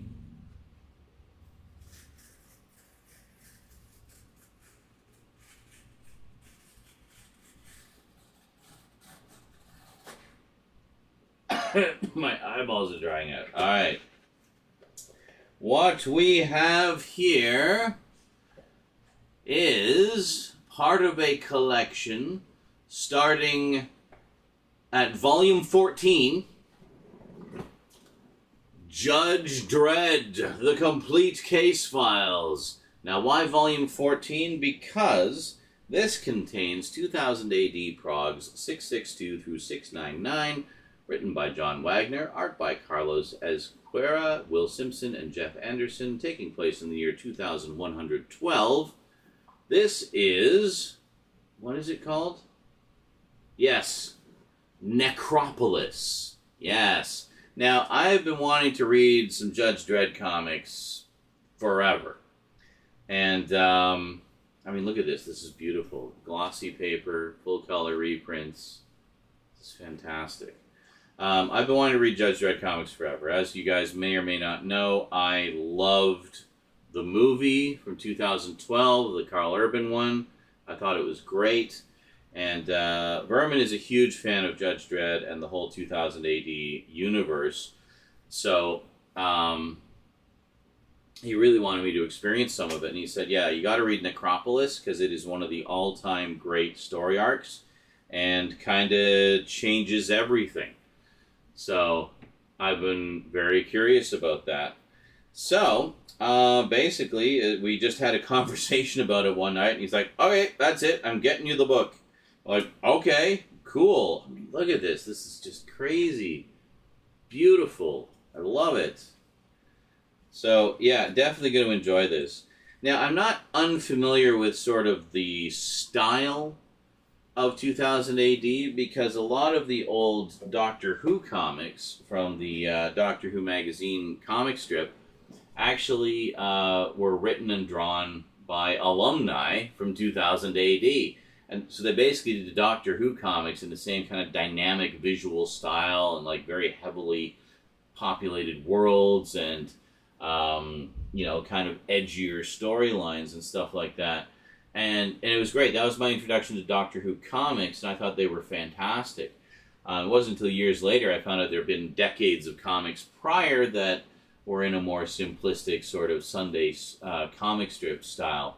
But when they came to do Doctor Who Weekly at the time, later became Doctor Who Monthly, and then just changed to Doctor Who Magazine, the editor-in-chief of it wanted to do something a little more interesting with the comics. So he'd seen some of the 2000 AD stuff, and he was like, I wonder if any of those guys would be interested in doing some Doctor Who comics.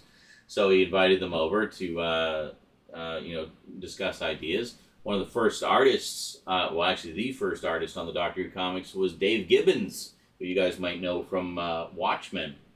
And, So since then, there have been several editions of those comics published over the years. And I always loved that style of artwork and storytelling. And, well, that's 2000 AD, which is where Judge Dredd comes from. So I've been wanting to check out the 2000 AD comics for ages. Now, originally, I was just going to start with Volume 1. But he said, no. Read this one first. Because it'll give you a good taste of, Judge Dredd and all the goodness that it can be. This has a little bit of everything in it to really kind of give you a taste of that world, good and proper. So it's like, okay, cool. I will defer to your expertise, for I know nothing. So basically, the idea is read this, maybe do a little review video, give you my thoughts, and tell you what I think, and then start collecting the whole damn set. As far as I know, they've been keeping up to date with them, too. They just keep putting out new volumes every so often, so pretty cool. So that's awesome. So thank you very much, Vermin Art, for beginning my journey into the world of 2000 AD, good and proper. I should mention also, since it's going to be a while before you see the video, he did send me another one for Christmas as a companion piece to that volume, which is Strontium Dog, who's another character from the 2000 AD universe. And, good stuff. I think what prompted it was we watched a couple of, look at this. This is fantastic. We watched a couple of Judge Dredd, or 2000 AD fan films. There was one called Judge Minty, and then there was a Strontium Dog one as well. And really enjoyed both of those. And that's what prompted him to just start sending me piles of 2000 AD comics. No complaints. Been wanting to check them out forever. Thank you so much, dude. So, gonna enjoy both of those immensely. Thank you very much. Alrighty. Well, that is it for me to you for now, folks. So thank you very much for watching. If you'd like to get either one of these for your collections, I will, of course, include Amazon links in the description down below. Big thanks to all of you who use my links, because it does help to support the show. And it doesn't cost you anything more than you'd be spending on Amazon anyway. They take it out of their own cut. They don't take it out of my cut or your cut. They just take it out of theirs. They have billions. They can spare it. It's fine. So, yeah, if you want to help out the show, but don't actually want to give me money, shopping on Amazon through one of my links is a great way to do that, because it doesn't cost you anything other than what you're spending on Amazon anyway. What else? Join our Discord so you'll never miss anything ever again. We have lots of fun geek chat over there, and we watch, things like Judge Dredd fan films every once in a while, and you can be a part of the fun with us. And, of course, don't forget to catch me on Twitch and right here on YouTube live fairly often, mostly daily, but not always. And join the Discord. I just said that. Oh. Let me do the outro. I know what I'm doing. I know it doesn't seem like I do, but I do. Anyway, thanks for watching, everybody. See you next time. Until then, sayonara. No, this isn't kitty video. Don't come in and interrupt when I'm doing things. Like, just let me do my flow, and then you can talk after. All right, one left. One left. What was in the Jet Blast ones?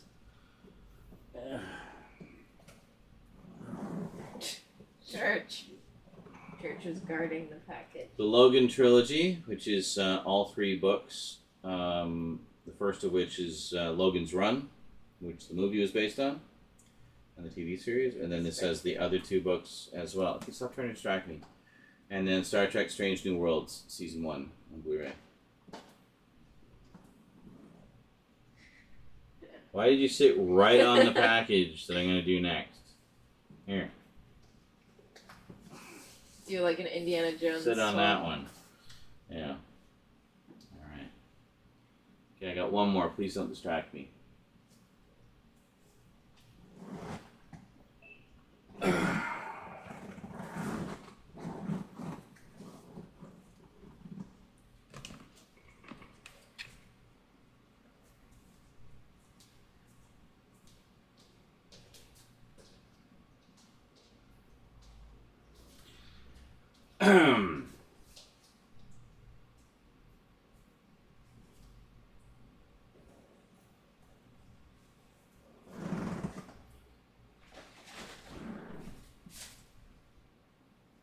Greetings, everyone. Well, it's package opening time again.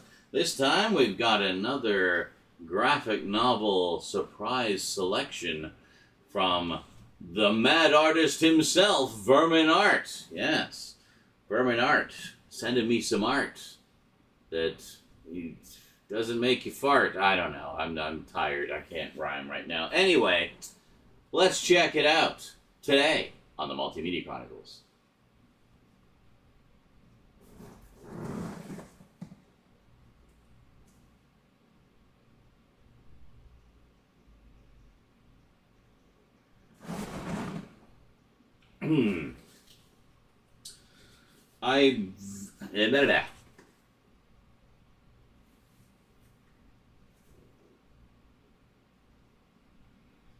No, it's fine. Welcome back. Alrighty, I vaguely remember what this one is. I remember he told me about it. I don't remember what it's called, but I remember who wrote it, and it's someone you might know. So let's check it out, shall we? Another selection, I believe, from I think it's from the 2000 AD universe, or at least of that ilk of some kind. I bet a bunch of you will recognize this. Pull tab. I did pull the tab to open, and you didn't open. You lying package. Oh, no, there we go. Never mind. I got it. What we have here is... Yes! The Ballad of Halo Jones. All that has ever been completed. Apparently they didn't finish the story, but they got most of it done, and then Alan Moore went on to other projects. But this is everything that they did, compiled together into one handy-dandy volume. Apparently it's fantastic in... beautiful black and white. Look at that. That is stark, dramatic liner and beautiful glossy paper. Yeah, these editions are super, super nice. And what is this? We have a letter. Oh, it's a receipt. Okay. It's just an invoice. How boring. Anyway, so I don't know what the full story of this. It's basically that he was doing this, I guess, for 2000 AD, and it was never quite finished, but got pretty far into it, and that was that. Oh, that's cool. It even has cover gallery in the back for the issues that it originally was serialized in. But apparently this is a fantastic story. It's basically described as a feminist space opera, and is a huge fan favorite. I hear it mentioned all the time, but I've never read it. It just never crossed my path. You know, yet another 2000 AD thing that I'd heard about and wanted to check out and just never got around to. So, yeah, I'm definitely going to enjoy this. I mean, I'm always down for some Alan Moore. I think his storytelling is absolutely fantastic. Loved Watchmen, V for Vendetta. Loved his run on Swamp Thing. Yeah, I have his collected edition of Wildcats, the big run he did on Wildcats as well. I still haven't read that one. I need to do that. Maybe I'll just have an Alan Moore week or something and read all of his stuff that I haven't read already. I had to reread some old favorites. But yeah, that's great. So that is the third book of 2000 AD goodness that Vermin has sent me. The other two, of course, being Strontium Dog. There you go. This is his 2000 AD primer for me. And Volume 14 of Judge Dredd, The Complete Case Files, which is the Necropolis saga. And there we go. So that is my 2000 AD primer package, courtesy, or 3 packages, courtesy of Vermin Art, who's the biggest 2000 AD fan I know. That's awesome, dude. Thank you so much.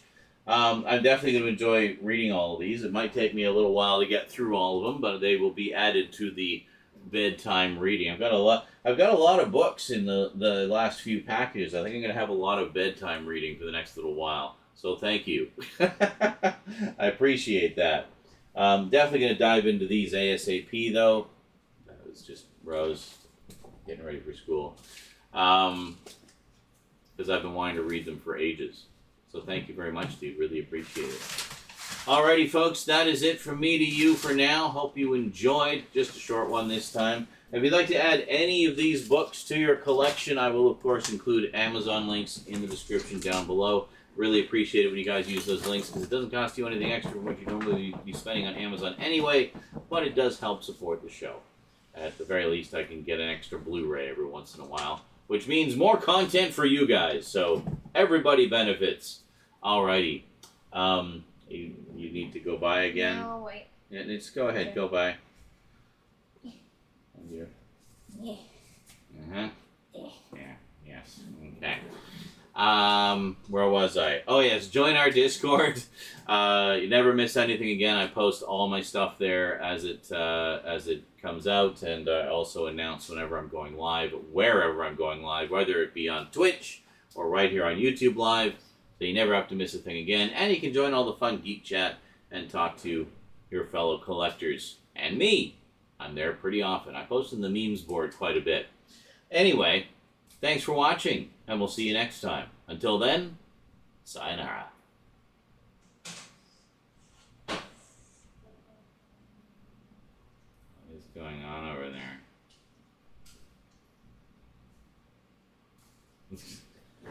Ugh.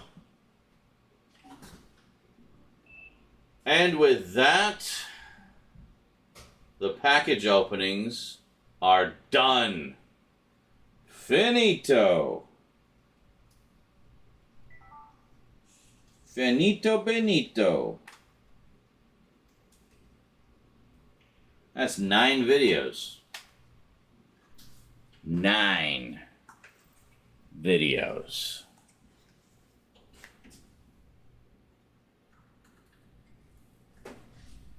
I don't know how much disk space those all take up. I mean, look at this little stinker here. Just snug as a bug in a rug, getting her fur all over my new t-shirts.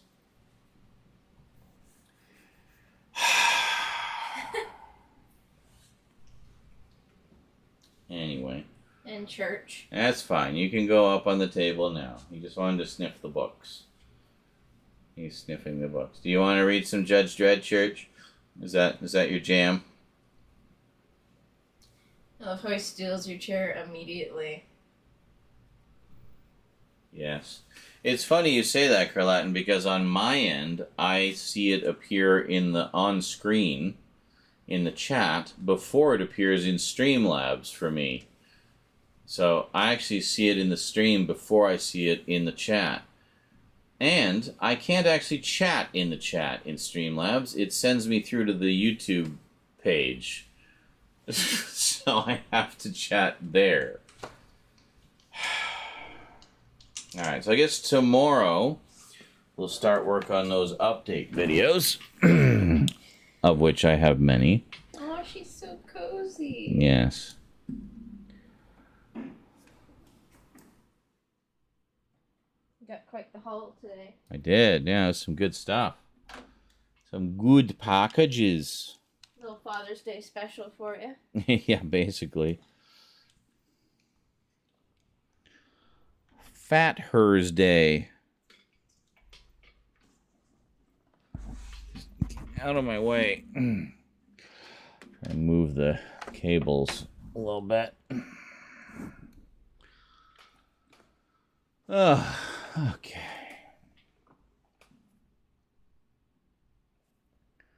Up on YouTube, the on-screen YouTube is so much less broken than Twitch, am I right? They are both broken in their own unique and special ways. But the simple fact of the matter is we've had way more people here than we've had on Twitch in ages.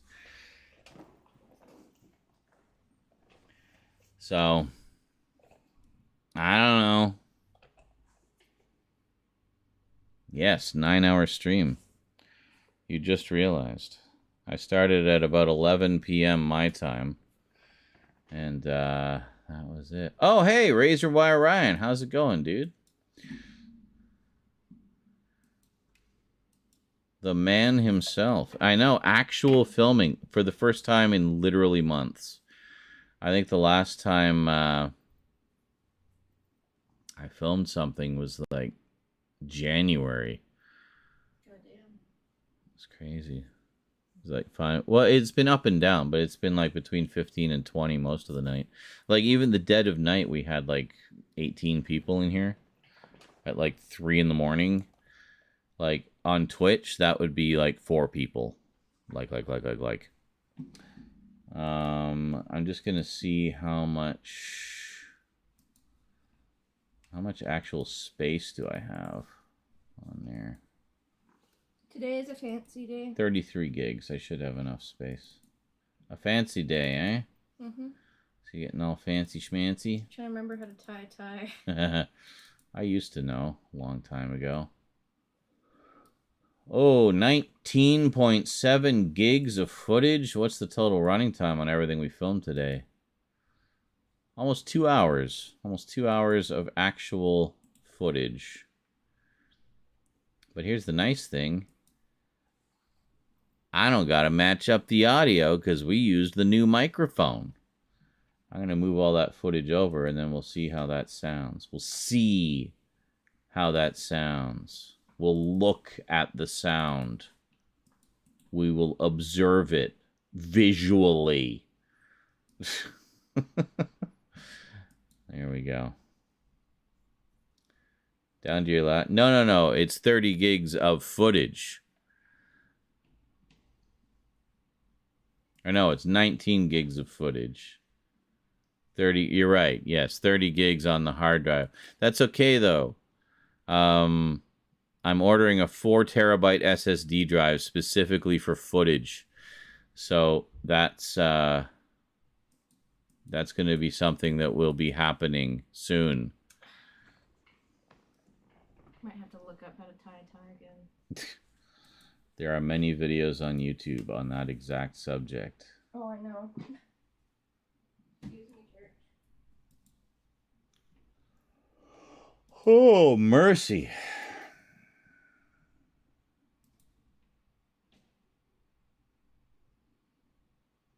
What do we got here? Holy shit.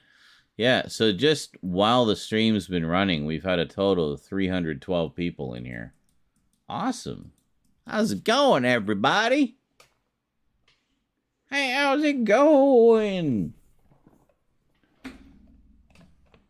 Oh, shit. Turn the monetization on. Sheesh. Need all that tasty ad revenue. I don't know if ads run while I'm playing. Yeah, it actually came through on time today, or this week. It came through yesterday.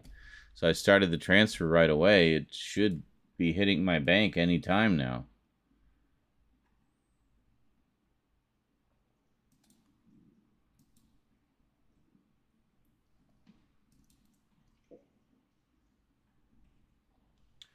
Only catch it. Okay, it's in the bank now. That was fast. Hooray. Greetings, Joshua Gaming. Well, there we go. I am temporarily rich. Oh, excuse me. So most of that will be spoken for by bills and whatnot. That's okay.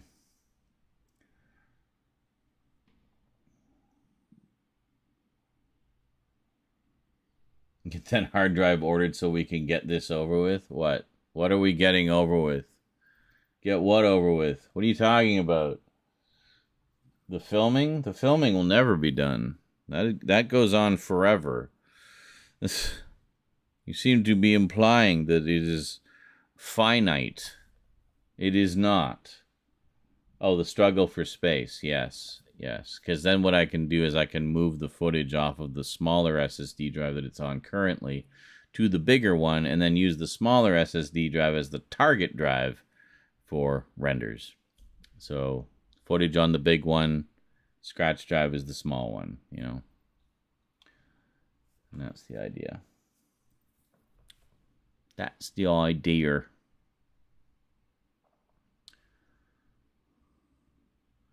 But we'll take, it's almost transferred over. We'll take a quick look and listen.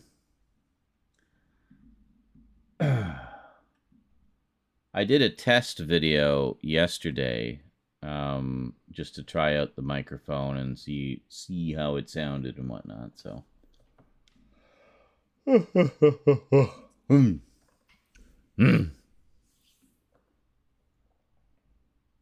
Okay. Let's see now. Can I do this one? That is not the desktop. Hold on. That is... I don't have a full screen on here? Well, shit. Okay, hold on a second. Screen capture.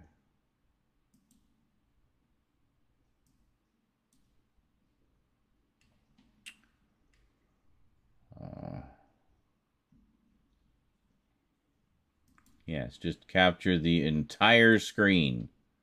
All of it. Hold on.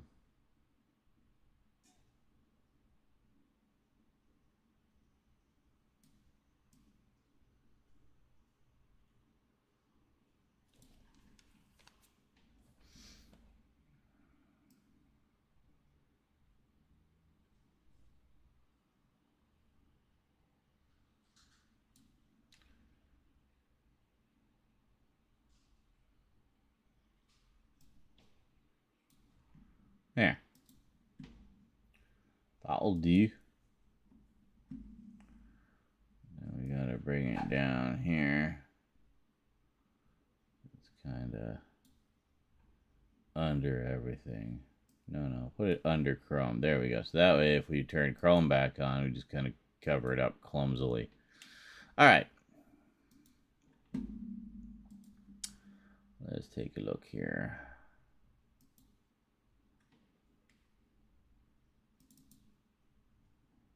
This is nice. Of course, it means you guys can't see the waveform anymore, but the nice part is I only have one device to set up now when I want to record, and that's just the camera with the built-in, the new external mic.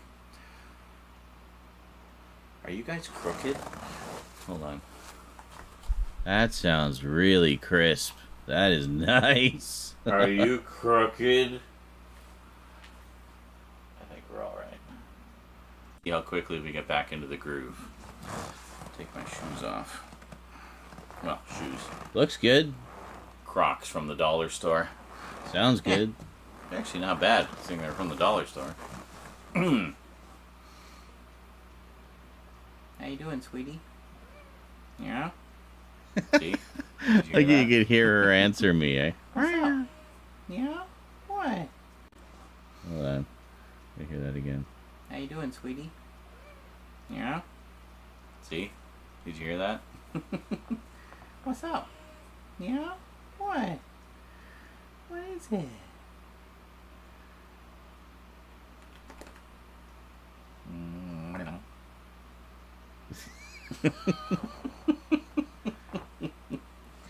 What's up? What's up? But, Anyway, I don't know which one this is, all the so it'll goo be goo kind of gaga a at the surprise. cats. Or maybe a total surprise. It might not be anything that I know is coming. I don't know. I haven't opened it yet. That's why we're here. Anyway, let's check it out. A singular item from It's Frank today on the YouTube channel. No?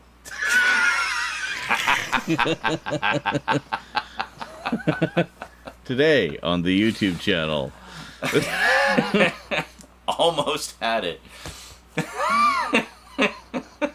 Today on the YouTube channel.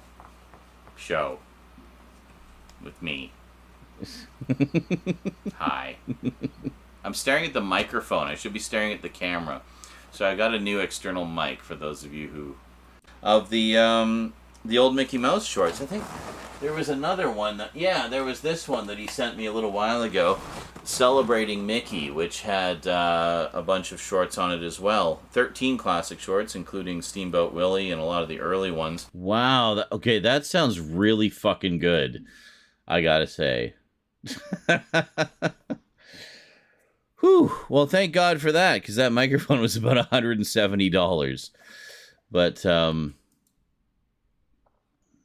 glad that it is not shit. Yes, I am glad that it is not shit. Okay. Good. Oh, look, the working on stuff goes right across the bar of the camera, of the mic, so it's almost like a background for the working on stuff. Yeah. It does sound, it sounds really crisp and clean, eh? So, excellent. That's going to save a lot of time, because now that takes a step out of the post-production process, meaning I don't have to synchronize the audio with the video, and also I don't have to drag the Yeti over there all the time, or ever again. Yeah, and all of that, the only reason that I had to do any of that in the first place is because the built-in mic on that camera sounds like shit. So, the crispest of crisp to crisp. Yes. Oh, do we have the, where's the test of the filter? Hold on, can we look at, is it this one? The short one? Yeah, I think it's this one. This is a test of the fur cap for a fetus. I mean, for the microphone. It is on right now. Just blow on it. And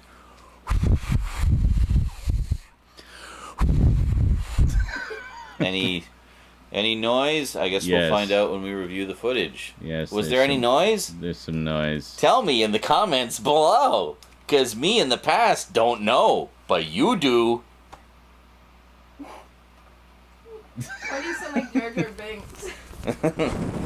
Misa used fur cap on microphone. So, Oh my god, that was an epic wheeze. Thanks. How do you do that without, like, destroying your throat?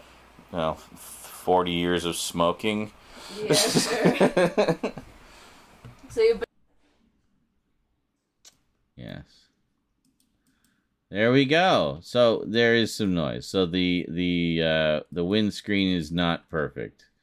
I guess it's meant to guard against light breezes rather than forceful, deliberate, intensely focused gusts of highly concentrated wind directly at the mic. But you know, a breeze will probably be fine. So, yeah. I noticed when I was doing the test earlier, it was picking up noise from the fan.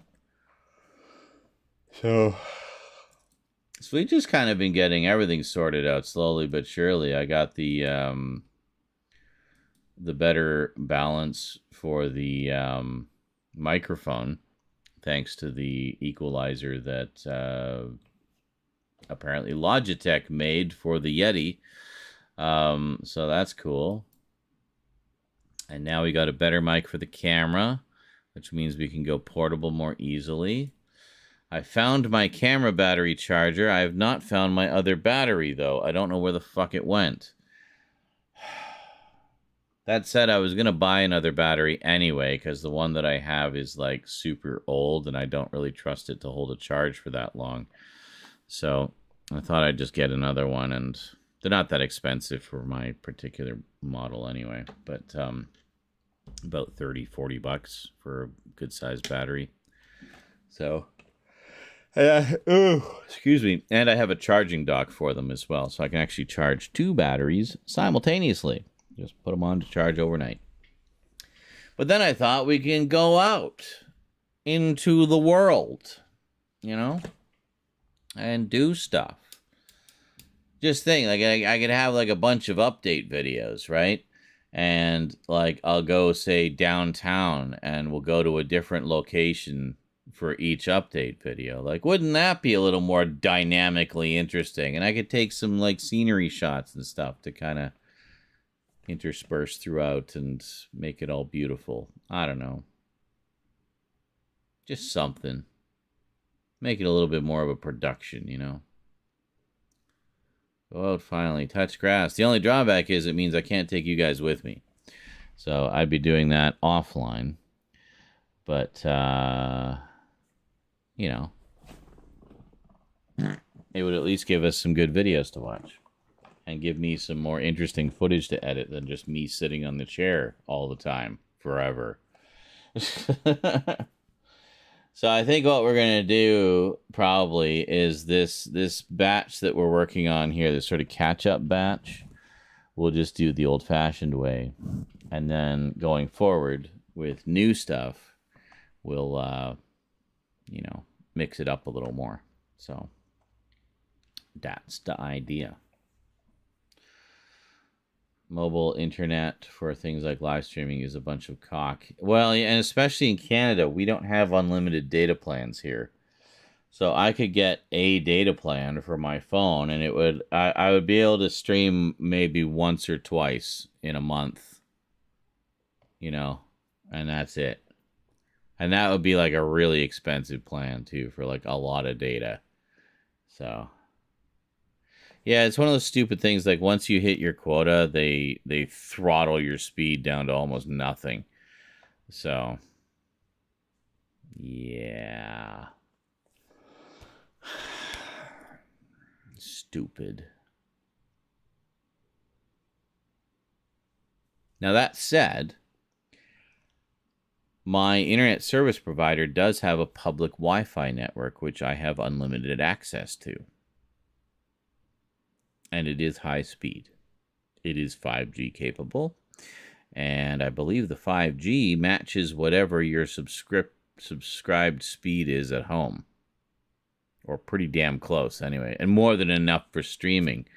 So, if I was in an area that had hotspots, and the hotspots are continuous, so you can move, as long as you're staying within the network, you can move around as much as you want, and you'll maintain that Wi-Fi connection. It's a pretty good public network.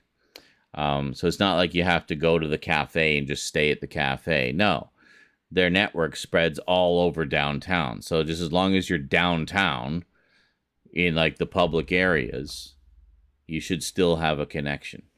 So I used to use that all the time when I was going downtown a lot more a few summers ago.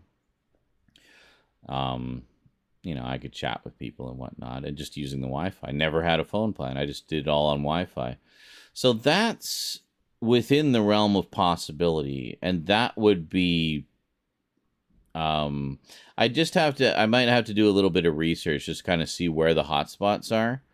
They do have maps of them as well. You can see where all the hotspots are. So you can look that up on their website. So I can research that and just kind of see what some good areas to go would be. And see if that's maybe a feasible possibility to do like some kind of, mobile live stream. She fell asleep in the box. Did she? Yeah. I'll just leave it for now and then I'll collect them later. Thankfully, we have lint rollers, so I can get... And the shirts are kind of folded up in there, so really I should only be getting hair on like one small portion of them. So we'll just lint roll them later. But, yeah, so I'm just kind of looking at different possibilities, just different fun things we can do. Because I think, I think it's good to mix things up and whatnot. So, yeah. But in order to do that, I need a phone. What did you do with your lip? Did you put a thing in it again? What is it? Eyeliner. You drew a lip ring on? It looks good, okay? As long as you don't look too close. Look at my lip ring. It's totally real. No, don't look so close. Just stay out of my personal bubble. Why don't you look nice? You look ready for business. I can feel my belly button. I'm gonna go take on the stock market or something.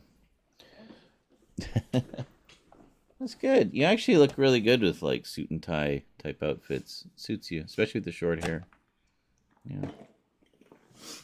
Looks good. See, Rosie? Styling? Where are you? There you go. Yeah, hold on. There. Hair looks good. Very nice. Got the tie, got the vest. I'm wearing shorts. Yeah, shorts. And your little Halloween purse. Right? I can't see. Let me see. Yeah, little Halloween purse. Very nice. It has a little bat thing. Has a little bat. Oh, it has a little bat. Very nice. Excellent. Looks good. Did you use some of my old perfume again? You mean cologne? Or cologne? Perfume. My man perfume. My man fume. Which one was it? The yellow one you said? This one. Yeah, this one. What was this? Yeah, Aramis. Can you see it? Yeah, Aramis. This is nice. I got this. Oh, God, I must have got this literally 30 years ago. There's a aftershave spray that comes with it that smells nice. Yeah. No, I remember. I forget. I don't even remember who gave this. It was like a Christmas present, I think. Yeah, it actually smells good. But you don't know where that Drakkar went, eh? No. Did you use that and then, what, lost it? Yeah. I don't know. They still make Drakkar, though. Do they? Yeah. Like, if you go to Sephora and stuff, you can get almost the exact same thing. Really? The Noir? Maybe. Because that was the I know, kind I had. I've seen It was Drakkar at Spencer. Drakkar not Noir. Spencer's, at Sephora, though. Yeah. As you see Rosie out and about, yell, "I saw you in Wall Street." That's right. Actually, no, what is it you remind me of? Sort of, well, a little bit of Annie Lennox. Definitely got some Annie Lennox vibe going on. She's like my idol, so. And who's the other one? There's one I was thinking of. Oh, you know who it is? There was, what the fuck was that song? Simply Irresistible. Do you know that one? An Annie Lennox song? No. Hold on. As in that actual bottle, yes, correct. That actual bottle is the actual one I actually got when I was actually a lot younger, actually, for Christmas or something. Usually have the Drakkar Noir at drugstores. Yeah, so like Shoppers Drug Mart will probably have it. Hold on, let me show you here what I'm talking about. I need a new suit pants because mine are like really tight because they're hand-me-downs. Okay. We'll see about what we can do there. Hold on a sec.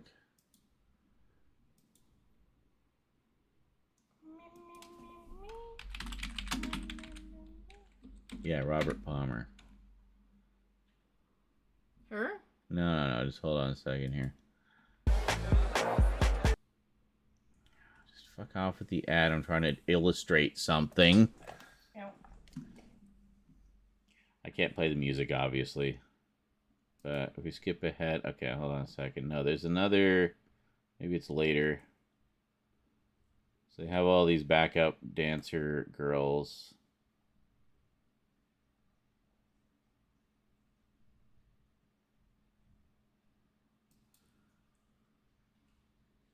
Okay. This is not what I was thinking. I swear... What am I thinking of, guys? I swear there was one like this. But all the girls were in business suits. Oh, I thought it was this one, but it's not. I think I know what you're talking about, but I can't remember what it's called. Is it the one where they're in like marching band outfits? Is it Addicted to Love? Which is the same kind of thing. Is it a Robert Palmer song? It might be. Well, I might have been just thinking because they got like the short hair and the...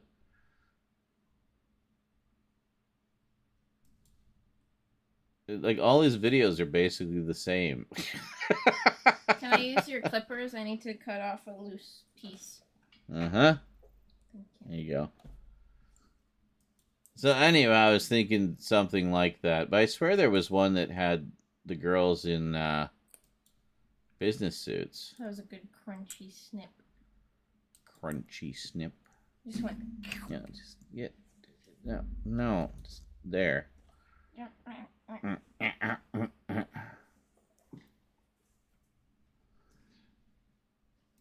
Hold on a second. I swear there was...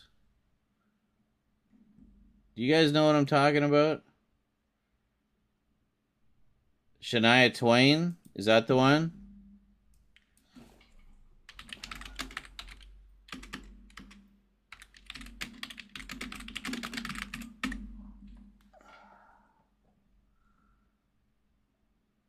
Ah, yes, this might be the one. Oh, okay. Yeah.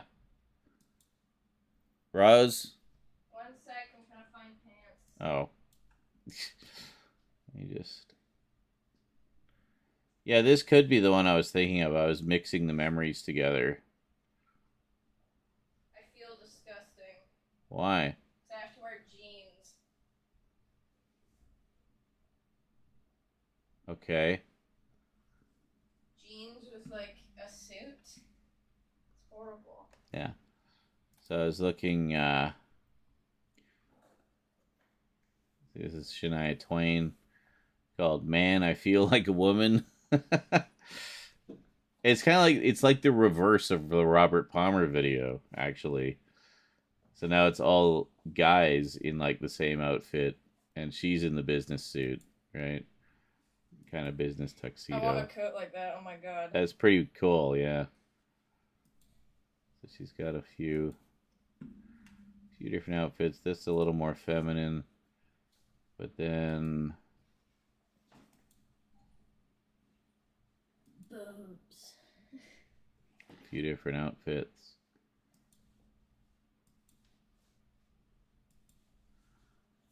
Yeah, so she kind of goes through a few differences. But it's the suit and tie one in particular.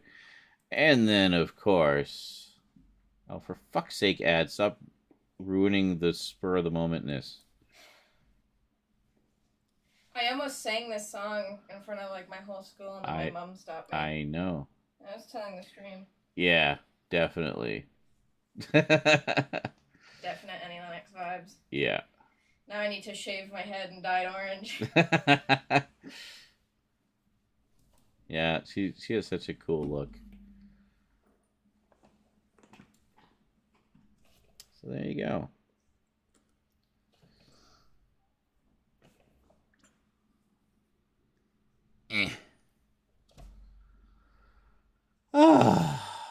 Wow, the ceiling is just an explosion of white. We're in heaven. Huh? Oh, yeah, Luke says, why would you be stopped from doing that? Because her mom is... She was all like, you're tone deaf and I don't want your grandparents kidnapping you. Okay, first off, I was going to be there. And second off, what the fuck? I was practicing for months in the shower. I remember. And I was just like, okay, I'm ready.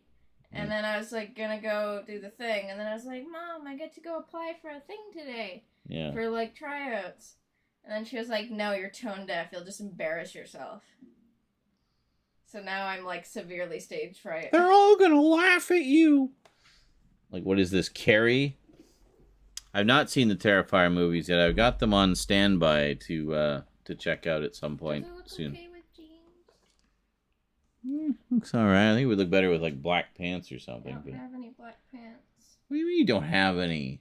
They're all too tight or the seams right at the crotch is ripped. Oh. Well, I guess you need to get more black pants.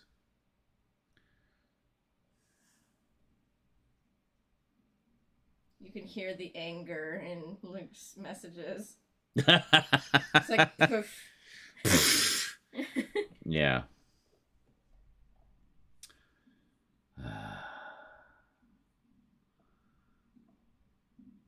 And you've used about a dribble in 30 years. Oh, yeah, I just never wore cologne much.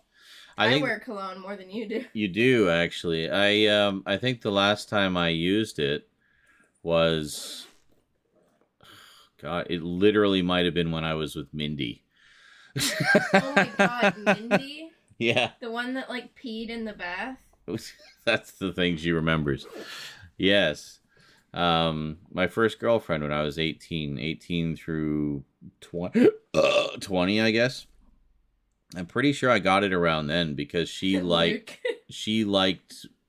when I wore cologne, so I would wear it occasionally, like for special nights or whatever. And but I think it might have been after that. I don't think so though. I'm pretty sure it was around that time because I do remember her saying she liked when I wore cologne because I didn't wear it that often. I guess it was kind of a special thing, but you smell horrible. Wear cologne. Oh, she was not one to tell other people about smelling horrible, believe me. Oh, I know. She had like you've told me the horror stories. Epically bad hygiene. But you have to tell the bath story now. No. Oh, I mean, there's really nothing to it. Just she would pee in the bath. She'd like to have hot baths, and she would pee in it. And I'm like, you realize you're sitting in your own pee. And she'd be like, meh.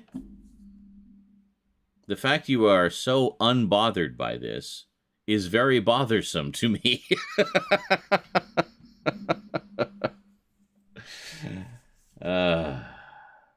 Yeah, my school has like a scent awareness thing because like there's students that will literally pass out if the smell's too strong, which is why usually I put it on like before leaving and then don't reapply when I'm at school because like the air will kind of suck it out and then it'll be milder by the time you're actually in the school. Yeah, But then there's like the popular girls that'll just like drench themselves in perfume, I know. and then you'll like choke on your own breath whenever they walk by. Yeah, I did.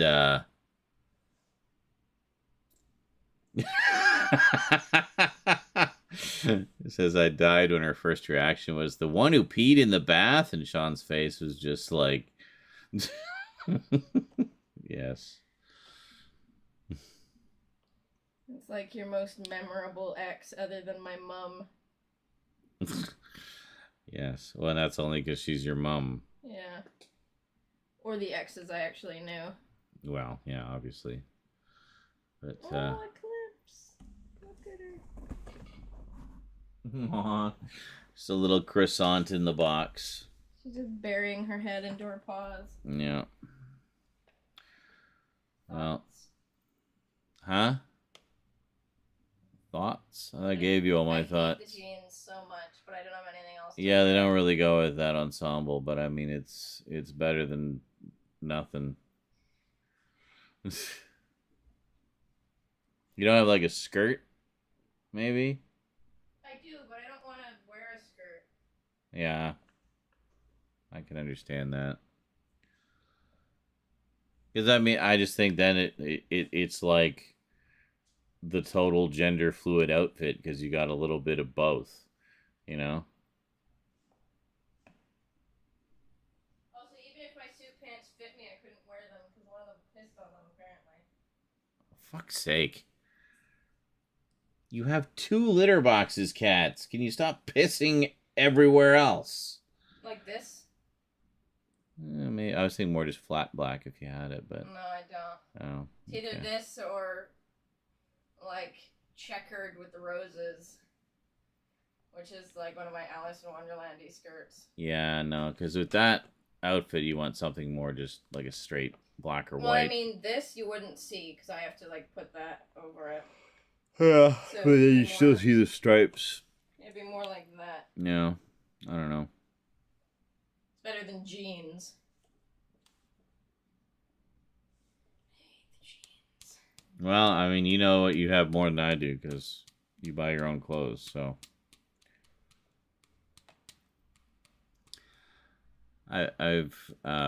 Rose has a lot of freedom to choose her own wardrobe, which I think is important, especially at her age, to establish whatever look she wants to be herself, you know, so. So basically every so often she either, you know, gets a gift card or something, or she gets a budget and buys some clothes with it. So then she'll go to Value Village, or she'll hit up Amazon, or, you know, a bit of both. Go to the mall with her friends, get some stuff there, you know. Used to go to this Dollar Tree that as soon as you walked in, you were hit with the smell of BO. It was so bad. Was this, oh, yes, I may or may not have a coworker with ungodly BO. It's truly becoming unbearable as the heat sets in. Is that the security guard? Oh my god, the security guard at Dollarama would always, like, fuck with me. And it was almost, like, really annoying. In what way? Because he'd always come in and buy, like, 5 big things of Pepsi to get him through his shift. Like the 2-liter bottles, and I was like, in my head, I was just like, Jesus Christ, how much Pepsi do you need? But, yeah, and then he'd be like... Oh, yeah, actually, Mesozoic says, Rosie resembles Rocky Horror Picture Show Little Nell. Do you know who that is? Never seen it. Oh, you gotta see Rocky Horror. I'll show you that. It's one of my mom's favorite movies. Yeah, it's fun. It's ridiculous, but in the most wonderful ways. I know it's a lot of, like, breaking gender norms and stuff. Yes.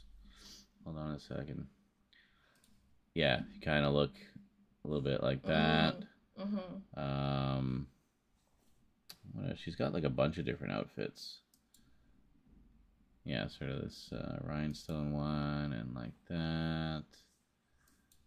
Very similar to, Yeah. Actually, almost exactly your hairstyle. Yeah. Yeah. Yeah. Very similar to Eurythmics, though. Eurythmics. Yeah. Oh, yeah, definitely. And yes, definitely breaks gender norms big time. I mean, would you know that this is Tim Curry? I only know that because it's like the only character I know it from the movie. As Dr. Frank N. Furter. Frank N. Furter. Yeah. But, yeah, great. So, huge breakout role for him, obviously. Oh, yeah. And he just chews up the scenery. He's such a hoot in that one. That's great.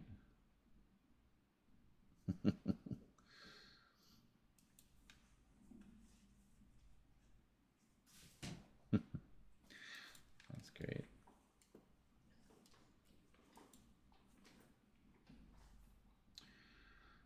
Yep.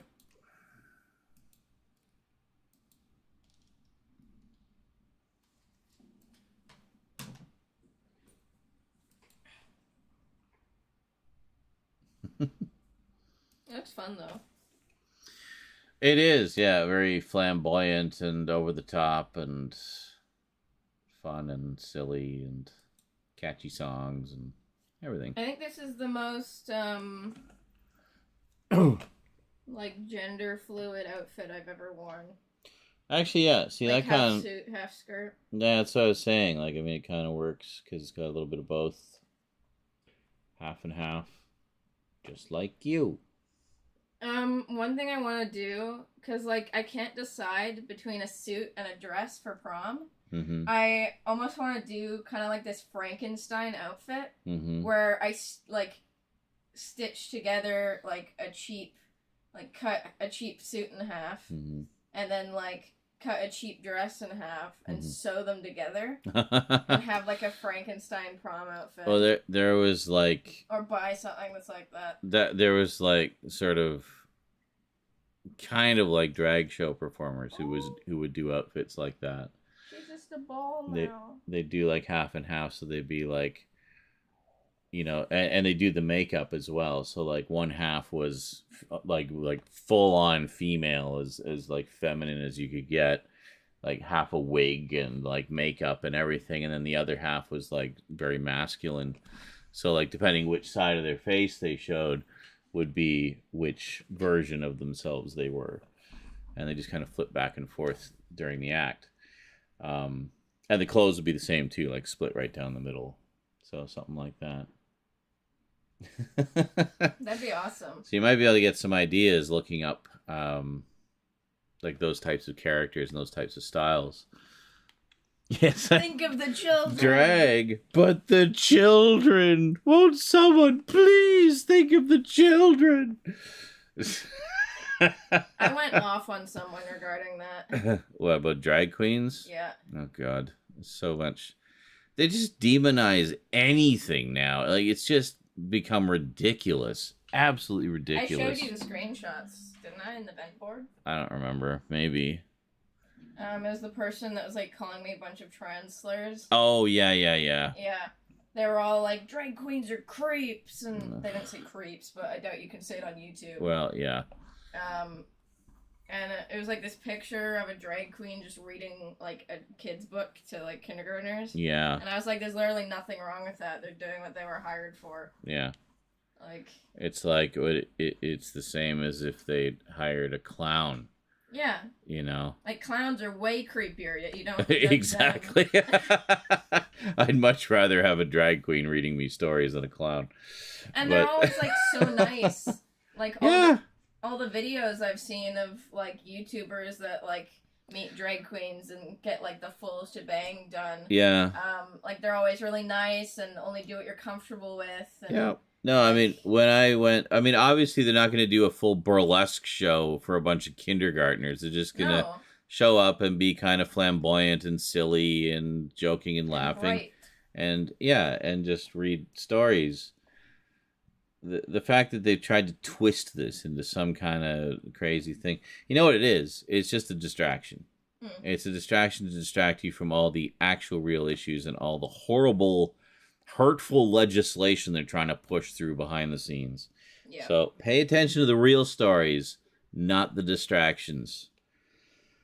But anyway, I was like proving them wrong. Literally wrote like a big article paragraph about the difference between drag queens and creeps. Yeah, and or then, they won't listen. Yeah, and they just like blew me off. Completely brainwashed.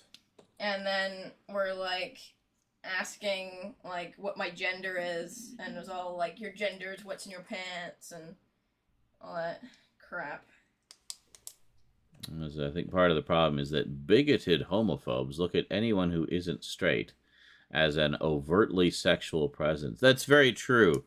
Like the whole thing about having gay people in the military. It's like, well, I want a guy, you know, watching my back or watching my butt because he's trying to protect it, not because he wants to fuck it. It's like, really?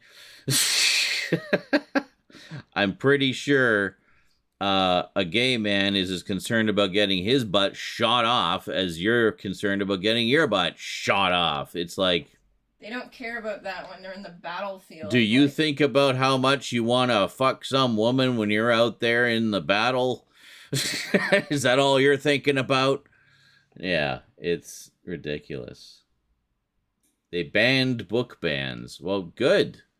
Ban the bans, because that's just censorship.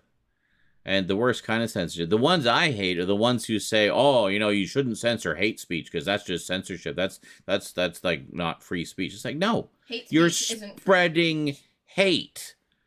And like talking about spreading misinformation and stuff like that. There was a thread on Twitter. It was like, ban Fox News from cable stations. I said or from military bases. I said just ban Fox News. Period. Stop the misinformation. Stop the deliberate spread of lies and propaganda and forcing agendas on people. And just tell the fucking news. You know? All this, like, bipartisan news bullshit and politicizing the news is just done so much damage. So much damage. And, yes, ban those that deliberately spread misinformation and lies. Period. Bring back truth in journalism. Bring back actual impartiality in journalism. Well, it still exists, but only on the news wires, like AP News and Reuters. That's it. And NPR. That's pretty much the only place you can get impartial journalism anymore, is the news wires. Like, literally, the news wires where the news gets the news from. And then the news, the media, puts whatever their spin is on it. They cherry pick what they want to push, whatever narrative they're trying to push that day, whatever thing they're trying to get you angry about that day. And that's it. That's why I don't get my news from any of the mainstream media. Even CNN has gone down the shithole. Like, all of them are just shit now. Like, absolute shit. So I just get my news from the news wires. Straight from the source. No spin, no opinion. Just, here's the stuff that happened today. You know? Oh, they have opinion pieces, but very clearly labeled as such. So you know it's an opinion piece, and you can take it as such and form your own opinion. So, well, that's what AP News is. What do you think the AP stands for? Associated Press. Reuters is the same thing. They're on the same level as Associated Press. They're both newswire services. Called Reuters? Well, yeah. Reuters. Oh, I was thinking like people that take steroids. No, not Reuters. Reuters. Oh, it's pronounced Reuters. But yeah, that's where I get my news from. So I'm big on truth, actual truth, not the pretend truth that the mainstream media tries to force down your throat. So. Oh, shit, what's the time? It is 8:55. Just go. I need to go to sleep anyway. So, I'm glad you were able to join us for the Jadzia package. Yes.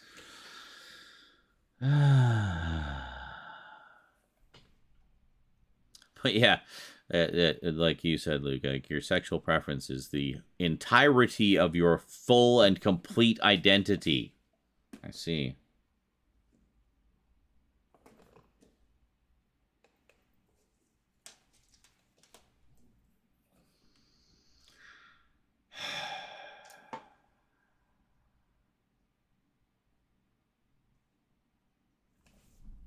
Anyway, this was a pretty good night. Didn't make a ton in donos tonight, but we made a little bit. We made a little bit. And you had fun. Yes. Absolutely. We had a lot of fun. Oh, what is this? Oh, from Raptor Rivera. Says, got good news for you, boss. From Bloody Disgusting says, Dead Space Deep Cover, a new scripted audio series coming from Cineverse and Bloody Disgusting, based on EA's Dead Space video game. Well, what? Holy shit.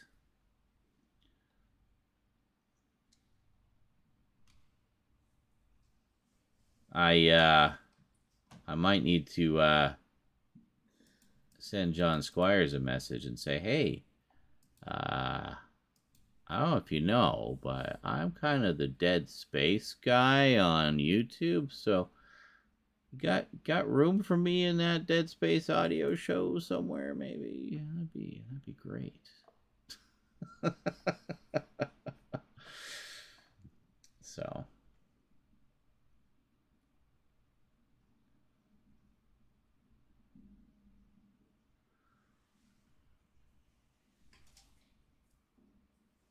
Okay, very cool. Even just a bit part, I don't care. Like, I do anything just to be a part of the Dead Space franchise in some way. You know? Anything. Anything! Anyway. Very cool. More Dead Space. What? What?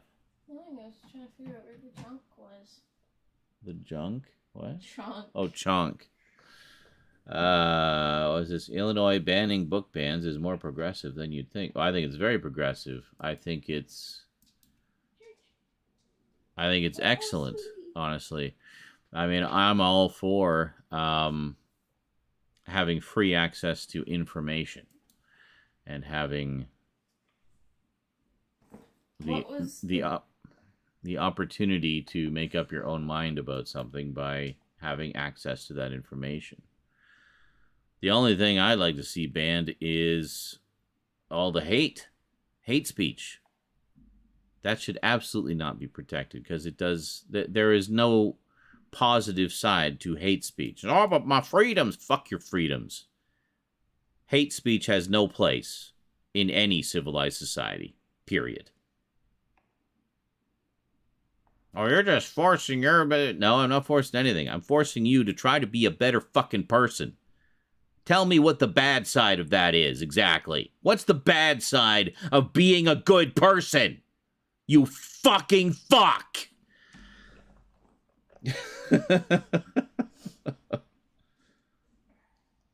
Yes, that's fine. Have books on fascism so you can read about it, understand it, and learn why it is bad. And not desirable.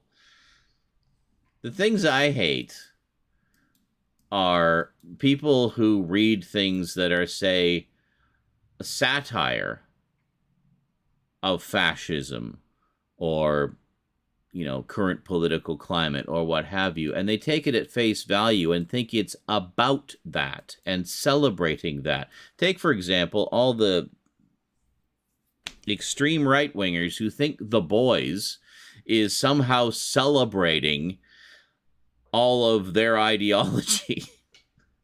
No, actually. The show? You are the butt of the joke in that entire show. So, yeah. What? The show? Yes. Can you go to school, please? It's school time. Go to school. It's already 9. Doesn't school start, like, now? No, it started half an hour ago, and I'll get yelled at if I go. So when are you going? I was going to wait for the next class to start, because I don't want to deal with my socials teacher. Fine. When's that? 9:50. Alright.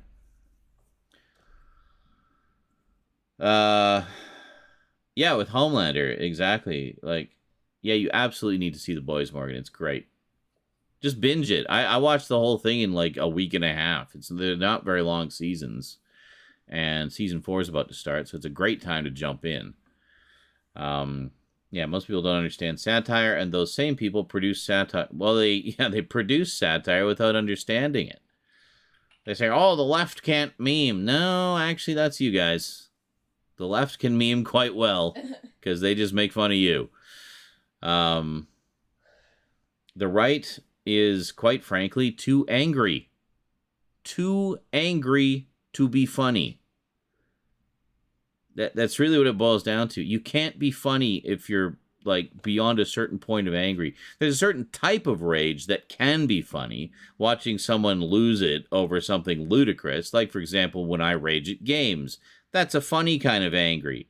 But when your humor is born out of hatred, it's not funny because the hatred overpowers the humor, you see. So that's why the right can't meme, because they're too fucking angry. Regarding the book bans and stuff, please don't repeat questions. If I don't answer, it's because I have nothing to say, or it's not relevant to the current topic of conversation, so I'm not going to just interject that in haphazardly in the middle of everything. But no, I'm familiar with Captain Underpants, but it was way after my time. I haven't read them or seen the movie. So, regarding book bans, what is it, like 1984 or something? The one that's it's a book about book bans that got banned. It's part of it, yeah. Also, 1984 is the degree that books burn. Well, no. That's you're getting it mixed up with Fahrenheit 451. Yeah. Yeah, Fahrenheit 451 is the one that's about book banning and book burning and stuff like that. Yeah. It's not meant to be a guidebook. It's meant to be a cautionary tale. Same with 1984. 1984 is not meant to be a guidebook, but we are seeing some major Ministry of Truth shit lately. No joke. I need to read both of those. 1984 is so good. I actually just read the book for the first time ever quite recently. I had read Brave New World, which is another one that kind of, Also Animal Farm. Yeah, Animal Farm as well. That one I read as well. But yeah, a lot of people take 1984 as a fucking guidebook. It's like, no, that's not a desirable world. Why do you want that world? And we're like halfway there now with all the rampant misinformation, propaganda, and people just eating it up and accepting it. That's what's wrong right now. People are just eating what they're being fed and not questioning where it's coming from. They're not questioning anything. Or they're questioning the wrong things. They're questioning what they're being told to question. And that's not questioning everything. You're just following the herd under the guise of being inquisitive. So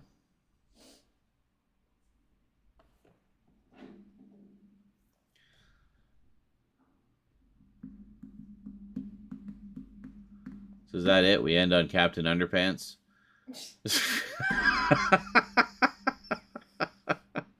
The world's going to hell in a handbasket. Have you ever read Captain Underpants? Am I talking to myself here? Man babies. That's a whole, yeah, we get into the whole toxic masculinity thing. That's a whole other thing. Mad babies, dude bros, and whatever. Saw a tweet about how bad Ezra Miller is, and the proof was a screenshot of like someone's Facebook post with the poster scrubbed out. Okay. The tweets I saw about how bad Ezra Miller is contained actual video footage of him assaulting people. Oh my god. So that was, pretty conclusive information, I thought. Yeah. Can't wait for the alpha male podcast Dude Bros to endorse Trump next year for re-election. Yep. And the fact he pled not guilty means they can delay the trial for a little while. According to Reuters, I was reading some analysis of that. It says, what does this mean for the whole case? And what it means is they can spin the wheels for about a year before it has to go to trial. The biggest problem people are having is the judge appointing to the case, because that's a Trump-appointed judge. I mean, that is a fucking massive conflict of interest. Get her out of there. So, yeah. Not disputing any of the information, but that's a Facebook paragraph. Not exactly a towering pillar of legitimacy. Yes. Because you totally can't duplicate a block of text easily.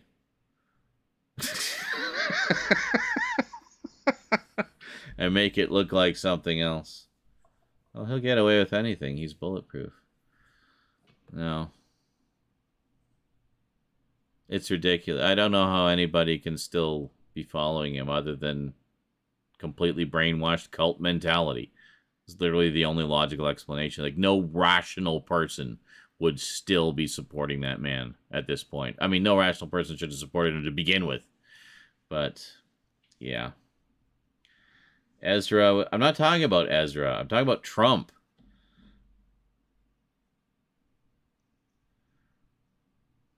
I don't give a shit about Ezra. Well, I do and I don't. I give a shit that Hollywood is propping him up while canning all these projects helmed by minorities at the same time. Supergirl, Batgirl, etc. Also a little pissed off at YouTube removing the block feature right as Pride Month started. Who the fuck was in charge of that decision?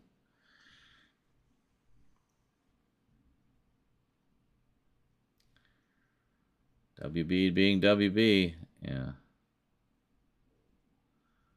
Supergirl was so good in Flash, really. Cool.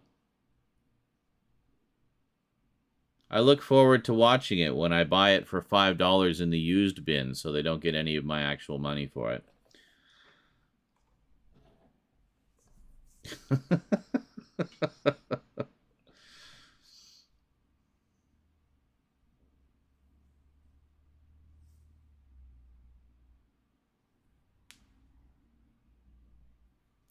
Yeah. I mean, you know the only reason I'll be watching it anyway. And that's for Keaton. And the CG Christopher Reeve. I downloaded some cool art that I'm going to be using my light board for. Ah. So that I can print it at school and then like work on it over the summer. But I'm basically like tracing the initial design and then adding my own spin on it. I see. Yeah. Extra bummed about Batgirl because I don't think Keaton was served best in Flash, but he was as good as ever regardless. Yeah, apparently the canning of that came down so fast that I forget it was the director, the producer, somebody actually wanted to tried to get to the hard drives in time to recover the footage, just to have something, anything. At the very least, they wanted to recover the Keaton footage to be able to show people or leak it or whatever. But already, like in a matter of hours of the announcement coming down, they went to the hard drives. They were already wiped. So the footage was gone. What happened? Oh my God! Do you need me to explain this whole story to you? When David Zaslav took over as CEO of Warner Brothers, his first task was to cut as much as he possibly could to save the money. So they dropped a whole bunch of projects, and they had a bunch of other projects written off as tax write-offs. Now, what happens when you write a project off as a tax write-off means, when it's a movie or something like that, that can never be legally shown anywhere because it was a write-off. So being a write-off, it's like it's deemed unfinishable, unreviewable, unwhateverable, and you legally cannot show it anywhere in any form after that. So all the footage that they shot, everything they did is just stuck in a vault somewhere. They had like a party for the cast and crew that they just watched all the footage that had been completed and stuff like that. Not sure if you talked about this. We talked about it briefly on the Discord the other day when the news broke, but he can't release or show it because he doesn't own it. That's his own personal private copy. But I'm sure a lot of us would love to see it. I didn't know there was that much additional footage. I mean, I've seen the deleted scenes for Batman Forever, and there weren't that many of them. There was just a few. So, But yeah, apparently this is the Joel Schumacher cut that everybody's losing their minds over. The actual, because Joel, like, I've always said this, like, Joel Schumacher gets shat on for the Batman movies all the time, but Joel Schumacher is not a bad director. He's done some fantastic movies. He's actually a really good director. That was all the studio getting their fingers into the pie and forcing him to do this or that. He didn't get to do the Batman movie that he wanted to do. So presumably this 3-hour cut is that version, or as close as we'd ever be likely to see. So yeah, exactly, yeah, marketable, or well, and the fourth one in particular, just wanting to sell toys. Yeah, the fourth one especially. Even what's his face, Chris O'Donnell, said that he said with Batman Forever it felt like we were making a movie. With Batman and Robin it felt like we were making a toy commercial. So I think that sums it up pretty well.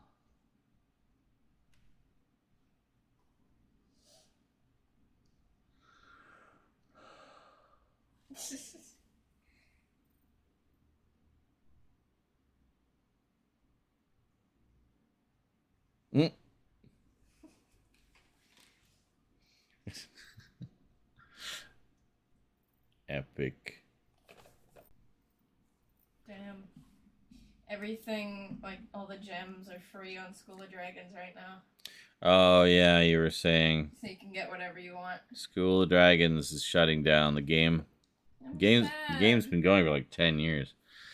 Rosie used to play it. Yeah, but he said, was it so you could get like all the high-level dragons? And everybody was just like, hello, goodbye. Yeah, it's like you're so happy, but they're like, it's being deleted in like a few weeks, I think. Yeah. So, I mean, you can fly around for a bit, but that's all you're going to be able to do. Mm-hmm.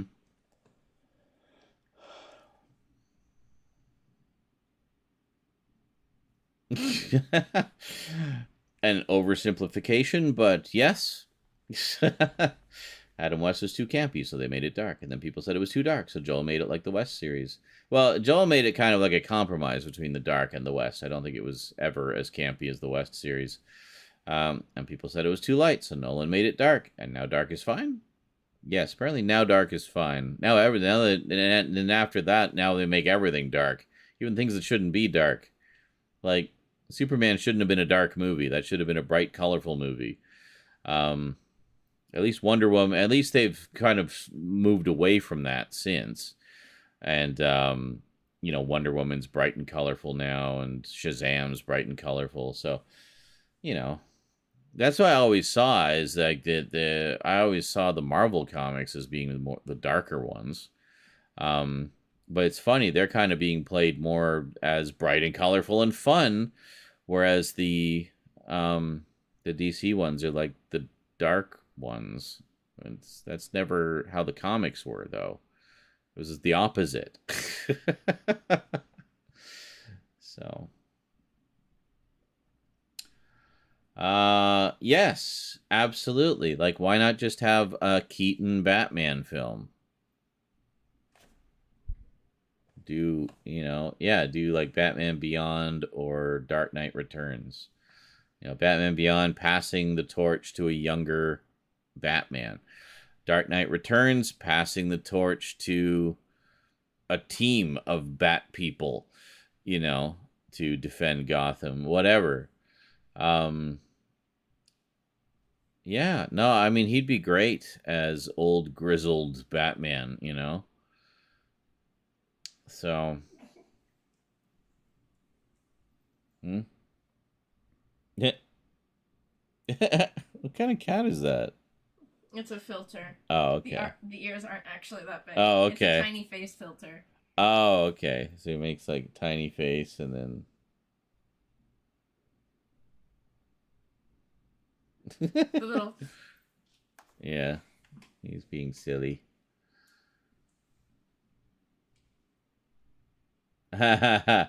Music built up to a crescendo, and he softly goes, "You want to get nuts? Let's get nuts." And I'm like, cool. Yeah, that one's been so... Yeah. Oh, I know that.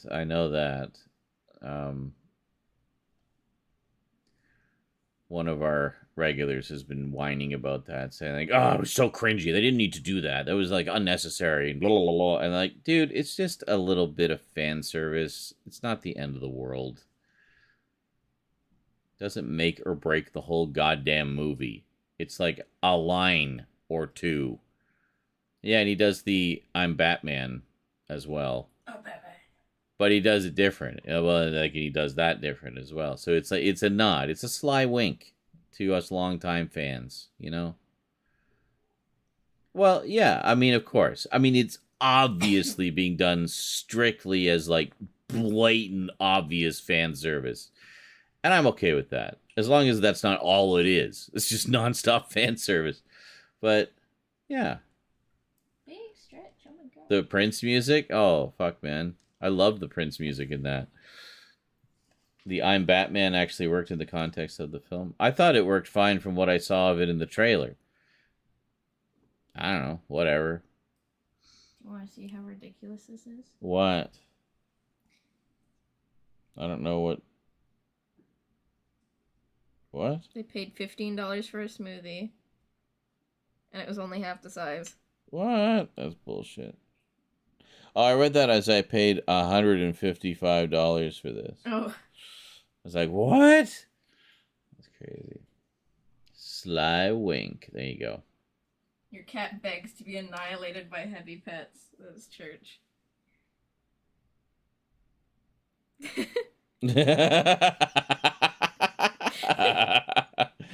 Oh, he loves that. That was definitely church. He's like...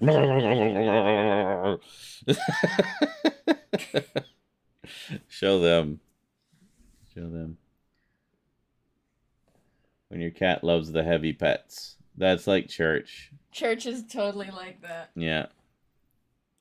I mean, we don't pet him that rough, but No. but he would love it, because I know when you go with the brush, he aggressively leans into it, and she's like brush, like not gentle at all, and he loves it, purring like a freaking motorcycle.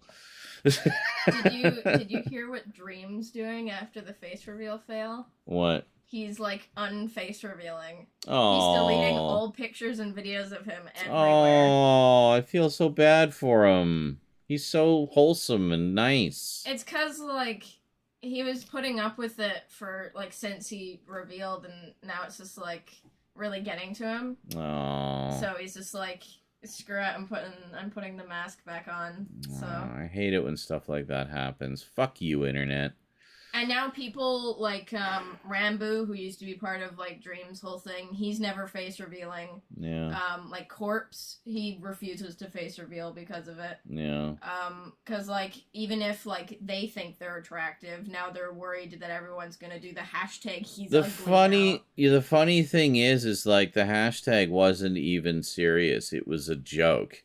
Yeah. I remember Charlie talked about that, and they said, "You remember when Dream did his face reveal, and he was just like a regular looking guy. He was a good looking guy, you know, and he had nothing bad to say about it at all." But it said, but then the internet, being pieces of shit that they are, just hashtag he's ugly, and they like memed the shit out of him because he had like a slightly like an average chin. Well, like, and it was just the weird angle he was sitting at too.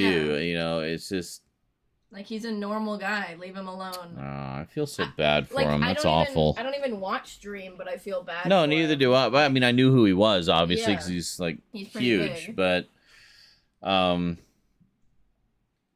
well, and of course, because he's so huge, people are going to want to rip into him more simply for existing and being popular. And Why are you going back to your thought? and it's unfortunate because some people who get to that level of popularity can handle that aspect of the internet fame. Others cannot. And, they get hurt,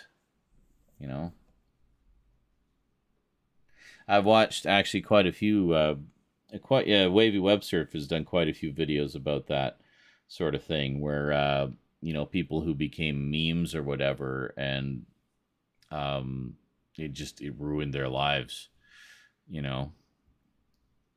But then there's the other side of that where some people embrace it, and like what's his Bad Luck Harold, whatever, you know what I mean, the old guy, the one, the old guy with like the sort of like the smile of like inner pain. Oh, you mean the guy that was getting like photography done and then became a meme? Yeah. Like he just embraced it. He embraced it and he loves it, and he's just having a blast with it. Oh, bless you. What's his face? The nice guy, the British guy. He embraced it too, and and everybody loves him. And he's just a nice old British guy who does wholesome stories and stuff. And that was it. But I don't know. That's unfortunate about Jerry. I feel bad for him. That's awful. People, man. That's why I say, if you can't be nice, then just don't. Whatever you think of doing, don't. Oh, sorry. I just love the smell of Vapor Rub. I don't have any weed, so I'll take what I can get. Oh, yeah. Let's have some Vapor Rub, baby. That's good. One more. Okay, this is what he said. I deleted my face reveal, and this is why. After face revealing and removing my mask, I regretted the attention and hate, and am walking it back. I will slowly be deleting all pictures of me online and going back to just being a gamer in a mask. Starting with my Mr. Beast video and my face reveal video. Hi, I'm Dream. I will be walking it back. I will be getting rid of everything other than my new mask. The same company that made the Spider-Man mask, Batman mask, and other superhero masks made me a mask so that I can be Dream all the time, hide my identity, even in public, at McDonald's, or any place I need to go. Oh, wow. Thank you all from the bottom of my heart to those that supported me, even though I'm ugly. Oh. I appreciate you all more than you could ever know, and I'll be working on my face while I'm masked again.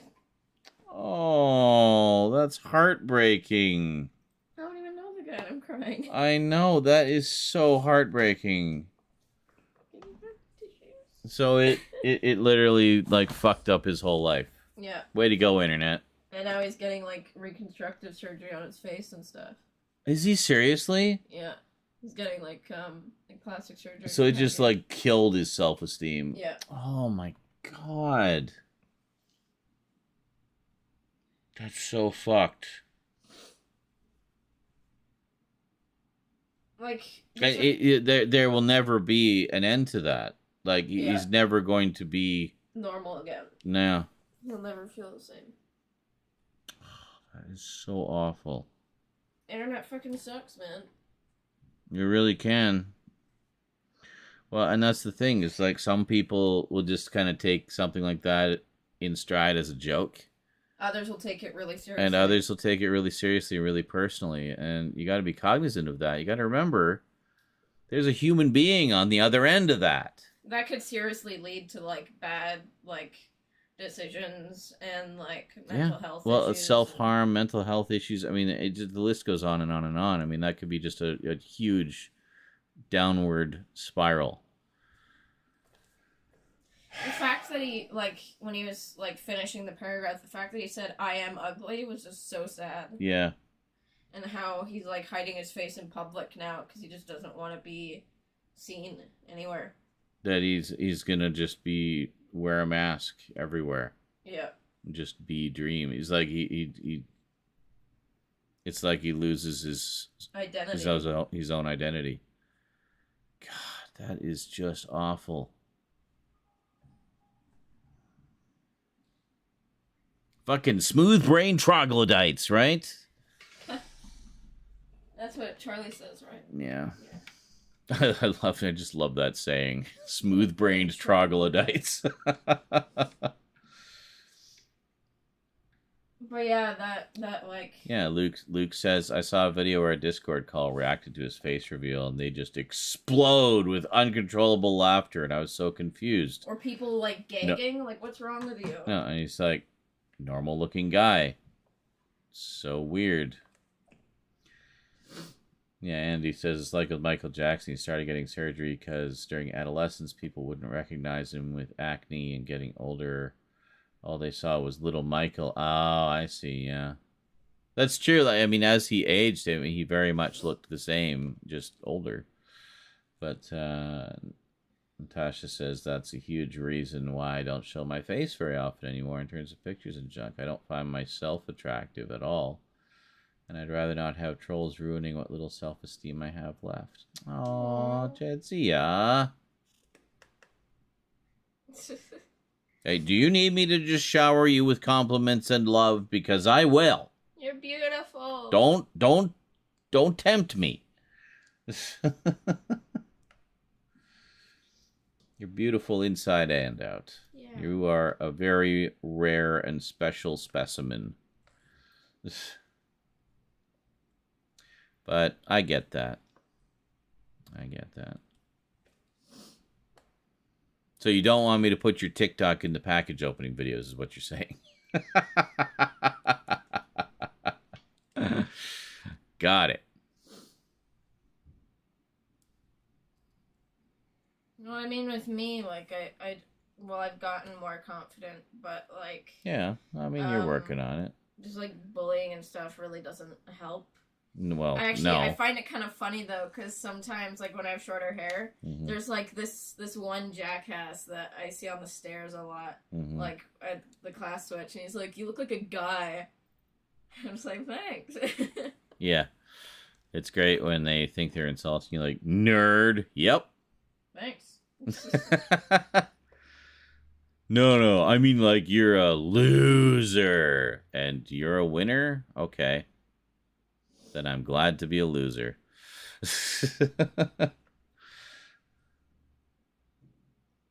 Welcome to the Losers Club. Yeah. Yeah. Always reminds you of It. How they just change it to Lovers. They just took that and owned it. No, they kept it. They kept they just called themselves the Losers Club. No, I know, but one of the people drew a red V. Oh yeah, I think she did. Yeah.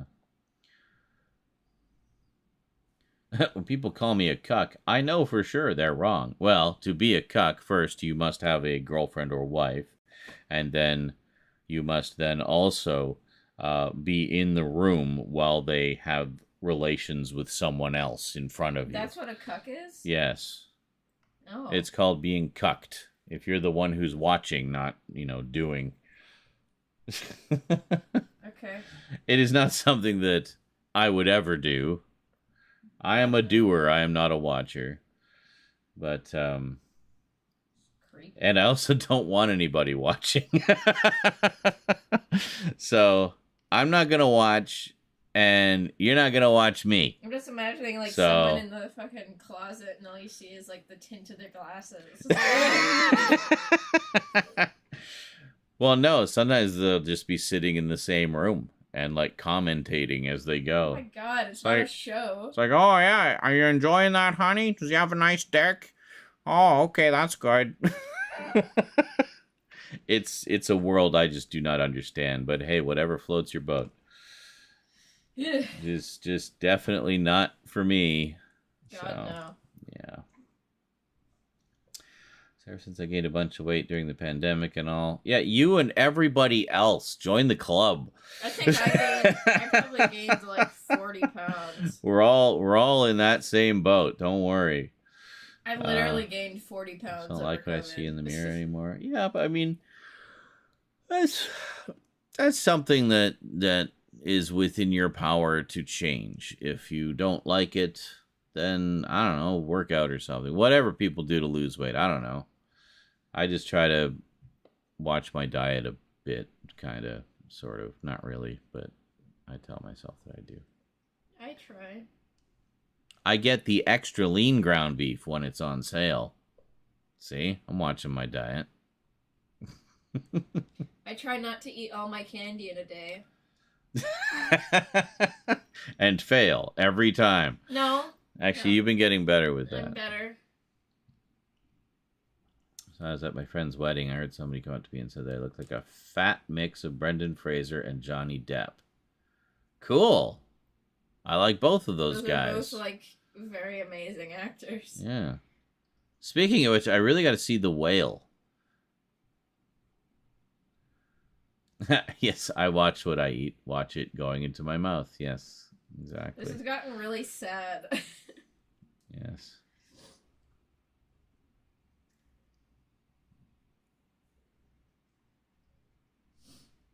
The internet pisses me off. Like, they want people to face reveal and then treat them like crap when they do. I know. Like, everyone's been begging Dream for a face reveal for, like a year or so. What about Think Noodles? Think Noodles did his face reveal, and he was average. he just looked like a regular guy. Yeah. I don't know. I met my absolute fattest, but it is what it is. Now, look. Yes, you guys are all fat. Okay? But you're misspelling it. Are you going to spell it with a PH? You just let me have my moment and not steal the punchline.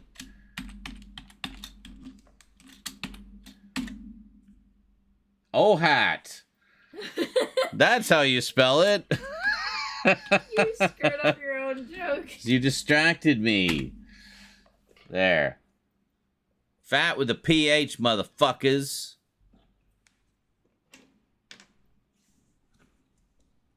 That's right. Mr. Carter, Mr. Carter.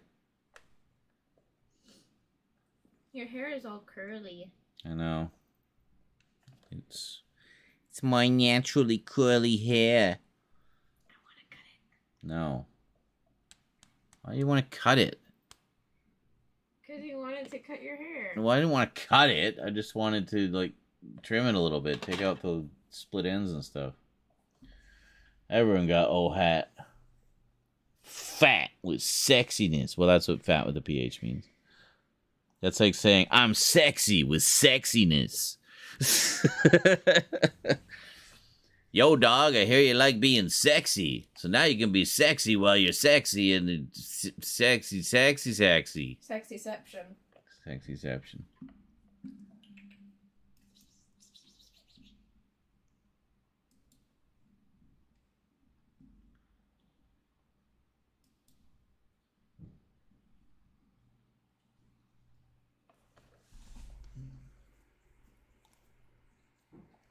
Hmm.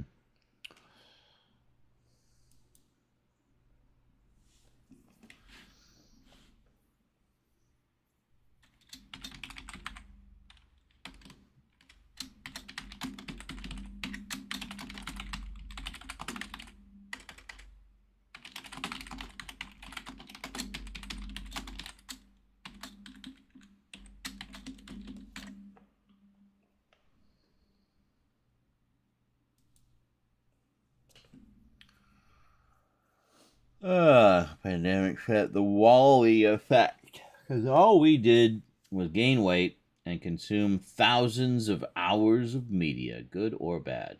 Well, and sometimes the bad is good. And sometimes the good is kind of bad. God. So in like in Asia and stuff, when they get their cats neutered, they have this little like pen holder cat thing, and they put a ball on each hand. Oh, God. What? Oh my God! I just realized what that is. What the fuck? Why? You just have zonked out cats looking at their own testicles being held up by a little cat statue. Tons of them. What the hell part of Instagram have you stumbled onto? It's TikTok. Or TikTok. And they're just like zonked out. Why? What the hell All is the this? cats are just drugged out of their minds. Oh my god, look how pretty the moth is. Ooh. Holy moly. Those moths only live for like a day. Really? Yeah. They're so pretty. I know. Like the skullhead moths are really pretty. It reminds me of Mothra. I watched a cat being neutered before. It was surprisingly quick. Good. Well, you said it's only like a couple hours, right? Like 2 or 3 hours? Yeah. I guess the yogurt is too good.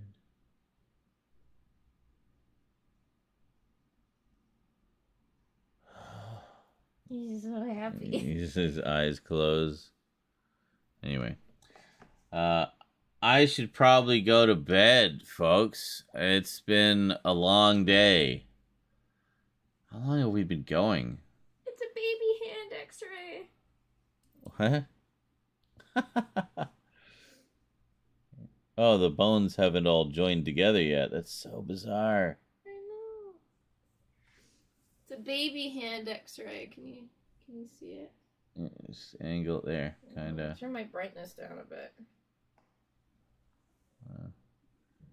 There. See? The bones aren't joined together yet. It's so cute. Interesting.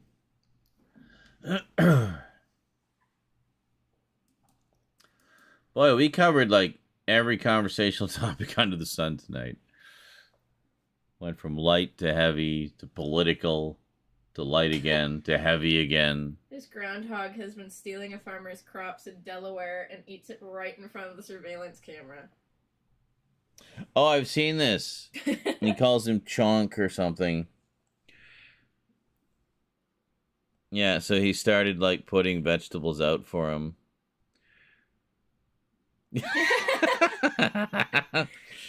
Ta-da! So cute. Yeah. So he started putting stuff out specifically for him. Yeah. And he just eat it in front of the camera every time. It's so funny. I just love how brazen it is. It started off as just taunting him. I know. I think you need to go long enough for Rose to miss her next class. No, because then I'll be here for another hour. I'm not playing Fortnite if that's what you're trying to coerce me into doing. I'm on to you. I gotta do the last 2 streams worth of clips first before I do any more. Because I know we're just gonna keep winning and winning and winning. And I can't handle that many clips at once. I gotta just take it in a little bit. But actually, considering how long it took us to get a win in Chapter 2, I was kind of stunned that we won twice. Our first night playing Chapter 3.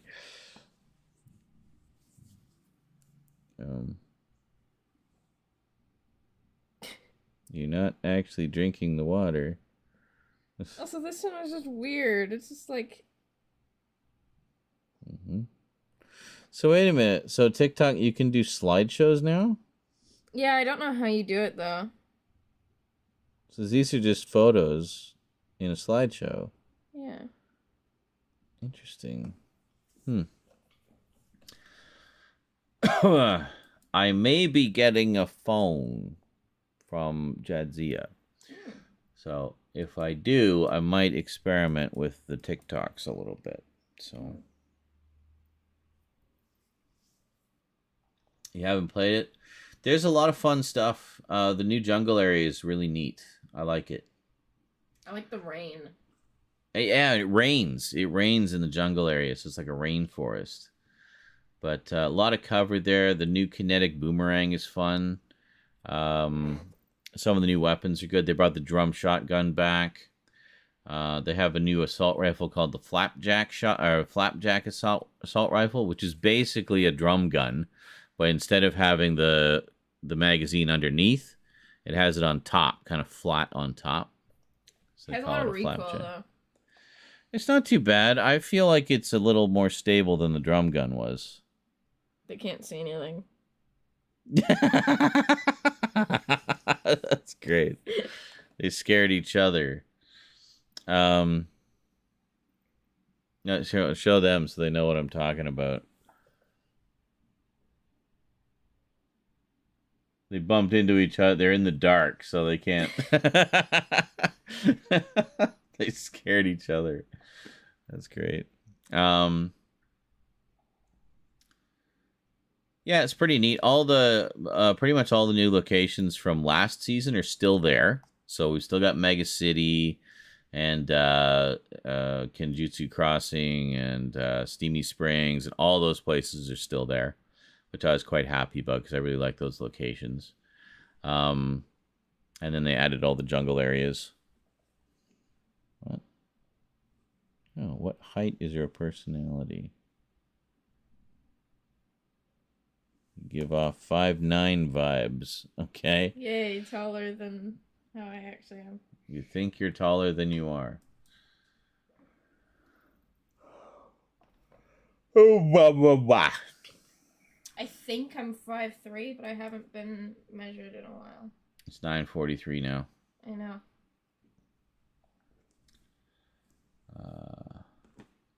What is this? Yeah, I think all they did was pull out a lot of just empty field type areas from the middle. Yeah, it kind of feels like they sort of carved out a strip in the middle.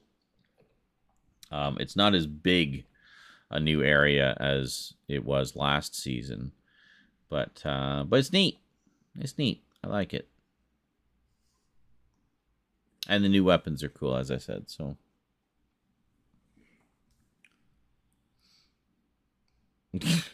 That's the toe bean spread. Why? Why is he just, like, nomming on his own foot? Weirdo. Probably feels good. Medieval cats are fucking, like, terrifying. Oh, because they didn't know how to draw them. Actually, pretty much all animals are weird in medieval drawings. You look at, like, horses and... yeah, dogs. I don't know why cats look so ridiculous in those. Mm-hmm. What the hell? I don't know. Or when they have, like, human faces and stuff. It's just weird. Like that one? Yeah, just looks like a bearded guy with a cat body. It's weird. Aww.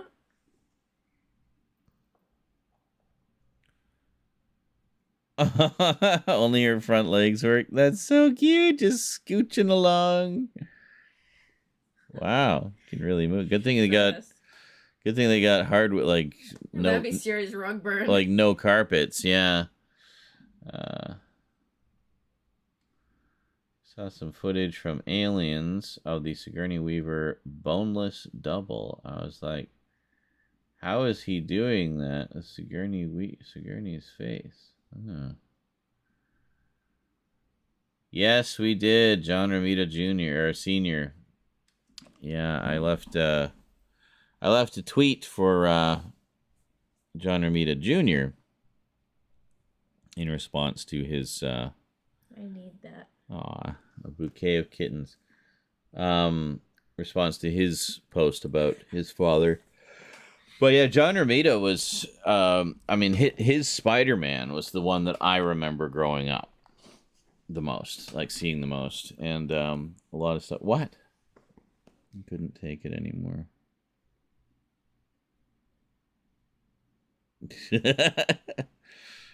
Whee! Like, what are you doing? There. And then there's this one where it doesn't have an arm, but it's still trying to smack them.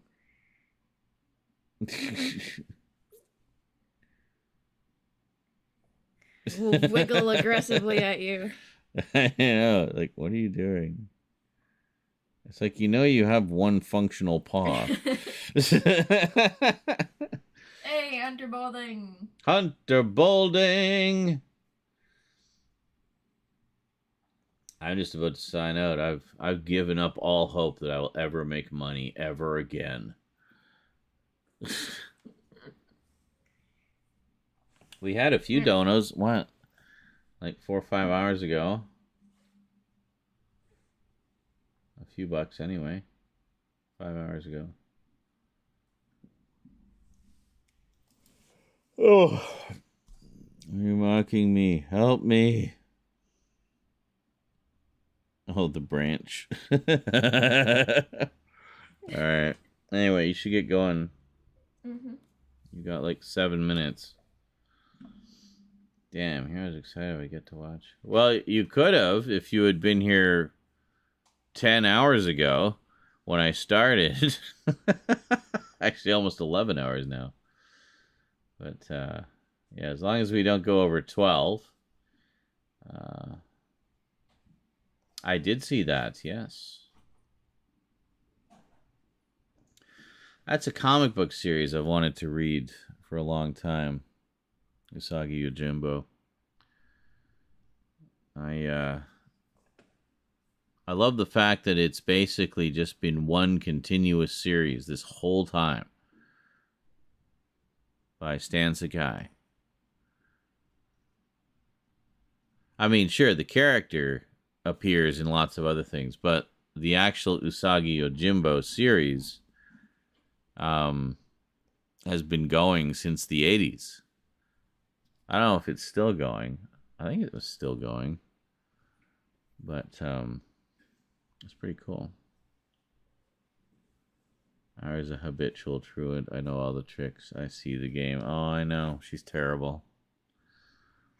There's always some reason to not go. But she does all her tests and all her assignments, so I mean, as long as she keeps up with that and doesn't flunk out, then I'm pretty lenient. Plus, we're at the tail end of the year anyway. I mean, it's almost over. So, and then summer vacation for like 2.5 months. All right, ready to rock? Go kick butt, or do a test, or whatever you do at school. What's that numeracy thing? When or what? When? 19th. Okay, and what is it? It's some, like, math competency thing. Can you count? Yes. Okay, you pass. It doesn't even count towards your grade. It's just to make sure you're actually receiving information so that you can graduate. Oh, okay. So basically, just do it and you'll graduate. Okay. Pretty easy. I was worried it was going to be a test because I barely remember anything. Because, like, I had math at first semester and at second semester now. Yeah. And it's just kind of like, it'll be easier for the second semester math students to do it. Yeah. Which is kind of unfair, but, you know, whatever. Good thing it doesn't count towards grades. Cool. Well, have a good day at school. You know where my suit jacket is? No clue. Have a good day at school.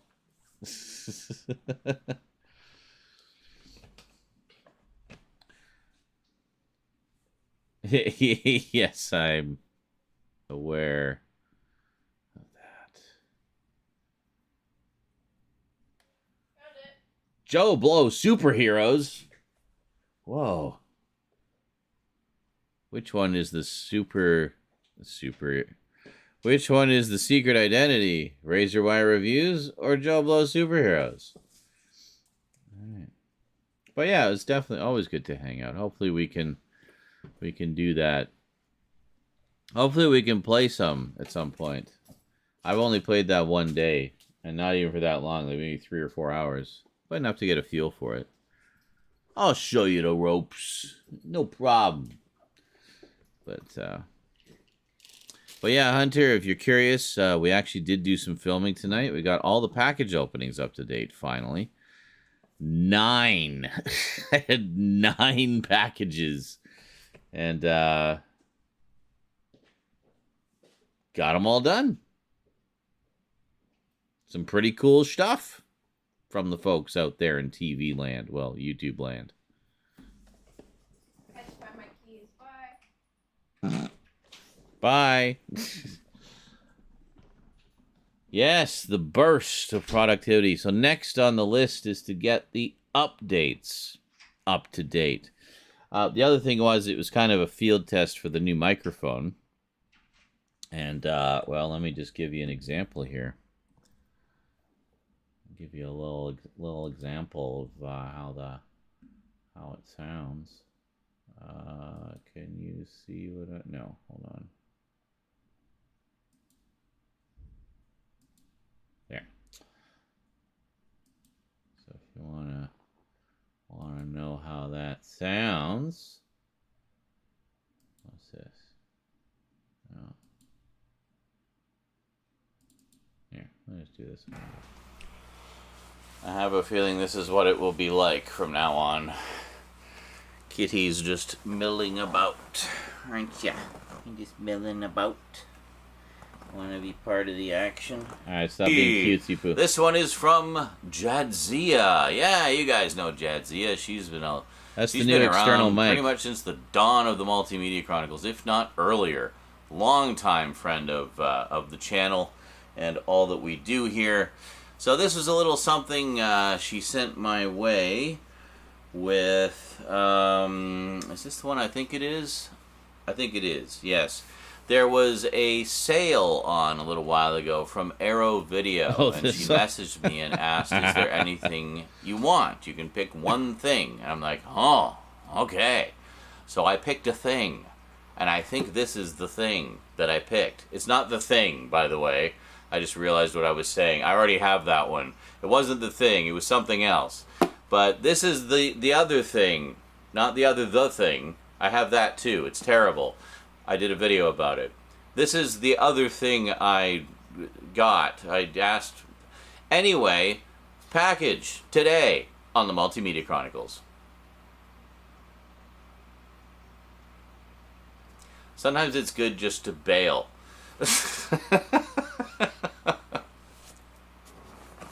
Right, thumbnail. Hold on.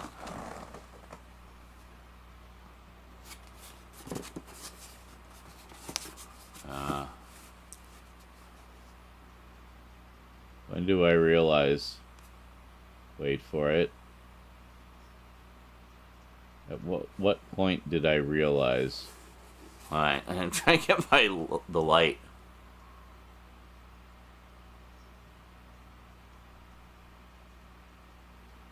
And I keep looking at the microphone instead of the lens. I'm just... Yeah. Anyway.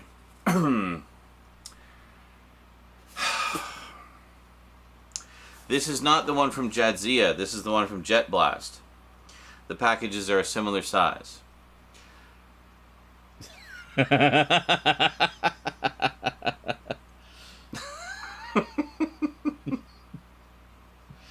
did a whole intro.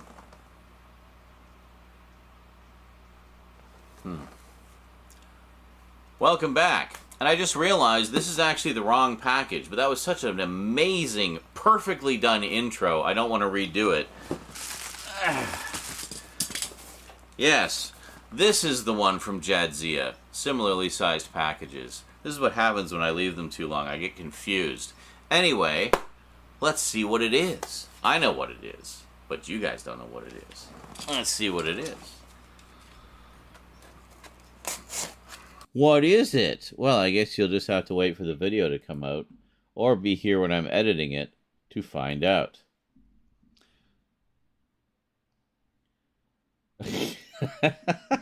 That was you considering, can I? Yes. Well, I was basically thinking, should I redo that?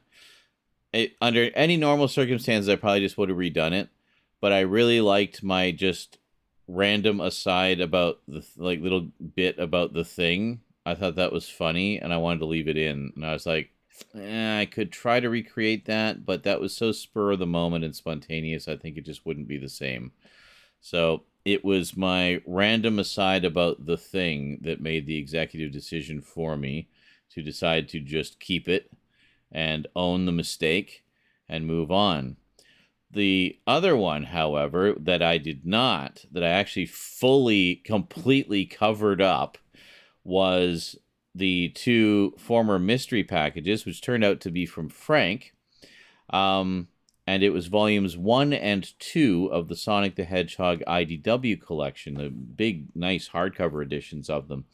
And I opened the one containing volume 2 first, and I immediately knew what was going to be in the other package, because Frank is not one to leave gaps and not one to send things out of sequence.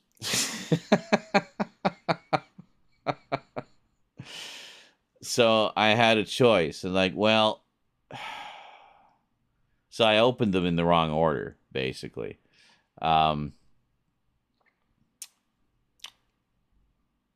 So I basically just acted all surprised for the first one.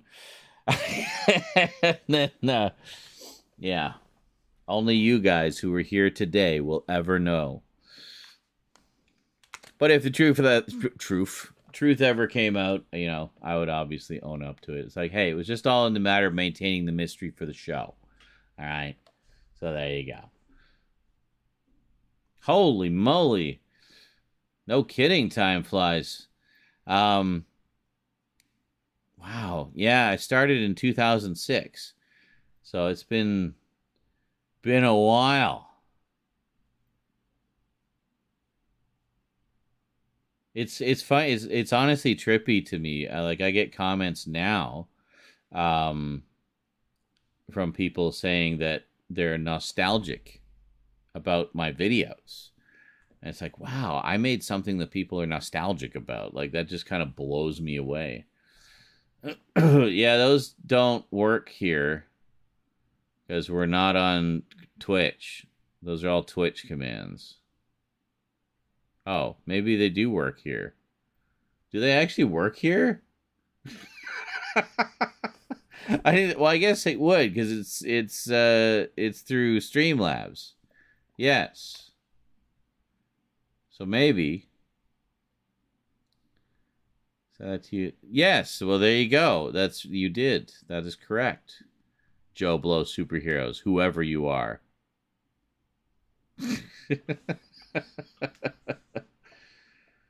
There goes Sean again. Sean's explaining things I already know.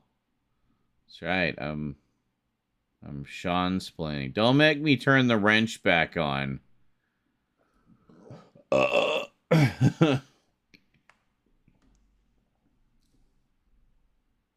Like how Hunter and I were just both thinking the exact same thing. Madness. Get out of my head.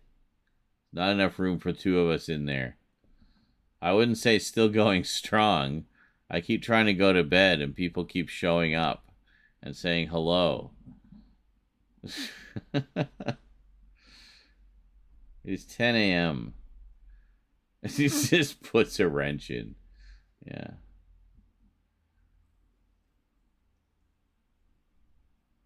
Hello. Rosie says you and I have to compare goatees, Funk. Yeah, like a picture of me when I had one compared to yours. Jenny Leclue. Doesn't ring a bell, no. Don't think I played that one. But nobody new is donating. Well, nobody at all is donating, new or otherwise. So, you don't currently have one. I see. Well, surely you have a picture somewhere of your goatee. I don't currently have one either. So we will both compare our goatees of the past. I don't know for what purpose. She just said it's something we should do. So, okay. There's my goatee. And there's Funk's goatee. There they both are. Look at them. I'm so glad we did this. I've learned so much. I don't know. I'm very tired. I should be unconscious right now. I think I'm going to go do that. I'm going to go and be unconscious. I somehow changed the DPI of my mouse to green. Now it's purple. Now it's red. I think I usually go with red, or do I usually go Or is it blue? Is it blue? Yeah, blue. Blue's the fast one. Red's the super slow one. Thought you would have heard of it because it's a mystery type of game. Yeah, well... Okay. Well, what type of mystery type of game is it? Is it a mystery type of game for grown-ups or for 5-year-olds? Because if it's for 5-year-olds, I probably wouldn't know it.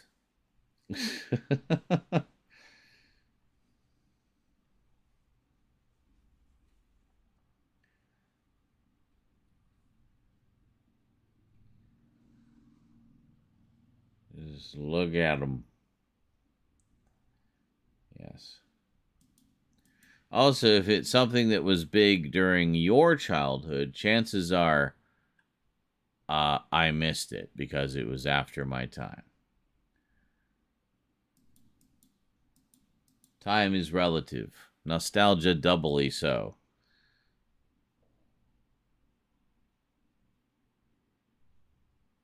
My God, I'm about to just pass out in my chair. I need to go, guys. Thanks for coming out. We had a good time tonight. This was actually a pretty good stream, pretty productive. Yeah, so it's probably just something that I didn't cross my path. Good night, day. Yes, it's currently 10:03 a.m. here. This is the latest I've gone to bed in a long time.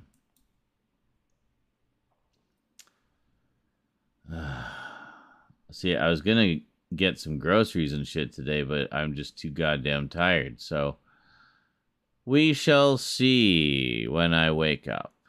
Depends. Well, let's see. The weed place closes at 8. So as long as I get up before 8, I can pop over there and get some goodies. All right, we'll see. Good night and good luck. Thank you. Get when you wake. What? Well, and actually, I can still get groceries because the grocery store doesn't close until 10. So that's like 12 hours. So unless I sleep 12 hours, which is entirely possible. But, yeah. Hey, thanks, Blazing Kid Tease. The podcast, yes. The podcast is not coming back. But we're doing lots of other things now. So there might be something like it down the road at some point, but yeah, that is done for now. Well, forever. In that form.